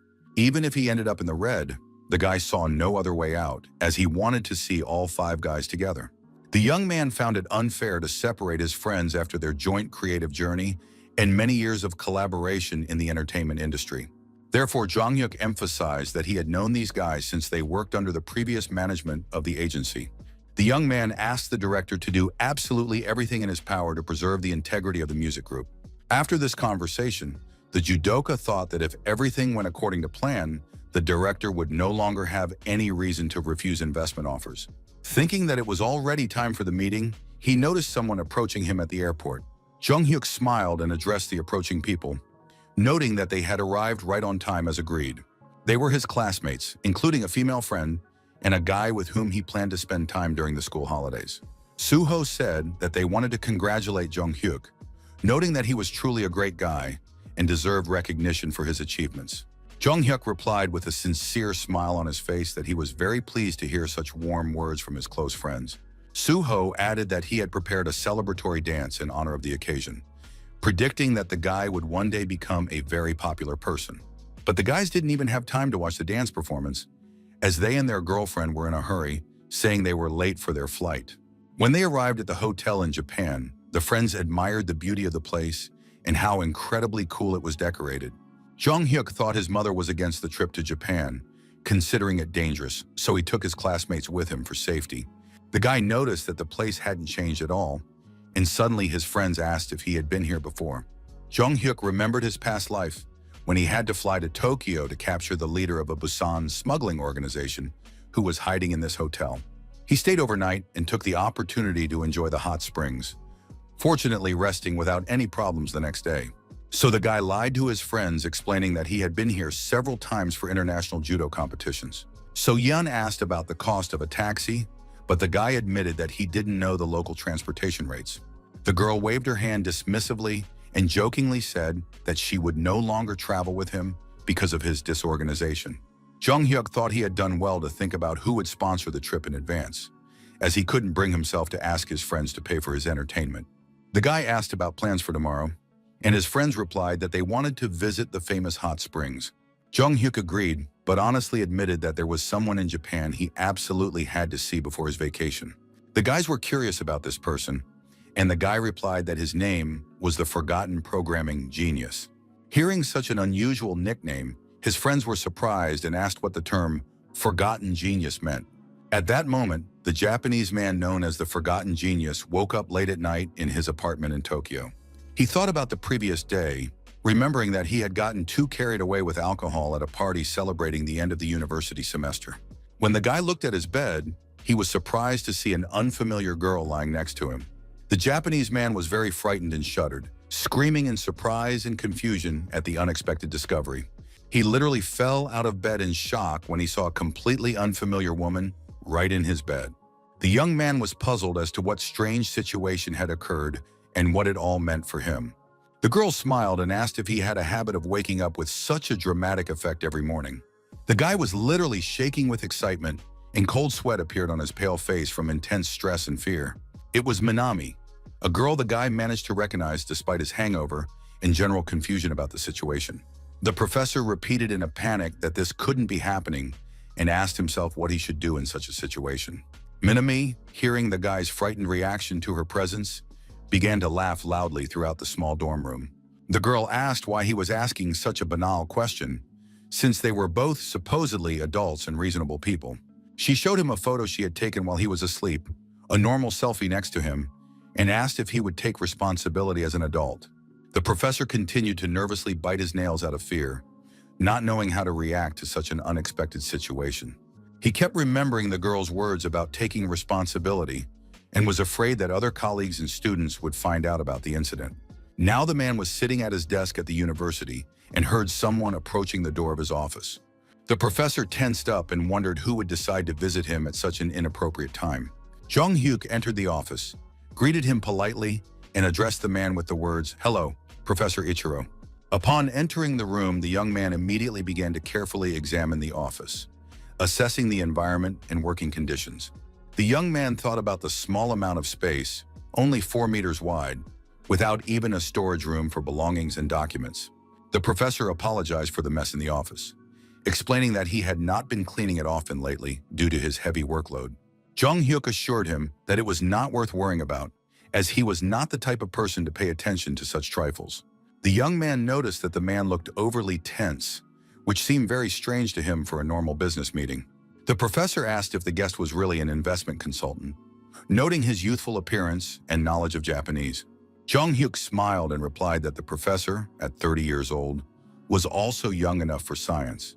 The young man began to talk about the professor's notoriety as a dirty rabbit, but the professor immediately asked him to forget about that old incident.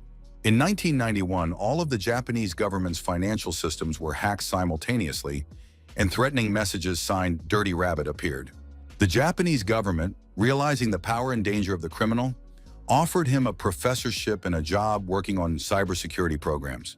Professor Ichiro was the legendary hacker known by the pseudonym Dirty Rabbit in the cybercriminal world.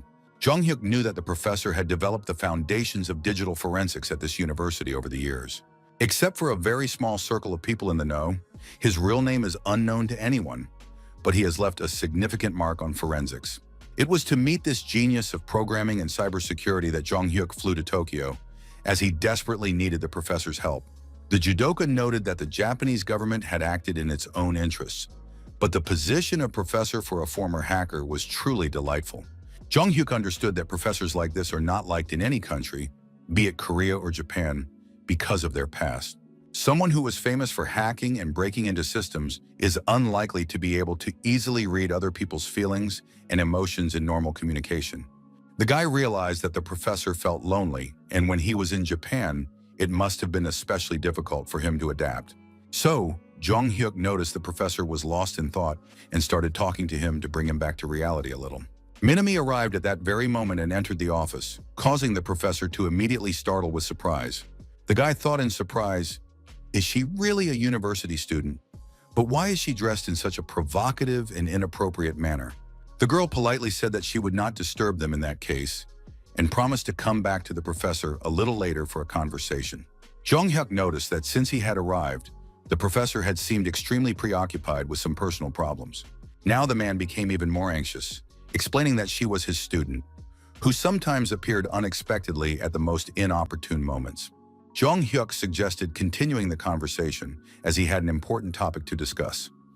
He wanted to buy the professor's hacking skills. Hearing this proposal, the professor asked in surprise if the young man had come with a commercial order to hack into some systems. Ichiro explained that the guest had misunderstood something, because what he was doing now was based on the principles of ethical hacking. Jung-hyuk replied that search programs for computers based on hacking structures are now used by intelligence services in various countries. The young man added that for ordinary people, this is a completely new concept in the field of cybersecurity and digital forensics.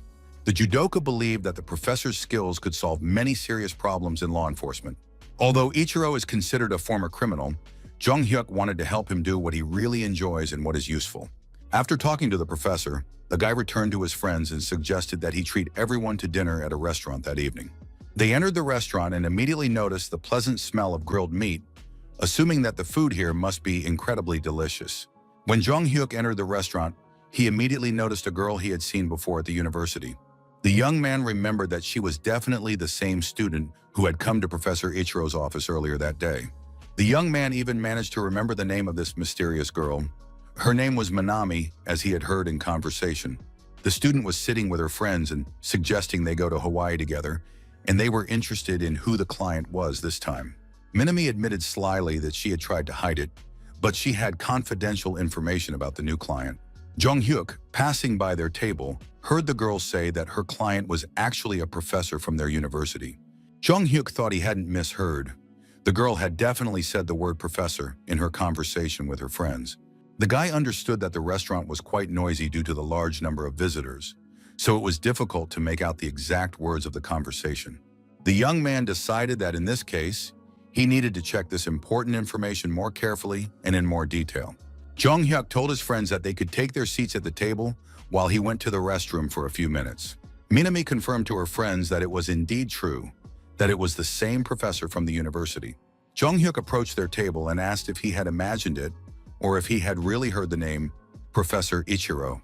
The guy turned to the other girls and asked if they were all friends of this professor from the technical university. The young man introduced himself as a student at the technical university who had happened to visit the professor's laboratory for academic matters. Minami didn't like how the situation was unfolding, so she reacted angrily to the stranger's interference in their conversation. The girl addressed the guy, noting that they were having a serious conversation about their personal affairs without any outside listeners. Jung-hyuk apologized to the girls, explaining that he was simply surprised by their appearance and wished them a good evening. As the guy walked away from their table, the girls discussed how cute he was and that they wouldn't mind getting to know him. Minami contemptuously remarked that there was nothing special about him, and besides, he was just a technical college student. She suggested that he was definitely a student of that stupid professor, which explained his interest in their conversation. The minx decided to get the most out of the professor, figuring that it shouldn't cause any serious problems. Her friends discussed that it was quite a big deal, But it was okay, at least until they graduated from university. Minami said that the funny thing was that she had been asked to completely compromise this professor by any means available.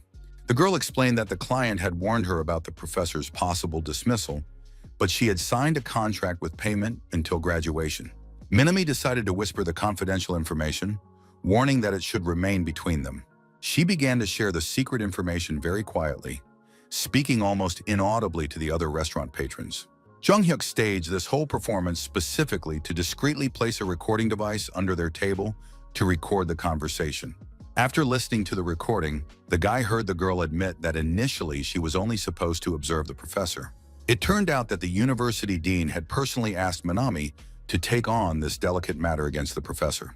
The funniest thing, according to the girl, was that she had absolutely nothing to do with this stupid professor in reality. Jung-hyuk brought the tape with the recording to the professor's office and played him the compromising information. The professor realized that the girl had nothing but a photo and that nothing had happened between them that day. The professor was shaking with shock and wondered what the hell was going on in his life. He was ready to cry out of despair and helplessness. Ichiro wondered why the dean had requested a meeting with Minami in the first place and admitted that he had not thought about this possibility at all beforehand. Jung-hyuk understood that the professor had been drawn into an extremely unpleasant and compromising incident that could destroy his career and reputation.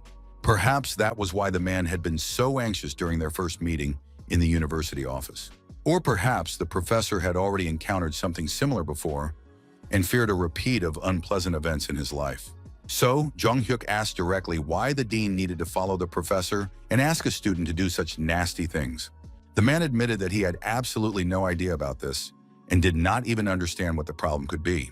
The young man suggested that he think carefully and analyze the situation, as there must have been some misunderstanding or conflict between the professor and the dean. The professor sighed heavily at first, then admitted that there was indeed something going on in their relationship with the university administration. Ichiro recalled that the only thing he had asked the administration was to upgrade the lab's computers to newer and more powerful models. The man shared that the engineering department's research funding had recently been of extremely low quality and volume. All problems stem from a limited budget, but Jung-hyuk noted the strangeness of the professor handing over all his research to the university. The young man thought that perhaps it would be worth investigating the dean's actions, and then all the ambiguities would become clear. The professor was surprised and asked why the young man was helping him at all, since it would be easier to sign a technical contract and leave the matter alone. Jung-hyuk explained that he was a bit curious by nature and that the dean's use of students to spy on the professor was unacceptable. Mr. Ichiro bitterly remarked that this was a disgrace for any university professor, and he was ashamed of the whole situation. The young man objected that the professor was not to blame and that they should not stand idly by when they had such strong evidence of illegal activity.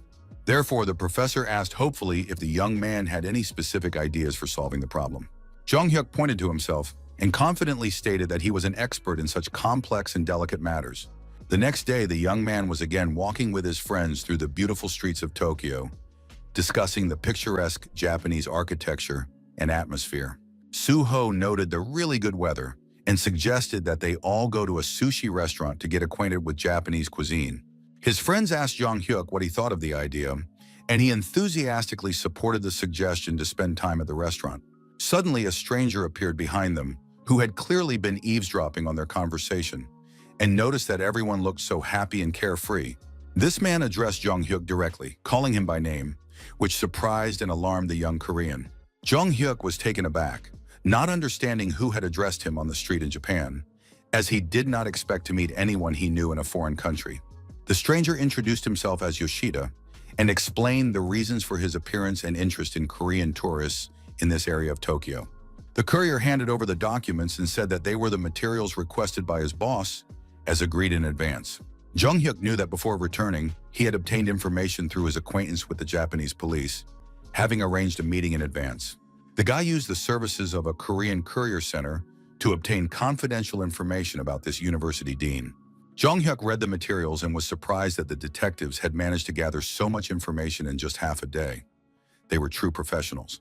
When the courier left, the young man continued to carefully study the documents and investigation materials he had received. The young man saw the dean's name, Kitamura Ryuichi, and realized that the name seemed familiar from some source. As he continued reading, the young man was surprised at how this dean could have so many hidden financial transactions. At that moment, in the office of the head of the department, the dean was on the phone saying that the professor had received $700,000 and asking for all the money to be collected. The insolent man with big cheeks demanded to know if the person on the other end of the line understood what he was talking about. The person on the phone replied that, of course, the contractor would definitely complete the task without any problems. The dean warned not to put too much pressure on the professor, as he might start to panic and make things worse. The girl on the other end of the line assured him that she would definitely do everything in the best possible way, and the conversation continued. The dean thought that the professor cost a lot of money, but thanks to this person, it was possible to earn even more. Third-rate universities have their own limits on how much you can officially earn from research. Thanks to the professor, the administration receives money it could not have dreamed of before, and the scientist is inexperienced but easily controlled. How many times had these petty studies brought truly incredible income to the university administration? The man looked at his watch and realized how quickly time was flying by. Important guests were due to arrive soon. Just then, he heard the footsteps of a man in a business suit heading for the dean's office. The dean perked up and thought he heard the arrival of his long-awaited guest for an important meeting. The man invited the visitor into the office, telling him to make himself comfortable and feel at ease. When the dean saw his guest, he was completely confused and did not expect such a turn of events. It turned out to be Professor Ichiro, whom the dean clearly did not expect to see in his office. The professor asked the dean in surprise what he was doing there at such an hour and for what reason. The dean rudely told the professor to come back later, as he was expecting a very important guest. Then the head repeated his request, asking if the professor had not heard him or if he lacked the manners to leave the office. The dean insultingly remarked that the professor did not even know the basic rules of politeness and questioned the upbringing of the scientist's parents. At that moment, another man in a light-colored suit approached the office door with documents in his hands. An elderly woman asked what had happened and why there were shouts and raised voices in the university corridor. The dean turned toward the voice and was even more surprised by who he saw standing in the doorway of his office. The elegant woman addressed the man, noting that they had not seen each other for a long time and had not communicated on work matters. It was a pretty elderly lady who had come with Jung Hyuk, looking very elegant and respectable in a business suit. Kitamura asked the woman what had brought her to the university, expressing concern about the unexpected visit. The director inquired whether there were any closed doors or similar restrictions at her own university. Jung Hyuk politely introduced himself, saying that it was a pleasure to meet her, and identified himself as a representative of Kwan and Park. Hearing this, the dean realized that he was the investor with whom the meeting had been scheduled, but did not understand the reasons for their joint arrival. The woman suggested that everyone present sit down at the negotiating table and calmly discuss the situation in a civilized manner. Professor Ichiro apologized to the dean for the disturbance and unexpected intrusion into his workday and plans. The dean was in a state of utter shock, completely unable to comprehend what was happening in his office and how all these people had ended up there. The principal explained that an investor had requested cooperation with their university, so she had personally returned to participate in the negotiations. Jung Hyuk clarified that he had originally planned to meet only with the university president to discuss business proposals. But since the meeting had already begun with this group, he suggested that everyone sit down together and discuss the prospects for cooperation. The young man thanked the woman for finding time for the meeting, despite her heavy administrative workload. The director asked if the investor wanted to gain access to the program for foreign students at their engineering faculty. Jung Hyuk explained that his company runs a shelter for runaway teenagers, and they were considering providing educational opportunities for those who aspire to a career in engineering. After listening to the explanation, the dean thought that it was understandable that the young man looked very young, but what talent had made them focus their attention on him?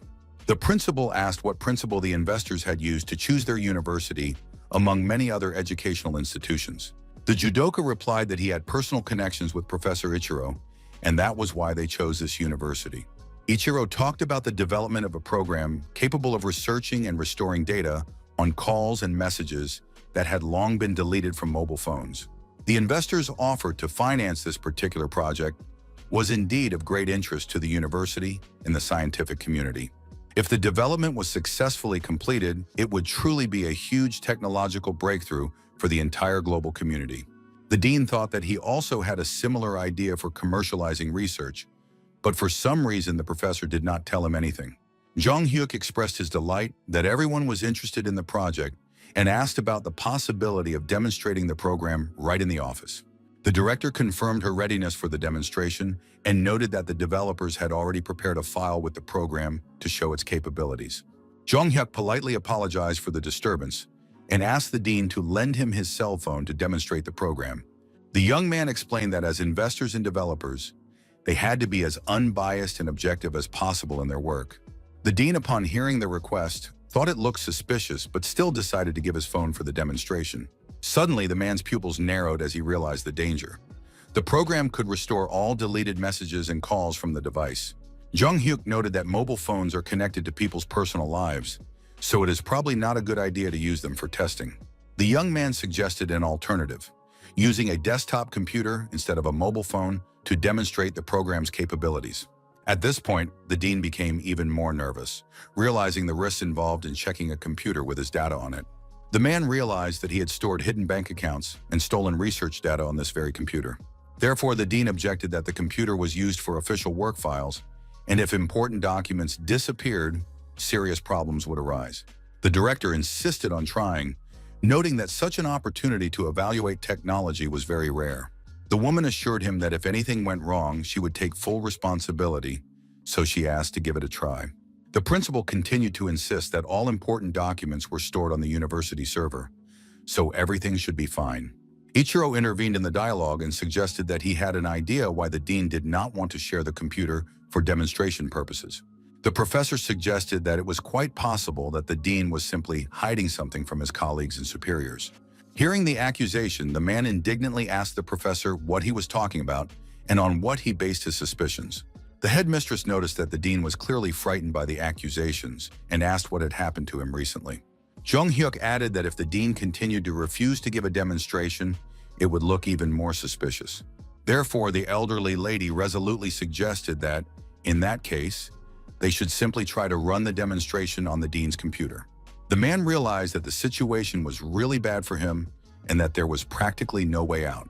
The dean reluctantly got up from his seat to go to the computer, trembling with fear of his machinations being exposed. The man hoped that the files on the computer were always completely deleted, and even if someone tried to recover them, nothing would be found. Despite all his efforts to cover his tracks, the dean understood the vulnerability of his position in the face of new technologies. Jong-hyuk sat down at the professor's computer and was surprised to find something unexpected in the device's system. The young man asked in confusion why there were so many deleted documents here, which seemed extremely suspicious. The judoka leaned over the screen and discovered that these were research articles, written not in the name of the university, but in Kitamura's personal name. The young man continued his analysis, noting a strange discrepancy between the faculty's official funds and the actual research expenses in the documents. The dean tried to push the young man away from the computer, demanding that he step aside and give way to other people. Professor Ichiro finally lost his temper, as this was beyond all conceivable limits for him, and began shouting the dean's name. The scientist grabbed the scoundrel by his suit and lifted him into the air, demonstrating physical strength unexpected for his build. The professor demanded an explanation as to why the dean's name was on his research and asked for a normal, honest answer. Ichiro shouted, asking how the dean could do such a thing and how he could even have the conscience to engage in such machinations. The dean responded by asking to be released, claiming that he had no idea what was going on or what he was being accused of. Jong-hyuk tried to calm the situation down, asking everyone to calm down while he called the police to investigate what was happening. The dean, of course, did not want any police involvement, claiming that he had done nothing wrong or illegal. The professor could not forgive such an act and gritted his teeth in anger, unable to contain his pent-up rage. No one would have thought that such a small and thin man could hide so much physical strength. The professor literally pounced on the dean and knocked him to the ground, unable to control his actions out of anger. Ichiro demanded that the dean admit to what he had done and apologize for his disgraceful actions. The headmistress, tired of listening to the whole scene, simply tapped her cane to get their attention. The cane ended up right next to the dean's head, almost hitting him during the scuffle with the professor. The expression on the elderly woman's face changed dramatically, and she demanded an end to the disgraceful behavior with a malicious look. The police had already arrived at the university with their lights flashing, ready to investigate the incident. The dean was taken by the arms and dragged to the car, while he shouted that it was no sin to help the poor professor. Kitamura asked the director to stand up for him, claiming that he was not guilty of anything before the university. The man begged her to think again about how many years he had served the educational institution and its leadership honestly. The woman replied that the dean remained shameless to the end, and that it was simply a disgrace to the entire university. The director turned to the police and demanded that they remove the dean from sight as soon as possible.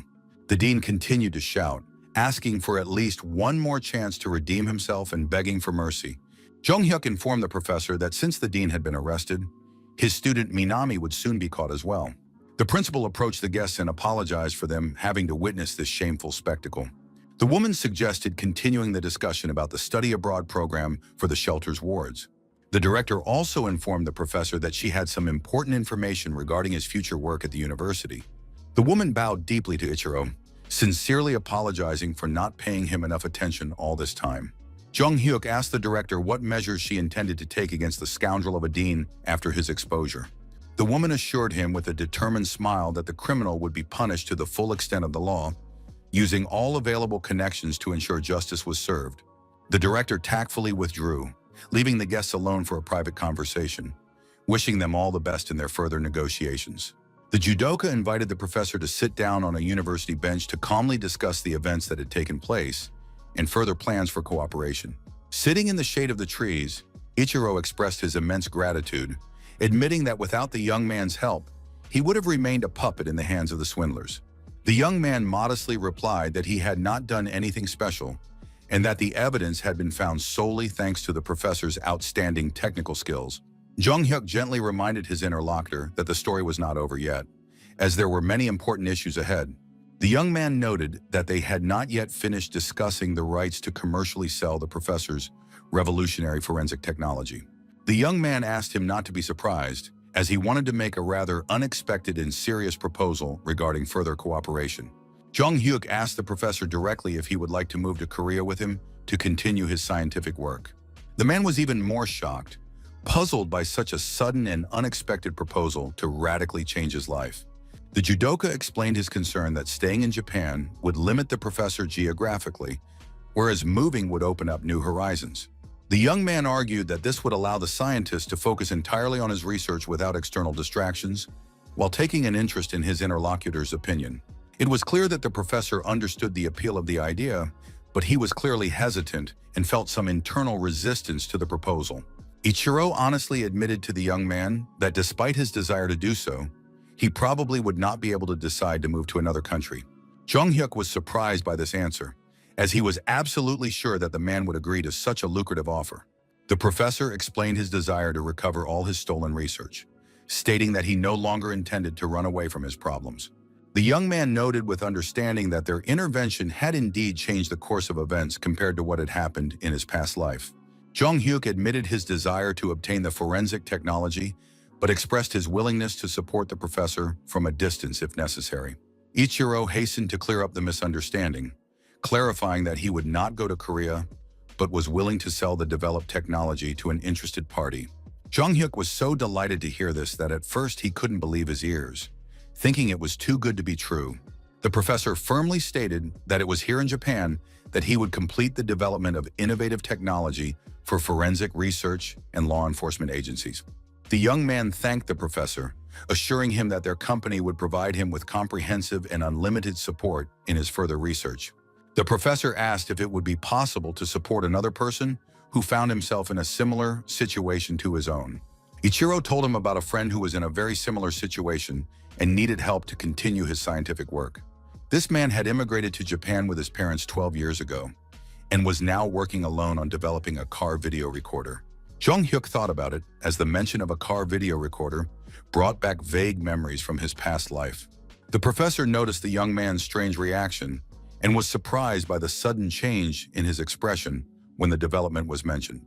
The young man asked with interest where exactly the professor's friend and his laboratory were located at the moment. After receiving a tip from Ichiro, Jung-hyuk arrived at the specified location with his classmates for the meeting. So-yeon checked the address and asked the guy if this was the place he had written down on a piece of paper. Jung-hyuk confirmed that the address was correct and thanked his friend for her attentiveness and help in navigating an unfamiliar city. The guy apologized to his friends for making them come with him to Kyoto, assuming that they must be tired of traveling. His girlfriend replied that since they had come on business, it was worth spending the time in a way that would benefit everyone involved in the trip. Jung-hyuk got the hint and asked anxiously if his friends had spent all their money on entertainment in Japan. After talking, the whole group approached the intercom of the right house and pressed the call button to contact the resident. They pressed the button once or twice, but no one answered the call, which seemed rather strange to them. Jung-hyuk began to worry, and various negative scenarios involving the developer began to run through his head. Finally, a tired voice came from the intercom, irritably asking who they were and what they wanted. The young man politely greeted him and asked if this was indeed the home of Mr. Katara Kunihiro, as indicated in the address. Jung-hyuk introduced himself as an employee of Kwannon Park, who had called yesterday on the recommendation of Professor Ichiro. Kunihiro approached the door, grumbling that he had already told the professor he didn't agree, but decided to open the door to the guests anyway. The man looked extremely exhausted and tired, asking the visitors to simply leave and not bother him anymore. The developer explained that he was not feeling well and promised to explain everything to the professor himself regarding his refusal to cooperate. Jung-hyuk objected that this would not work and held the closing door open to continue the conversation. The young man explained that he was traveling with friends in Japan, leaving for Korea tomorrow, and only had one day for negotiations. His friends were surprised by Jung-hyuk's persistence and his strong desire to talk to this unfamiliar developer. Even the developer himself was shocked by the young man's passion and persistence in wanting to talk to him. After these words, the man simply lost consciousness and seemed to melt away, falling forward in one place. Suho saw the falling guy and quickly rushed to his aid to support him and prevent him from falling. Kunihiro approached his fallen friend, his face expressing complete shock and incomprehension of what was happening to the guest. The developer asked Suho if he was the Hiroshi they were expecting. Kunihiro apologized for his strange behavior, explaining that he had confused the people and the situation as a whole. When everyone was sitting inside the house, Jung-hyuk assured them that it was nothing serious, that it was their fault for coming without prior warning. The man asked if the professor had told them about their situation and clarified whether the guest was indeed an investment consultant. The developer introduced himself, handing over his business card and saying that his name was Kunihiro and his Korean name was Su-chang. The man talked about his previous job at a semiconductor company, but after being laid off, he had been doing small development projects on his own. Jung-hyuk expressed his admiration for the research, noting his particular interest in the development of a car video recorder among all the projects. The young man honestly admitted that he did not fully understand the essence of this development and how such a device works. Therefore, Jung-hyuk asked the developer to explain in more detail what this technological innovation is. Kunihiro confirmed that the guest's understanding of the essence of his development was correct and was ready to explain the details. The inventor explained that this device is attached to a car and continuously records video during trips. Recording continues regardless of whether the car is moving or stationary in standby mode. Jung-hyuk thought with satisfaction that this was exactly the device he had been thinking about from his memories of his past life. The car video recorder, also known as a black box, was an extremely important invention for law enforcement agencies. In his past life, after the introduction of these video recorders, the crime detection rate increased significantly across the country. Thanks to surveillance cameras on the streets, in restaurants, and dash cams, a network was created that made it difficult for criminals to escape. The guy asked the developer to at least show him a working prototype of the device, if there was one. Kunihiro regretfully replied that there was no prototype yet, but he could show him the available drawings and development diagrams. Jung-hyuk knew he didn't understand technical drawings at all, but the shape of the device seemed to be what he expected. The guy inquired about the time frame for completing the development and was told that it would take several more years of work. Even with sufficient financial support, it would take that long to perfect the device. As can be seen from the drawings, the development is only 80% complete, but the main problem lies in the device's memory. Round-the-clock video recording requires a huge amount of memory, and modern technology does not yet allow for the creation of a compact device with sufficient capacity. Therefore, it will take at least 7 years for memory technology to develop to a level acceptable for the full functioning of a video recorder. Jung-hyuk understood that the technological limitations remain the same as in his memories of the future development of such devices. Soo-ho, sitting on the sofa, quietly chatted with his girlfriend. Noting that their business conversation had somehow dragged on for too long, So-yeon suddenly looked toward the wall, where something among the photos and documents hanging there caught her attention. The girl pointed to one of the photos, noting that the boy in it really looked a lot like Soo-ho. So-yeon insisted that her friend take a closer look, as they even had a similar aura and facial expression. Jong-hyuk became interested in his friend's conversation and also noticed the photo that had caught their attention. The guy really saw that this boy was constantly smiling with a big, sincere smile on his childish face. Jong-hyuk asked the developer who this cheerful boy in the family photo was. Kunihiro replied sadly that it was his son, who was no longer with him, but who had been incredibly dear to him. The man added with difficulty that his son had gone very far away and would never return to his father's home. The boy had died in a car accident because he loved riding his bike so much and was always riding it. The child always rode his bike to school and back home, but one day he had a terrible accident on the road.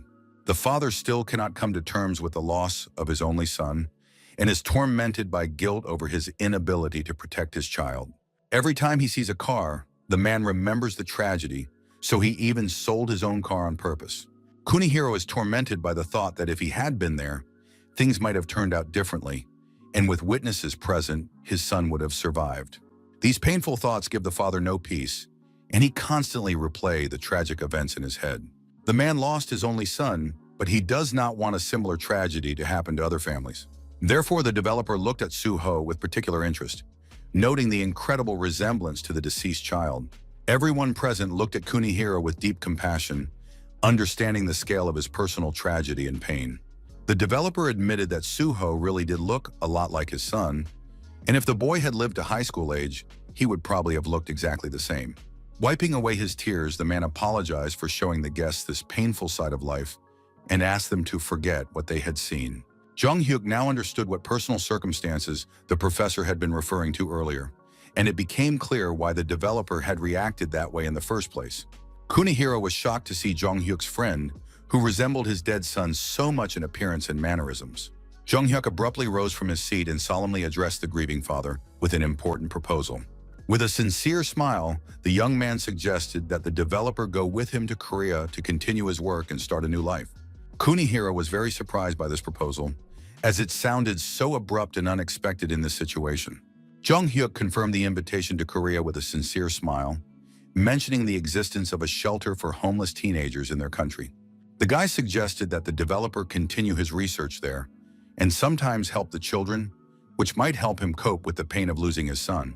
Kunihiro looked again at Jong-hyuk's friend, who so strikingly resembled his deceased son in appearance and mannerisms. The man seriously considered the offer, realizing that such a change in his life might not be such a bad idea. After several days of reflection and inner struggle, the man decided to agree to move to Korea. The friends sat in their school classroom, reminiscing about their wonderful trip to Japan and dreaming of going there again in the future. All the students were excitedly discussing who would be their new homeroom teacher this school year.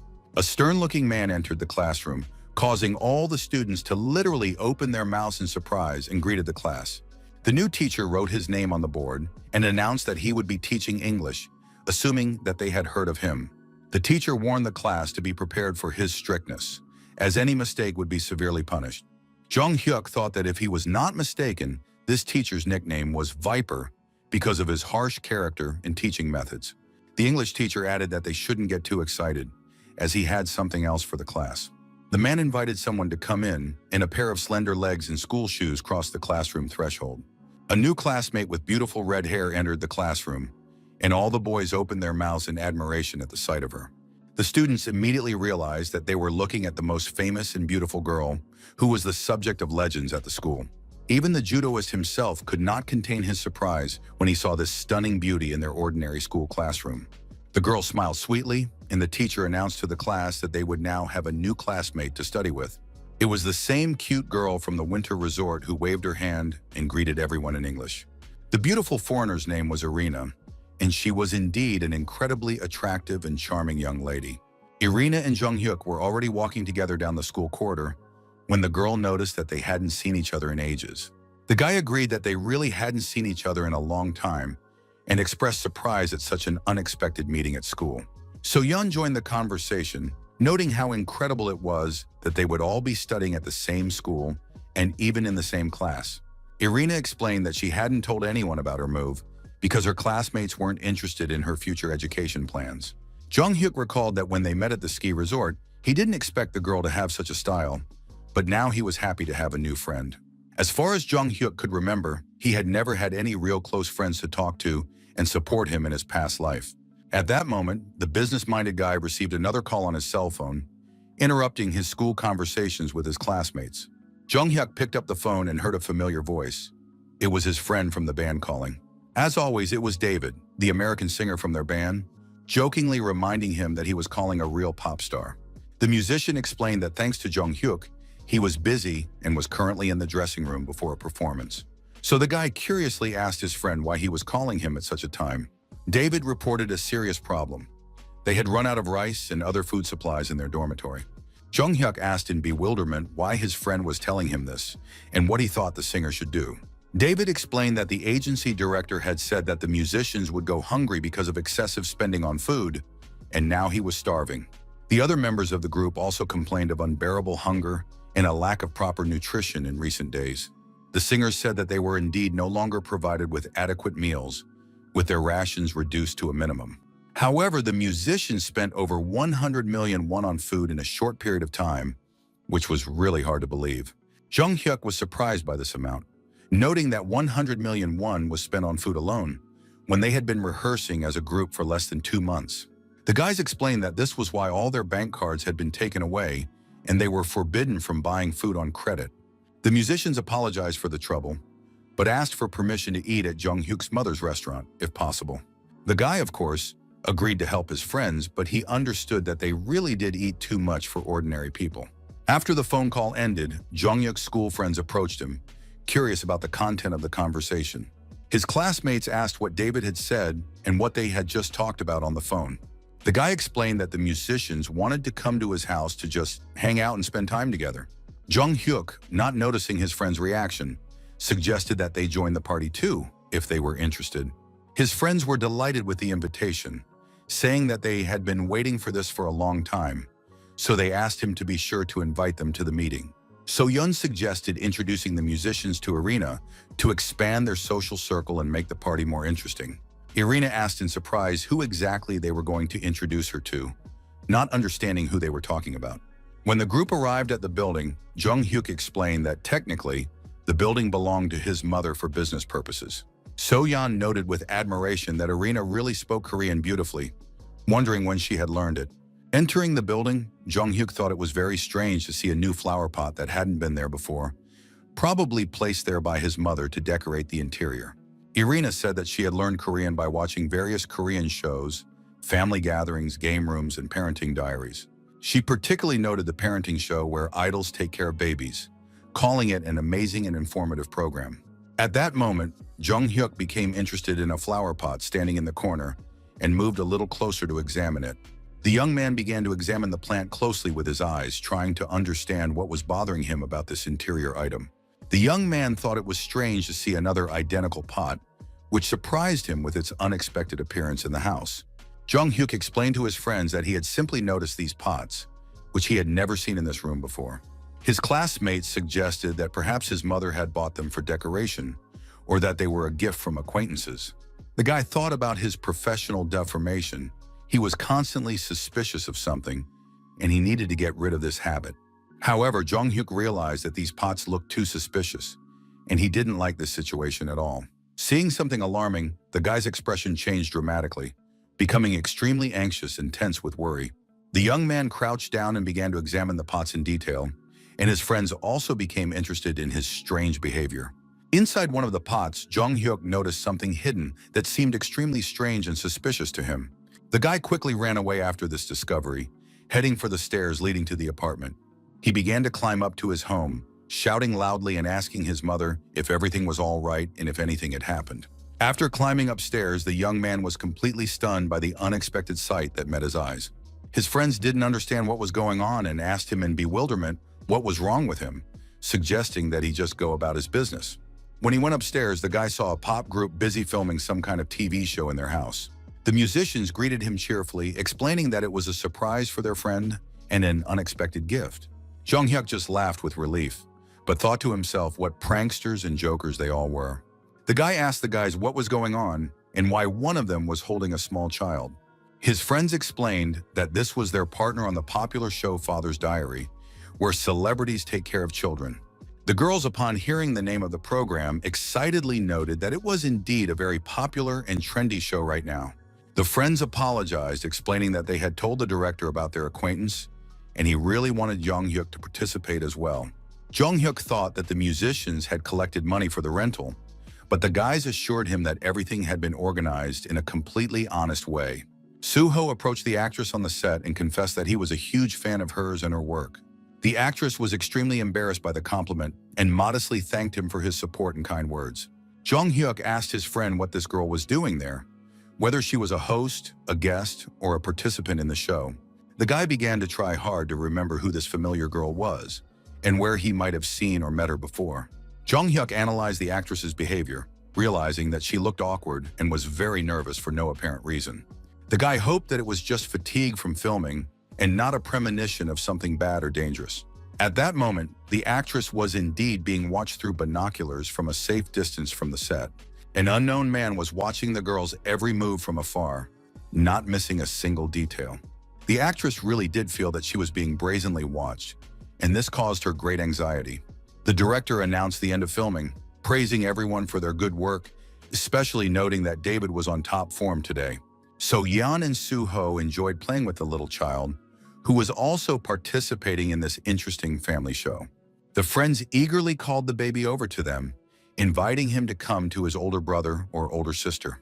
However, the child crawled past them and headed on all fours toward the insanely beautiful Irina, drawn by her presence. Irina smiled, noticing that even babies could sense her special aura and were drawn to her. So-yeon was very upset by this turn of events, considering the baby's behavior to be quite unpleasant for her. One of the singers approached Jung Hyuk and immediately noted that the actress had done a good job on the show. Turning to the girl, the musician suggested talking to her privately about some important issues. Jung Hyuk realized that something was wrong and that the conversation would be about the actress's problems. The three of them went into a separate room and sat down at a table for a private conversation about serious matters. The guy asked for details, and the famous girl admitted that she had a persistent stalker. The actress said that at first she thought it was just prank calls from bored fans. She recalled how she got into her minivan after work once again, complaining of extreme fatigue. The girl wondered why she was so tired today. Perhaps she was getting sick or had simply been overworking lately. The driver said that she had no plans for tomorrow, so she should go home and get some rest. The actress agreed with him, admitting that she had probably been working too much in recent weeks without a break. The girl got out of the minibus, which immediately continued on its route. Suddenly, her phone started ringing very actively, which seemed strange to her at such a time. She quickly took her cell phone out of her bag and answered it, expecting to hear a familiar voice. A stranger said her name in a very scary and frightening voice, which made her jump with surprise. The man asked why she hadn't answered his calls, as he had been waiting a long time for her to finally respond. This stranger indignantly said that she should be ashamed of herself for not recognizing his voice, since they were such good friends. The stalker continued to speak in a disgusting voice, saying that he had been thinking about her all day and had been collecting unpleasant personal information for his own purposes. It was with this phone call that all the nightmarish events began to unfold in the young actress's life. Since then, the criminal has called her every single day and told her about her every little move in his disgusting voice. Every day, terrible gifts were delivered to the actress's home, even though she repeatedly asked him to stop and leave her alone. He then desperately shouted into the phone that she was not his girlfriend, and if he did this again, she would really call the police. The stalker calmly replied in a gentle tone that his dearest was very angry and asked why she was behaving this way. The criminal said that he knew how she would react, so he had prepared a special gift for today, which further angered the frightened girl. Left completely alone in her apartment, the actress noticed traces of men's shoes on the floor by the front door. The girl wondered where this man got all the detailed information about her personal life and daily routine. When she went into the bedroom, she was so horrified and disgusted by what she saw that she was simply speechless. Red roses were scattered across the bed as a creepy romantic gift from the stalker. The actress was extremely frightened by this invasion of her personal space in violation of the security of her own home. Her nightgown lay on the bed, surrounded by photographs of the girl taken during the secret surveillance, and all of it was strewn with rose petals. Now, she is in a constant state of high anxiety because of this whole situation and is afraid to go outside unnecessarily. Jung Hyuk first asked about the police report, and the girl said that the police had conducted covert surveillance. But whether it was a coincidence or the stalker somehow found out about the police measures, as soon as the police showed up, the calls and visits stopped. The celebrity explained that the police had come several times but nothing happened, so the officers decided that she was overreacting. Jung Hyuk understood that stalking was not taken seriously at the time, and that breaking into a house was a truly dangerous stage. Even if all the evidence was gathered and the criminal was arrested, he would get off with a light punishment and soon be released. The judges would simply consider it overly persistent courtship, and the perpetrator would most likely be released to continue harassing the victim. So the guy stood up decisively, turned to the girl, and assured her that the most important thing was not to worry about anything. Jung Hyuk gave a 100% guarantee that they would definitely put this criminal behind bars for a long time. The young man explained that he had certain connections in law enforcement, so there was no need to worry about the successful resolution of the problem. The young man thought to himself that at the same time, they would change the law's attitude toward crimes related to stalking and harassment.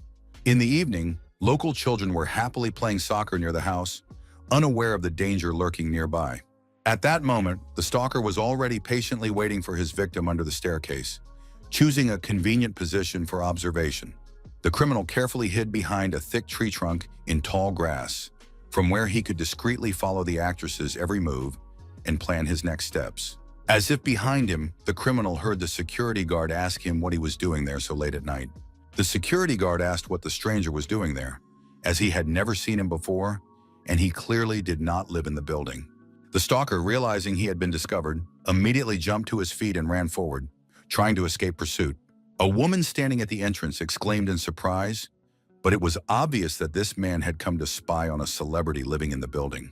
A resident of the house complained that because of this actress, they now had nothing but problems, and security had to patrol the area twice as much. Neighbors said that strange people had recently appeared in the area whom they feared to death, as they were constantly shouting under their windows. Meanwhile, another man quietly entered the building where the actress lived and headed up the stairs to her apartment. When he reached the girl's door, he was extremely surprised by what he saw at the entrance to her home. The man wondered if some new doorbells and additional security systems had been added to the door for protection. Probably because there were too many intrusive people around the actress, it was necessary to strengthen security measures. However, despite the additional protection, the criminal still managed to open both doors and get inside. As it turned out, this stalker was the same security guard who had just chased the young man away from the building. After breaking into the girl's apartment, he began to laugh nastily with pleasure and anticipation of another invasion of her personal life. The criminal rummaged through her things and thought that these clothes already needed to be taken to the dry cleaners, because his baby wouldn't survive without him. In the dressing room, the stalker suddenly noticed a box, which greatly surprised him with its presence among women's things. Inside, an insanely beautiful gold watch, clearly designed for men, sparkled, which puzzled the criminal. The guard realized with horror that his favorite actress did not wear such watches at all, as it was clearly a men's accessory. The man tried to calm himself with the thought that she had simply changed her tastes, as she would never bring a man home. The criminal stopped rummaging through the closet, but remained extremely concerned about the men's watch he had found in her apartment. Suddenly, a terrible realization dawned on the security guard, which made him even angrier and caused him to lose control. The stalker decided to check the rest of the apartment and broke into the bathroom to continue his search. There he noticed that there was now another blue toothbrush, clearly belonging to a man. The criminal couldn't believe what was happening and began ransacking the girl's entire apartment in search of other evidence of infidelity. The security guard emptied the trash can and scattered all the trash around the room, trying to find evidence of another man's presence. The stalker's face reflected genuine distress and rage at the discoveries he was making in the actress's apartment. The criminal was holding a men's razor, which he had found among the toiletries in the bathroom. This crazy security guard thought that the actress had betrayed his trust and their special relationship. The stalker began to destroy the apartment even more, shouting that this dirty fool had betrayed and deceived him. The criminal was shaking with uncontrollable rage and couldn't understand how she dared to betray him like that. The stalker yelled that this girl was just a cunning snake, and he had done so much for her, but she had betrayed him. The stuffed bunny standing in the kitchen was equipped with a hidden video camera to record what was happening in the apartment. Jong-hyuk had deliberately installed this surveillance system in advance to obtain irrefutable evidence for the police. The investigators who watched the recording understood that this man was truly mentally ill. Poor actress Hae Neom, watching this horrific recording, was shaking with fear and crying profusely. Jong-hyuk tried to calm the girl down, telling her that she didn't need to watch it anymore and traumatize herself. The young man turned to the investigators, emphasizing that they already knew the situation from the victim and could see how the stalker had crossed all boundaries. The young man insisted that if immediate action was not taken, the actress could be in mortal danger. One of the investigators, outraged, slammed his fist on the table with all his might, expressing his anger at what had happened. The police officer said he was ready to kill the criminal right then and there without any ceremony for such behavior. The law enforcement officer suggested not wasting time and immediately arresting the scoundrel who was treating a defenseless girl this way. Jong-hyuk stopped the angry police officers with a stern look, explaining that it was too early to take such action. The young man explained that even if a complaint was filed for trespassing and threats, the criminal would be sentenced to a maximum of 2 years in prison. Such a punishment was too lenient to reform the criminal with his dangerous delusions of love for the actress. The senior investigators asked the young man what plan he proposed to resolve this difficult situation. A week later, a guy in the parking lot was talking on the phone, saying that he would soon go upstairs to the girl. The man reassured the woman on the phone, saying that she should not be afraid because he was there to protect her. The guy called Heenam a coward, and all this was overheard by a nasty security guard stalker lurking nearby. The young man promised the girl that he would be with her soon and that she had nothing to worry about in his presence. He assured her that tonight, no one but him would dare lay a finger on her. These words enraged the stalker, and he was determined to kill the scoundrel who dared to approach his girlfriend. So the security guard went up to the floor where the actress lived, clutching a sharp dagger in his hands for revenge. The criminal waited until late at night and quietly made his way into the apartment through the locks he had broken. The stalker approached the sleeping girl's bed and stood over her like a black, ominous shadow of death. He saw confirmation of his suspicions. The actress had indeed found herself a new lover. The guard whispered about how much he loved her and couldn't understand how she could treat him so cruelly. The criminal reminded her of his vows to love her forever, wondering if that wasn't enough to make her happy. The stalker climbed onto the bed, swung his dagger, and began shouting throughout the apartment, preparing to commit the crime. But at that moment, the police arrived and apprehended him. Suddenly, an investigator appeared from the closet and quickly and powerfully kicked the scoundrel right in the face, knocking him off his feet. The security guard stalker flew sideways from the force of the blow and lay on the floor, barely breathing from the pain and shock of the unexpected attack. The criminal, confused, asked the police officer who had appeared who he was and where he had come from. The investigator coldly replied that it didn't matter who he was, but rather that he explained what he was doing in someone else's apartment with a knife. The police officer officially announced his arrest for repeated illegal entry into a dwelling and attempted murder. The criminal was quickly restrained and handcuffed, preventing him from resisting or harming those around him. The stalker screamed in horror that it had all been set up from the beginning and that he couldn't believe the betrayal of his love. As it turned out, it wasn't even an actress lying in bed, but a male police officer who had participated in the operation to capture the criminal. Seeing this, the security guard was in complete shock, realizing that it was not his beloved actress in front of him, but a decoy. The criminal was already being led out of the building, where police cars with flashing lights had gathered to complete the operation. Many residents of the building came out onto the street and discussed the shocking fact that the security guard from their own building had been stalking the unfortunate girl. Neighbors expressed sympathy, saying that such a young girl had already endured so many terrible trials in her life. The stalker noticed the actress standing outside the building, surrounded by police officers, watching his arrest from a safe distance. The criminal began to hysterically yell at the girl, calling her a bitch and promising not to leave her alone after his release.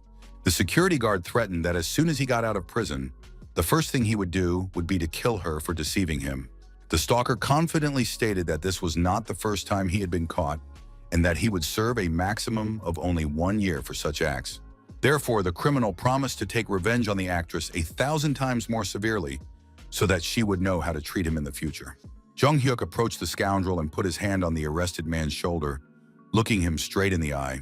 The young man told the criminal that he had no idea that his real torment had not even begun yet. The stalker didn't even understand who this confident young man was and where he got such information. The police officer intervened in the conversation, advising him to ignore the threats and simply walk away. Law enforcement officers put the criminal straight into a police car to take him to the station. The car, with its lights flashing, quickly drove away, taking the arrested stalker away from the scene of the crime. Jung Hyuk dialed Chairman Kwan's number and apologized for disturbing him at such a late hour, but he had an important request. The young man explained that he needed the help of an influential person to resolve issues related to this criminal case. The next day, the newspapers were full of news about the incident caused by a fan's obsession and discussions about the fairness of the punishment.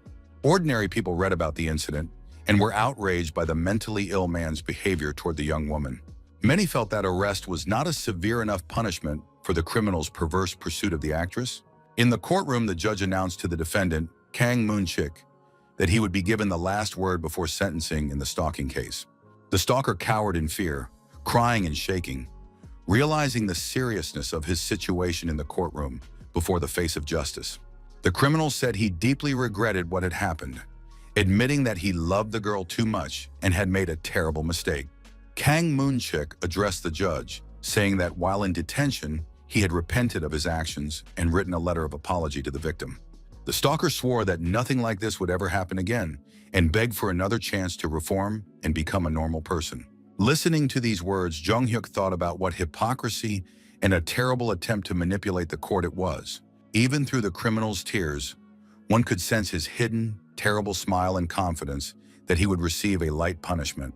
The stalker thought to himself that the maximum sentence for such crimes was 3 to 4 years, and he would definitely not receive the maximum sentence.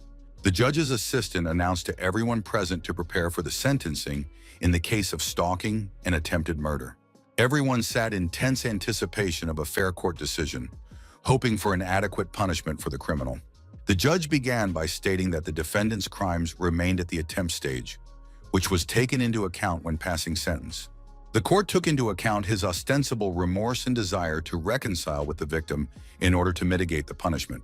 However, the judge took into account that the defendant had asked for leniency not from the victim, but from the court, and that this was not his first such crime.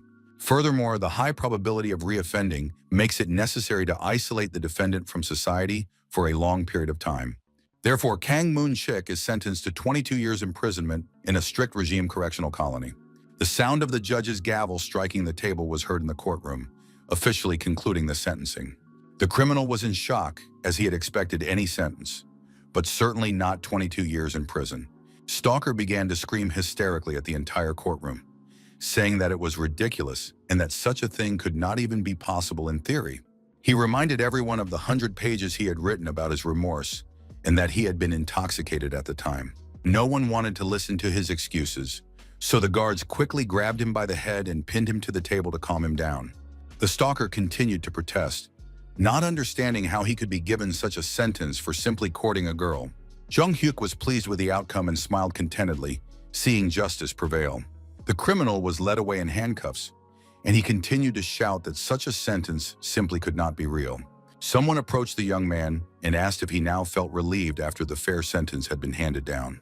Kwan, who was also present in the courtroom, addressed Jung Hyuk, calling him sir. The young man acknowledged that all this was made possible thanks to the girl's father, as he had initially expected a maximum of 10 years in prison. Kwan replied that his efforts should not be underestimated, as this was an important precedent and not just a routine sentence.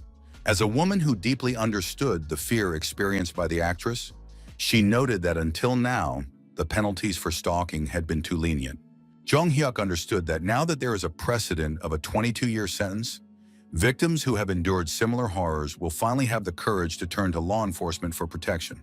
And despicable stalkers would finally begin to fear committing such crimes, knowing that they could face severe punishment for their actions. Jung Hyuk agreed that everything would work out as planned, but suggested that they now return to other important matters and projects. An inspector was standing at the police station waiting for guests to arrive for an important presentation of new technologies. Jong-hyuk happily approached him and warmly greeted this experienced law enforcement officer.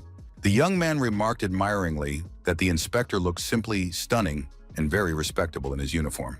The inspector jokingly called the young man a rascal in response, and both began to laugh amiably at the joke. Jong-hyuk introduced the person accompanying him, saying that he was a professor whom the inspector was meeting in person for the first time. Ichiro from a Japanese university was supposed to talk about a revolutionary technology that would help in criminal investigations. The professor had finally completed work on the digital analysis technology, and the young man suggested that he sell the development to the Korean police.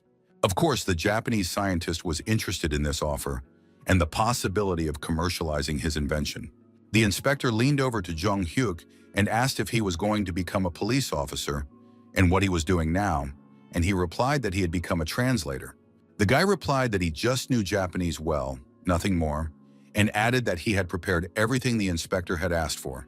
Jong-hyuk asked him to just trust him and not worry about anything, as the professor's analysis technology could be very useful.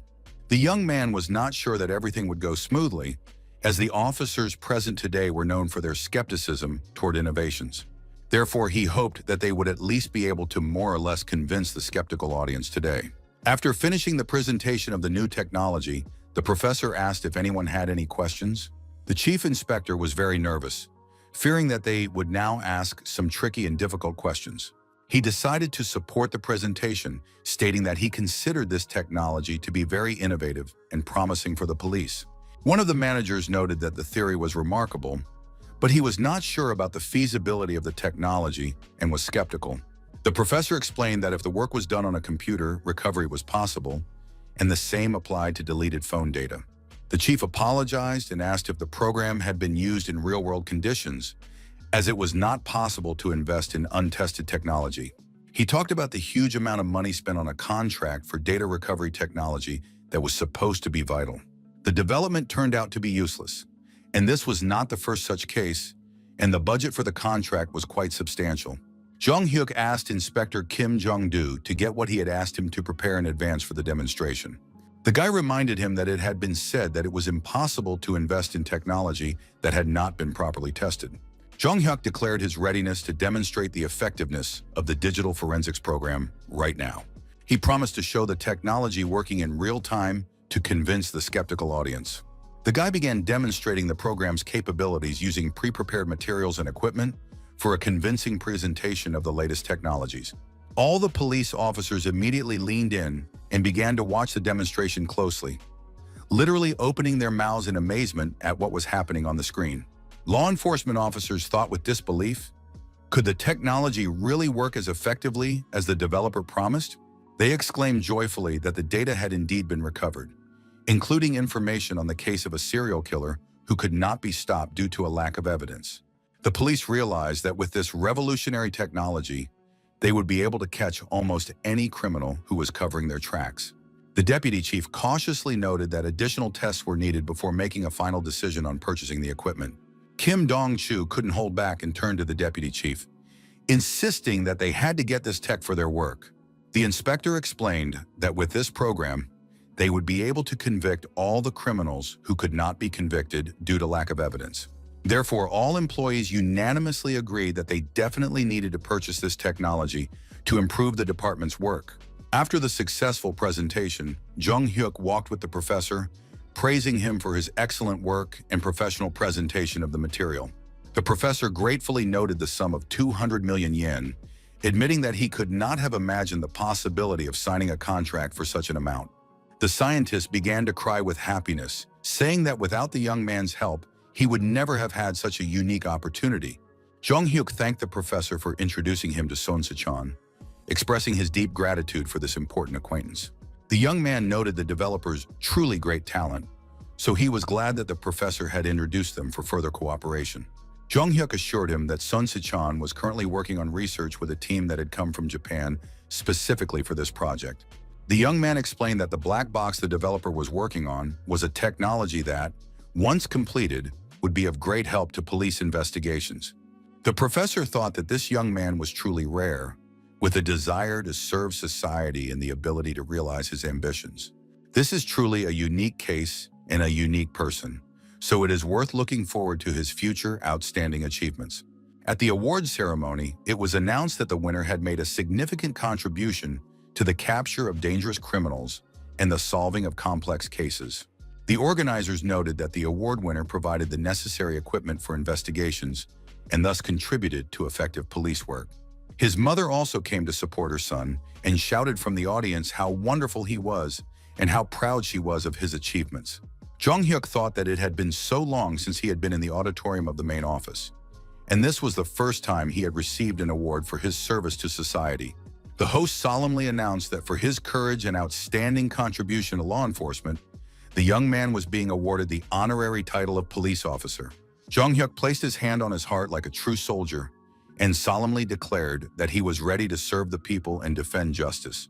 Now the young man has become a senior inspector, the 6th rank in the South Korean police hierarchy, which was a significant achievement. Unexpectedly, the young man's mother also did not understand why her son was behaving so strangely, demonstrating military bearing at a civilian event. His friends laughed at him a little, saying that the senior inspector already thought of himself as a real law enforcement officer. His friends noted his high ambitions and advised him to become a detective if he was so serious about police work. Jong-hyuk realized with horror that this was a reflexive reaction from his past life, when he was indeed an experienced officer. The young man felt a little awkward about what had happened, but he thought that everyone had moments of strange behavior and slips of the tongue. In the crowd, the young man noticed Prosecutor Kang, who was clearly unhappy with what was happening and whose expression showed his disapproval. Jong-hyuk was surprised to see the prosecutor at the ceremony, wondering what he was doing there at his award ceremony. Kang replied that he couldn't not come since there was a whole article in the newspaper about the guy becoming a senior inspector.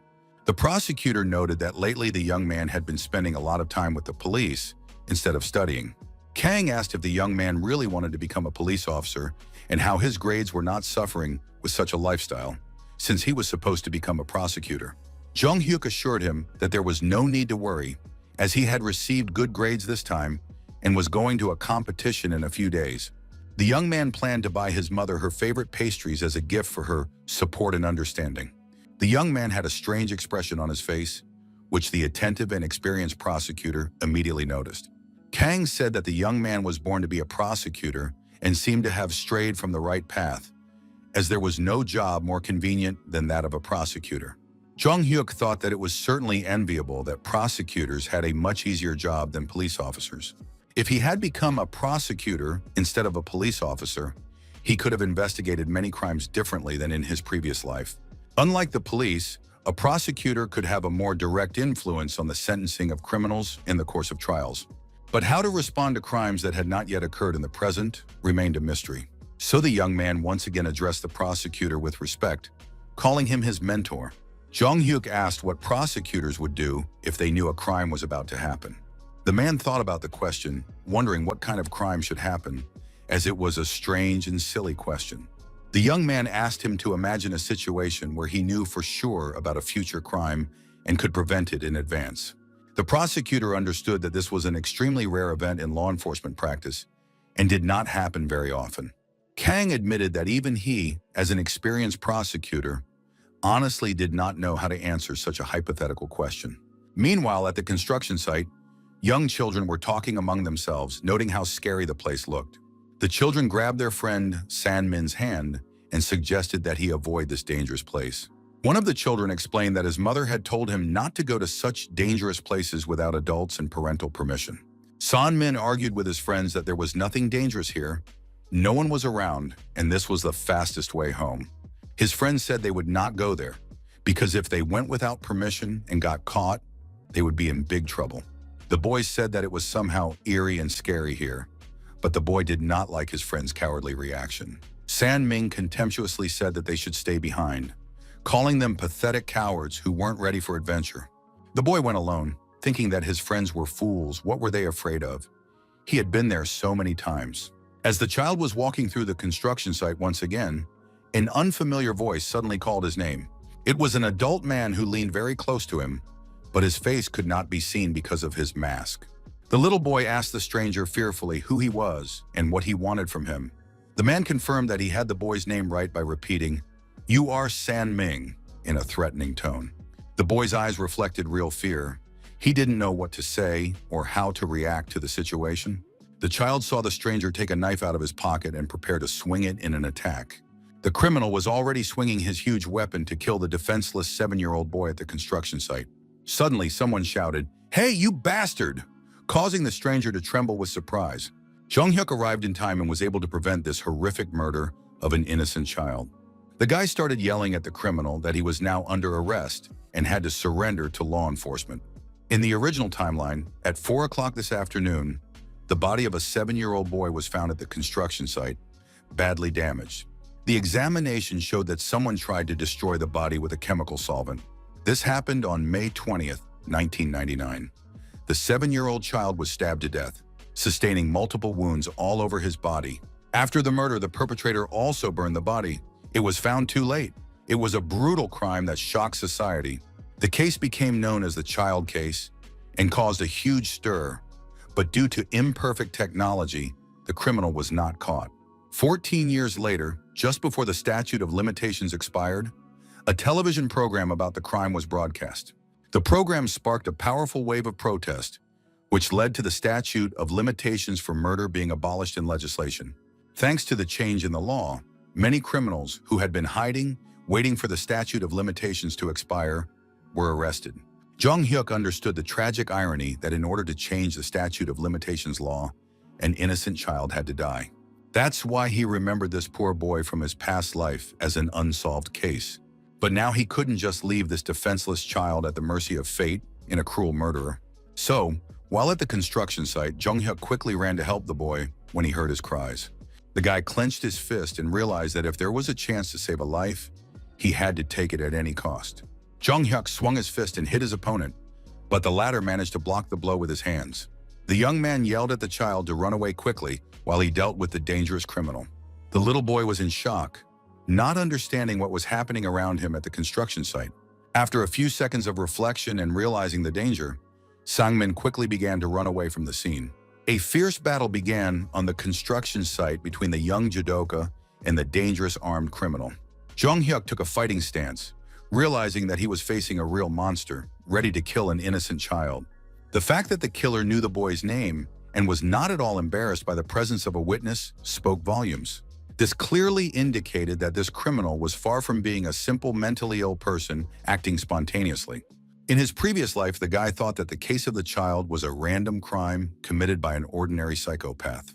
But now it turned out that it was a carefully planned act with a specific motive and the goal of killing a specific child. Therefore, Jung-hyuk, clenching his fists, demanded that the scoundrel put down the knife, introducing himself as a random passerby. Of course, the enemy did not believe the story about a random witness at an abandoned construction site. The criminal swung his weapon very quickly, so the young man barely had time to react to the sudden knife attack. A bleeding abrasion appeared on the young man's face from the sharp blade sliding across his cheek. Fortunately, at the very last moment, Jung-hyuk noticed the direction of the attack and managed to step aside to avoid the deadly blow. The young man prepared to strike back, clenching his fist and choosing the right moment to counterattack. The judoka struck the scoundrel right in his insolent face with all his strength, putting martial arts technique into the blow. The criminal simply fell to the ground from the powerful blow, and his weapon fell to the ground next to him. The killer struggled to get to his feet, clearly stunned by his opponent's unexpected strength and skill. Jung-hyuk saw something that surprised him greatly, as he had never noticed such details before.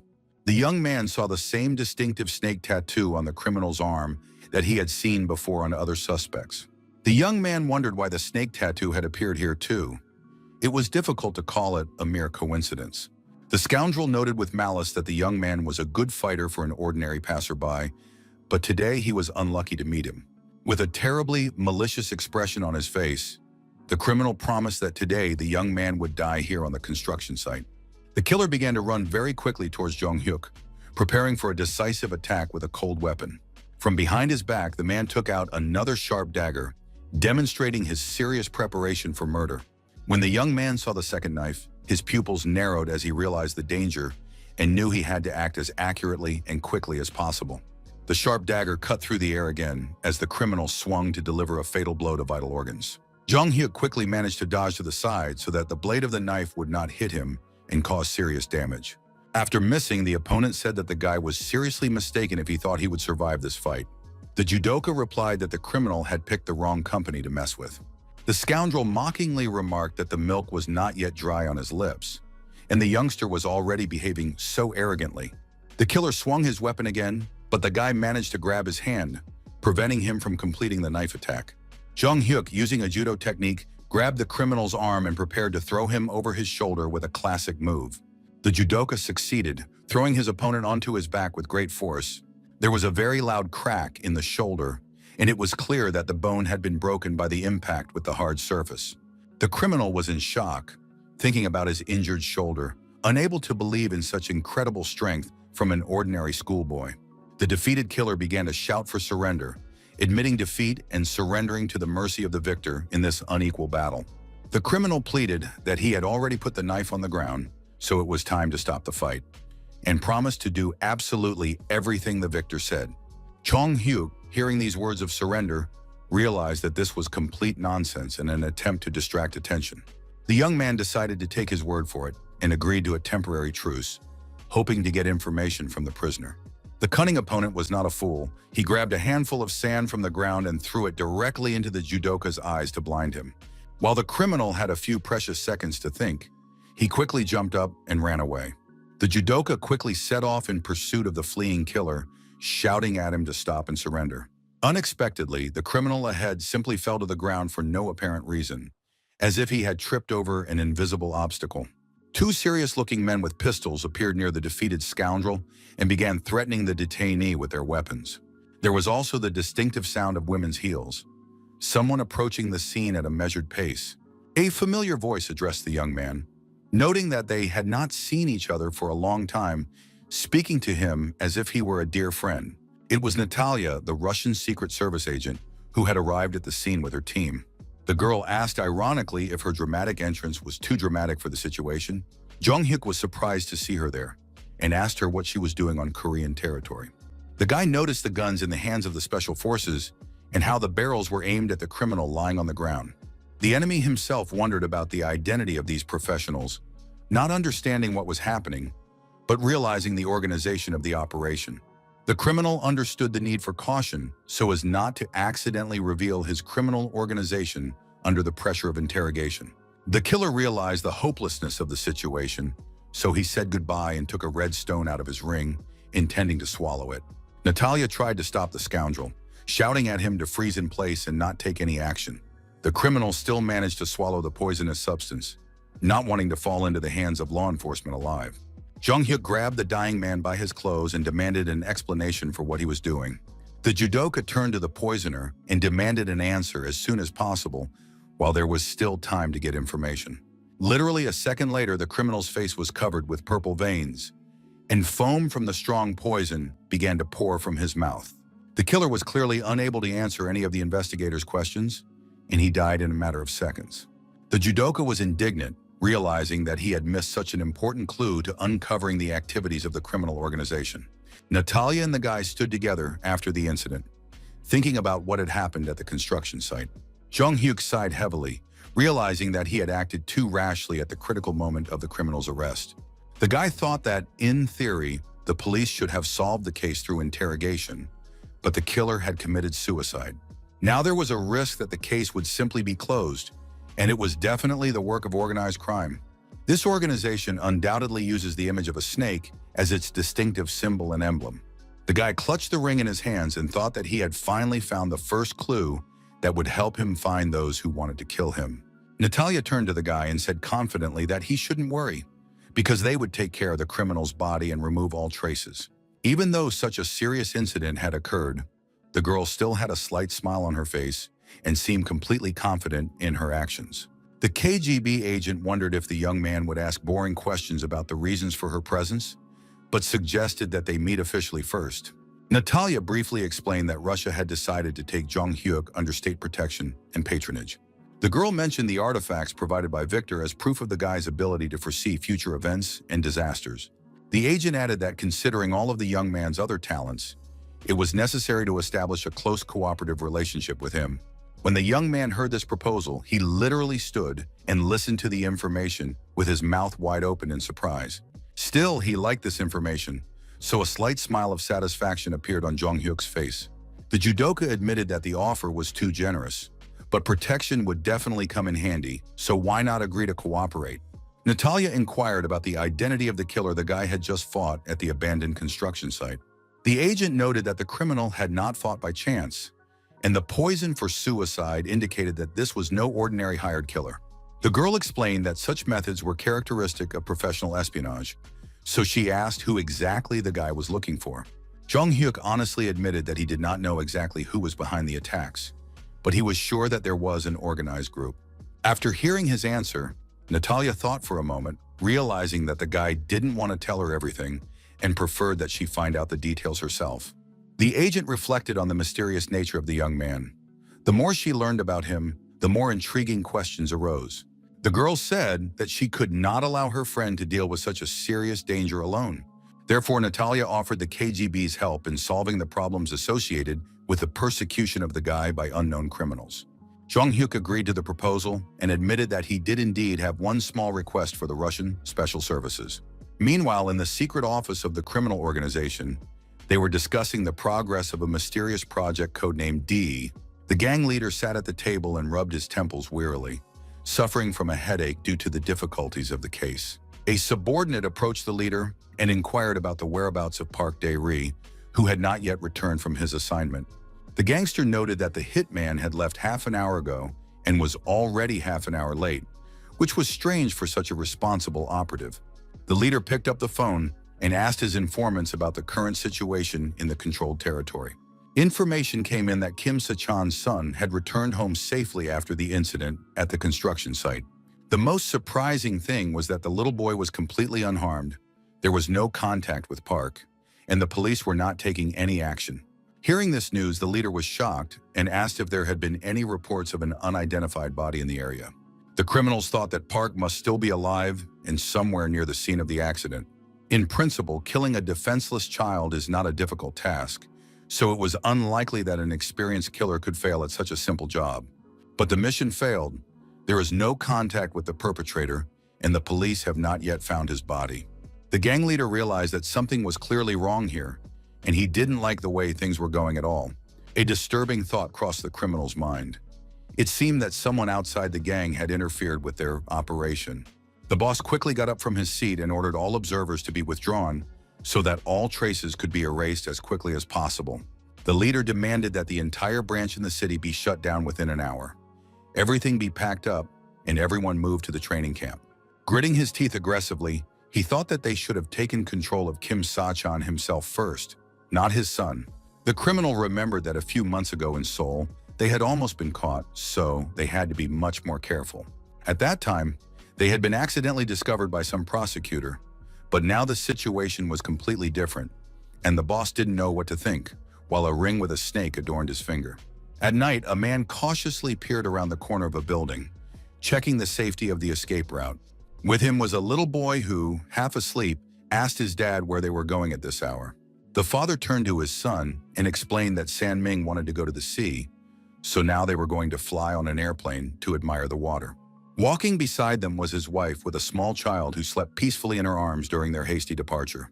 The woman did not understand what was happening and anxiously asked her husband why they were suddenly fleeing their hometown.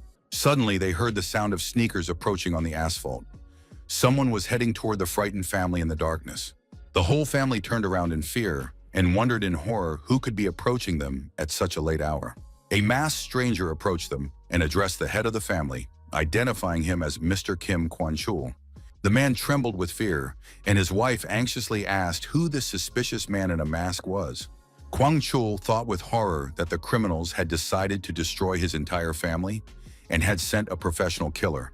The father began to shout at his wife to grab their son and run away from the danger as quickly as possible. As it turned out, the stranger was Jong-hyuk, who took off his mask and assured them that he was not dangerous at all. Little San-min pointed at the guy and excitedly shouted to his parents to look at his savior.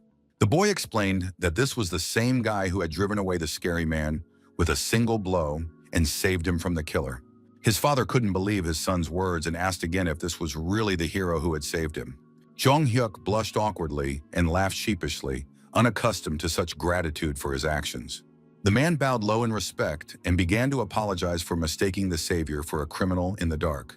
The young man explained that the family had mistaken him for a suspicious character because his face was covered, but he simply had a bad cold and runny nose.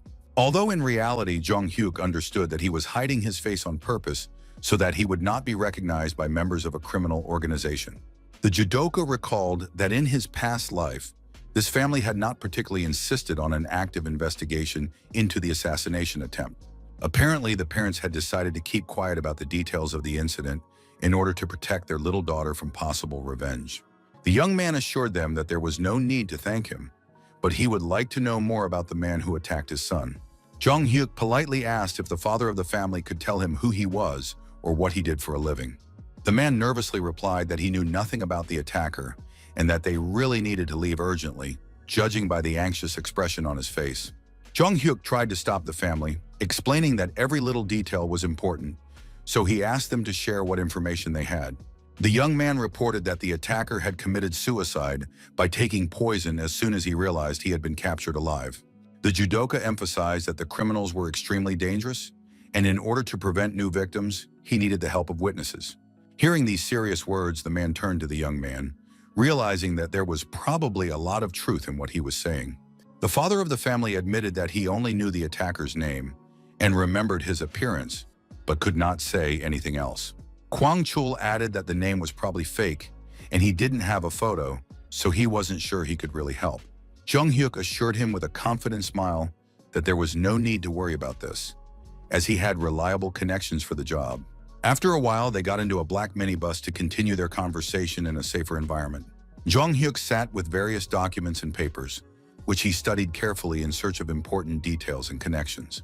The young man pondered this complex case and how to find the main villain, realizing the difficulty of the task ahead. The man said that it all started with the trade in jade bracelets as a completely legal and profitable business. Then his partner suggested selling cheap fakes from Germany under the guise of real jade, because Kwon needed money. Their business began to grow rapidly and prosper, but soon suspicious individuals posing as customers began to appear in the company. Kwon realized that things were definitely going badly and that the situation was becoming increasingly dangerous for his family. Therefore, the man demanded that his legal share be returned and that he be allowed to leave this dubious business completely, but he received a categorical refusal. In the end, the father of the family took only the money that rightfully belonged to him in the first place. A month later, Kwon saw a report on television about a murder, the victim being his former partner, and today his son was nearly killed. Jong-hyuk thought with satisfaction that they finally had a real serious lead for the investigation. The guy understood that he couldn't help but be happy about this, since the investigation into the criminal organization would finally get off the ground. The judoka thanked Natalia for her help, because thanks to the Russian special services, they now had a photo fit of the suspect and important information. Natalia inquired about how exactly these individuals were connected to Jong-hyuk's past and what their motives for persecution might be. The agent noted that it was certainly not easy to fight organized crime alone, and that the young man might need serious professional help. The judoka's expression clearly showed that he really needed help and couldn't handle the threat on his own. Jong-hyuk asked the girl to look after his mother, ensuring her reliable protection and safety. The young man explained that he did not want his mother to suffer in any way because of all the dangerous situations in his life. The judoka really needed someone reliable who would discreetly and professionally protect his only family member. Of course, Natalia agreed to this request, assuring him that this would not be a problem at all for the Russian special services. The agent admitted that she had hoped for a completely different answer from the young man, but he turned out to be quite stubborn. The girl added regretfully that she did not think she would be so persistent in recruiting the talented young man. Natalia asked, trying one last time to change his mind, if he was sure he definitely did not want to work for the KGB. The young man had already heard this tempting offer of long-term cooperation with the Russian special services many times. Jong-hyuk thought that perhaps he should seriously consider his future, since he was only 6 months away from coming of age.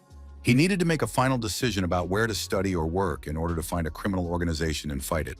The KGB was not an option. He had no intention of moving to Russia, and besides, intelligence work required unquestioning obedience to orders. The young man wanted to do things his own way, so he considered becoming a prosecutor, given their broad powers. Prosecutors do have a lot of power. They have access to classified information that even the regular police don't have. But there was one serious but that the young man did not like at all and still had on his mind.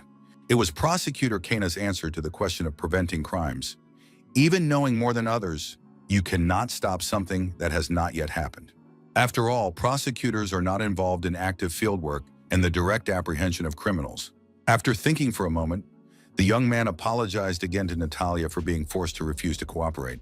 The judoka explained that he had an important goal to achieve, but it was impossible to do so within a strict organization. Hearing his final refusal, the girl smiled and said regretfully that it was indeed unfortunate for Russian interests. But Natalia immediately became interested in the guy's plans for the future, whether he would go to the prosecutor's office or the police. Jong-hyuk himself pondered this question, as he was not yet completely sure about his final career choice. The young man looked at the photo fit in his hands and thought that his only goal was to find and neutralize the criminal organization. Meanwhile, the man who was the subject of the photo fit lay on an operating table in a secret clinic. The surgeon calmly told the patient to relax, as they were only following the instructions they had received, and there was no need to take the procedure to heart. The surgeon asked the patient if he was ready to undergo surgery to change his appearance, in order to hide from law enforcement. The syringe in the doctor's hands began to glow brightly in the light of the operating lamp, ready for anesthesia. January 2001, a man was running fast down a dark alley, trying to escape from his pursuers. The fugitive was moving as fast as he could, but suddenly stopped abruptly, his sneakers sliding on the wet asphalt. In front of him, the man saw a high brick wall that blocked his path to safety. Behind him, a stranger in a dark cap was relentlessly pursuing him, closing the distance. The pursuer turned to the fugitive with a mocking smile, asking where the captured monkey was running to. The stranger mockingly noted that the victim had now reached a dead end and asked about his future plans. Cornered, the man nicknamed Monkey took out a cold weapon and threatened to stab him if he approached. The criminal nervously asked his pursuer who he was, and if he wasn't a cop, why was he chasing him through the alleys? The stranger calmly gave his full details. His name was Park Sang-chul, he was 30 years old, and his nickname was Monkey. The suspect had 5 convictions for illegal entry into dwellings and was an experienced repeat offender, specializing in empty houses. After getting out of prison in 2001, he tried to rob a house as usual, but accidentally ran into the owner and in a panic tried to kill him. The cornered criminal began hysterically shouting demands not to approach, waving a knife in front of him. Park Sang-chul swung his weapon and aggressively waved the blade in front of the calm stranger's face. The pursuer in the cap easily dodged the clumsy knife blow, demonstrating excellent reflexes and training. In response, the stranger delivered a precise punch, aiming at a vulnerable spot on his opponent's body. The slow-witted criminal did not have time to react and received a powerful straight punch right on the nose. Park's broken nose immediately began to bleed profusely, flooding his face and clothes. After that, the repeat offender was simply grabbed by his clothes, preventing him from resisting or escaping. With one powerful movement, the pursuer lifted the criminal and pinned him to the ground with a classic move. When Park Sang-chul landed on his back, he screamed loudly in pain and surprise. The defeated robber began to tremble with fear and begged not to be touched, admitting complete defeat. As it turned out, it was Jong-hyuk, who explained that he had saved the criminal from becoming a murderer. The young man added that he was not yet a police officer, but was already studying to become a detective at the police academy. The defeated villain was quickly taken into custody, and his hands were tied to prevent escape or resistance. Park tried to smooth things over by apologizing and begging to be let go without being handed over to the authorities. The criminal was curious how the student had found out about his whereabouts, since he was not an active police officer. Jong-hyuk explained that he had hired a private detective to follow him, so the robber was under constant surveillance. The judoka called his acquaintance, an inspector, and told him that he had some interesting information for the police. The young man apologized for addressing him informally, as his interlocutor was no longer an inspector, but a department head, but reported the capture of repeat offender Park Sang-chul, who had again attempted to rob an empty house. Jong-hyuk approached the defeated criminal and grabbed him firmly by the shirt, demonstrating the seriousness of his intentions. The young man warned Monkey menacingly that if he tried to commit such atrocities again, he would face serious consequences. After the threat, the academy student offered the detainee a friendly smile and suggested they walk together to the waiting police officers. While at the police academy, Jong-hyuk spoke on the phone, apologizing for not answering the phone because of his lectures. Suho said that their mutual friend was also a busy student, but still found time to visit her friends. His friend yelled into the phone, demanding that he stop making excuses and hurry up and come for a group photo. The guy smiled at his friend's reaction, thinking that he was still the same energetic and cheerful person. Last winter, Jong-hyuk graduated from high school and was successfully admitted to a prestigious police academy. Prosecutor Kang was very upset by the guy's choice, but he really wanted to become a police officer as soon as possible. While he was thinking, one of his classmates approached him and called his name. His friend asked who the hero had caught this time, since he had arrested another criminal last week. His classmates asked him enviously to take them with him next time he caught lawbreakers. Two guys looked at Jong-hyuk with admiration, thinking that they were looking at a famous academy student. They discussed how the guy would definitely not go to serve in a regular mobile unit after graduation. The student said that last year he won a gold medal at the Olympics and was exempted from military service. Jong-hyuk ranked first in the admissions rankings and brought home a medal, which made the rector very happy. As soon as the guy enrolled, a new dormitory was built for him, and many saw illegal attempts by other candidates to enroll. His classmates wondered what kind of person he was to be so outstanding, so far above the other students. In class, the teacher explained that the ultimate goal of criminal psychology is to study the peculiarities of criminals' thinking. The professor emphasized that criminal behavior is determined not only by innate traits, but also by interaction with the social structure. Therefore, an excellent investigator must take into account even the most insignificant habits and characteristics of the suspect. This was Professor Sun, who in his previous life was a member of parliament and worked hard to improve criminal investigation methods. When the lecture came to an end, the teacher announced the need to prepare for the upcoming exams. The professor gave the following assignment. One representative from each group should come forward and draw a piece of paper with an assignment. The students were surprised by the unusual method their teacher had come up with for the practical class. The students thought that since there was no way out, they had to obey the teacher's assignment and go draw the pieces of paper with the assignments. The group representatives read out the contents of the slips of paper, which contained the names of real convicted criminals for study.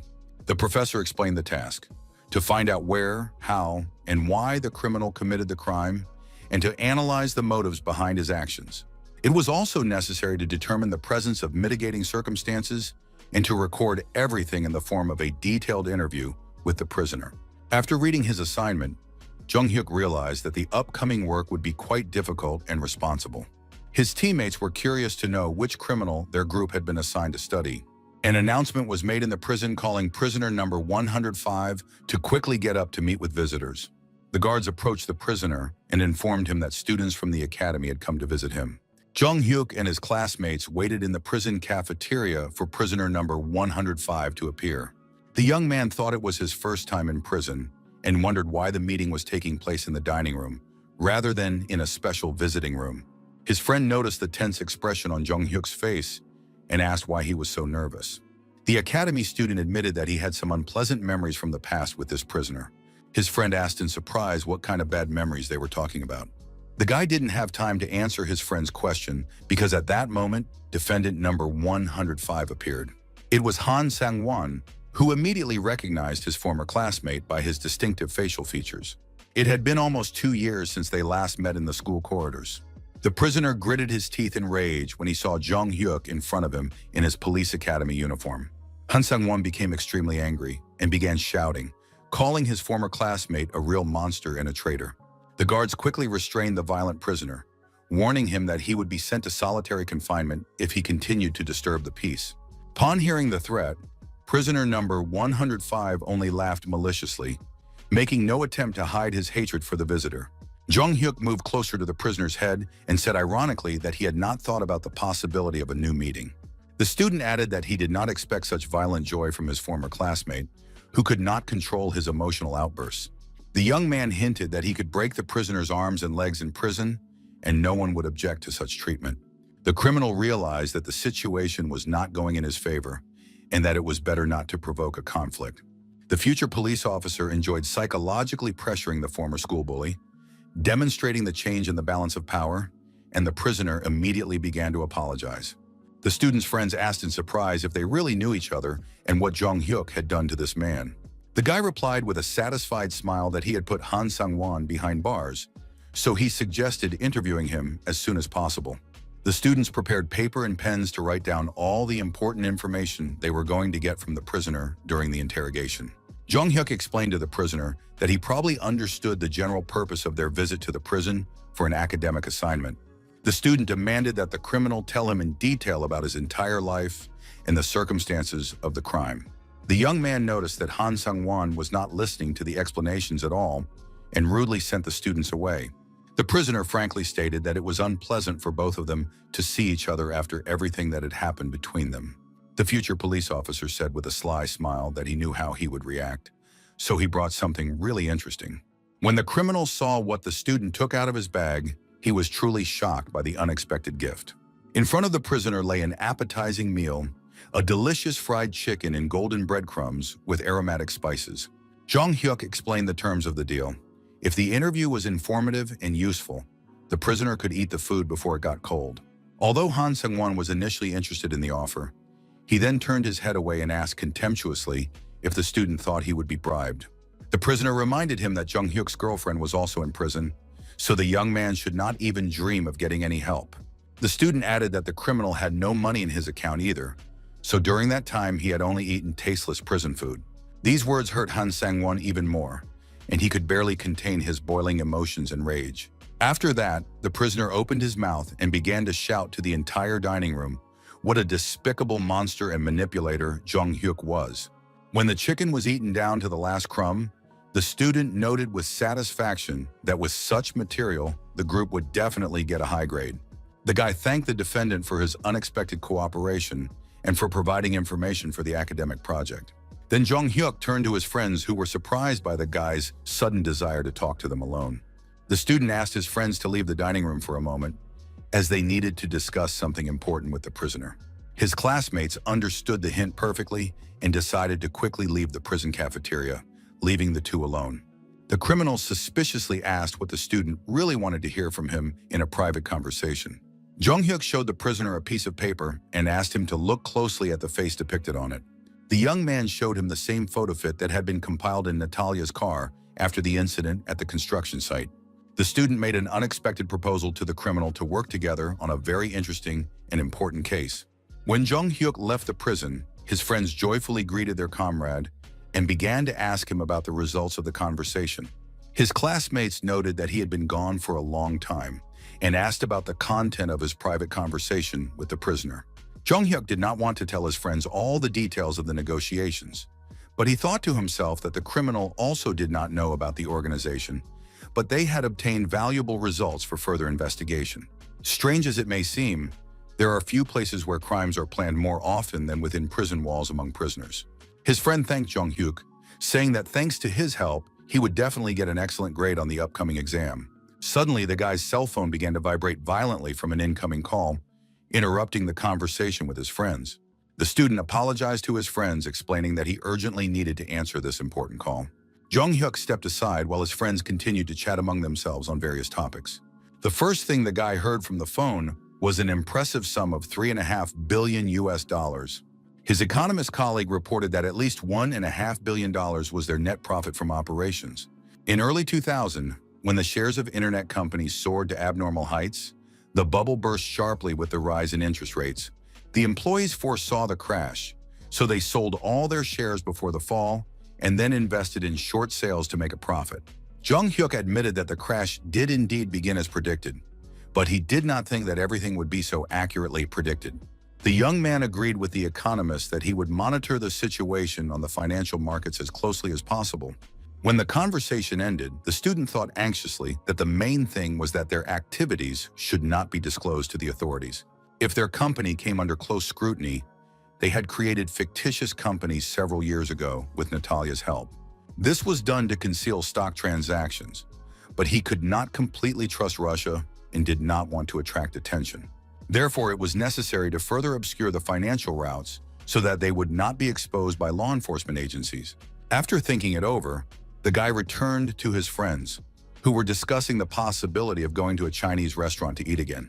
The students had no idea of the trouble ahead, as someone was watching them closely from a black car nearby. The observer reported by radio that the target was moving and that they would continue to follow the academy student. His friends said that today was an interesting day with lectures on their major, which they couldn't skip. Jung Hyuk suggested to his friend that if they had nothing else to do, they should work out and sweat a little at the gym. His friend was surprised by the suggestion, since the guy was already constantly training and was in excellent physical shape. Another student joined the conversation and said that Jung Hyuk had been summoned by the academy's rector for an urgent meeting. The young man was completely taken aback by this call and asked again whether the director really wanted to see him immediately. Upon arriving at the office, the student immediately saluted like a true soldier and clearly reported that he was ready to listen to instructions. The academy's rector invited the student to sit down at the table for an important conversation about his future career development. The head explained that he had called Jung Hyuk to introduce him to Choi Ki-rong, presenting the young man as a straight-A freshman. The student was curious about why the administration suddenly wanted to introduce him to an unfamiliar, high-ranking official. He looked closely at the man, studied his epaulets, and wondered about the visitor's identity. Jung Hyuk recognized Choi Ki-ren, the police chief who had taken up this position when the young man had worked as a detective in his previous life. Despite his good-natured appearance, the officer was a very cold-blooded reformer who had a great influence on increasing the police budget. The student admitted that he was already familiar with this high-ranking law enforcement official. The young man raised his hand in deep respect and said that he had seen the officer at the police headquarters. Jung Hyuk emphasized that he was fully prepared to listen to the instructions of the police officer candidate. The high-ranking police officer was very pleased with such a display of respect from the young cadet. Choi Ki-ren smiled and noted the student's excellent memory, since they had indeed just passed each other by. The officer inquired about the correct pronunciation of the young man's name for further communication. Unexpectedly, the police officer asked the young man if he belonged to a particular clan or family. Jung Hyuk replied that he came from the influential Kenju clan, which had a long tradition. After that, the officer's expression changed, and he happily announced that they belonged to the same clan and that the family was capable of producing heroes. When the student heard this, he was delighted and thought that he had only just learned about this important connection. The rector explained that the young man now had reliable support, as he had called them to meet the future successor. The head of the academy added that if any problems arose, the student could turn to this influential patron. The rector assured him that Jung Hyuk would be able to handle military service on his own, so he was now free to go. After the conversation, the student quickly left the office, moving as swiftly as he had entered. The head asked his successor to give his opinion on this worthy young man. To himself, the officer thought that he was a disobedient stallion who did not know his place and needed to be tamed. Several teenagers were walking down the street, discussing among themselves the search for a specific place in the city. The boys were looking for something, saying that what they were looking for must be somewhere nearby. Approaching one building, one of them pointed and exclaimed joyfully that it was there. Jung Hyuk approached the group of teenagers and asked their opinion about the beauty of the place they had found. The future police officer approached these kids with a very warm and friendly smile on his face, showing his openness to communication. These were the very same homeless boys who had run away from their dysfunctional families and were now happily talking about new places to relax and take refuge. The teenagers noted that they had thought about helping Jung Hyuk with the setup, but he had already built a wonderful facility for them on his own. March arrived, the cherry trees bloomed at the police academy, and a new busy school year began with many responsibilities. The student had so many important things to do that even on weekends, he had no time to rest. The first thing he had to do was check out the new children's shelter. The main feature of this new facility was that it was sponsored by a very interesting and influential person. Just then, the sponsor herself, Natalia from Russia, arrived to inspect the results of her investment. The Russian agent warmly greeted Jung Hyuk, noting how long it had been since they had seen each other and spoken in person. The girl smiled and told the guy that he had become even more handsome and looked like a real adult man. Embarrassed by the sight of the attractive woman, the teenage friends said they would take a short walk around the shelter grounds. Natalia, noticing the boy's reaction, just laughed, realizing that she was the reason for their shy behavior. Jung Hyuk explained that these boys were also residents of the shelter, and Suho was the first child they had taken in. The KGB agent expressed her hope that many children would also receive reliable protection at the second orphanage they were funding. The guy understood that Natalia had decided to support their charitable foundation on behalf of the Russian government in order to strengthen ties. The official reason for the sponsorship was to create similar social institutions in Russia, like their Happiness Orphanage. But the real goal was to ensure unhindered communication with Jong-hyuk under the guise of charity. The Russian guest noted the excellent location of the building and the quality of the infrastructure, for which the chairman of the foundation deserves praise. Natalia praised the proximity of the school, library, and police station, which guarantees the safety of the shelter's residents. Suddenly, the agent interrupted her conversation with Jong-hyuk and asked him to wait a moment, taking out her cell phone. The girl immediately started calling someone, which puzzled the guy, who did not understand the reasons for the sudden change in mood. The student anxiously asked Natalia what had happened and why she was so wary of her surroundings. The agent replied that it seemed they were being followed and that someone clearly wanted to ruin their important meeting. Indeed, professional surveillance was being conducted from a nearby minibus, and conversations were being broadcast in real time. The man sitting in the surveillance vehicle realized he had been discovered and became very angry. The spy immediately recognized Natalia, thinking that she was the legendary Russian intelligence officer who had repeatedly stumped his American colleagues.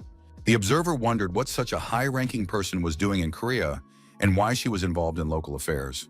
The stalker wondered why this Korean schoolboy had gotten involved with a dangerous Russian spy and what interests they might have in common.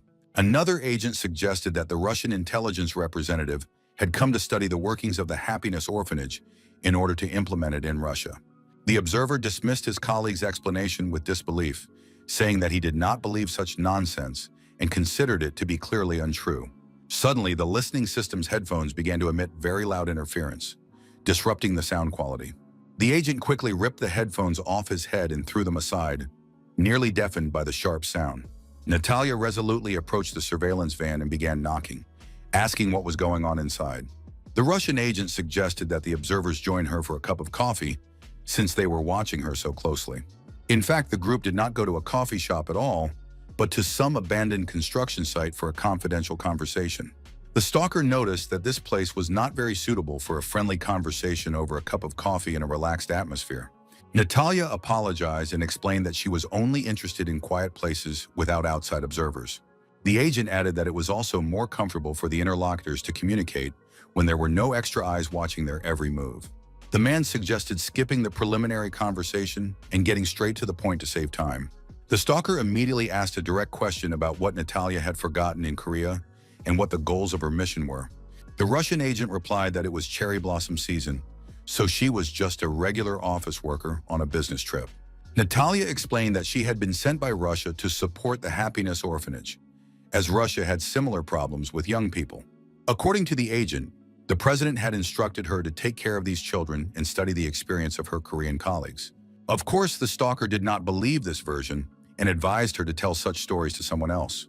The observer turned to Natalia with a proposal to be honest with each other, as he understood her real profession. The Russian agent realized that she had encountered a person who was far from stupid and who was well aware of her true activities. Natalia's bodyguards simply stood and waited tensely to see how this dangerous situation would unfold. One of the guards reached behind his back to be ready for a possible violent turn of events. The stalkers also quickly reached for the pistols hidden in the inside pockets of their jackets for self-defense. Natalia stopped her bodyguard with a wave of her hand, asking him to wait and not take any hasty action. The agent agreed to speak as honestly and openly as possible, without diplomatic evasions or official versions. Natalia began to admit that she actually had a completely different secret mission in Korea. The Russian side wanted to get hold of Jong-hyuk and convince him to move to Russia to cooperate. Hearing this confession, the stalker was shocked and asked her to repeat the information he had heard to be sure. The observer was surprised that the Russians were really interested in this young athlete, considering such interest very strange.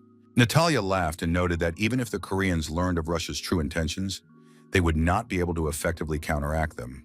The agent added that Russia does not consider the resources expended when it needs to take something that is of strategic interest. After these words, Natalia simply turned around and headed back, demonstrating confidence in her actions. The stalker was puzzled by Natalia's words about the Russians simply coming and taking what they needed. The agents returned to their office and quickly began typing on their keyboards, gathering information about the mysterious young man. They tried to find detailed information about the young man who had attracted the attention of Russian intelligence to such an extent.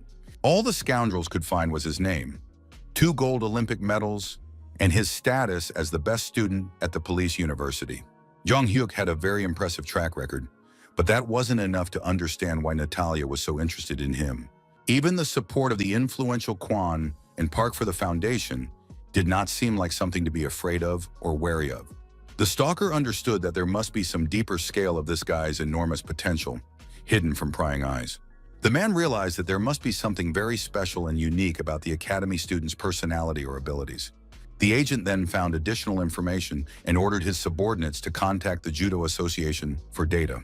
His subordinates immediately obeyed their boss's instructions and assured him that everything would be done immediately and as quickly as possible. Stalker understood that if Russia's intentions were so serious, then in that case, Jung Hyuk should cooperate with them. Meanwhile, the young man himself was on his way to training, talking on his cell phone with someone he knew. The person on the other end of the line asked why Jung Hyuk said they were going to teach him to work late at the academy. During the phone call on the street, someone called out to the student, interrupting his conversation with his friend. It was the same stalker from intelligence who appeared right in front of the guy in a crowded place. Jung Hyuk didn't even understand who it was, so his first question was about the stranger's identity. The agent apologized for his unexpected appearance and politely asked for a chance to talk to the young man. The student asked in confusion who this man was and what he wanted to know from him. The stranger showed him a photograph, and the young man was completely shocked by what he saw. As it turned out, the man's name was Han Sang-jin, and he worked for the National Intelligence Service of Korea. They went to the nearest coffee shop to discuss important matters and questions in a calm atmosphere. Jung Hyuk wondered why representatives of the National Intelligence Service had suddenly started following him and had come to see him. Perhaps he had come under suspicion or attracted attention because of his unusually high income at such a young age. The young man thought that this was clearly not something that should arouse the suspicion of the special services. He had literally created thousands of shell companies, and Director Park had confused the financial routes several times. The agent put his cup of coffee on the table and said he would ask a direct question without beating around the bush. Han Sung-jin asked if the student knew a woman named Natalia and who she really was. The young man did not expect such a direct question from a representative of the intelligence service. Jung Hyuk replied that yes, she was a diplomat at the Russian embassy who supported their shelter, happiness, with charitable donations. Jung Hyuk asked in bewilderment why the intelligence agents had suddenly decided to question him about this particular woman. Han Sang-jin explained that although this woman presented herself as a diplomat, she was in fact a dangerous Russian agent. The intelligence officer added that they were not even sure that Natalia was her real name, as used in documents. The agent did not want to go into details, but emphasized that she was a legendary spy, trained from a very early age. Han Sang-jin reported that the U.S. had attempted to physically eliminate this dangerous woman several times because of her activities. The intelligence officer warned that she is extremely dangerous, and any assistance from her is also extremely dangerous for the country. The agent noted that the more the special services studied Jung Hyuk, the more interesting and mysterious he became to them. Han Sung-jin admitted that even forgetting all the guy's gold medals, his academic successes, and athletic achievements, the scout emphasized that it was very strange to verify the fact that they had never heard of such a talented young man before. The agent clarified that they had only heard about the student for the first time now, and that until that moment he had been completely unknown to the services. Therefore, the man honestly admitted that he did not understand why the Russian agent was so insistent on getting this particular guy. Jung Hyuk was really stressed out and asked again what the intelligence representative meant. The national intelligence officer literally grabbed the student by the arm, demonstrating the seriousness of the moment and his intentions. Han Sang-jin begged the young man not to leave his homeland and to think about the good of Korea first and foremost. The student literally sat with his mouth open, completely unexpected such emotional and patriotic behavior from an intelligence officer. Jung Hyuk was thinking about what was happening when the agent continued to explain that the Russians wanted to take him to Russia for their own purposes. The spy tried to convince him that the only thing they were trying to do was use the guy for their national interests. Han Sang-jin warned that the Russians wanted to turn the talented student into a weapon against his homeland and nothing more. Jung Hyuk breathed a sigh of relief, realizing that he had been afraid of what this serious man might say to him for nothing. The agent continued to convince him that the student should return to the sports school and help his coach train young athletes. The intelligence officer noted that the training materials and methods developed by the young man were indeed very impressive and valuable to the country. Jung Hyuk replied that he had heard similar proposals many times before and was well aware of this opportunity. The student explained that when they met with Natalia, she had indeed tried to lure him to Russia last summer. The young man emphasized that, understandably, he simply declined this tempting offer to move and collaborate. Jong-hyuk assured her that he had absolutely no intention of leaving Korea, so the agent need not worry. The man was literally delighted and relaxed when he heard these patriotic words from the talented young man. After the conversation ended, the young man quickly ran off to attend to his academic affairs, and the scouts shouted after him that he was a hero of the Republic of Korea. Jong-hyuk continued on his way, thinking gratefully that nothing serious had happened, and that Director Park had indeed covered up the financial fraud well. Jong-hyuk honestly admitted to himself that he was already sure that he had been caught red-handed in financial fraud. Once again, as the guy was thinking aloud about what had happened, he received an unexpected call on his cell phone. The person on the other end of the line literally started yelling at him, asking why he wasn't at the meeting place with his friends yet. The student started running to his destination, apologizing and promising to arrive in 5 minutes at the most. A new semester had begun at the academy, and the guy had promised to meet his classmates over the weekend for joint training. It was the last semester he was helping his old coach, but the new coach had also asked for his support, so the student came. When Jong-hyuk arrived at the gym, he greeted everyone and energetically suggested starting the training without delay. The guy announced the program, suggesting that they first run a lap, warning that those who lagged behind would be punished. All the guys quickly got on the treadmills and began to run intensely, following their comrades' instructions. A man approached the group and asked if these energetic clients were students at a sports university. The comrade replied that no, they were studying at the police academy, where all students maintained excellent physical shape. The stranger assessed that the guy's figures were quite good, but there were problems with muscle lines and technique. The self-proclaimed coach suggested that they work with a personal trainer to improve their results and exercise technique. Jong-hyuk did not like such unsolicited comments and advice from a stranger in the gym. The guy looked at the man and thought that it was obvious that he was just a charlatan and a fraud. The student noticed the stranger's unnatural muscles and smelled an unpleasant chemical odor coming from his body. Jong-hyuk politely declined the offer, saying that they preferred to train on their own without outside help. The persistent coach insisted that the students were training incorrectly and warned them that they would regret not taking his advice. The young man's protege were already barely breathing from the intense cardio workout on the treadmills, but they continued to do the exercises. Jong-hyuk announced to his friends that he was ready to move on to lower body training for a comprehensive muscle workout. The annoying coach continued to criticize the students' technique, claiming that they were doing the exercises completely wrong. The man intervened in the training again, saying that the guys had been taught incorrectly and offered his professional help. Jong-hyuk was already completely fed up with such intrusive behavior from a stranger.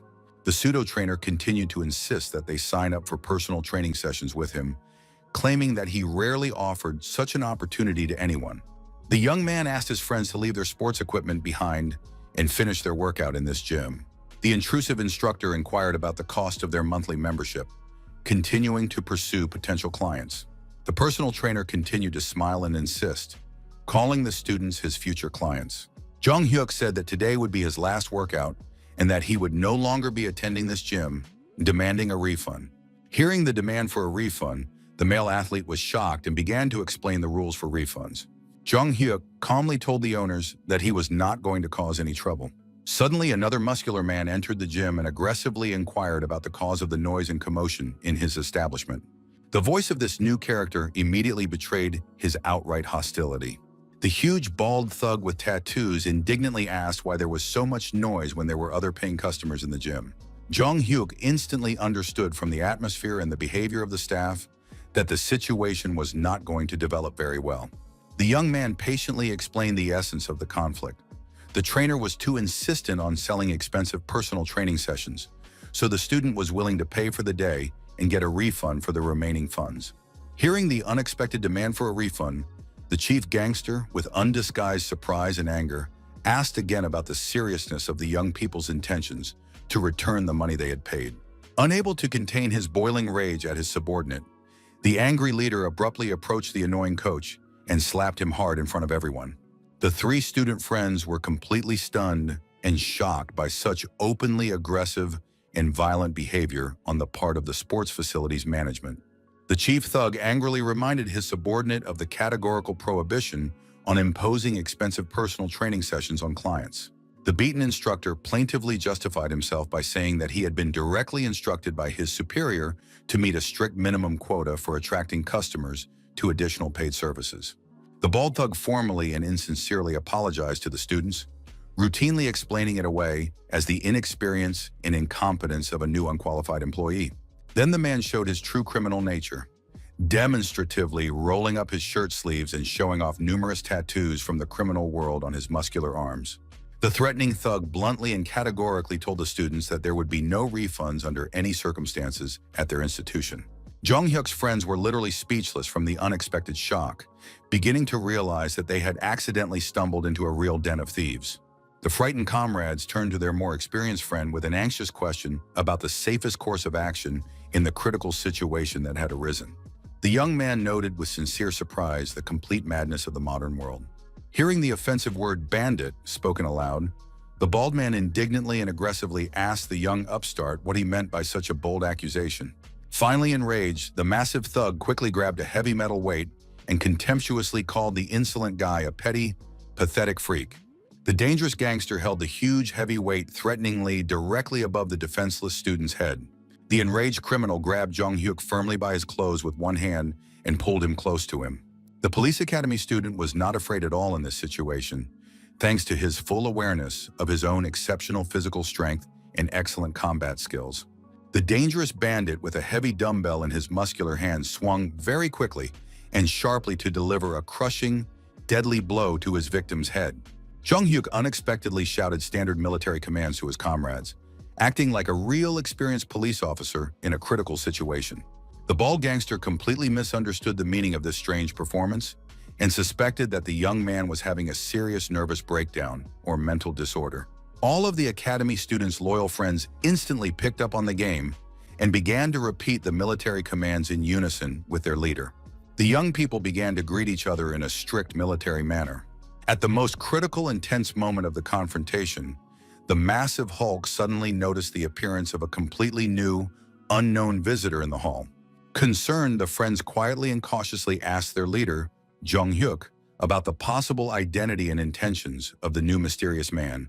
Jong-hyuk quietly told his friends in secret that the man who had appeared was their future police academy rector, Cho Ki-ren, a high-ranking officer.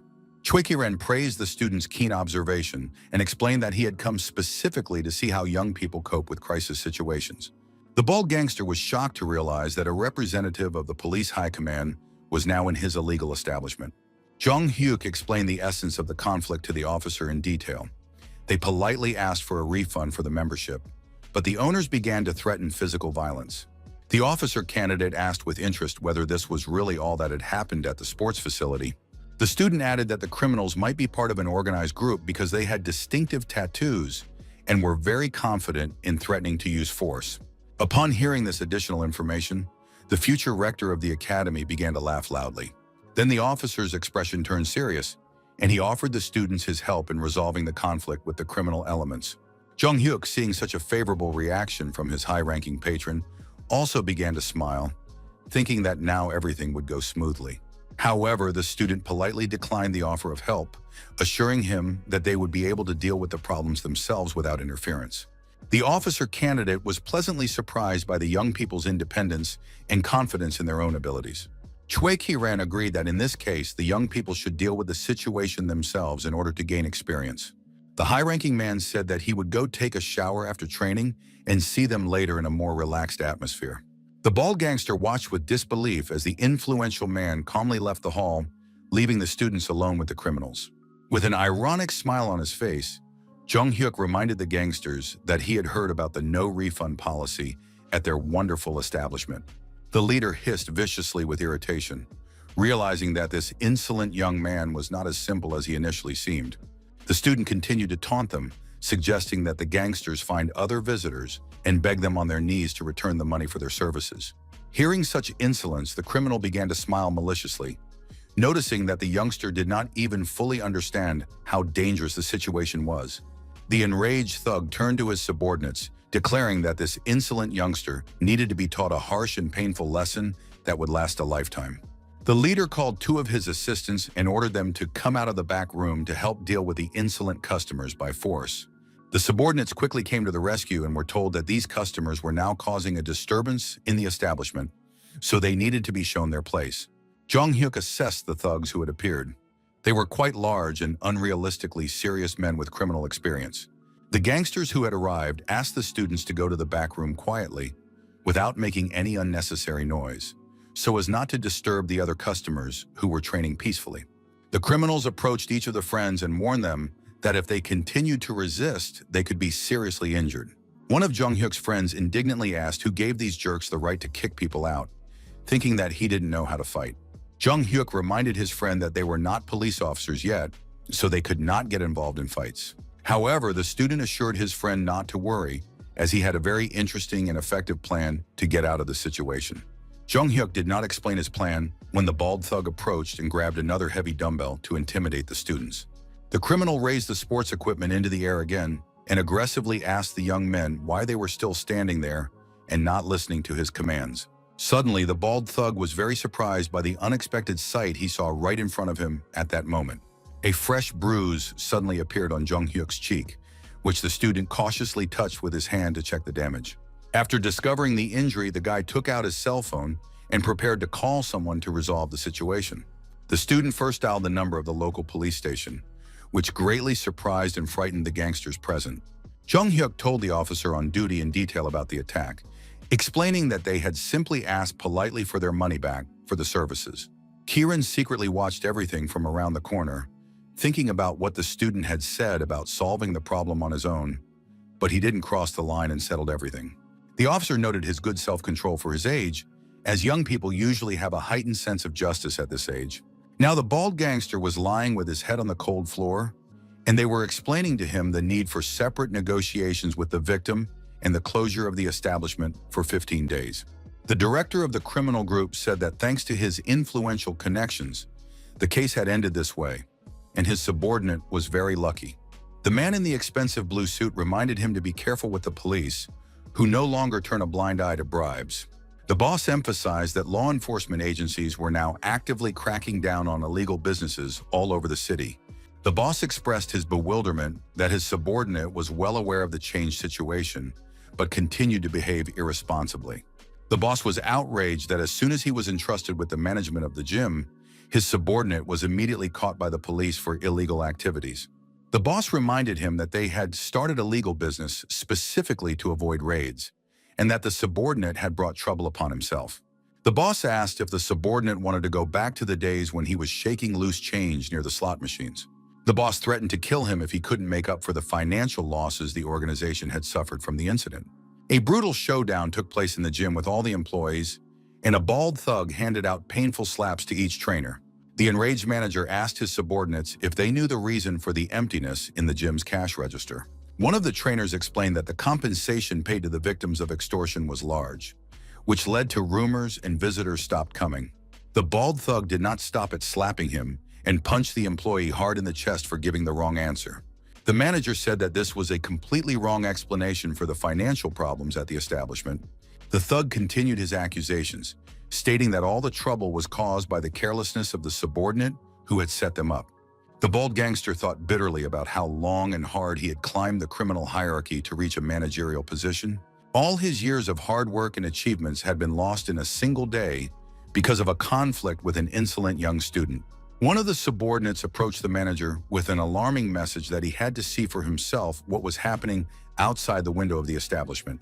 The employee urged the boss to look out the window and assess the situation developing outside for himself.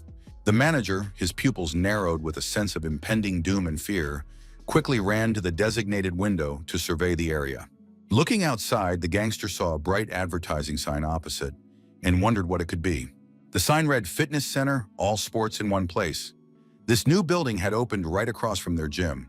The bald bandit was horrified to think that someone had dared to open an identical competing sports business right next to their establishment. Suddenly, the man had a terrible realization about the possible connection between the recent incident and the appearance of competitors.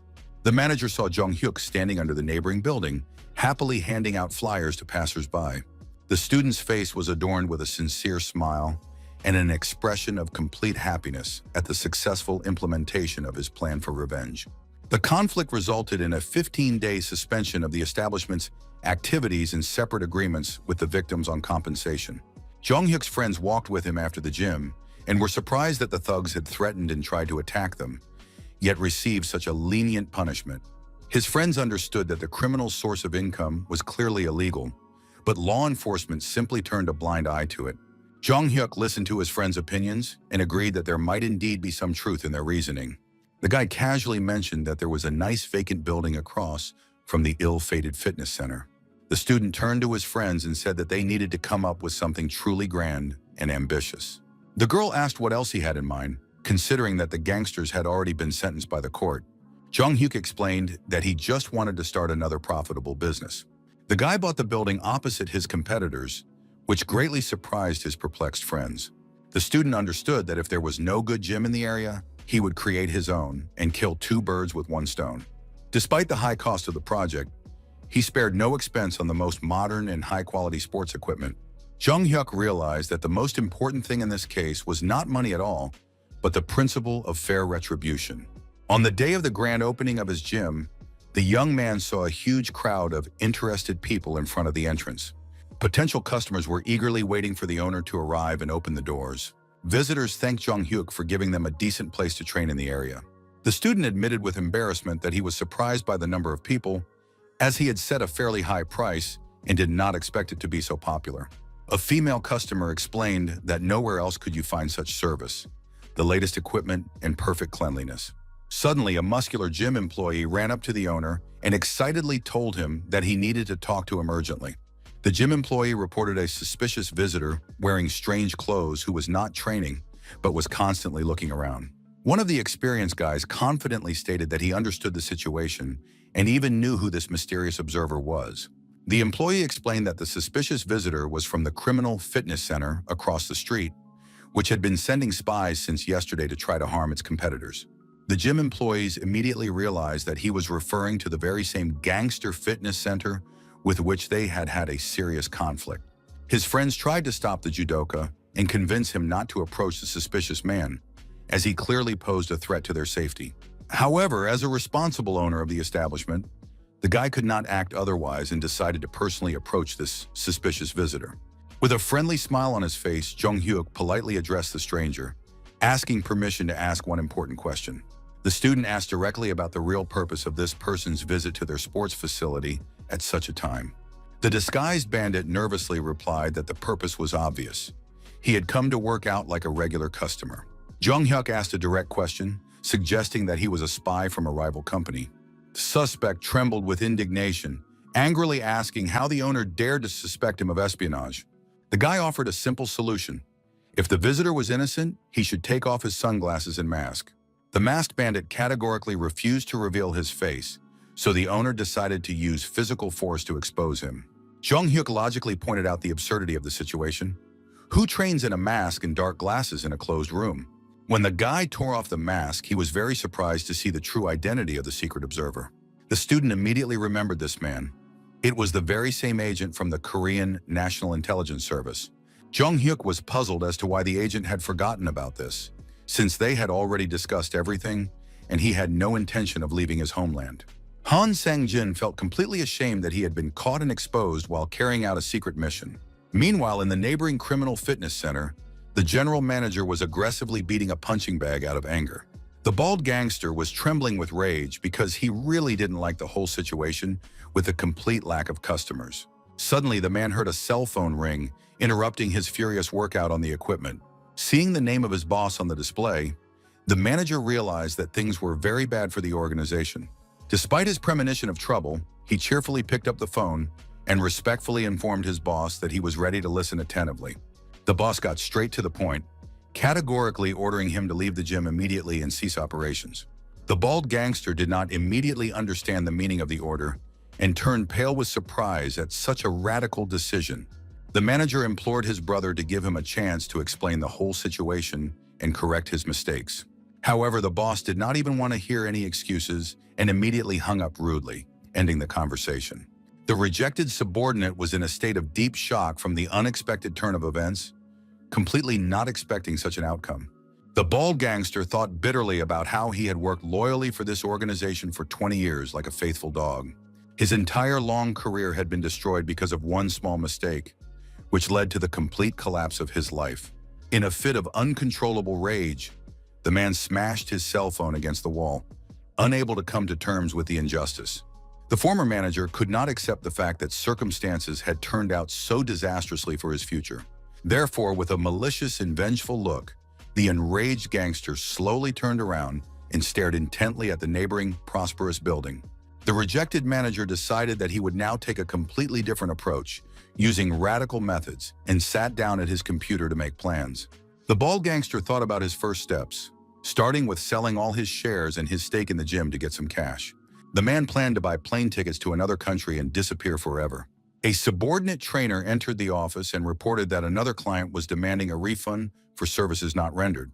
The bald man irritably replied to his subordinate that the client was a brainless idiot and simply ordered him to take the money and give it back to the man.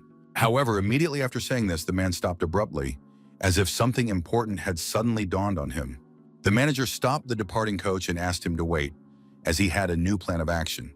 The gangster said that tomorrow one building would have to be demolished, so he needed to gather all the most reliable and trusted guys. The subordinate was shocked by the order to demolish the building and could not believe the seriousness of his boss's intentions. The leader ordered him to get ready and stock up on as many cans of gasoline as possible, because the premium fitness club had to be burned to the ground. Late at night, a black minibus silently pulled up to the premium gym building to carry out the criminal task. Serious muscular guys, led by the former manager, got out of the car, ready to commit arson. The criminals approached the entrance doors as closely as possible and discovered that the entrance was locked with a massive metal chain. The gangsters had prepared for the situation in advance and brought special powerful bolt cutters to cut through the locks. The arsonist's arsenal also included lighters and other tools to effectively destroy the entire building. The bald manager was already mentally picturing the ideal scene of his competitors' building in flames, relishing the anticipation of revenge. The criminals quickly broke the lock with their professional tools and gained access to the building. As they climbed the stairs, the subordinates began to have doubts and asked the director if he was really sure that what he had planned was right. The enraged man sharply cut off their doubts, saying that they should not ask him anything because he had thought everything through. The leader emphasized that he was not afraid of going to prison for the crime he had committed in order to achieve his goal. With a cynical smile on his face, the gangster said that he did not want to frame his subordinates, so in the worst case, he would take responsibility himself. The bald man added that if the organization was exposed, he would not turn anyone into law enforcement. The cunning man thought contemptuously to himself that his subordinates were idiots for falling for this primitive ploy of nobility. A huge number of pumped-up guys followed their leader straight into the building to carry out a large-scale arson attack. The manager ordered them to evenly douse all the rooms with gasoline so that absolutely nothing would remain of the building after the fire. His henchmen eagerly carried out the order, pouring the flammable liquid throughout the building without leaving a drop behind. The arsonists spared no gasoline, pouring it into every corner of the room and onto every expensive piece of equipment. The bald gangster noted with satisfaction that the plan was going perfectly and that there was very little left to do before the preparations were complete. The vengeful manager thought triumphantly that all those who had set him up and betrayed him would soon meet their deserved end. Suddenly, a bright electric light came on in the dark room. Someone had turned on the lights at the most inopportune moment. The criminals looked around in fear, thinking that the building was surrounded by the police or other law enforcement agencies. All the gangsters began to panic and shout to each other that the building was indeed surrounded and that this was a real police operation. The chief police inspector suddenly appeared on the floor with a group of operatives ready to arrest the criminals. The experienced officer addressed the bald gangster with an ironic greeting, noting that they had not seen this repeat offender for a long time. The police really did surround all these armed gangsters in a tight circle, depriving them of any possibility of retreat. The bald leader thought desperately, cursing what kind of monsters these were and why all these misfortunes had befallen him. The chief inspector calmly advised the criminals not to waste their energy resisting and to simply surrender without unnecessary bloodshed. The enraged bald man wondered where the police had come from at such a critical moment. They definitely had a rat among them. In a fit of madness, the leader began to scream hysterically, demanding to know the name of the traitor who had leaked information about the secret plan. The gangster demanded that someone point out the traitor who had dared to reveal the planned arson. One of his henchmen simply stood aside and remained sardonically silent, watching the hysteria of his former boss. The massive thug understood from his subordinate's behavior that it was this man who had set him up for the police operation. The guy in the business suit brazenly declared that it was indeed him and asked what the boss didn't like about it. The traitor explained his motives, saying that all this time he had been treated like trash, so now it was time to get even. When the informant was called a traitor, it only amused him and brought a cynical smile of satisfaction to his face. The former subordinate retorted that the real traitor was the bald man, who was planning to flee and had even secretly bought a plane ticket. Hearing this revelation, the other gang members couldn't believe what they were hearing and asked incredulously about the truth of the accusations. The gangsters demanded that the leader refute the accusations, asking why he was silent if the accusations were untrue. The coach remembered that he had indeed entered the office and seen the bald manager buying plane tickets online. The exposed leader had no choice but to grit his teeth in helpless rage in the face of betrayal. The desperate criminal realized that he had a lighter in his hands and could set fire to the gasoline-soaked building in a matter of seconds. The bald man demanded that everyone shut up and listen only to his orders, threatening to blow up everyone present. The bandit warned that any careless movement would cause everything to instantly burst into flames from the spark of the lighter. The inspector tried to calm the situation down, explaining to his colleagues that this was just the feverish ravings of a madman in a state of emotional distress. The officer understood that it would not be difficult to get out of the building, but with so much gasoline, the structure would burn to the ground along with the evidence. However, it was also categorically impossible to obey the demands of this monster. A way out of the stalemate had to be found. The desperate scoundrel continued to make his demands, insisting that he be allowed to pass through the police cordon. The criminal insisted that they simply let him go and leave him alone, threatening to set fire to the building if they refused. Unexpectedly, the chief inspector received a call on his cell phone, and he decided to answer it despite the tense situation. The officer was very surprised by the identity of the caller when he heard a familiar voice on the phone. It was Jung Hyuk, who reported that he was monitoring the situation through the building's security camera system. The student offered to convey an important personal message to the scoundrel from the owner of the affected establishment. The chief inspector, of course, readily agreed to act as a mediator in the exchange of information between the parties to the conflict. The bald man began to lose his mind even more, hysterically demanding that the phone be hung up immediately and the negotiations be stopped. The policeman calmly explained that he had just received a call from the owner of the building, who had unexpectedly allowed his property to be burned to the ground, which radically changed the balance of power in the confrontation. The owner explained that the building was fully insured against fire, so what kind of crime was it? A serious attempt at arson or the actual act of arson itself? The bald thug began to smile maliciously and ominously, realizing that the situation was not going in his favor. His subordinates tried to stop the crazed leader, begging the director not to do anything stupid or rash. The desperate man thought only of getting to the airport at any cost and leaving the country. The only thought running through the criminal's head was to avoid falling into the hands of justice. Suddenly, the crazed bandit rushed towards a large window, trying to make a desperate escape. The chief inspector shouted to his subordinates to quickly stop the fugitive, as there was no time to waste. The mentally ill bandit fell out of a second-story window and lay on the asphalt with multiple fractures and severe injuries. The evening news reported that the organized crime department had declared gangs to be a form of fascism. While this news was being broadcast on television, someone from the leadership approached a subordinate and demanded that he come out to talk. Jung Hyuk quietly opened the office door, fearing what he would hear from his superiors. The latest news reported that the further development of events in the organized crime case remains unknown. Senior management summoned the academy student for a serious conversation to clarify all the circumstances of what had happened. With a meaningful smile on his face, the chief asked if the young man knew the real reason for his summons to the office.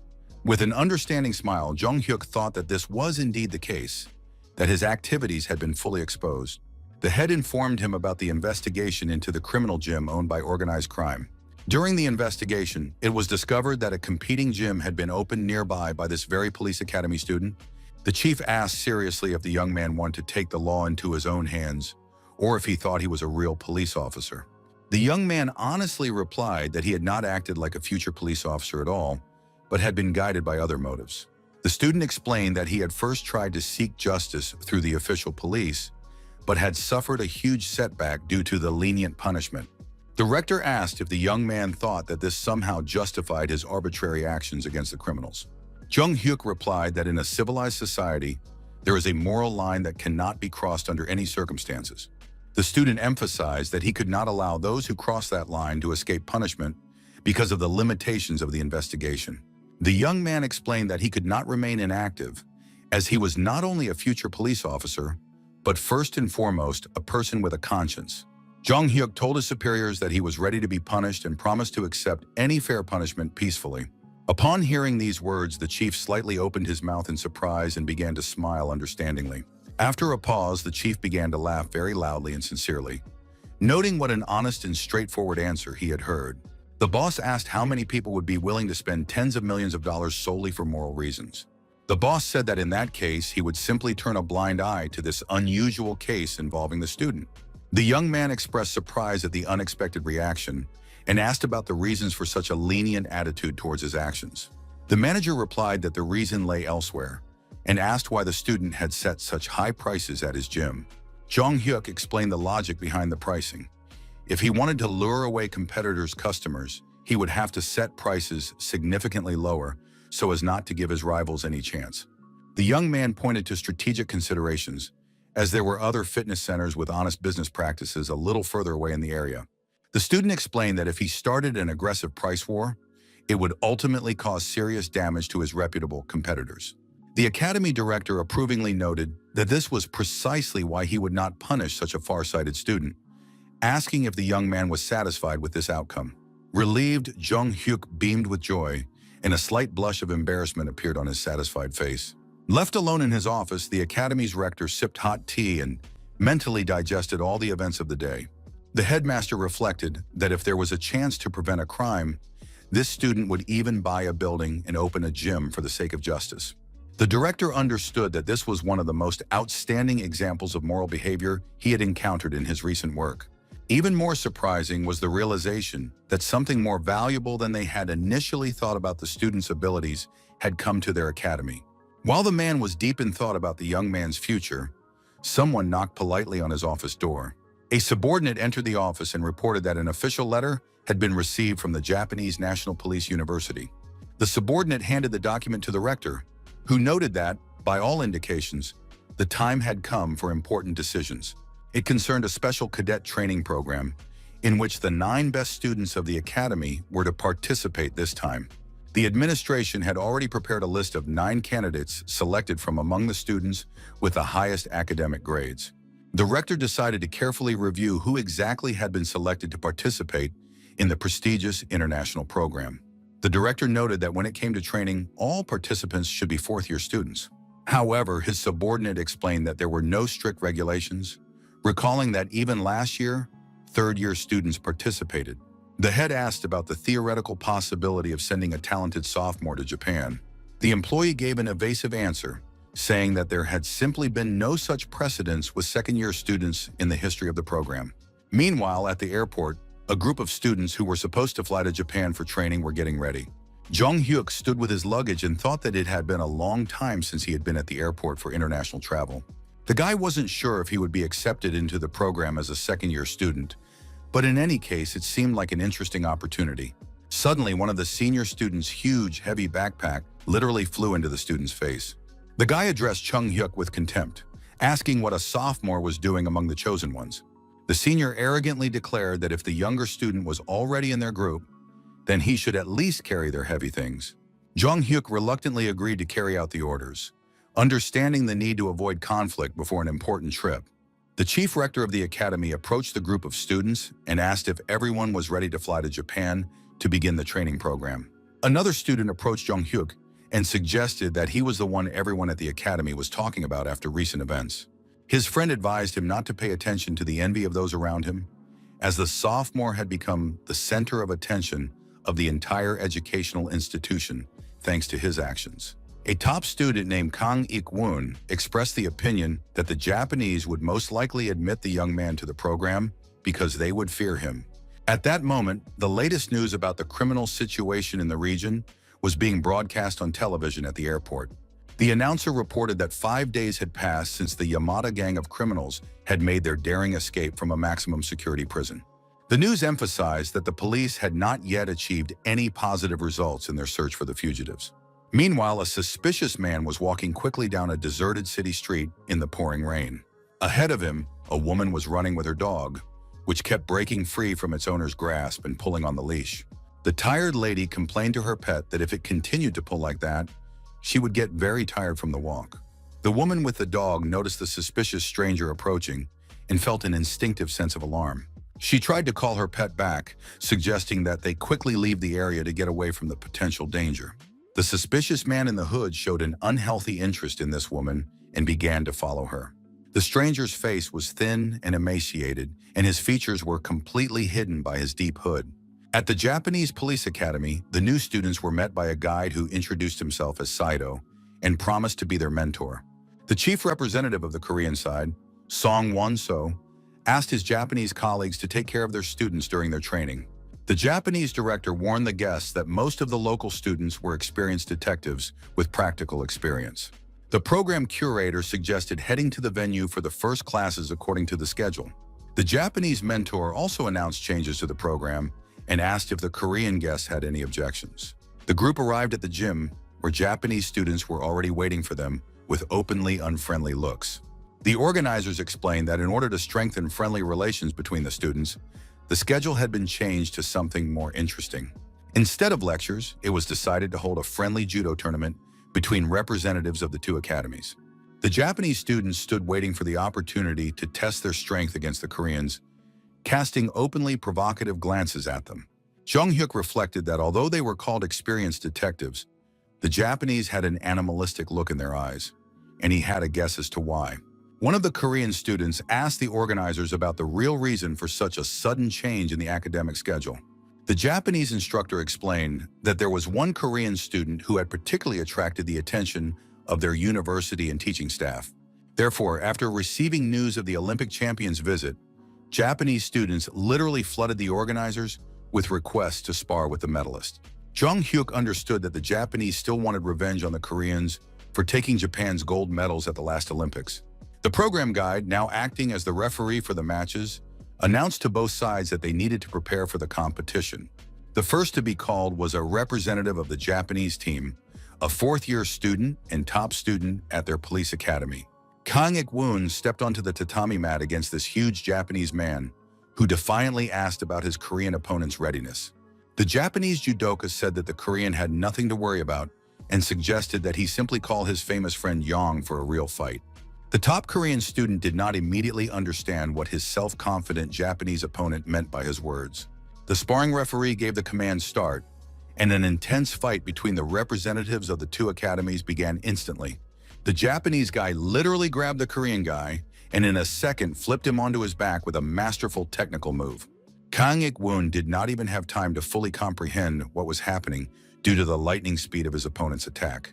A second later, the Korean student was thrown into the air, and a moment later, he was lying on his back on the tatami mat. His teammates quickly approached their defeated friend, trying to revive him and asking how he was feeling. Ryunosuke, the Japanese judo champion, confidently declared that he had not even shown his true strength in this match.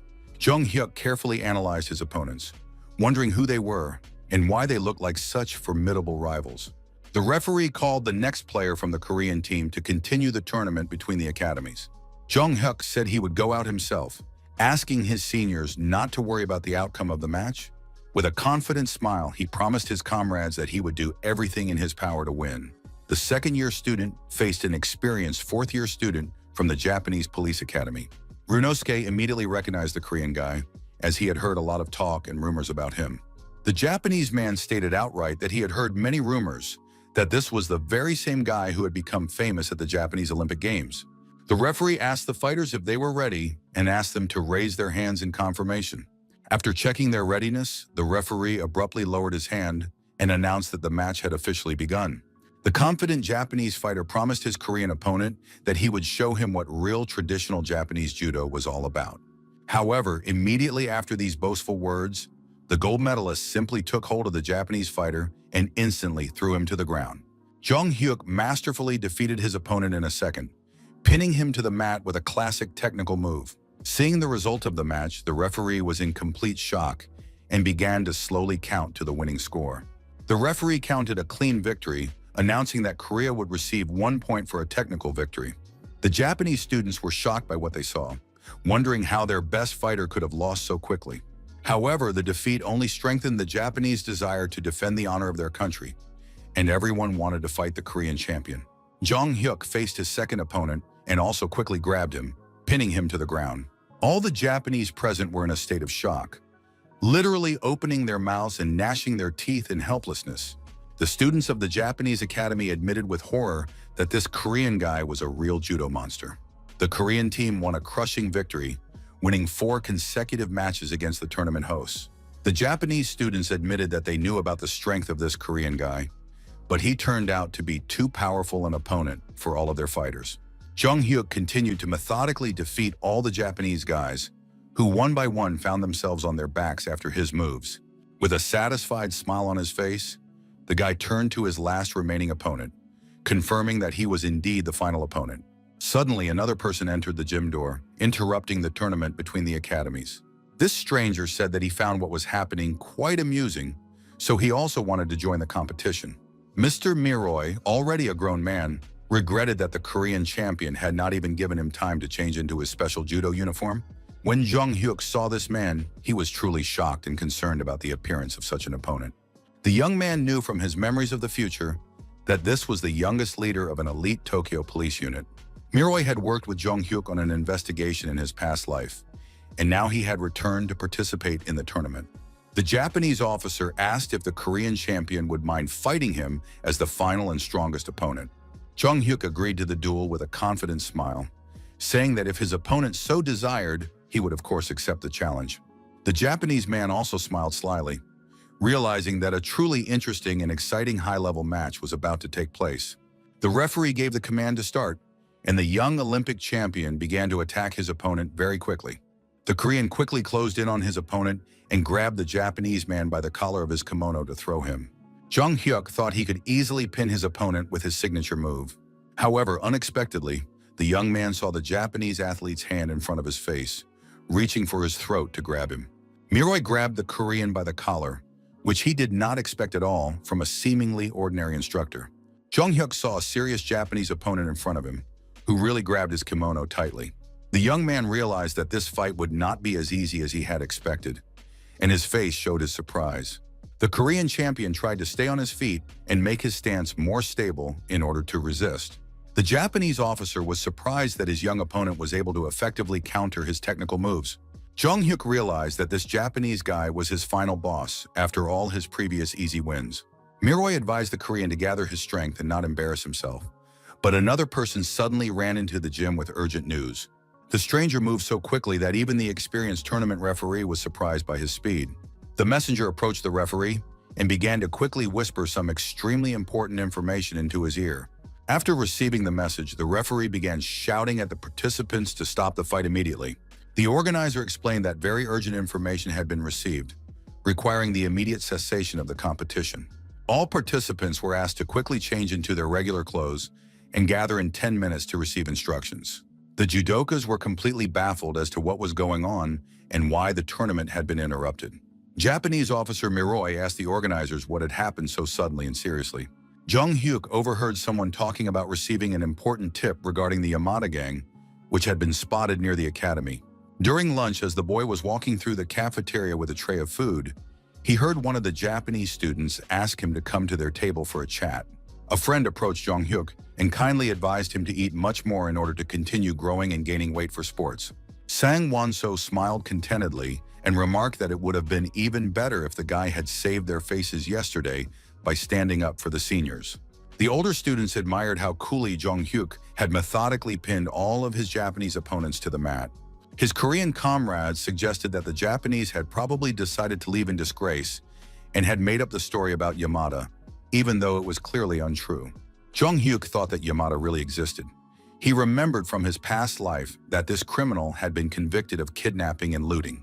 The guy remembered that in the past Yamada had not been caught as quickly as he would have liked, and wondered if the future had changed. Someone approached and demonstratively placed their tray of food on the table, attracting the attention of the Korean students. They were Japanese students who explained that the tip about Yamada had indeed turned out to be false information. One of the Japanese students admitted that some drunkard had told him all this, but he himself had not believed the information to be true from the very beginning. Sang Won-so asked Jong-hyuk for his opinion on the Japanese student's claim that the suspected fugitive was a fabrication. The chief Korean representative realized that there would likely be too many problems if the case turned out to be serious. Jong-hyuk agreed that the Japanese must be right, and that this was most likely the case, after which he paused to think for a moment. The young man suggested that Yamada had probably already left the island and was safe. Sang Won-so asked in surprise how a second-year student could have such detailed information about the criminal. The Japanese, who had been eavesdropping on the conversation, came closer and asked if this was really the true version of events. They politely asked the guy to explain his reasoning in Japanese for better understanding. Jong-hyuk noticed that among the Japanese was Miroy, who spoke Korean surprisingly well. The student explained that the island where Yamada was hiding was not that small, but the police had searched it thoroughly without success. The young man logically concluded that it was highly likely that the criminal had simply escaped from the island by any means available.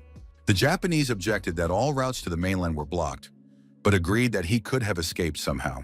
Someone present suggested that if this was true, the criminal was most likely a professional swimmer.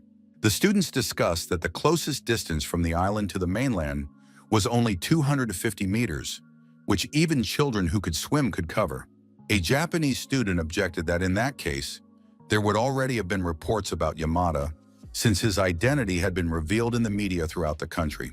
Jong-hyuk explained that in Japan, there is a culture that took root after the economic crisis of the late 1980s, when individualism became much stronger.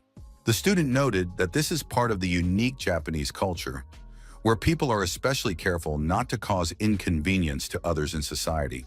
Therefore, citizens who strictly respect each other's personal space create ideal conditions where a skilled criminal could easily hide from prying eyes. Jong-hyuk emphasized that Yamada had decided to remain in the shadows and not attract the attention of the authorities.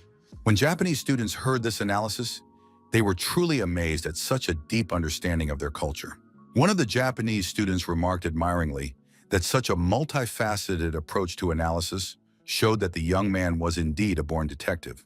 The main character thought to himself that he had simply recounted what he remembered from his past life and added a little logic. One Japanese student approached Jong-hyuk and said seriously that his point of view was extremely interesting and valuable. The Japanese student asked to share the analysis with other interested people, inquiring about the possibility of spending some time after lunch. Jong-hyuk agreed to meet a little later and share all the necessary information with the interested audience. The guy thought to himself, who would have thought that he would have to do such things in Japan? The student understood the need to explain the theory to a few more people, but this was not a particular problem for him. When he arrived at the designated room, Jong-hyuk saw a group of serious-looking adult men in business suits in front of him. The young man clearly did not expect such a distinguished audience, thinking that only teenage students would be present. Jong-hyuk wondered why no one had told him that it would turn into such a large-scale and formal event. The student wondered how this man, still a candidate for leadership, had managed to gather all the top officials together. Miroy gave a thumbs up in approval, and the guy thought to himself that it wasn't even worth laughing at the situation. One of the officials present inquired about the possibility of starting the presentation as soon as possible. The government representative emphasized the urgency of the matter, noting that this was a critical moment when even the slightest comments should be listened to. Hearing this, Jong-hyuk thought that this was not the first time he had found himself in such a serious and responsible situation. Therefore, the student explained that they should not only rely on reports from citizens, but also independently predict the actions of the criminal. Jong-hyuk suggested that if Yamada had no connections, it would be difficult for him to find food or money, and asked if there had been any recent robberies on the mainland near the island. One of those present raised his hand and reported that there had been several robberies, but all the criminals had been caught by law enforcement. The man concluded that in that case, Yamada's specialty was murder, and he was also skilled at hiding the bodies of his victims, which made him a particularly dangerous and elusive criminal. Jong-hyuk explained that this meant Yamada was skilled at hiding in the blind spots of CCTV cameras throughout the city. The student added that the criminal could get food from trash cans, which is not that difficult for an experienced fugitive. The young man summed up that, in a word, Yamada would act like a real ghost, avoiding any detection. When Jong-hyuk uttered these words, all the high-ranking officials present were shocked by the accuracy of his analysis. Miroy raised his hand and asked how best to conduct the investigation under the circumstances. The student replied that there is a saying in Korea that to catch a tiger, you must first find its lair. So Jong-hyuk hinted with a sly smile that he hoped everyone understood what he was getting at. The young man asked those present for their opinion on what this so-called Yamada ghost was doing now. Meanwhile, some teenagers were sitting near an abandoned building and telling each other scary stories for fun. The kids laughed and teased each other, saying that the stories weren't scary at all, but their friends' faces were scarier than the stories. The girl asked her friends not to shout so loudly in case someone else heard them. The teenagers discussed local legends that there used to be a cemetery here, so it was a suitable place for scary stories. For some reason, the girl felt a growing anxiety, and her friends asked her with concern what was wrong. The guys heard some strange noises and joked that maybe it was ghosts, laughing even louder out of nervousness. The teenagers continued to joke about superstitions when suddenly a sinister figure appeared in the window of the abandoned building. All the young people immediately gasped in horror, became very frightened, and their faces turned pale with fear. The next day, the news reported that a stolen car had been found in the nearby mountains the night before. The car was found in the mountains on the mainland, far from the island, and initially it was thought that the incident was not related to Yamada. However, Japanese forensic scientists reported that according to DNA analysis, the fingerprints and hair belonged to him. Upon hearing these findings, those present were shocked at how such a thing could have happened. Everyone understood that the Korean student had been absolutely right from the very beginning in his assumptions about the escape. Jong-hyuk watched with interest as the Japanese side investigated complex cases. Sang Won-so noted that receiving DNA analysis results in half a day was indeed the envy of his Korean colleagues. The Korean representative admitted that such technologies had not been developed in their country for 10 years and that they were simply treading water. Jong-hyuk suggested creating a centralized database for more effective law enforcement. The student explained that this is a method of registering and systematizing genetic information of criminals based on DNA analysis for future investigations. The senior official told the young man that the idea was not bad, but with current technology, it would be difficult to fully record and process such information. The official explained that the problem was not really technical complexity, but rather the need for various ministries to support such a large-scale project. While everyone present continued to discuss this important topic, Miroy decided to approach the Korean student with new information. The Japanese officer reported that they had prepared a list of places to search, exactly as Jong-hyuk had suggested in his analysis. The young man took the document, thanked them for their promptness, and said that it was simply excellent organizational work. Jong-hyuk suggested thoroughly searching all the abandoned houses in the specified search area. There were many suspicious objects within a 10-kilometer radius of the location where the stolen car was found. There were 12 abandoned houses there, which were thoroughly checked, but nothing suspicious was found during the search. The chief Korean representative admitted that, for the first time in his life, he had not found even a trace of anyone's presence in the abandoned buildings. Miroy reported that no one else had found anything, not even a hint that someone had recently stayed there. The Japanese investigators began to wonder if they had wasted their time and if the idea of hiding in abandoned houses had been premature. Jong-hyuk thought it was strange that they had searched all the abandoned houses in the area, which meant that either Yamada was not hiding in empty buildings or had already left. The student suggested that his colleagues carefully review all the collected materials and evidence once again. Meanwhile, the teenagers who had been sitting in the abandoned building came over and complained about the rain that had started and the possibility of catching a cold. The guys remembered someone's umbrella and discussed that there really was a real ghost outside the window that they had seen. The teenagers admitted that adults had always forbidden them from going there, and now they understood why. Jong-hyuk approached the teenagers and asked them where exactly they had seen this so-called ghost. The guy asked them to specify exactly which abandoned house they had seen the suspicious figure in. The teenager unexpectedly clarified that it was not an abandoned house, but some other hiding place. At that moment, the man in the cap and hooded jacket was cautiously moving through the narrow and hidden places of the city. Yamada thought irritably about what insolent brats had interfered with his plans for the night. Because of these teenagers, he almost had to sleep outside in the cold and rain. The criminal reasoned that the boys were drunk, so they would hardly be able to remember anything clearly about what had happened. Yamada thought contemptuously, who would have thought that the police were still uselessly spinning their wheels on that tiny island? The fugitive considered the cops useless because they couldn't even imagine what he was capable of doing to survive. Escaping from the island by swimming, risking his life in the cold water, was nothing compared to prison for him. The criminal was willing to drink dirty water and sleep in a landfill just to survive and remain free, provocatively challenging them to try to find him. Yamada smugly thought he was hiding where investigators couldn't even imagine, when suddenly bright spotlights began to unexpectedly illuminate his hiding place.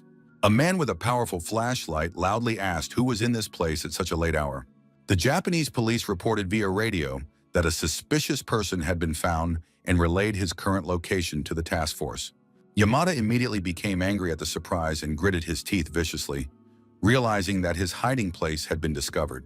The criminal realized that the only thing left for him to do in this situation was to try to escape from his pursuers. The fugitive was puzzled as to how the police had been able to find him and discover the exact location of his secret hideout. Yamada understood that he could not simply give up without a fight and had to break away from the law enforcement officers pursuing him at all costs. Suddenly, another police officer appeared right in front of him, completely blocking his path of retreat. Desperate, Yamada quickly grabbed his heavy backpack and threw it with all his might at the police officer. The criminal knocked the officer down like a bowling pin and laughed maliciously, calling all the police officers complete idiots. Yamada mockingly challenged the law enforcement officers to try to catch him if they were able, when suddenly someone's fist appeared. A powerful punch struck him unexpectedly right in the face, something the criminal did not expect from his opponent.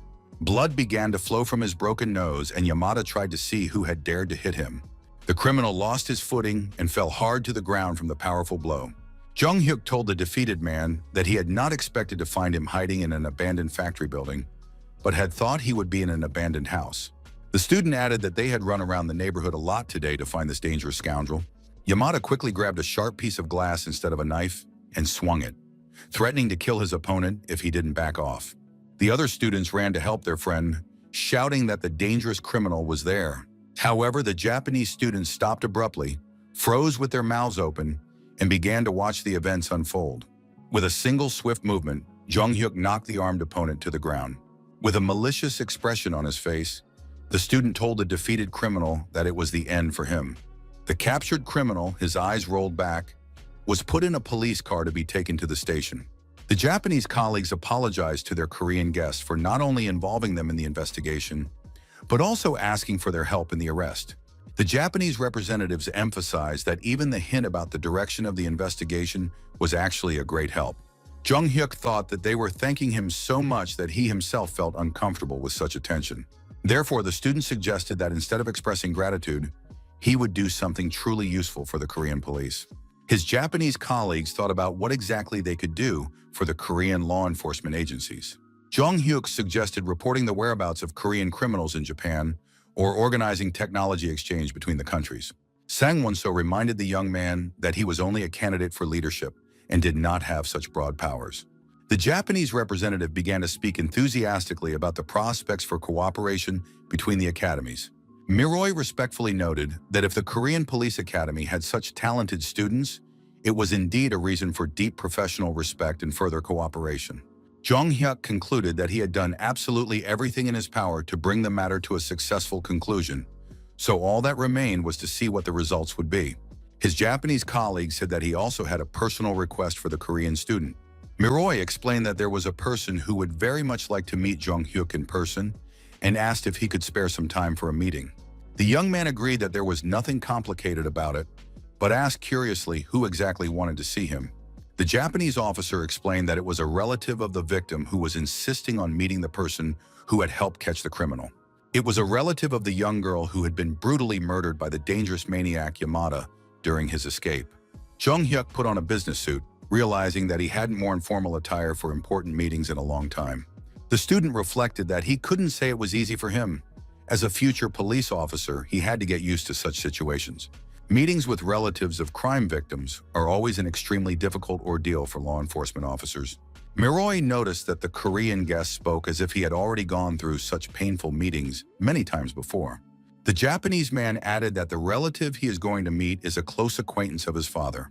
Therefore, it is possible that Miroy's father will also be present at this important meeting with the victims. Deputy Chief of the 2nd Criminal Investigation Division of the Police Department, Commissioner Kentaro, is Miroi's father.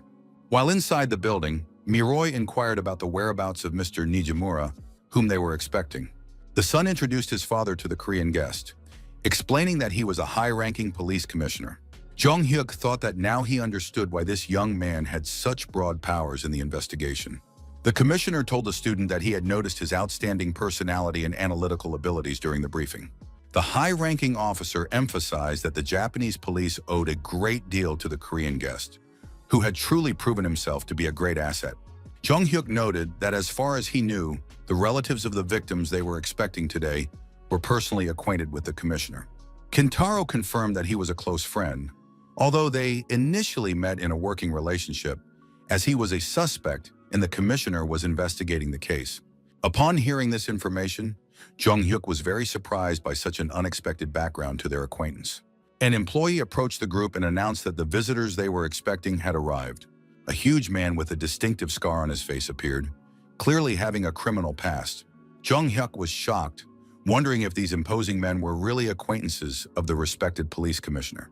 The visitors approached, bowed politely, and expressed their delight at meeting the Korean student.